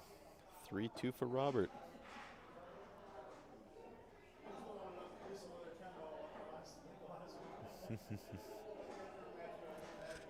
Here I'm saying I just didn't want to lose another 10 ball like I did before, and I don't blame him.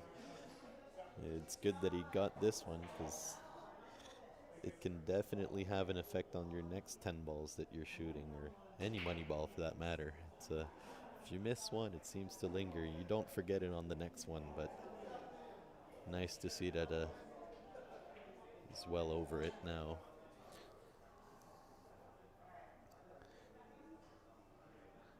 Hunter putting in the work. That's good, man. Yeah, hope to see you at the ranking next week. I'm not sure I'm going to be going, but be nice to have you.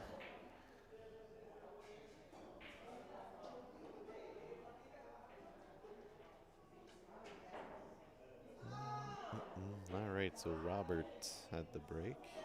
Breaking from the rail. Don't feel like you see many people doing that, but he does get a clean hit on it. But no balls. No balls, no friends. Just open table with a long cue ball on the rail. So, see how she goes.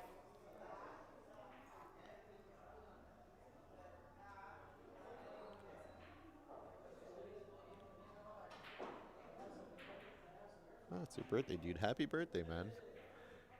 Well, in advance, but right on. Whatever you do, just make sure you have a nice day, man. It's your one day to have it.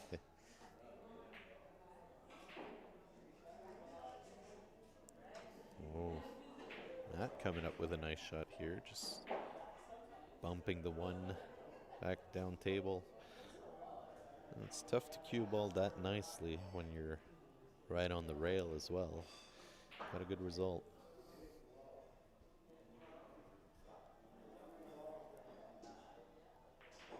Oh. Robert coming back with a nice shot of his own. Just getting a nice kick, nice separation.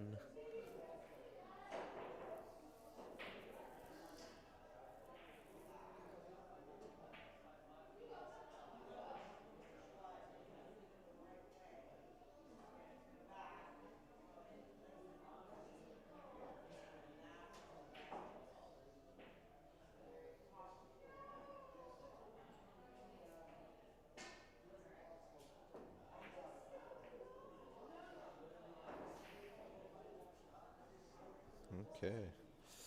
Bit of a roll. Holds his hand up for an apology. You know, he did make a good hit. Was planning to get a safety, but I believe the cue ball just kissed the 5 that put it right in between the cue ball and the 1 ball. So, bit of a lucky save.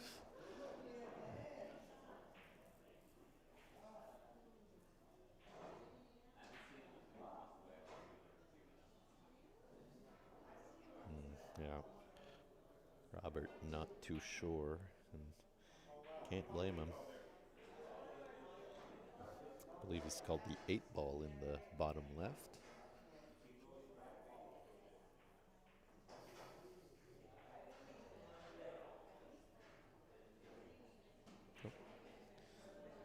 That was a foul. All right.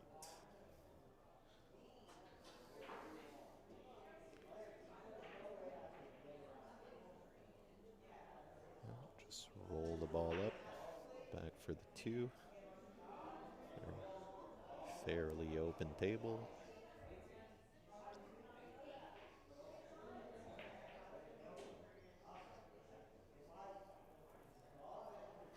Yep. Got ideal position on that 2 ball, really. Can't really ask for much better than that.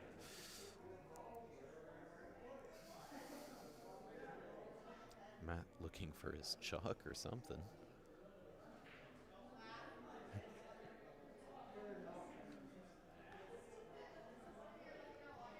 He lose his chalk, or did he lose his...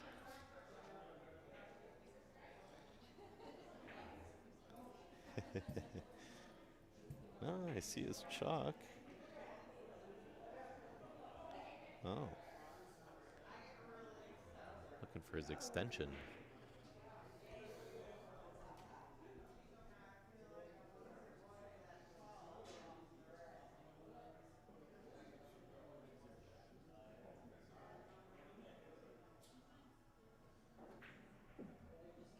Ah, nice shot. I didn't think of that one. Coming back down for the 3 ball in the side. Just lets you get your stroke out a little bit more. Can shoot that ball with a bit more confidence. It's not fun to try to, limit your stroke on that shot.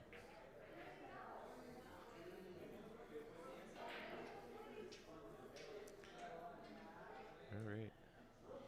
It's on a good line.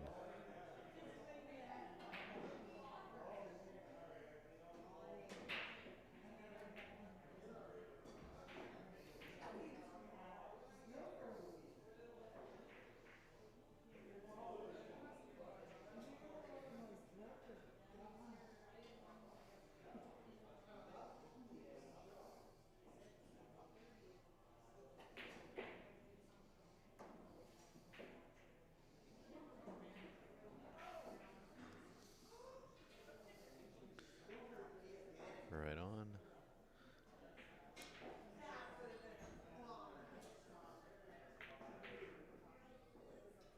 Get the side spin. Keeps an angle on the 7, but he can easily go 2 or 3 rails, whichever he prefers.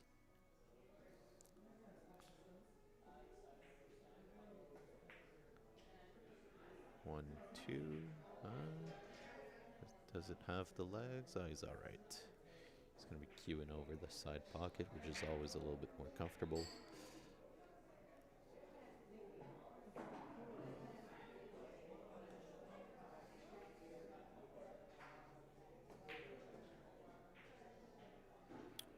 Nice shot. He's dealing with the rack very, very nicely.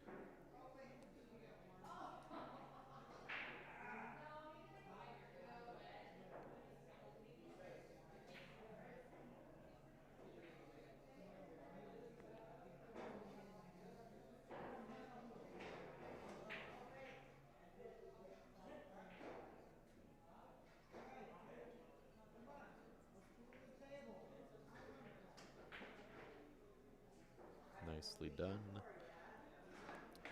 Bit of a cut ball, or cut shot on the 10 ball, but Matt's usually pretty comfortable with these.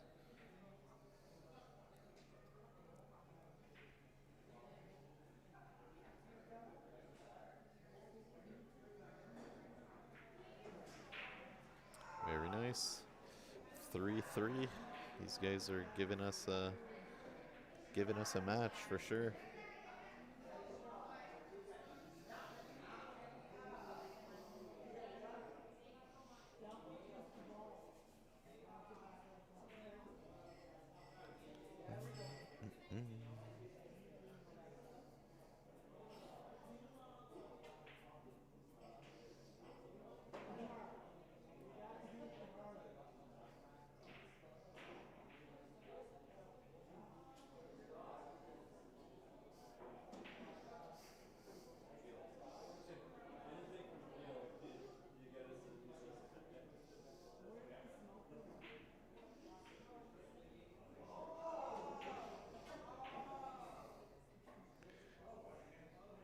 Chill, yeah. Couldn't agree more. Just make it 10-10. Looks like it'll be like that. Yeah, no, it's been a lot of battles. Last match, I don't know if you were watching, Lenny and Wilson went the distance.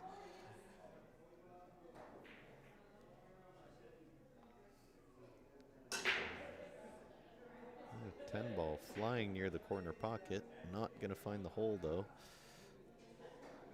And a dry break from Matt with pretty open table. Now, the one will go in the side, but with that 10 ball there, I'm not sure how the cue ball's going to react. Some better player might know, but I do not. Now we got the 2 ball right next to the other side pocket. Yeah.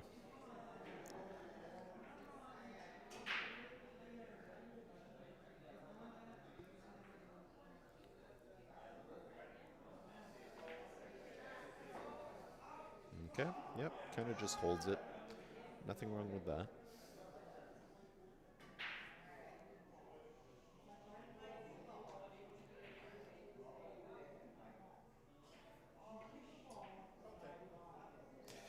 He's calling the 10 ball in the corner, so 10 ball is live in this tournament, so if you make the 10 ball, it is a win.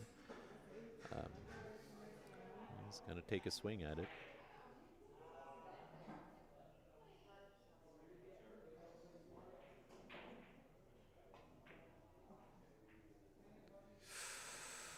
And it just holds.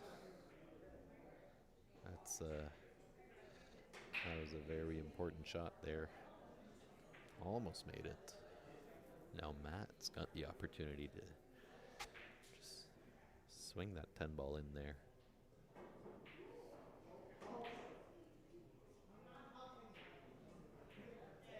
Well, yeah, I say that.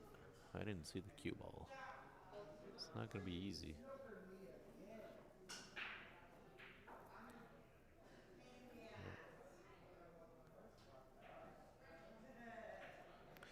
Yeah, smart play by Matt. Just take the intentional foul.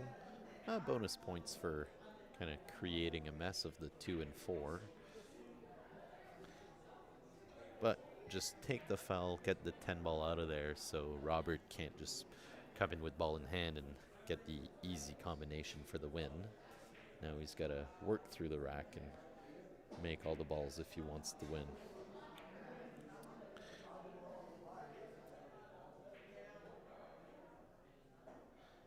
I suppose he's just going to lock him up right behind the 4, which he does. It's a nice shot.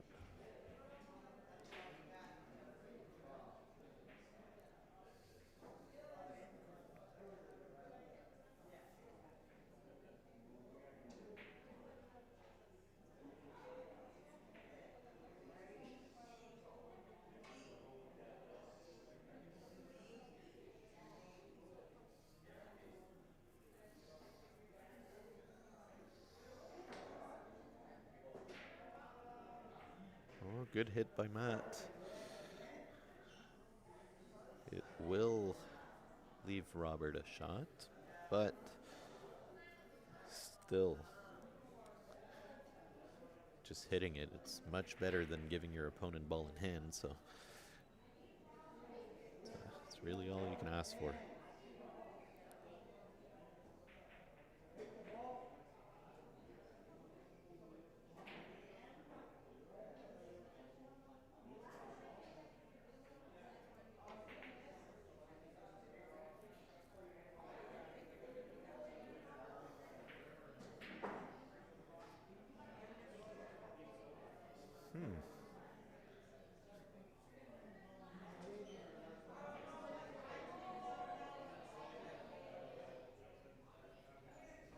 Nice shot by Robert.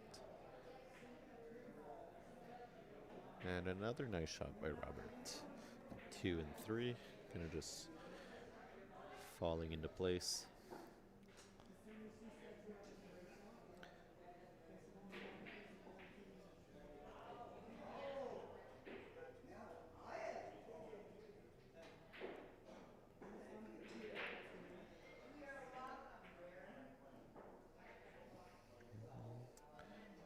Takes the 4, but I think he stayed a bit steep on that 5. He's gonna have a pretty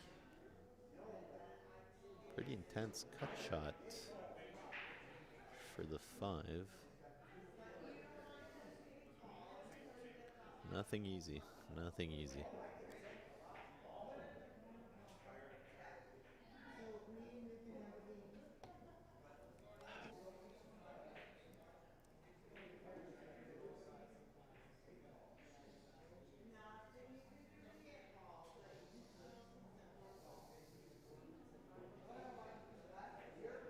Yep. Just decides to go for the safety. Nothing wrong with that. It's just a bit of a containing shot. Now Matt has to come up with something of his own.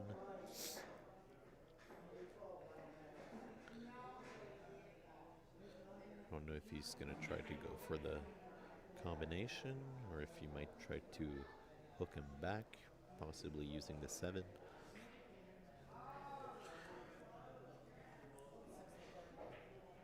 He's called the 6.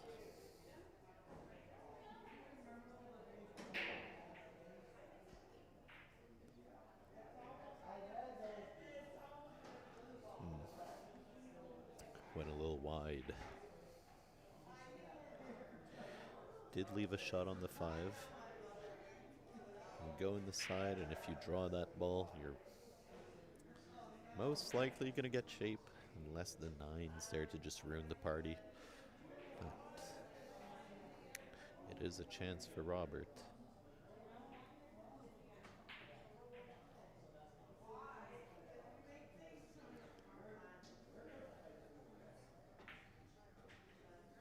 Nice shot. Nice shot, and nicely avoids the 9. Just goes over a little bit further. It's well played.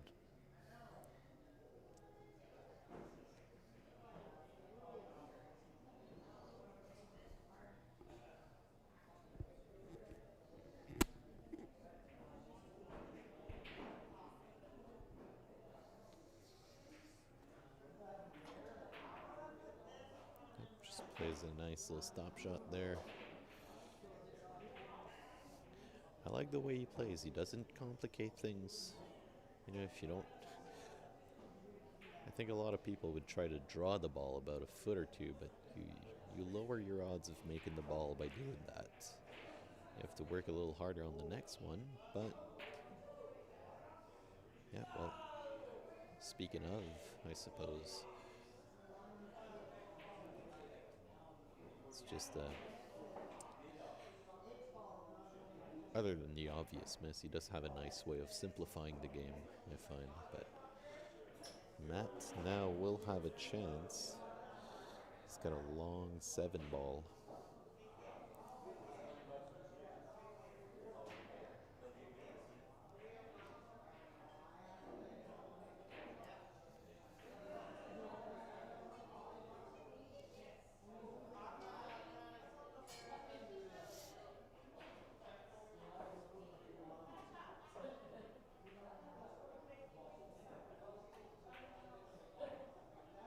Nice shot. And it just does exactly what Robert just did. Just stop the ball. Stop the ball there. Just focus on the pot.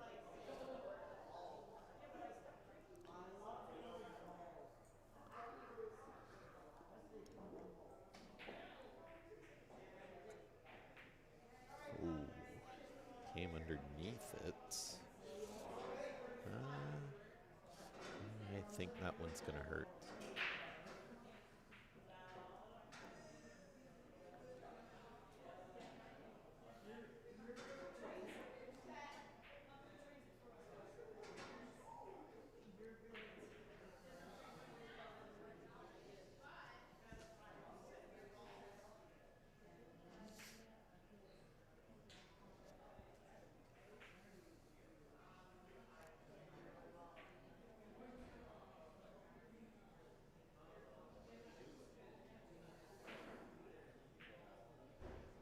Okay, Roberts, I assume going for a safety here.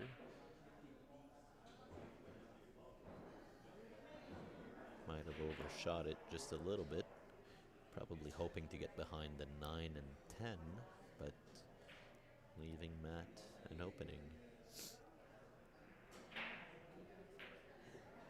Which he will take.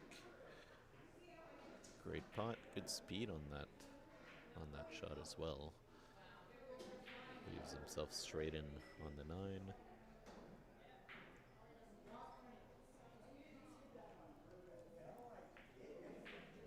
Yeah, just nice little roll.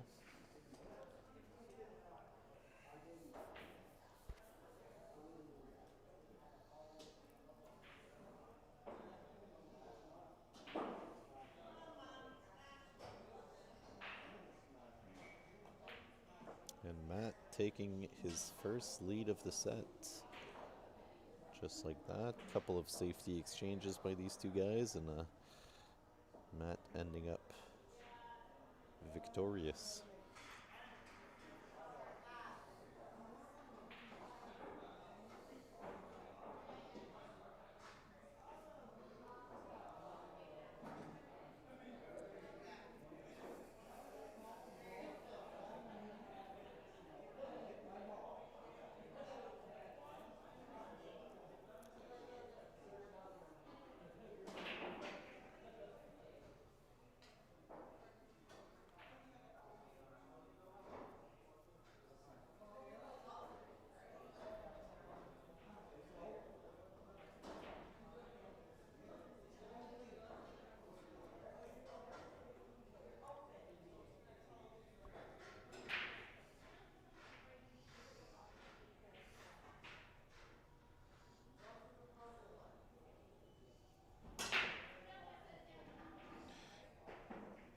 Big break by Matt. One ball goes in the corner. Two ball dresses up right next to the cue ball. Bit steep to cut that in the side, and I'm not sure what the 7's saying in terms of blocking the corner pocket.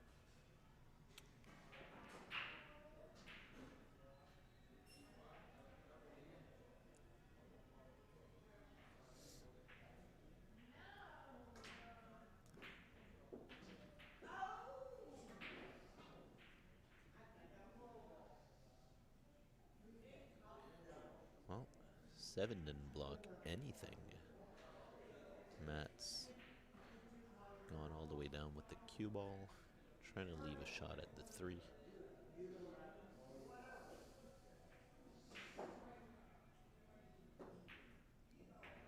Very nice shot.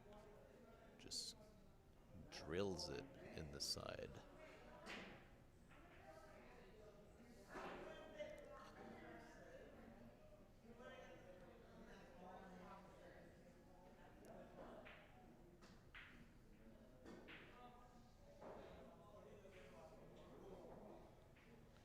Calls it as a bank. I believe the 8 ball just got him. I wasn't too sure, but it was close.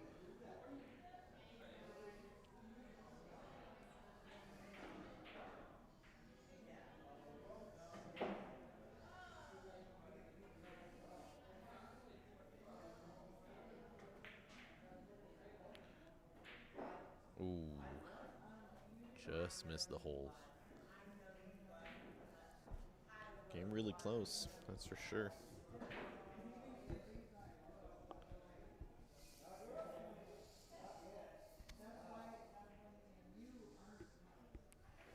See what Rob's got for us.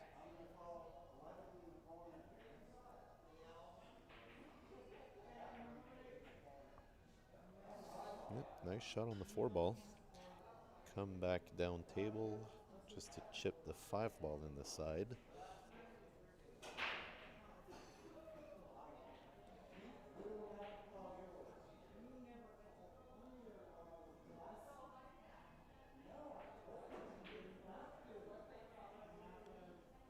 Just rolling the ball nice, keeping it simple.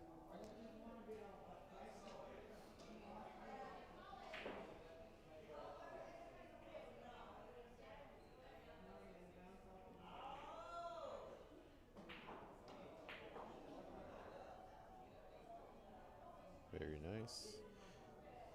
Nice, good stroke on this ball. Might have left it a little bit. That weird back cut angle right off the rail. Should be fine though.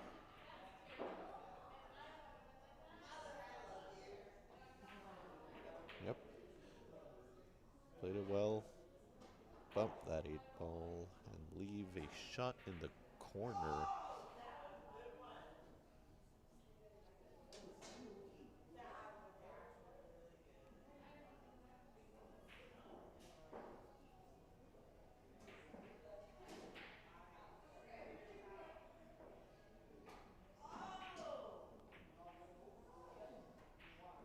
Yep, just jabs that 8 ball right in the corner pocket.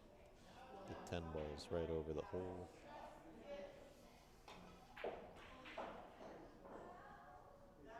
The further it goes, the more I agree with Jill. Just make it hill-hill already.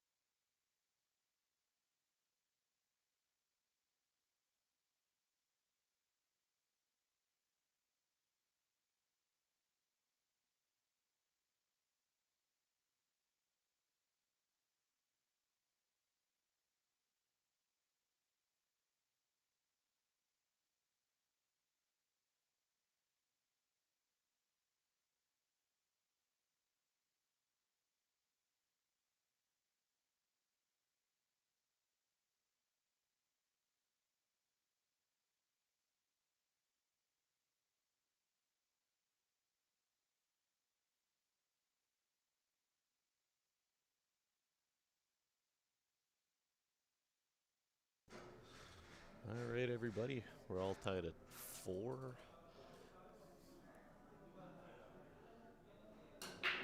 Robert with the break, making the 7 in the side, nearly scratches. Ooh. Gets a friendly little bump on the 1 ball, puts it to a bit of a better position. Now he's got options. Yeah.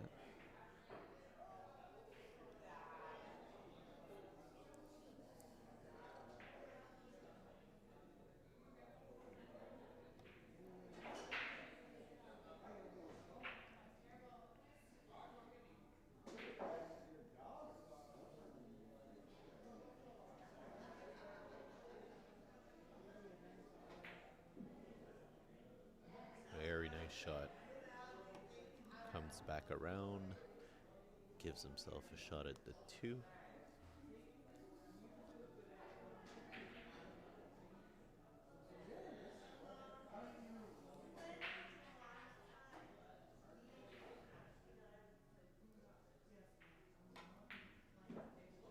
Yep.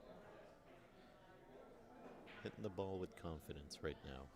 Made those 2 shots there. They weren't exactly the easiest shot. Definitely missable, but made both really well.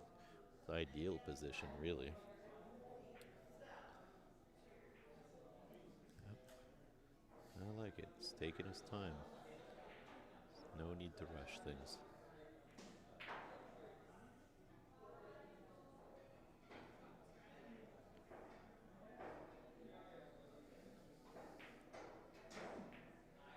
Right on. I couldn't tell earlier, but I guess the 4 ball must pass the 8 going in the corner, which is really convenient for position. And Roberts just hitting the ball well.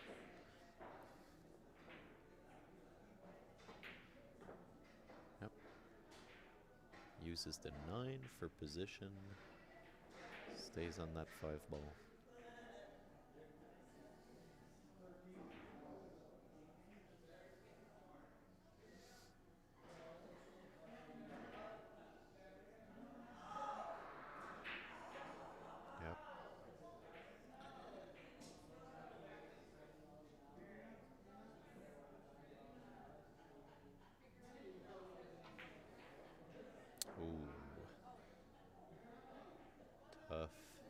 tough miss.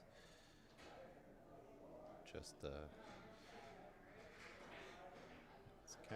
it was at that point where the rack was kind of just falling into place. Usually there's always a shot that's just going to slip away. That didn't sell out the easiest shot for Matt. It's got a steep cut. Probably got to use 2 rails for position, I assume, and going through traffic, so that's as far as being aggressive. There's probably some safety that I just don't see, but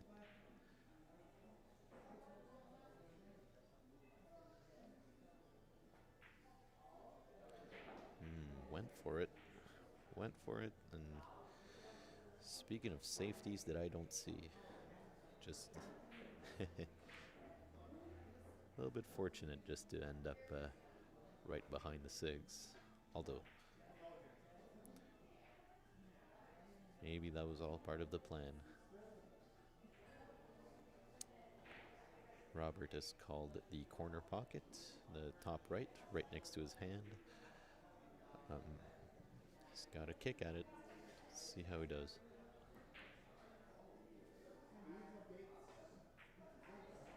Ooh.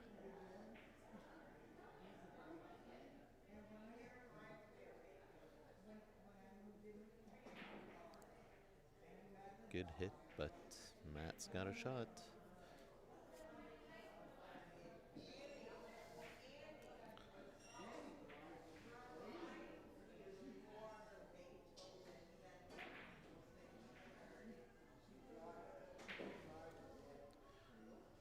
Good shot. Back near the center of the table. 6 ball is next.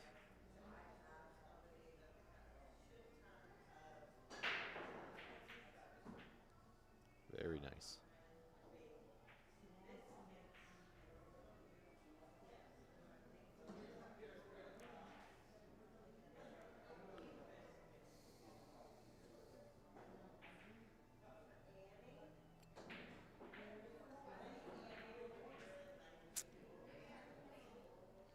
Oh, how's that gonna end up? Ooh. Not easy. Matt kind of giving us a face that yeah, he's feeling it. What do you do from here? I don't know if you can cut that. Almost feels like he's shooting. Yeah, it looks like he's lining up the shot on the side.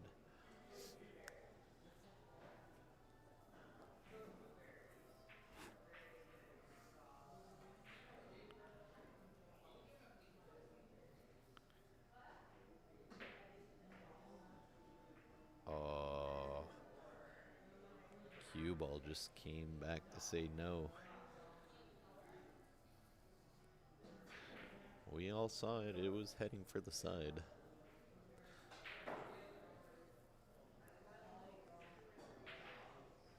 Just a bit unlucky, but again, hasn't sold out. See what Robert can do.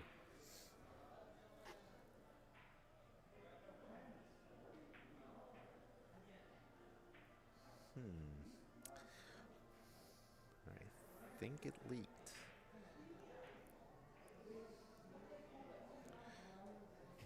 We got maybe a very tough shot in the side, kind of hoping for a backdoor safety on it. Other than that, I just rip it and go for the bank. Seen Wilson make a great bank in his last set to get on the hill.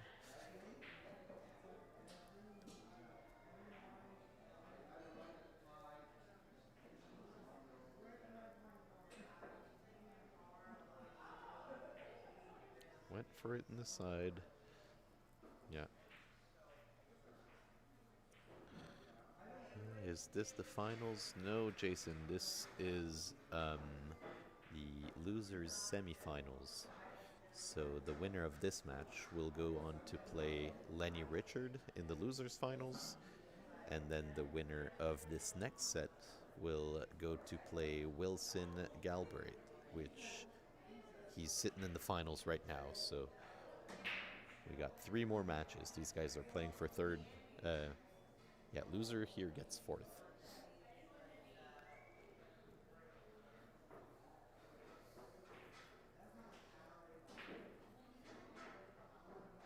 Oh, Robert attacking.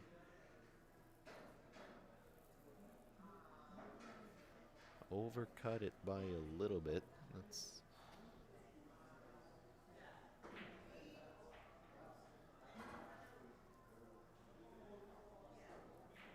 That was a good attempt. Left some distance, it's not an easy shot for Matt. See if he can cut that ball in.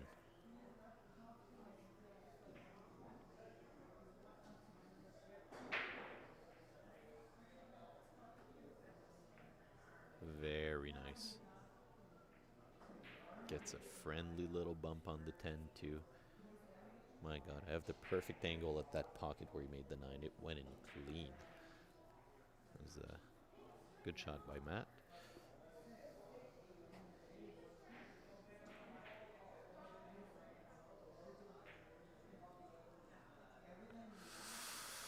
Ten ball not cooperating though. And Matt conceding the game.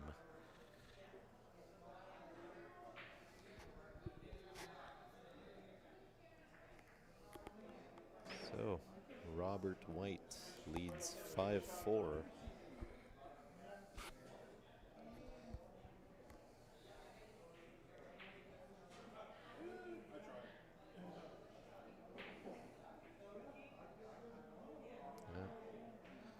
Matt is not gonna be happy with that. Obviously, came up with a nice shot on the 9, and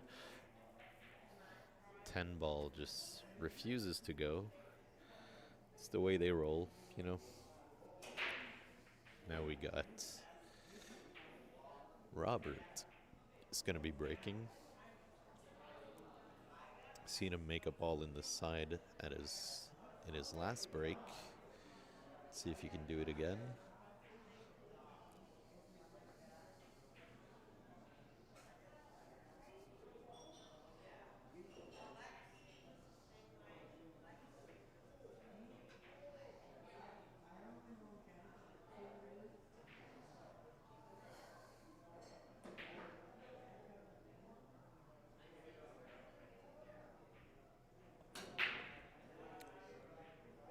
Yep. Made the same ball as he did on his last break, so might have figured something out. Nice long shot on the 1. Not too many problems on the table. We'll see Robert show us what he can do.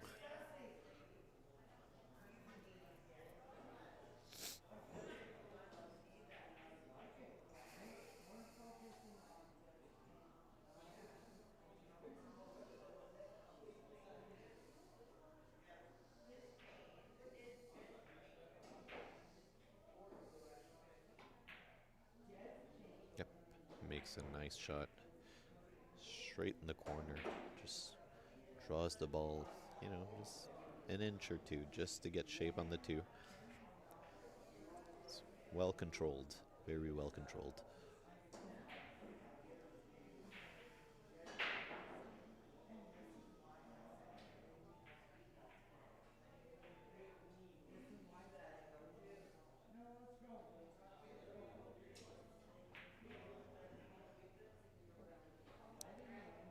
Makes it 2 in the side, bumps the 8 out of there for good measure. Now he will have to go back up for the 5. Not sure if it can pass the 6 or the 7. Most likely, I presume, but or not. Maybe he just went to play it in the side, which, all things considered, he did pretty good. It was a nice shot.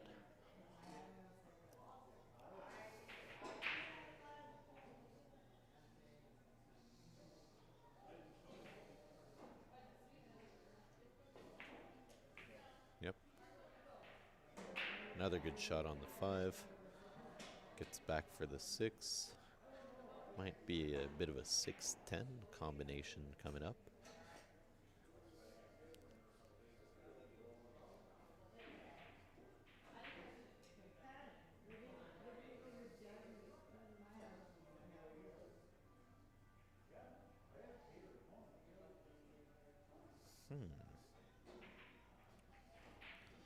I haven't seen anything called. I believe he might be playing a safety.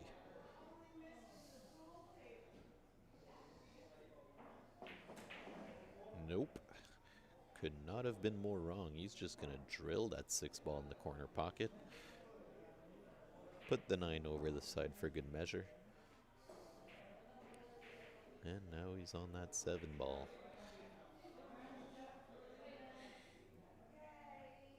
He's not at the best angle to come back for the 8, but you let your stroke out on that shot. It's promising for the rest. Oh.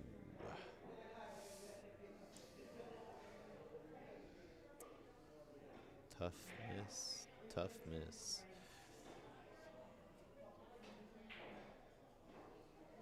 Yeah, it was a tough shot. You get on the wrong side of a ball, you have to force things. It's makes the shot just that much tougher. Now Matt shooting the 7 in the top left. Well done. Controls the 8 ball to keep it in play.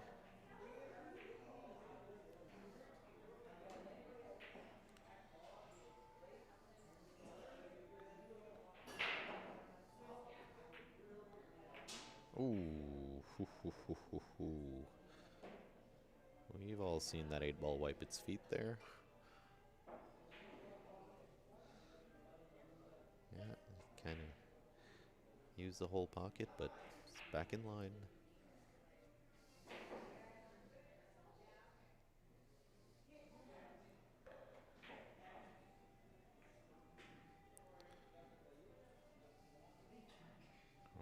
Okay. He's left himself a steep cut on that 10 ball.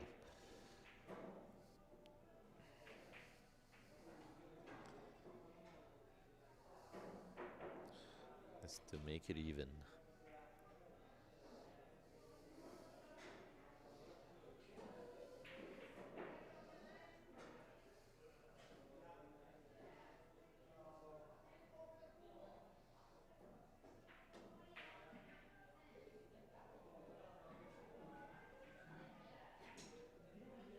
Great shot by Matt.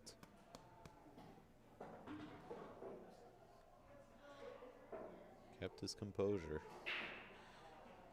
Robert was looking to break and run this rack. He had a great opportunity to do so, but having to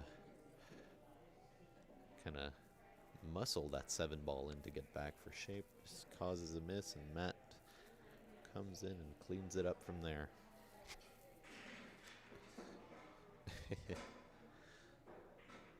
Five, just keeping it even.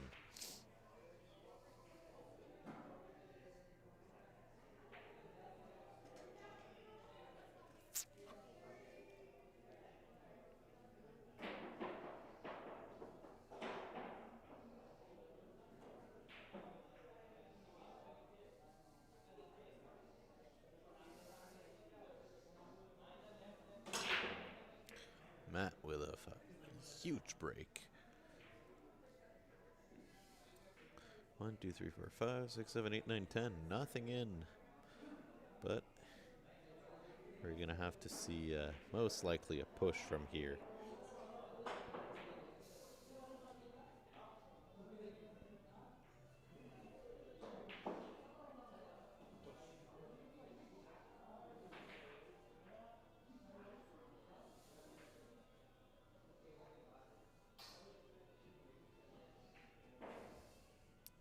Okay, so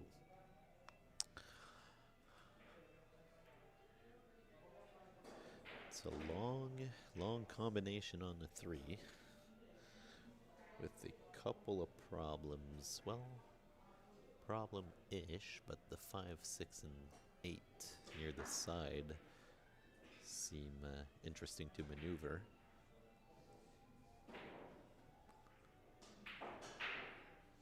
Yeah, went for it, didn't get it. I'm sorry, it's not the 5, 6, and 8. It's the 8, 5, and 2 near the side. So the 2 balls right next to the bottom side pocket.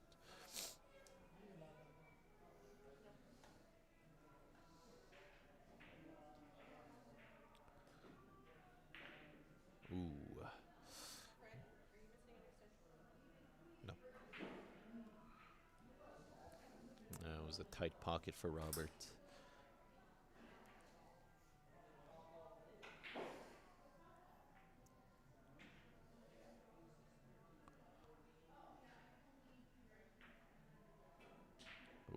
You see Matt here just using all the pocket. Nothing wrong with that as long as they go in. And the 2 ball, long shot.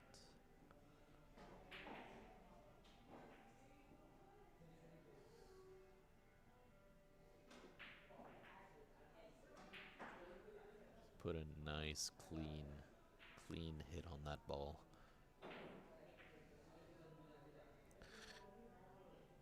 Yeah, that's tough. He was elevated over to 3 as well, so to shoot that and make it that clean in the corners, it's a really nice shot. Now he's going rail first.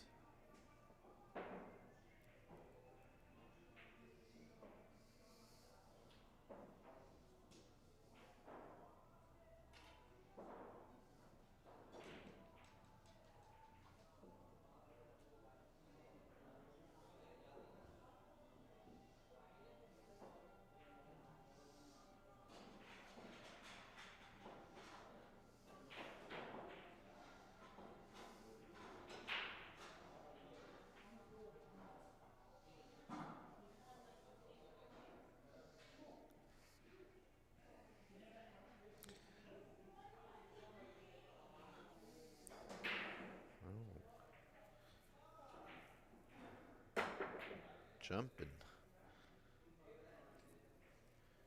Jump the ball. Bank the 3 back into the 5 that fell into the top right corner pocket. So Robert has the option if he wants to attack the table or give it back to Matt.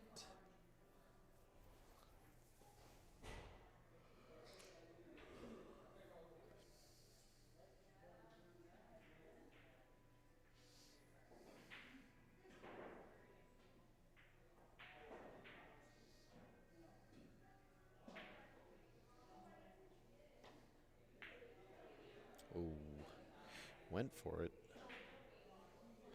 Gave it a good run, but now he's got Matt hooked behind the 8 ball.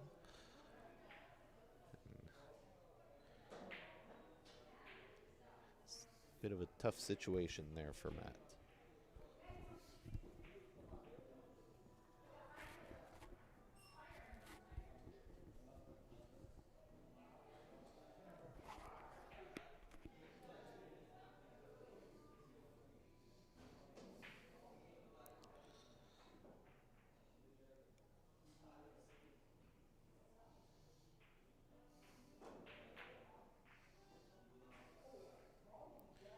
Well, does he have it glued or no? There's a bit of a gap between the cue ball and the 3. So, what do you do from here?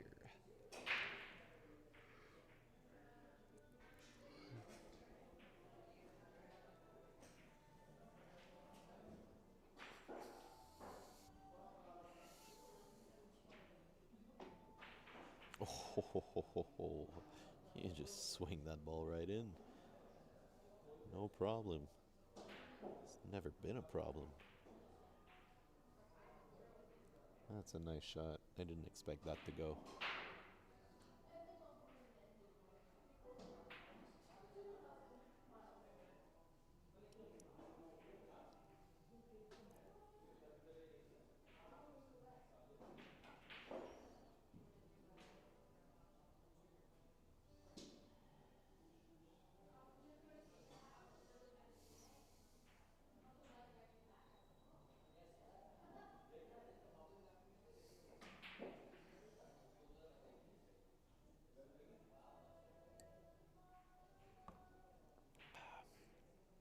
long shot on the 4 and the 6 ball block in the pocket.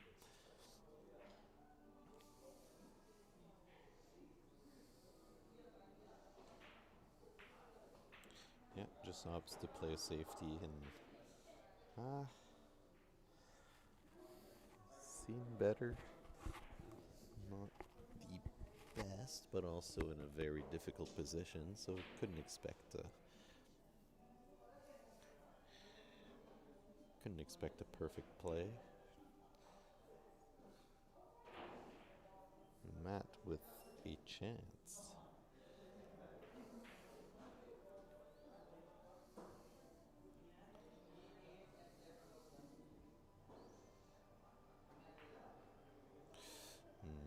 Just hits it thick. Little bit thick.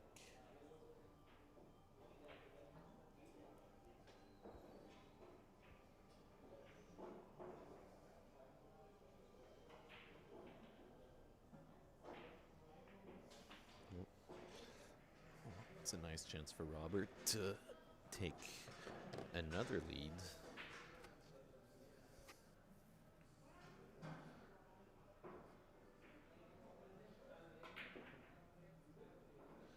Draws the ball nicely. Gets over for the 7 in the side pocket.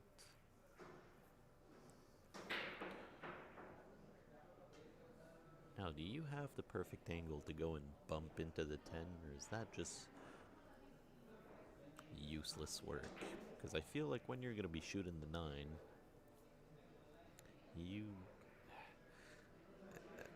other than if you get perfect shape, you kind of have to, it's tough to make the 9 and the 10.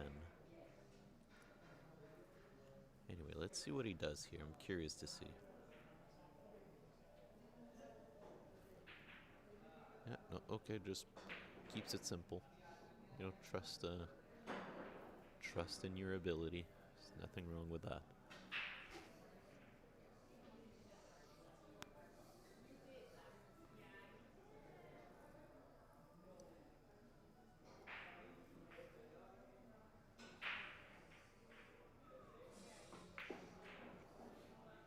Okay, yeah.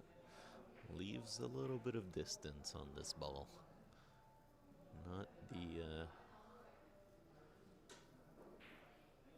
Not the easiest of shots, especially coming back for the 10.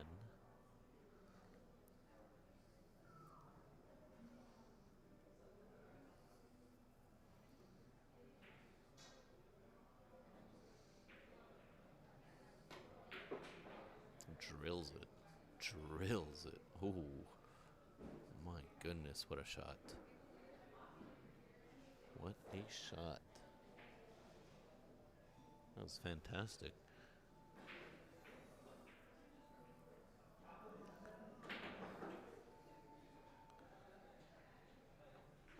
Yep. Nice 10 ball down the rail. Robert White leading 6-5 over Matt Leclerc. Really was a great shot on the 9.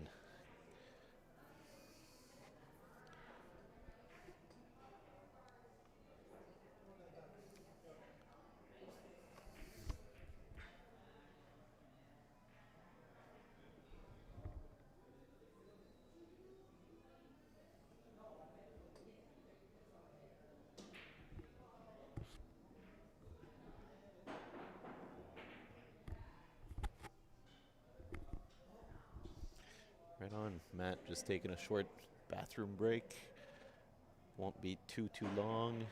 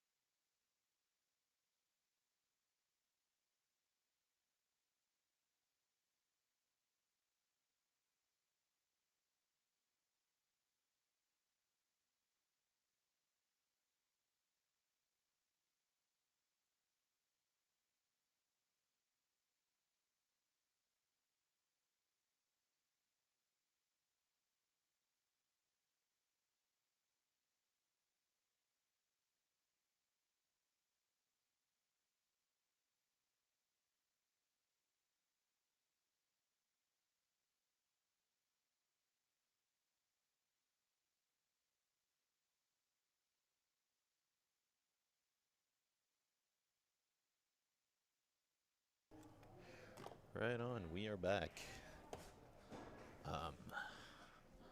Robert at the table with a nice chance.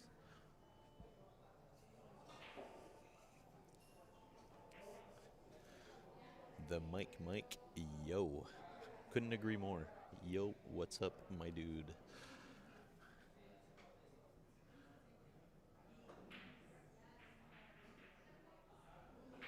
So, steep angle on the 3.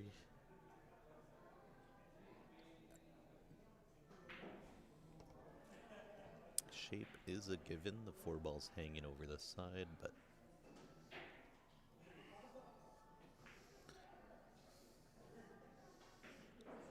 that's a nice shot. Nice little bump on the 7. I probably just draw back to the rail.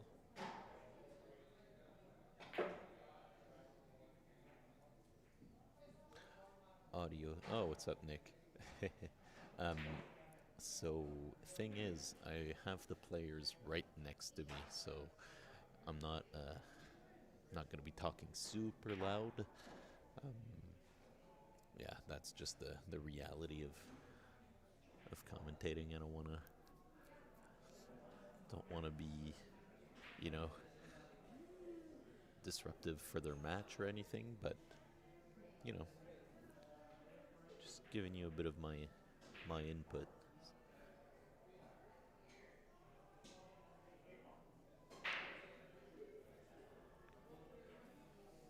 Alright, so now he's got the 7.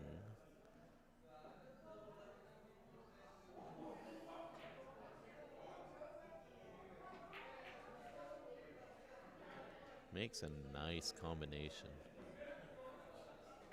Just gets the ball in nicely and lands a bit tight on that 7 ball, but he can also just do a little pinch of a draw back for the 9. Just take it from there. Voice very soothing. Thanks, guys. Right on. Couple beers in definitely helps, but it's been fun. Ooh, going for the side. What a nice shot.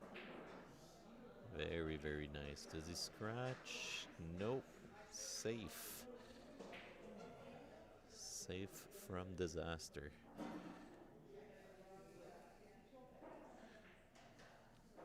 Alright, so he's kind of got to put some power on that ball. Maybe to get a bit closer to the 10. I see some elevation as well.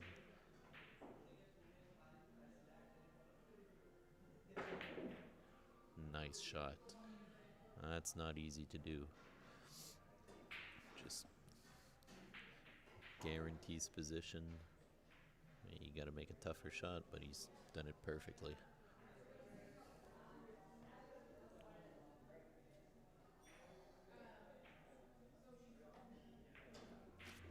Right on. Robert White up 7-5. Made some nice shot in that rack. That was you worked through it really well.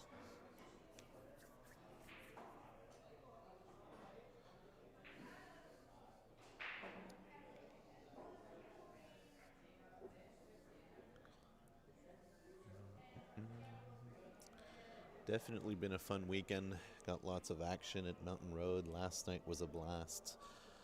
All the matches happening. Overall, great competition. Went very seamlessly. It's been a good weekend. Definitely had a few drinks last night. Bit hungover today, but wouldn't be anywhere else in a pool hall. It's just it's the nature of it all. So Robert back at the break, leading 7-5 in a race to 11. See how he does. Oh, 5 ball threatened the side pocket, but decided not to. But the 7 made up its mind. Made it all the way to the corner.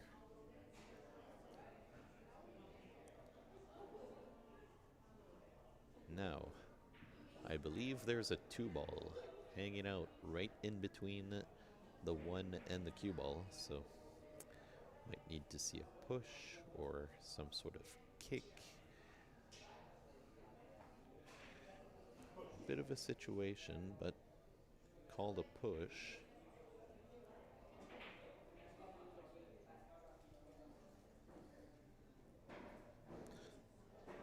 Yeah, smart choice. Just leave some distance, leave it on the rail.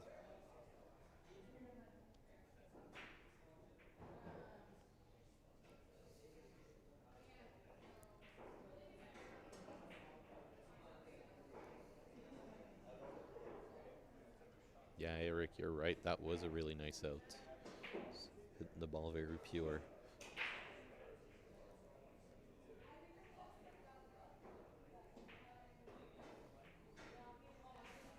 Well, you got Matt going for the shot, but not getting it. It was very difficult, so Robert's plan came to fruition, giving him a nice opening shot on the 1 and a nice layout for him to make some damage.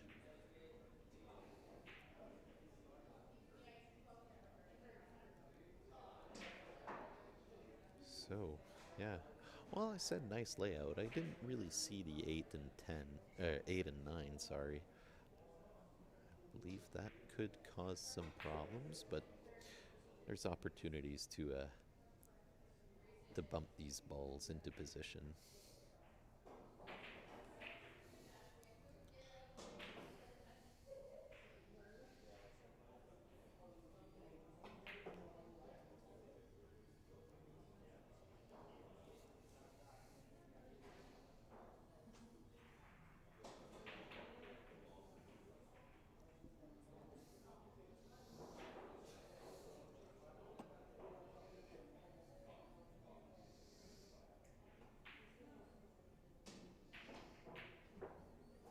Very nice shot. Seems like Brian's getting into a different gear there. He's hitting the ball well. Yeah, Eric, a ton of people watching. It's a good turnout. I appreciate everyone watching the stream, supporting what we do. Ooh, that one's gonna hurt. 5 ball falls, but it doesn't really matter. We have the 6 ball laying in front of the side pocket. 8 and 9 needs a bit of work, but Matt will be happy to see that table.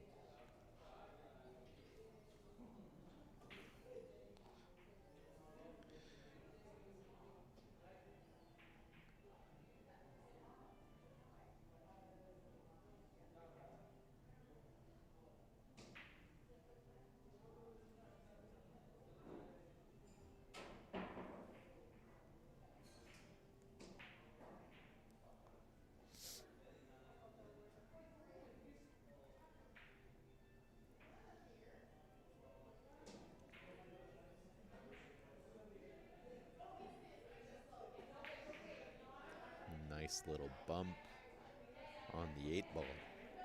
Just puts it nicely for a shot in the top right corner.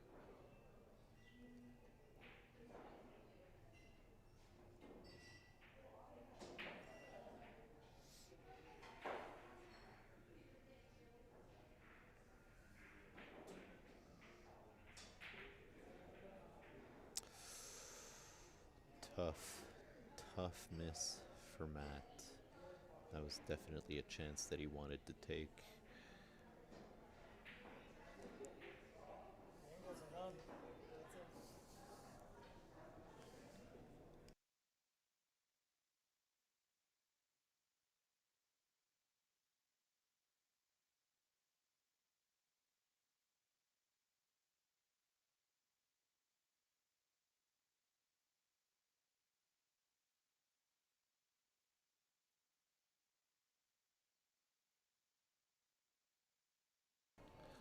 Well, Robert,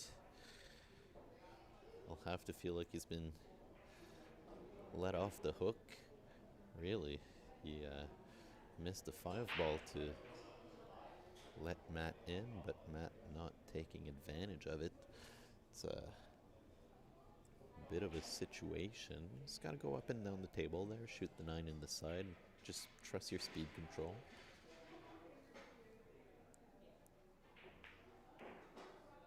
Yep. Use a few rails if you have to. Don't ever go in the side. Wasn't even close. Yeah, now just this 10 ball. Shooting off the rail though.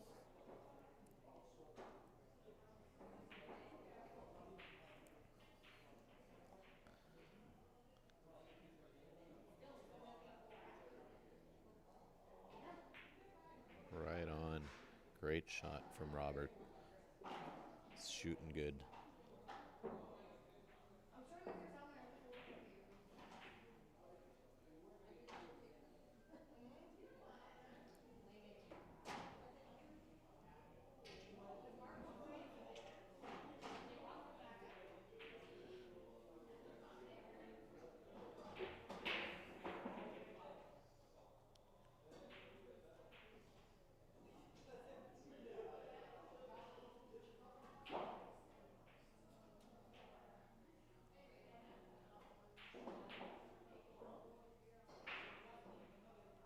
Well, Robert just building up his lead. It's the first bit of a lead we've seen in this match. They've been keeping it tight. We were at 3-3. I remember seeing 5-5. Just keeping it neck and neck. It's a very close one.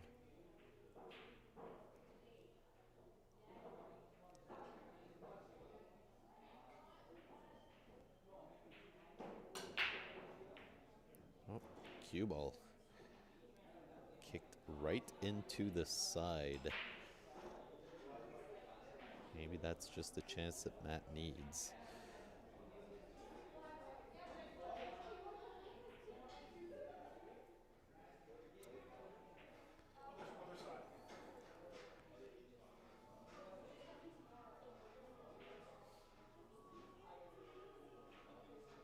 Yeah. Hunter, couldn't agree more with you. It's not often we get some good pool streamed live like this. Definitely got some help from all the sponsors. Paguline, Ambush Cues, and Massey.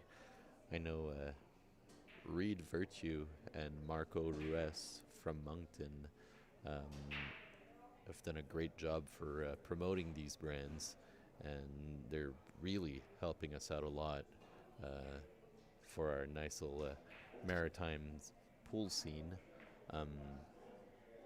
Highly recommend their products, obviously. Everything I've tried from both these companies, or all three, it's just fantastic. And I'm a little biased because I did end up winning that Massey break queue in the second chance tournament, so huge shout out to them. Really fantastic work they're doing. Now we got Matt playing some tactical game. Like to see it. I don't know if he left enough for a bit of an edge of that 2 ball.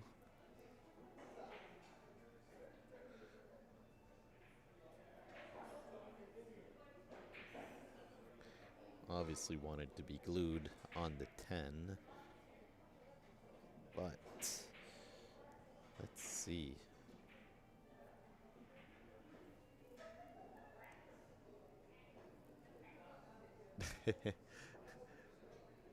Yeah, dude, I I ended up playing pretty well near the end. Really happy with it. Thanks, man. Appreciate it.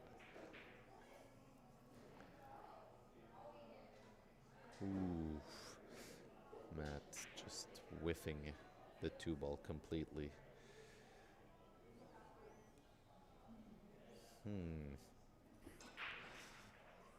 So the 3 is in a weird location. Got the 3, 9, and the 4 all clustered up right in the center of the table, so.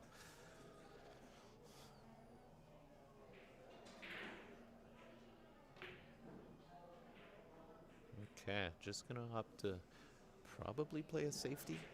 I assume you can just stop your cue ball right there and just bang that 3 ball back up table.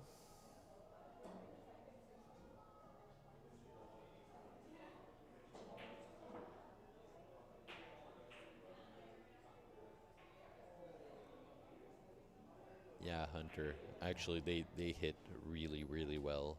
Um, I was playing a set with Marco the other day, and he was trying one out, and we were both breaking with that new Massey break cue. I swear to God, our average of balls made on the break was like 2 or 3 balls almost every break. It was crazy. So definitely worth looking into. I know Reed Virtue as well. Never hit a jump cue that jumps as easy. It's really surprising how soft you can hit the ball and it just flies up in the air. So if you guys are looking for some good cues, definitely reach out. But now Matt is in a bit of a situation. He's going to call the 3 ball in the opposite corner pocket, so the top left as we're watching. Yeah. He's got to come up with something now. What a shot. What a shot. He's still got it. He's still fighting.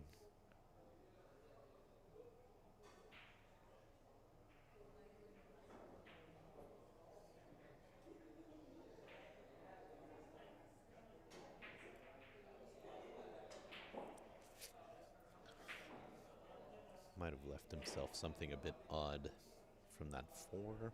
Eyeing out the 4-10 combo. Don't blame him. There's definitely some backhand safety on that shot, so kind of see what that would give.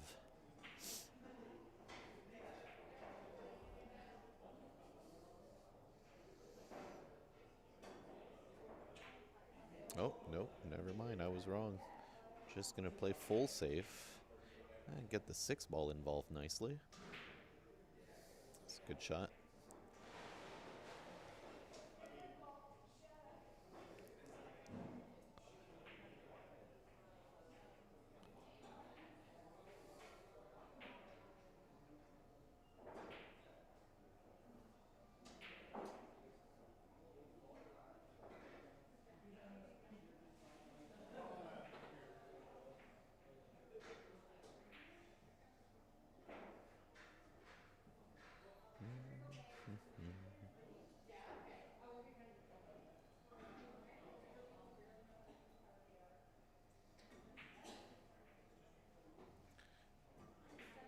Kicking at it. Nice hit. Unfortunate to scratch in the side.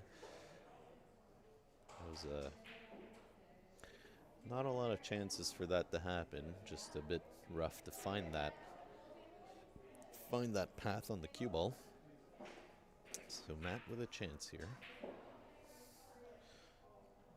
I know he was hitting the ball really well today.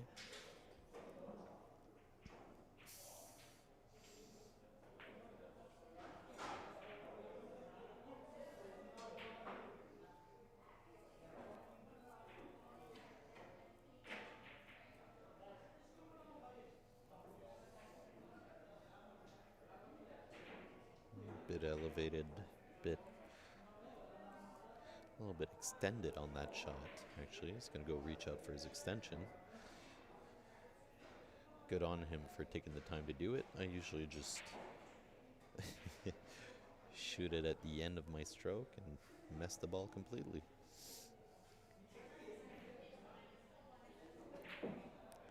Yep. Ooh, overhit that. I think he's just got himself hooked on the 8.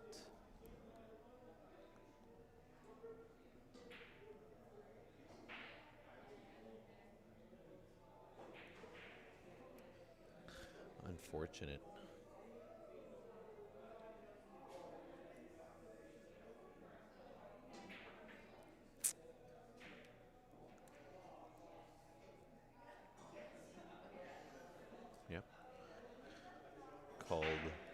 I believe, the 8 ball back in the side where his hand currently is.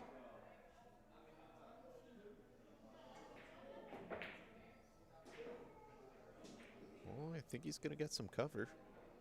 Made a really nice hit on that ball. Obviously would have liked to get a run going, but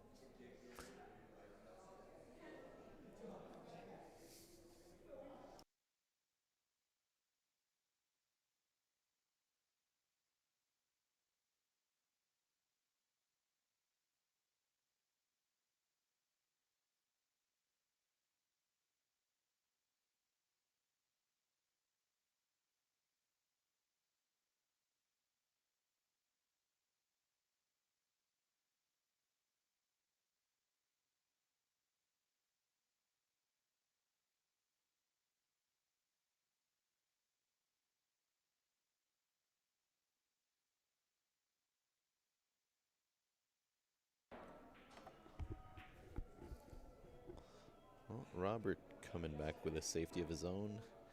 Ooh. 6 ball was nice enough to roll just over the side pocket, leaving Matt with a bit of a tougher shot.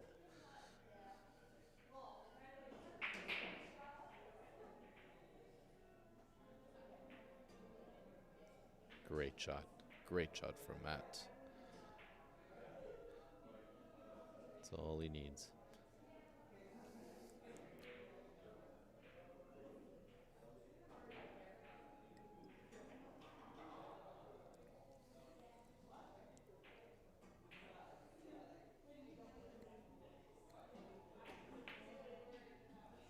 Nice. Yeah, just hit the ball. Just hit the ball like you want to hit it. I'm sure if I was hitting the ball there, I probably would have tried to just slow roll the 8 and get short, or slow roll the 7, try to get short side on the 8. Well, you're better off just letting your stroke out. Now, how does he get shape on the 9?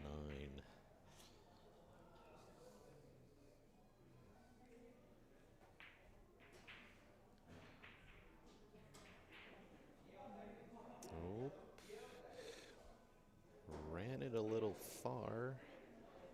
Not sure if he can make that in the side.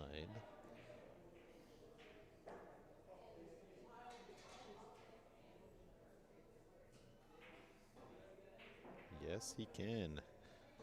Yep, that's a nice shot.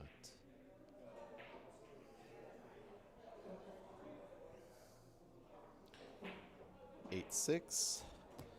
Matt will be happy to get back on the board. He's stopped the bleeding. It's always a big difference between 2 games behind or 3 games behind. I always want to be no more than 2. So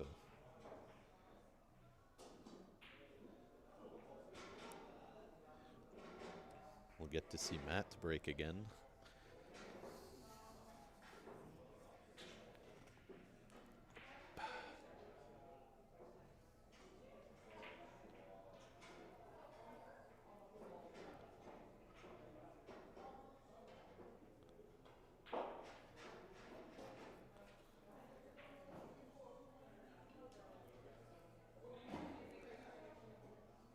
Right on.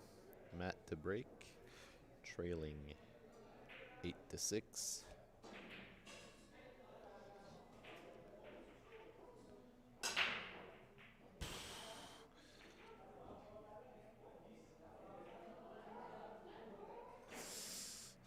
Five ball thought about it. Really did. But ends up dry. Robert's got a chance at a rack, but he's left with a really tough shot on the 1. It's makeable, but it is thin.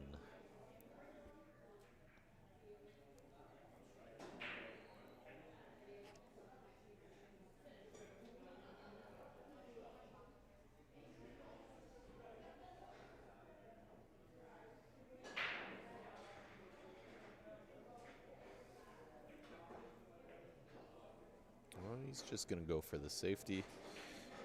Smart move. Leaves distance, plus a bunch of balls in between, so definitely the right shot.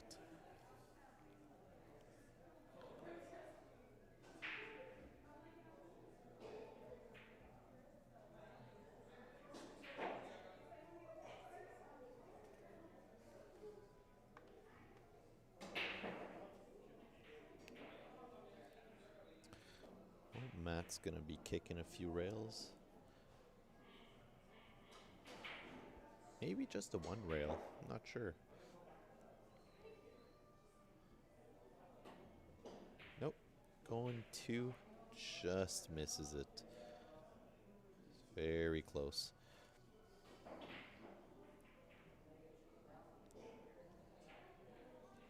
So,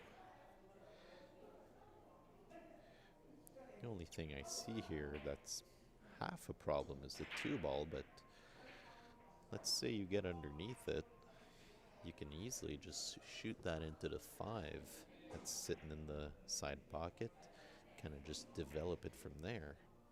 Or just shoot the 2-8 combination. That works just as well. I always try to maneuver my game around not shooting combos, but sometimes you just gotta do it. See, what's wrong with that? That was a really good shot.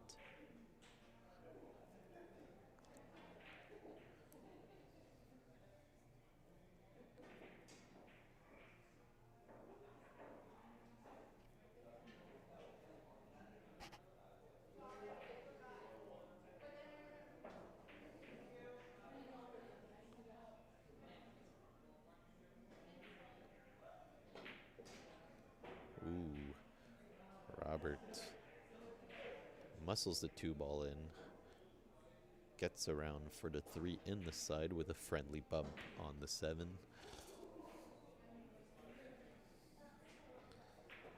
Yeah, it's just tic-tac-toe.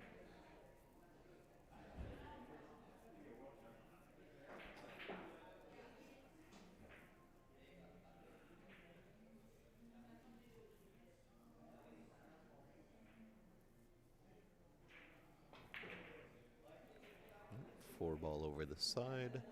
6 ball's got its pocket. And you got the 7, 9, and 10 all laying pretty nice.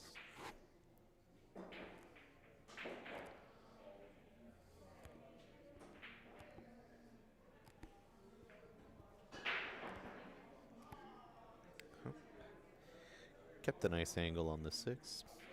Definitely alright. It's just got to use a couple rails.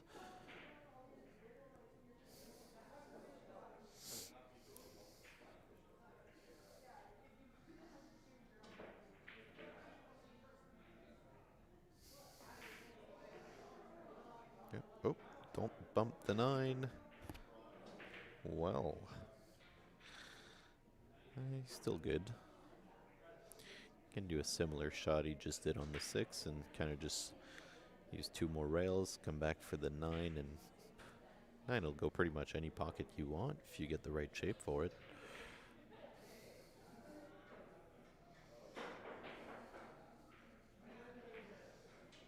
Yep. Makes it nicely, bumps the 10. Leaves himself a tester. What? What else do we want?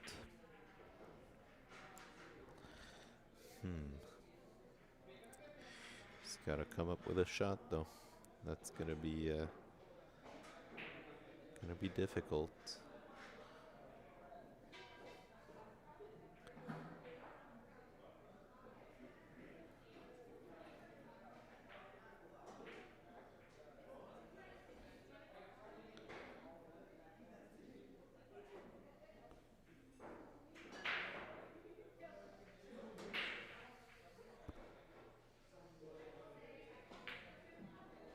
Ooh. Did not want that to happen. That leaves the door open for Matt here.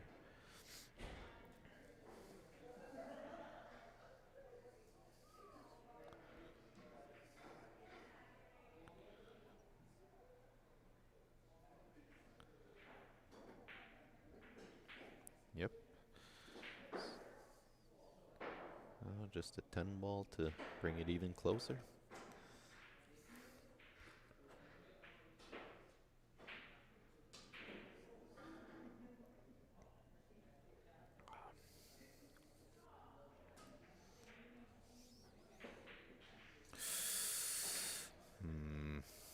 You can feel it. You can feel it. The nerves are there. It's not a ball you see him miss.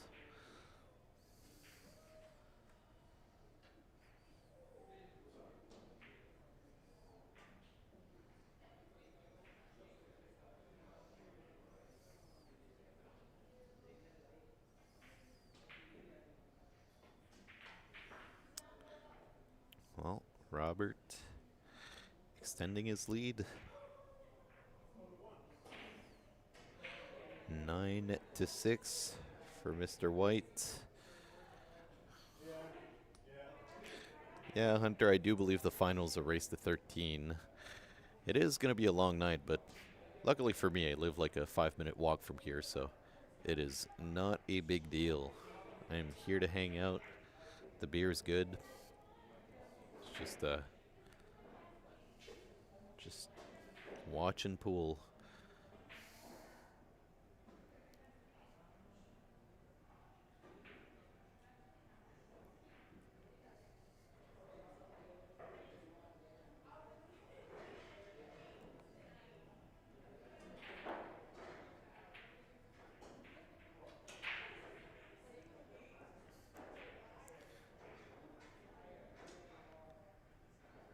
Right on. So Robert to break. Breaking from the side this time, switching things up.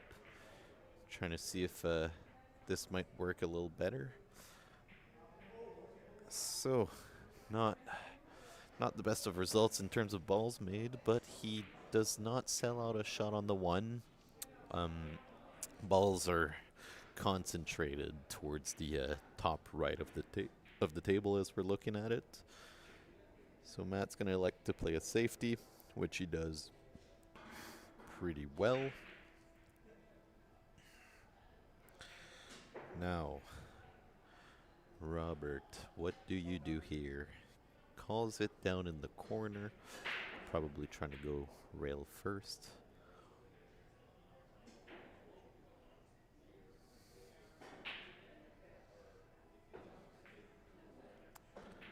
Well, makes a nice hit, gets some separation. Definitely no offensive shot sold.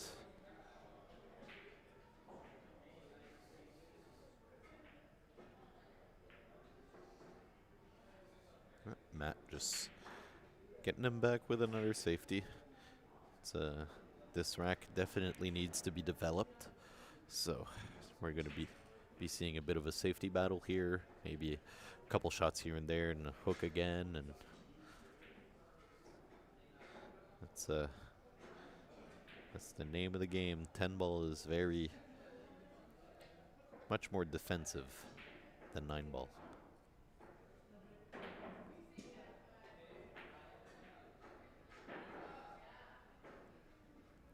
See, now nice little kick safe from Robert. Seeing Matt kick at it, calling the 9 ball in the corner off of the 1.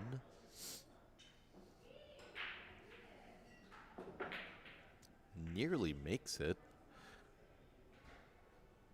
But the 9 ball comes back to kiss the 1 back onto the short rail, leaving no shot for Robert once again. Plays a beautiful safety. It's very effective.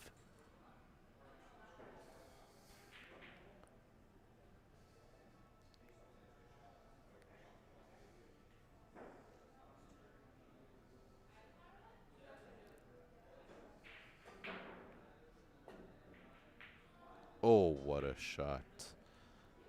Matt nearly making this ball. I'm not sure he called it, but still getting a really nice hit on the 1.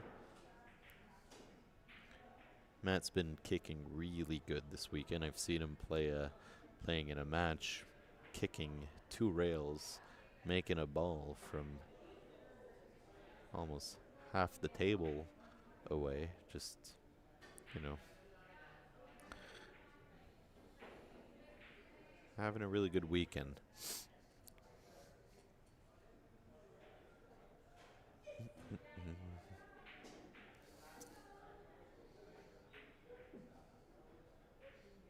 Okay. Matt making a nice 1 ball, getting on the other side of the 2 for position. 3's not saying much, it's just sitting over the hole, but you have to get into a gap to make it.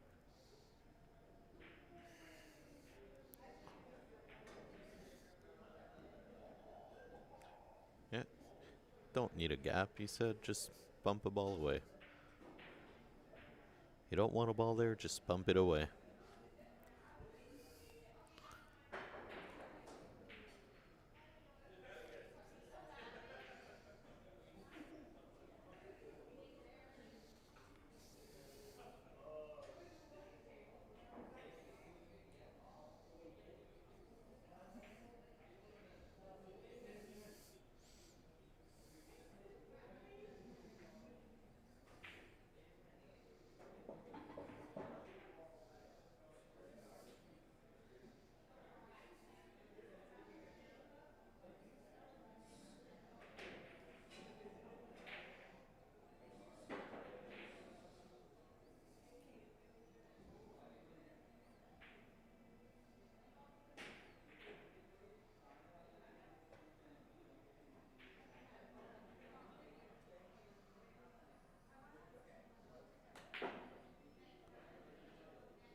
Nice stroke.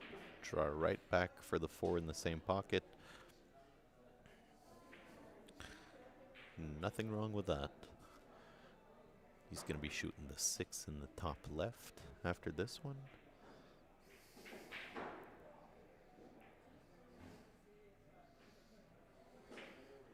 Yep. Now, I just wonder what he does with that 7 ball. Or no, never mind, my god. Folks, I appear to be blind. I've never seen that 5 ball there. So good shot, Matt staying in line, keeping it real.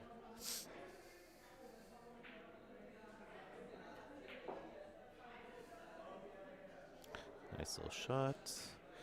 Comboing the 8 ball in the top right corner seems to be a theme that set.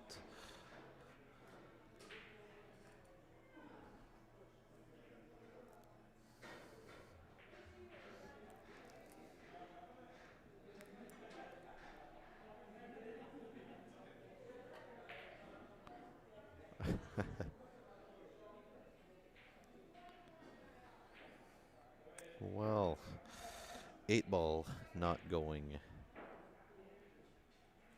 in the corner. Jill. I'm surprised I didn't see you play this weekend, Jill. I thought this would have been a perfect tournament for you.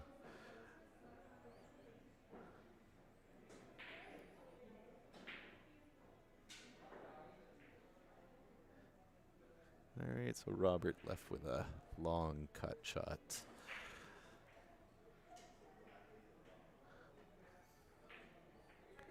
Or just, you know, play a safety. Great speed control.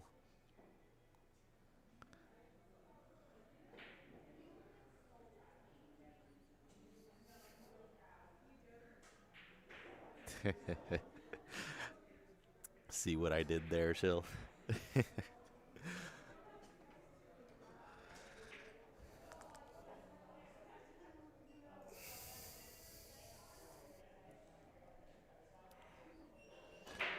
So, Matt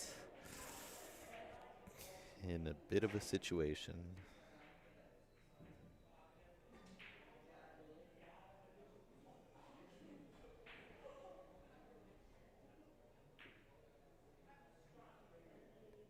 Nice little bump on the 9. Not gonna save him, though.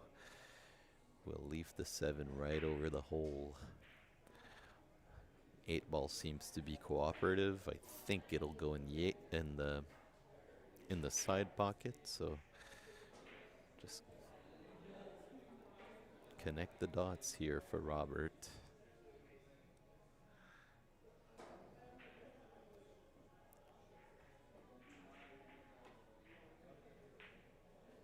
Oh, until that, there is some pressure, folks. Let me tell you, these guys are playing for a nice chunk of change. You know, it's not every day you play sets for, I don't know, I believe if you calculate the difference between these two, it would be, it's a difference of $300, but loser of that set takes home 800, and the winner is guaranteed 1100 and a chance at the grand prize of $2,600 for the winner. So they're feeling it, that's for sure.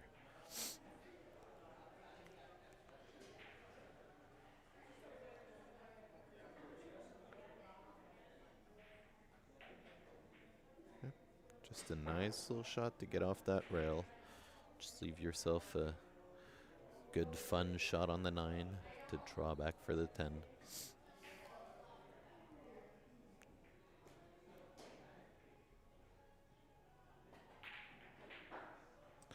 Draws it nice.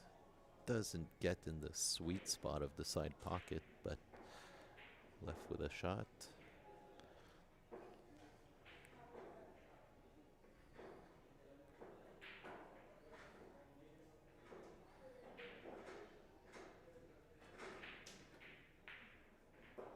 Great shot by Matt.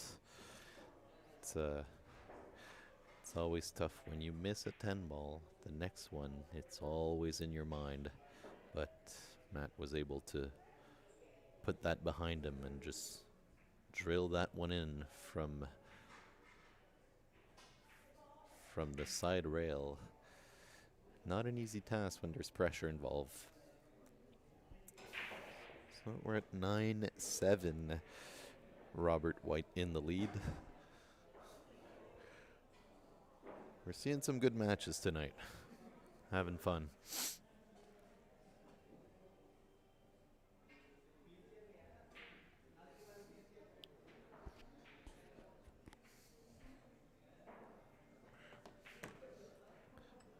Once again, thanks everyone for tuning in. It's nice to see so many people coming to enjoy the final few races of this wonderful tournament we've had. Matt with the monster break. Doesn't make a ball though. That's the problem. You can make all the noise you want. If nothing goes in, it's not a winning strategy.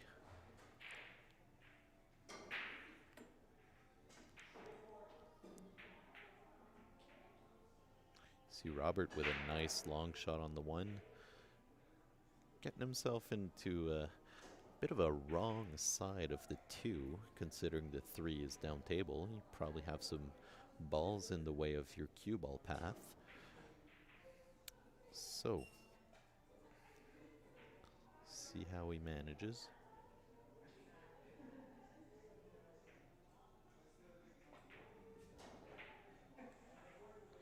Yep, that 4 ball was always going to be a problem. So either the 4 or the 7. But he's still got a shot. He still has that 3 ball going in the bottom right corner.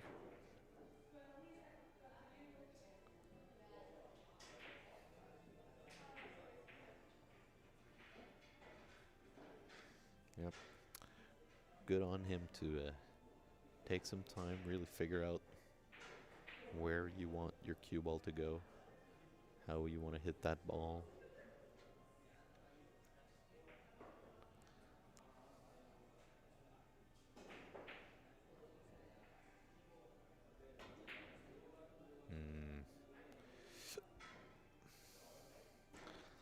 Leaves a bit of a safety there.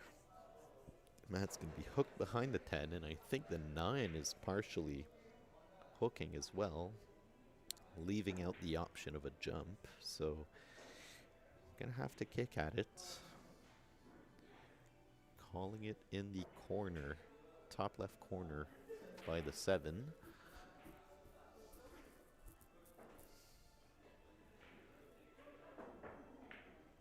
Good hit. Cue ball is gonna stay for a shot on the 3. But then again,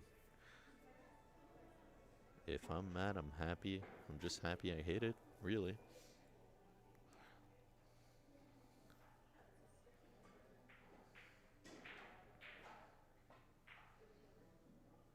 Ooh.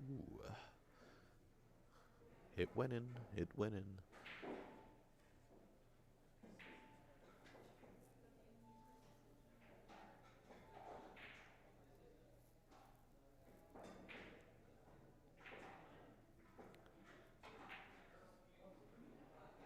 Well,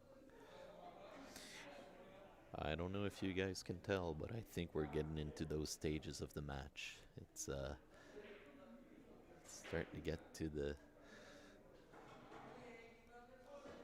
bit of nerves involved, which is always good.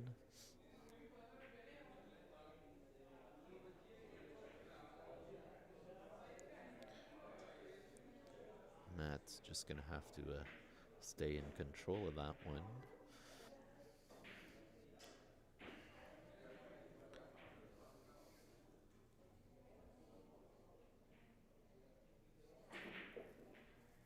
Yep. Draws the ball nicely to get back for the 6 in the same pocket.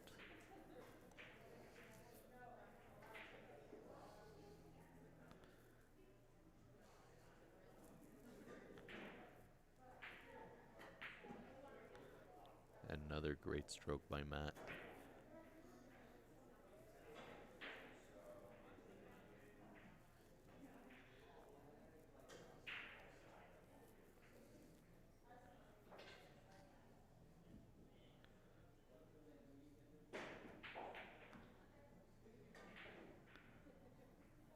All right. Bit of a back cut now on the 8 ball.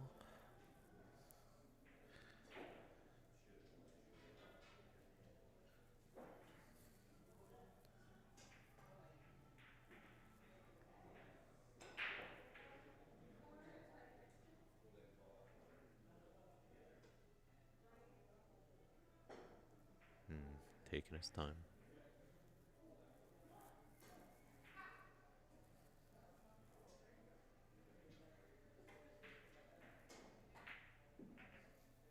Great shot. Overran it a bit. That's easy to do. It's want to really get into that ball and feel it. It's easy to just feel it a little too much, but left with a shot on the 9.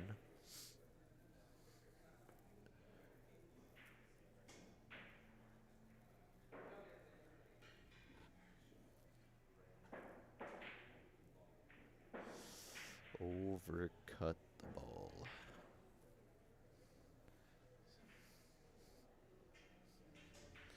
He's gonna let Robert back in with another swing at the rack.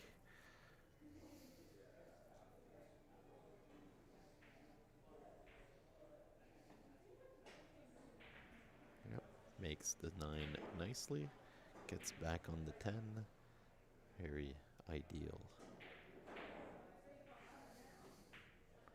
Right on. Robert White on the hill in the loser semis. So Matt is gonna have to get to work. He's making some nice shots, but get out of line a little bit.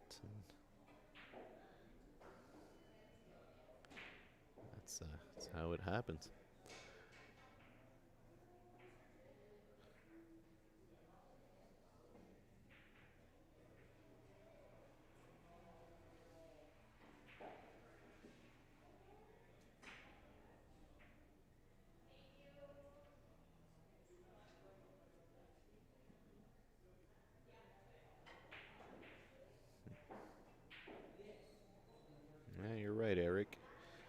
One more to go.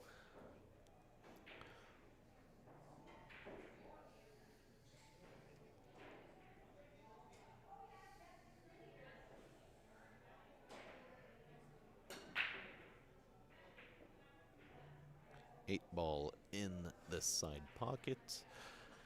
Cue ball find its way all the way to the short rail, the end of the table, and the one ball is just hanging over the side, but can't really make it in the side. You have to come up with a big shot.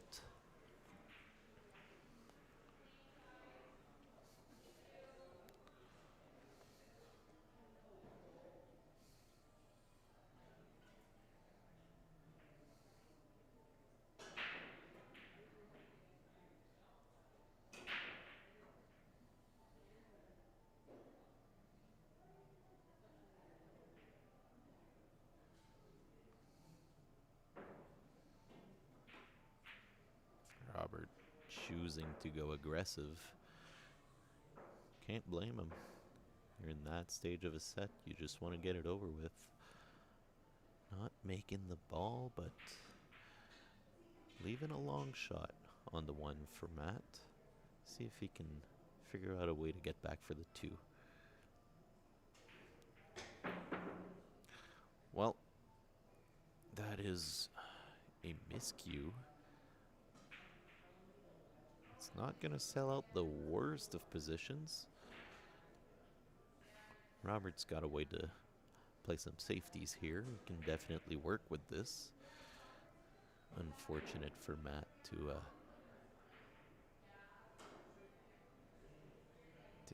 send that cue ball flying, but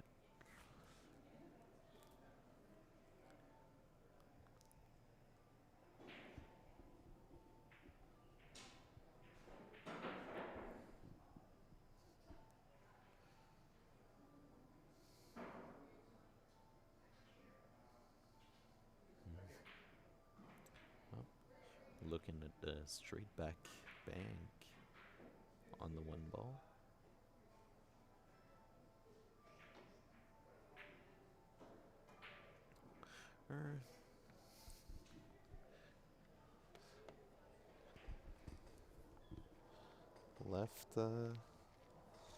Left an opening for Matt.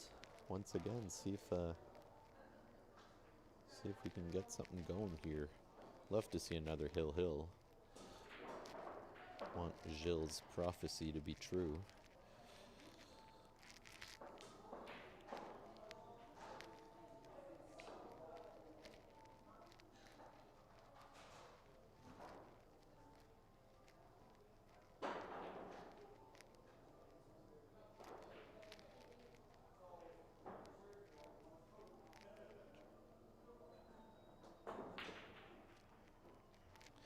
Matt's just gonna play it smart, you know. Just get that cue ball and object ball on opposite short rails, and you know, it's a great shot. And there's pressure. You don't know how to get to the two. Why would you shoot it?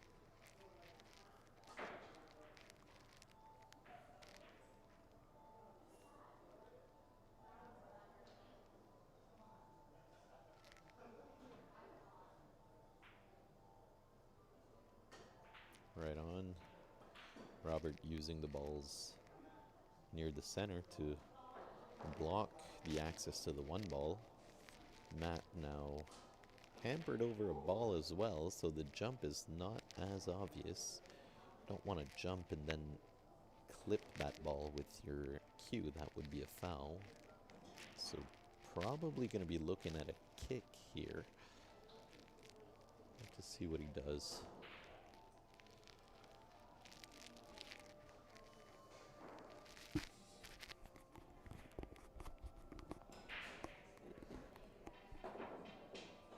Oh. Just finds the jaws.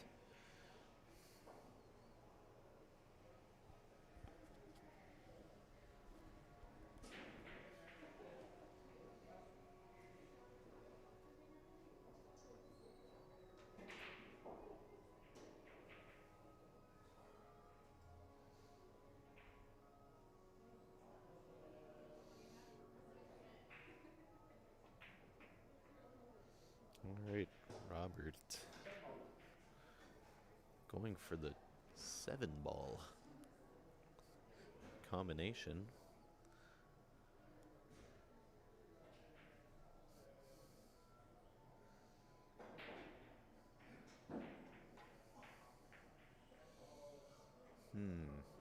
Not getting it.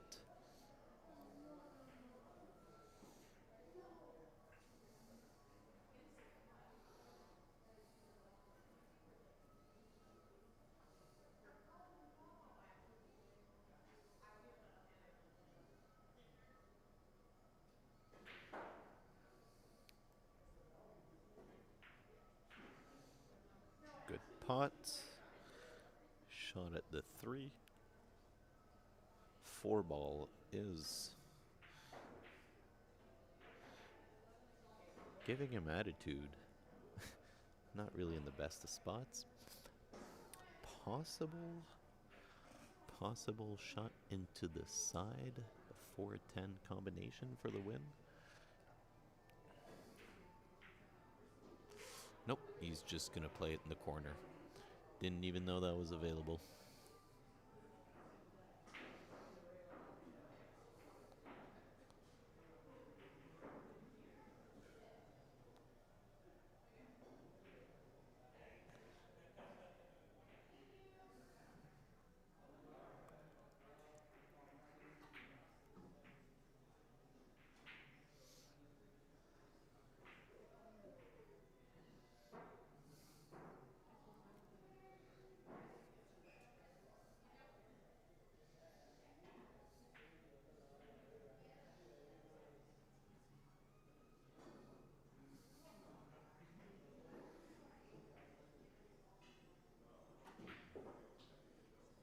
Nice shot.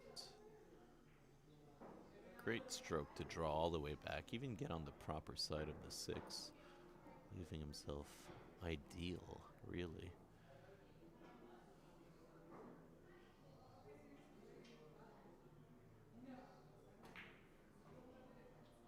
Nice. Once again.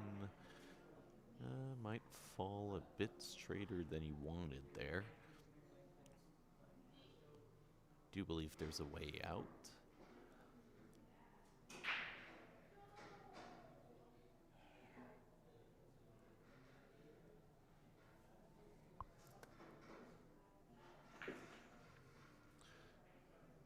Draws out of there and hooks himself behind the 10.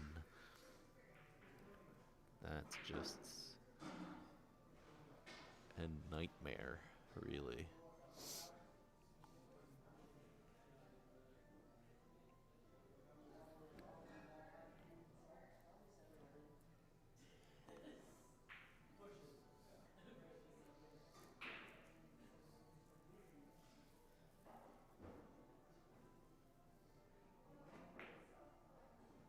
Matt going for some sort of safety, but not getting it where he wanted it. Robert with a great chance here.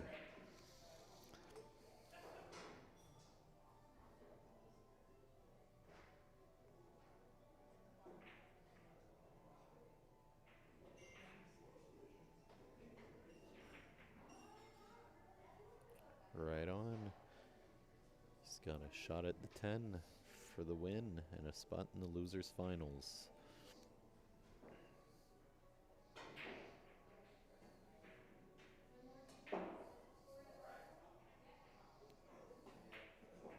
There it is. Robert White playing a great match against Matt Leclerc, guaranteeing himself at least 3rd in this tournament. Matt Leclerc also with a great showing. Ended up in 4th position with a very tough field of, I believe, 38 players.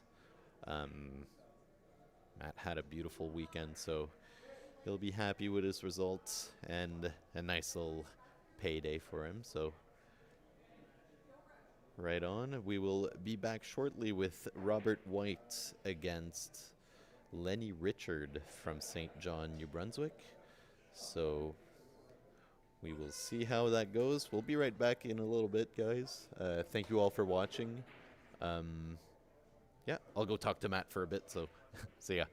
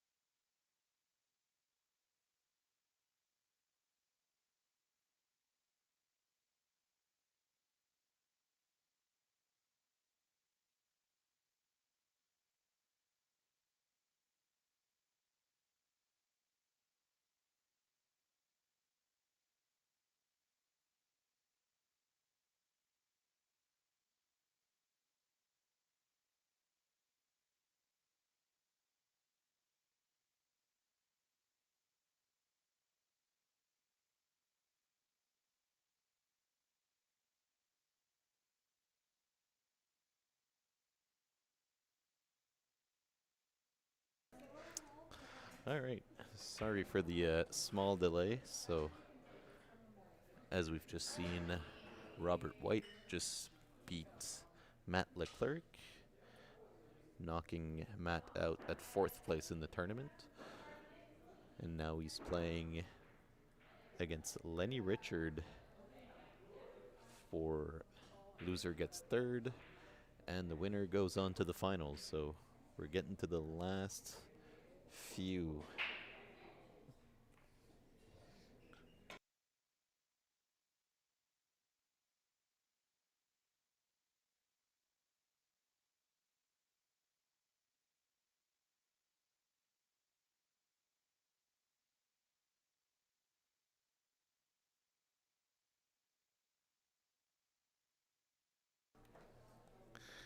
Okay. A steep cut on the 6, but he's got a nice angle to go back down for the 7. Little bit tied with the 10 ball, but I think that's a 7-10 combo.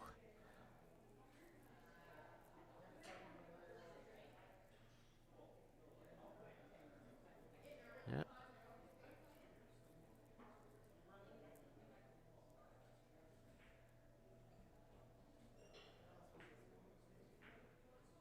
Oh no, my goodness, the 7 just went.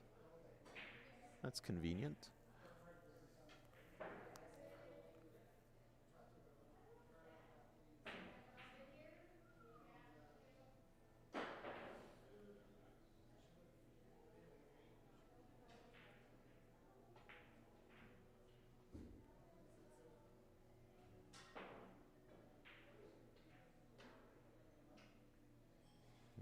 Okay.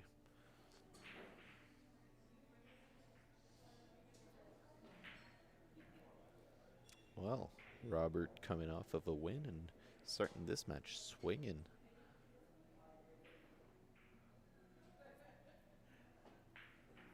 Yep, 1-0 for the man from Newfoundland.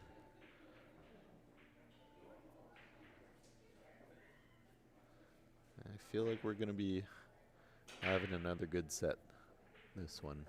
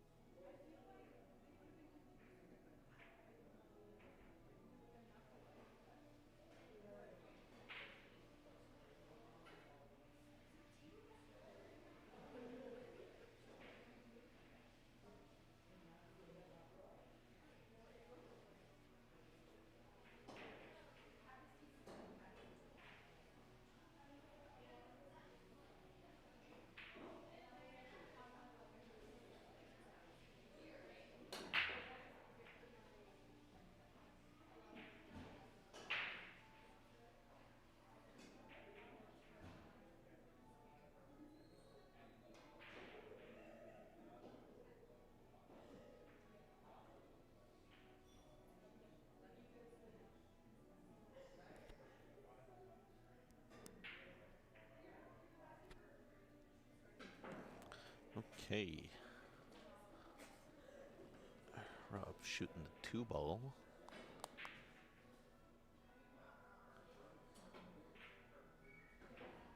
What a great shot. That was a beautiful shot on that 2. Nicely controlled to just avoid the side pocket. Just exactly what he needed to do there. Just left himself a shot on the 4, or the 3.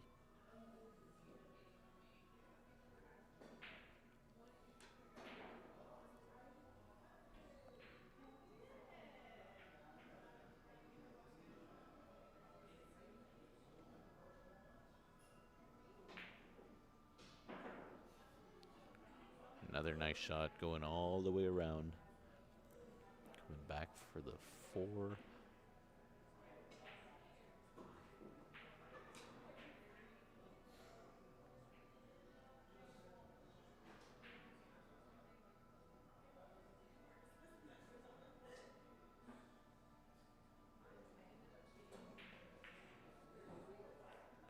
Just gonna hop up to play a safety. He's done really well. Left Lenny a kick.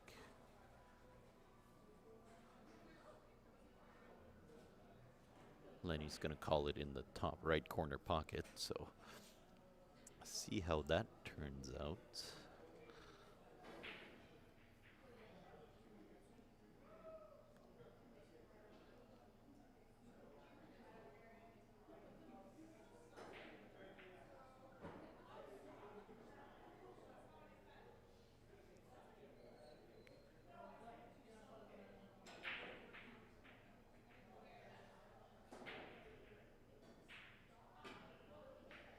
Oh, nearly makes it.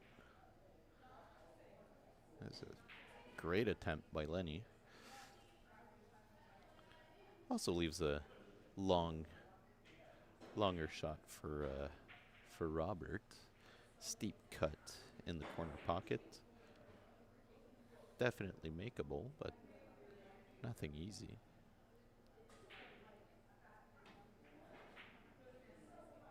Nope. These guys just know how to play safe. It's another good one. I don't believe he's fully hooked, though. He's just going to leave some nice distance.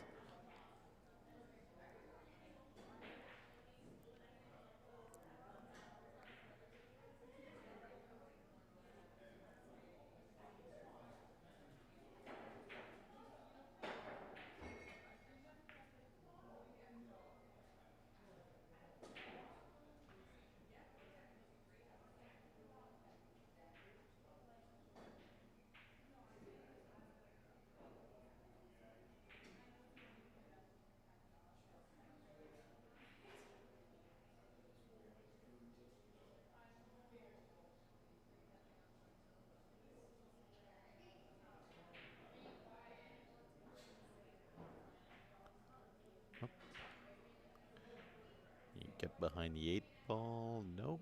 Just going to be swinging the 4 ball back to the other rail.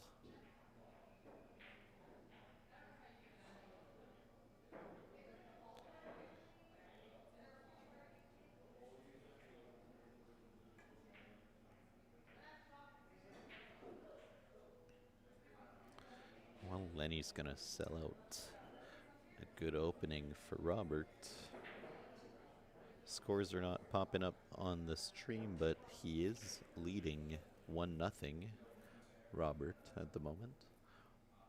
And he's got a good chance to extend that lead. If he can clear the balls, he's got a good chance at it.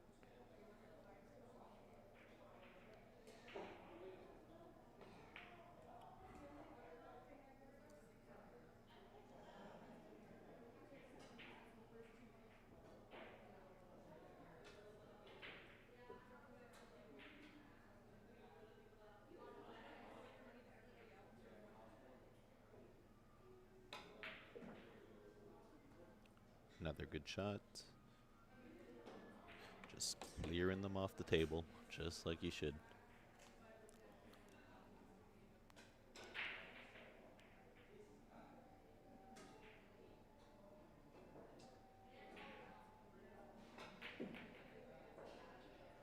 Smart play. Draws all the way back so he can shoot the 9 in the side pocket instead of forcing the issue and trying to stun one rail to shoot the 9 in the top right corner.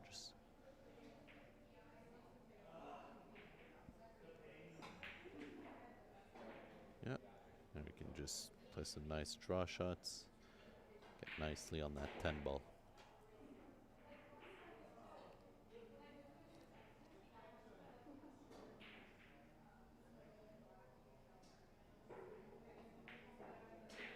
Great shooting. Robert White up 2-0 in the set.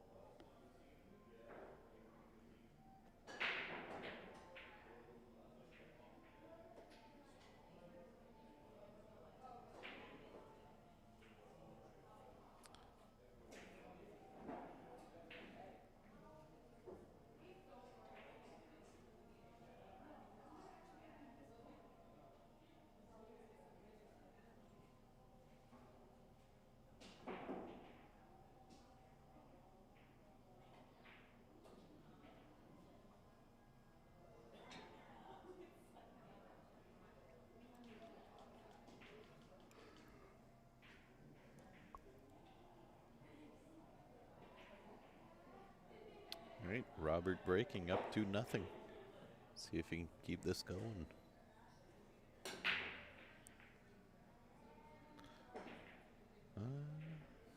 Well, 4-ball coming to the rescue. Yeah, just getting right in between cue ball and the 1. Now Lenny's gonna have to show us something.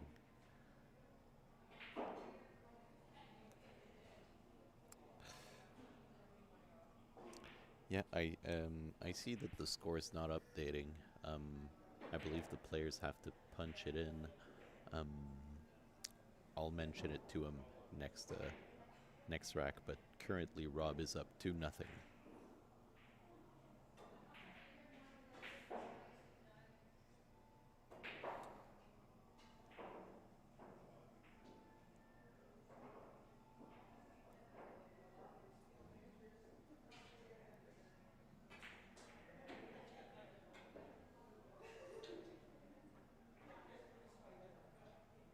Lenny coming back with a safety of his own, using the 6-ball.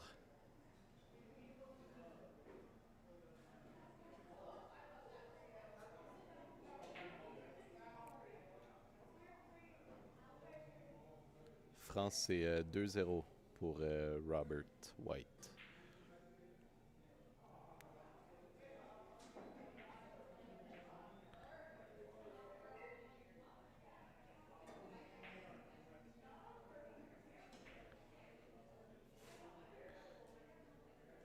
So, Lenny had his first open shot.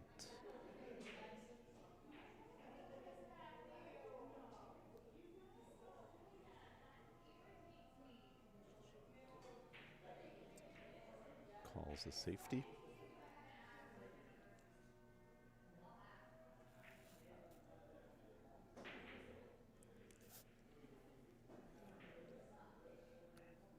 Yep. That's always an effective shot. Just let your opponent come up with one.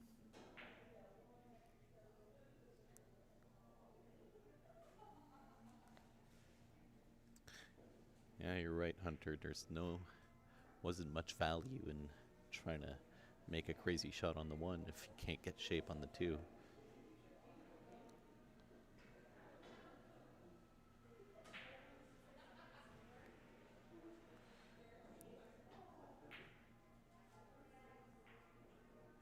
Robert going for a bank, but it doesn't seem like he's selling out much, unless he found the gap between the 6 and the 8, but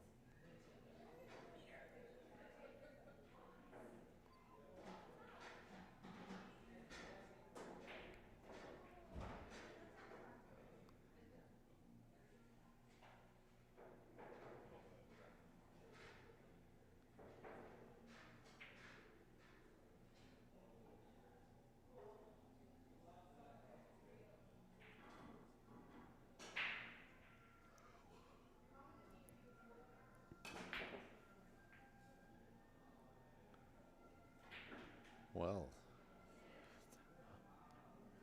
Lenny just swinging that 1 ball all the way around the table. I believe he's given it at least a good piece of the 1. Now Robert can either play a safety or play a safety by the looks of it. Really, I don't see much much offense going on here, but let's see what he has for us.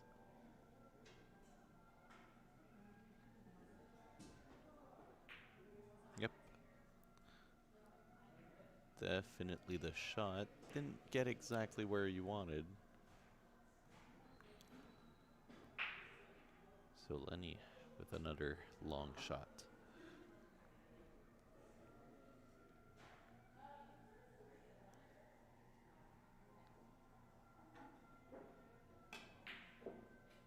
Drills it. Very nice. Put a good stroke on that ball. Now he's got the 2 ball just hanging out on the top rail right by the side pocket. So See what kind of a shot he can come up with this time.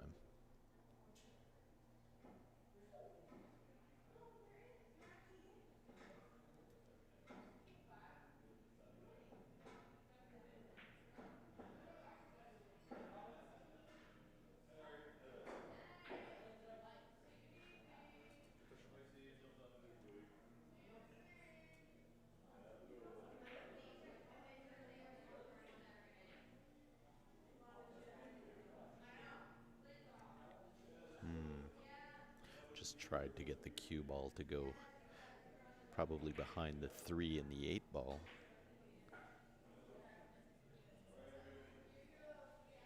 So that leaves Robert with quite possibly an opening on the 2. Should be good to get to the 3.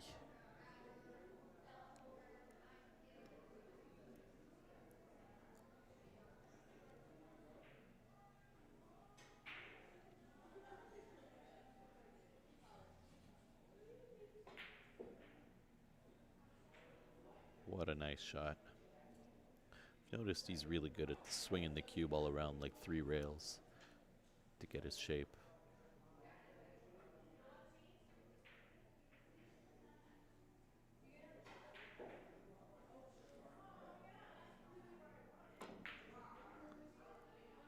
Nice shot on the 3. Still leaves himself a bit steep on the 4 ball. He could cut it and probably go 2 rails. But don't think he wanted that much angle on the ball.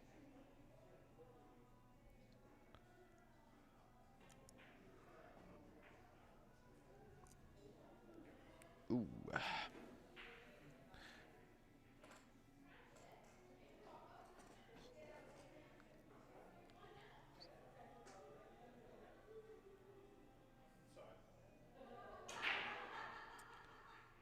Calls the 5 ball in the side. That's a steep cut.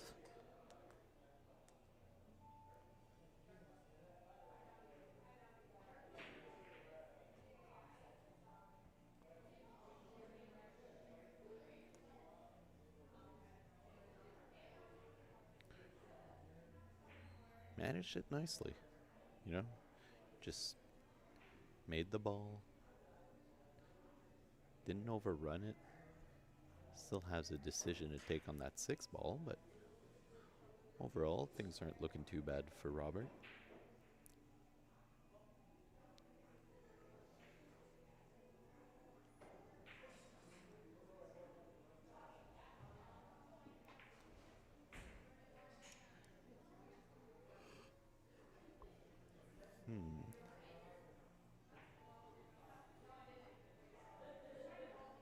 Well,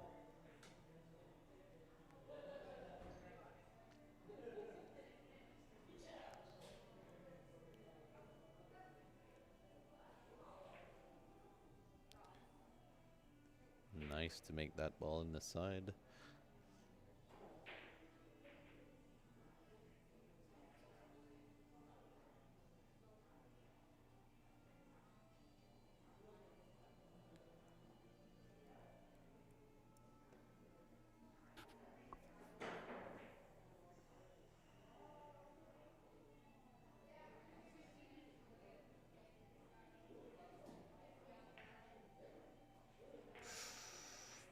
Well, he used the whole pocket there and did not push the 9 ball exactly where he would have wanted.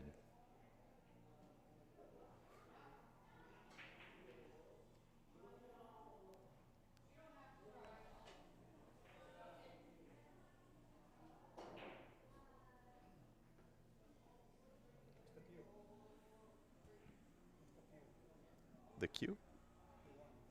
Oh, Marco took it back. Um,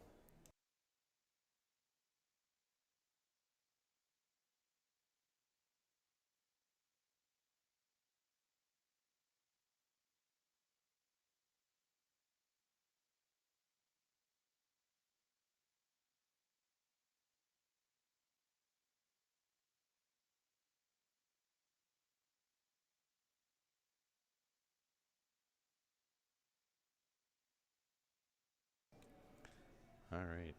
After bumping the 9 in a bit of a tricky spot, Robert manages to leave some distance between the 9 and the cue ball.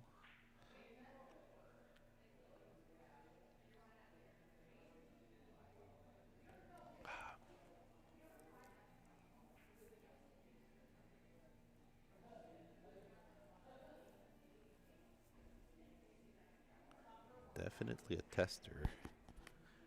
Nothing easy.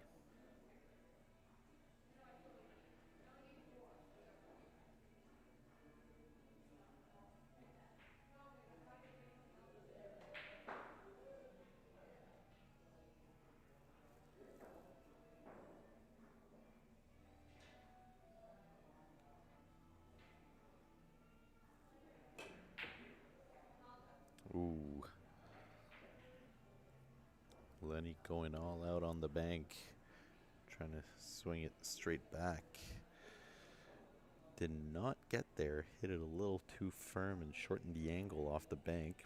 But, if anything, I believe he left Robert shooting over the 10 ball.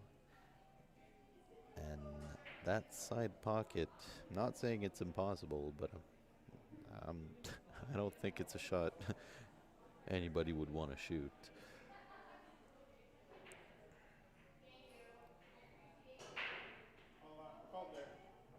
Yep. So Robert calls it in the bottom left corner. Probably going to go with a bank and some element of safety.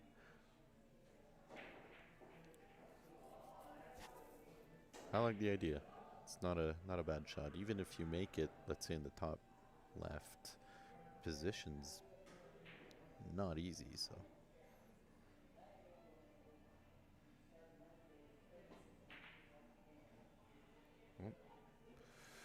Ball did not hit that as he intended. I believe the 10 ball was kind of in the way of his cueing. So that leaves Lenny back at the table.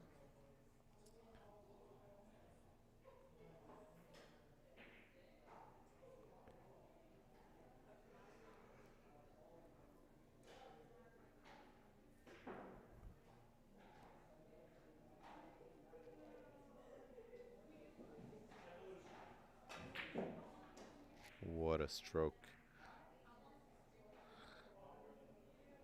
Oof. Very unfortunate for Lenny. Hit that ball as good as you can. It's just glued it.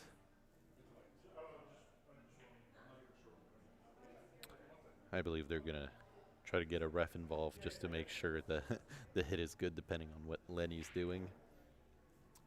Understandable at this stage of a tournament. They're playing for a decent chunk of change, so there's nothing wrong with doing that.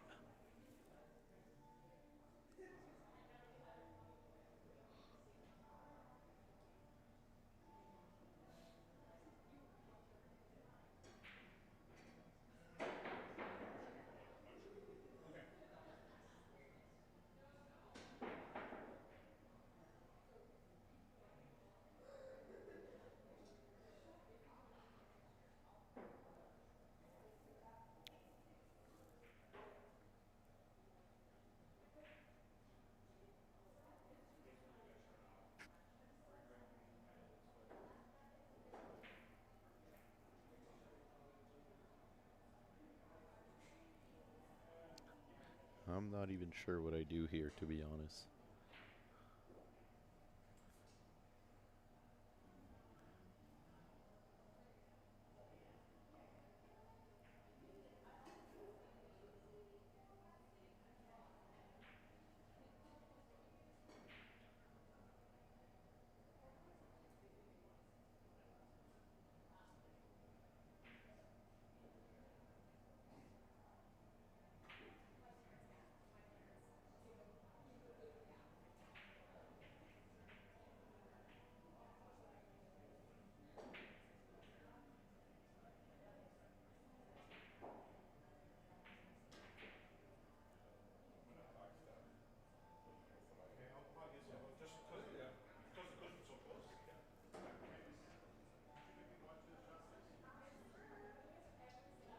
All right, Candace coming in the action to look at the shot. She'll tell us all about it.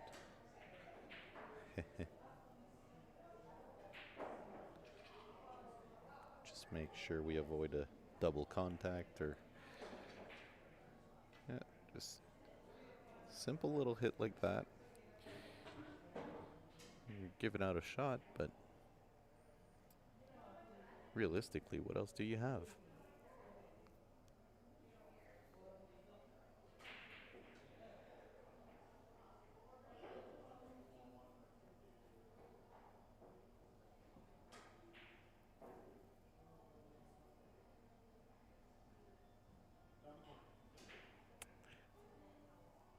So Robert calling it all the way down the corner.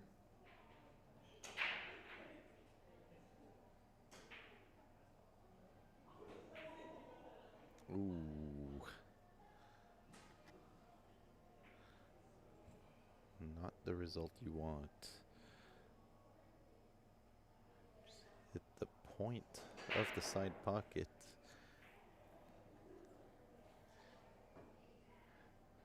By no means settled in an easy spot for Lenny. Still not a chance you're trying to give.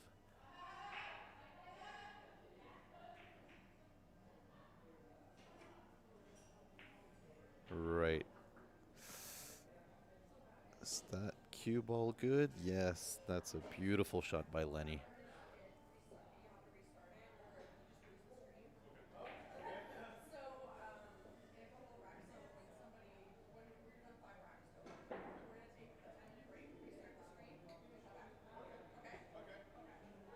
All right, so Candace just explaining the situation to the players, but basically we've hit the 12-hour mark of streaming today. We've been quite busy, but yeah, when you hit 12 hours of streaming, you have to restart, or YouTube just shuts your stream off automatically. Therefore, we will have to shut the stream down and start it over again. We ask the players to do it when they hit after they've played their 5th game. So right now it's 2-1 for Robert White. So 2 more games and then we'll just take a short, maybe 5-10 minute break, get the stream back up and running again, and then we'll be right back for the rest. But still got a couple more games to play until then.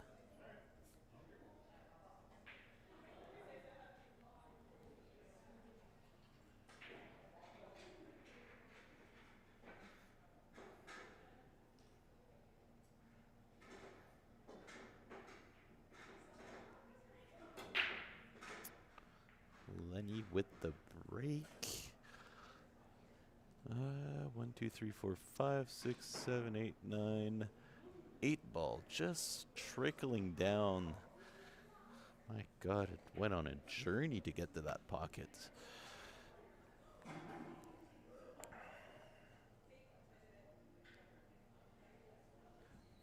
Oh.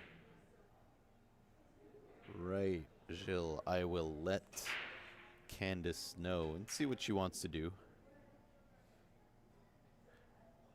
I assume the players would want to rewatch the stream, so probably that we'll do it anyway. But I'll leave her the decision.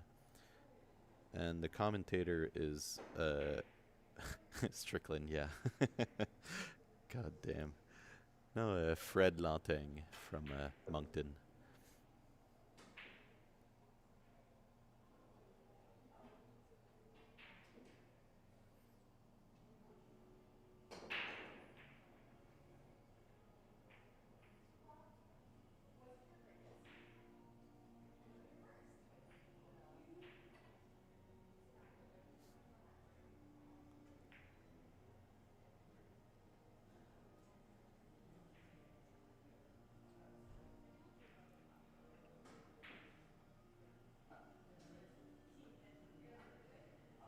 All right. Lenny missing a pretty easy 4 ball in the side. Leaving Robert back at the table with a nice 3-rail position for the 5 ball.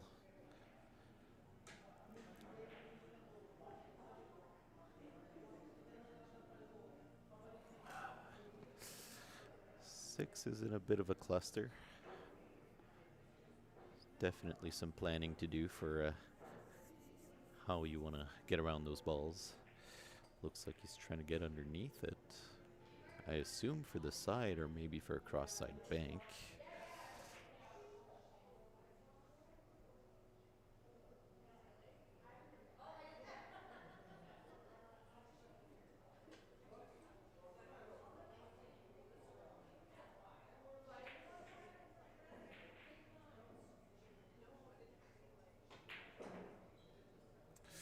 Ooh. I cannot imagine that this was the plan. He's probably trying to get over the 10 ball. Now he's got some problems. Calling the 6 ball in the corner pocket. He just pointed with his cue, the top right. See if that's a jump or a kick. Looks like he's going for the kick shot.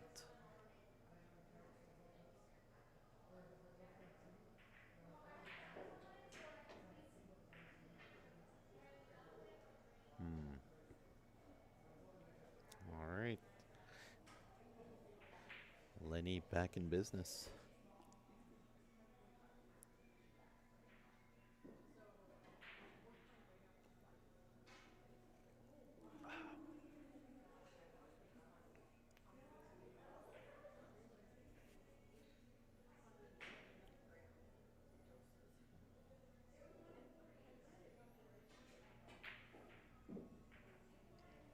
Nice shot.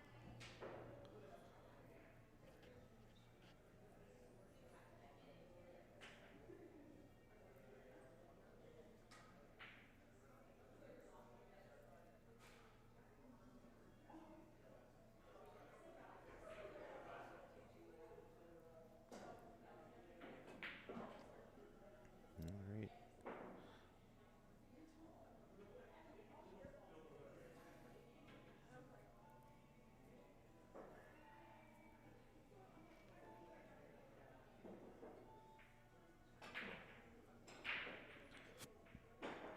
Great stroke by Lenny.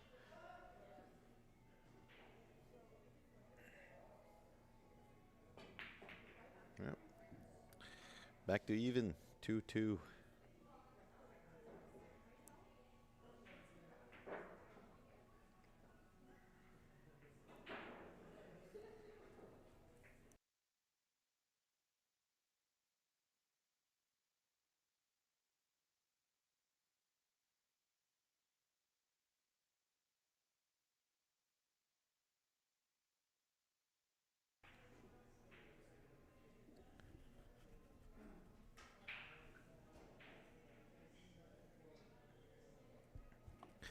Yeah, guys, I just checked with Candace, and we're gonna restart the stream anyway, just because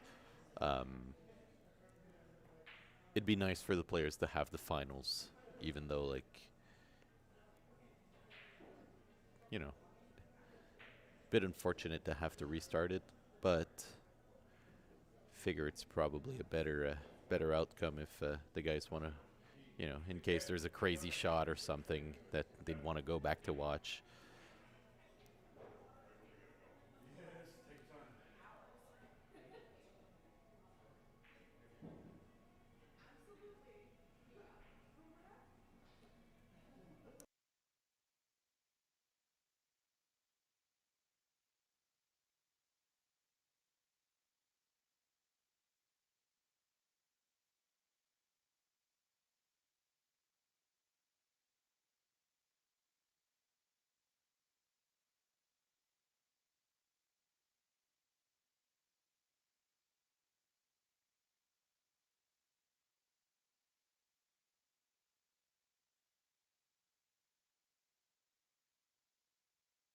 And come back and just like watch for that feed again because I don't know where everybody's watching from.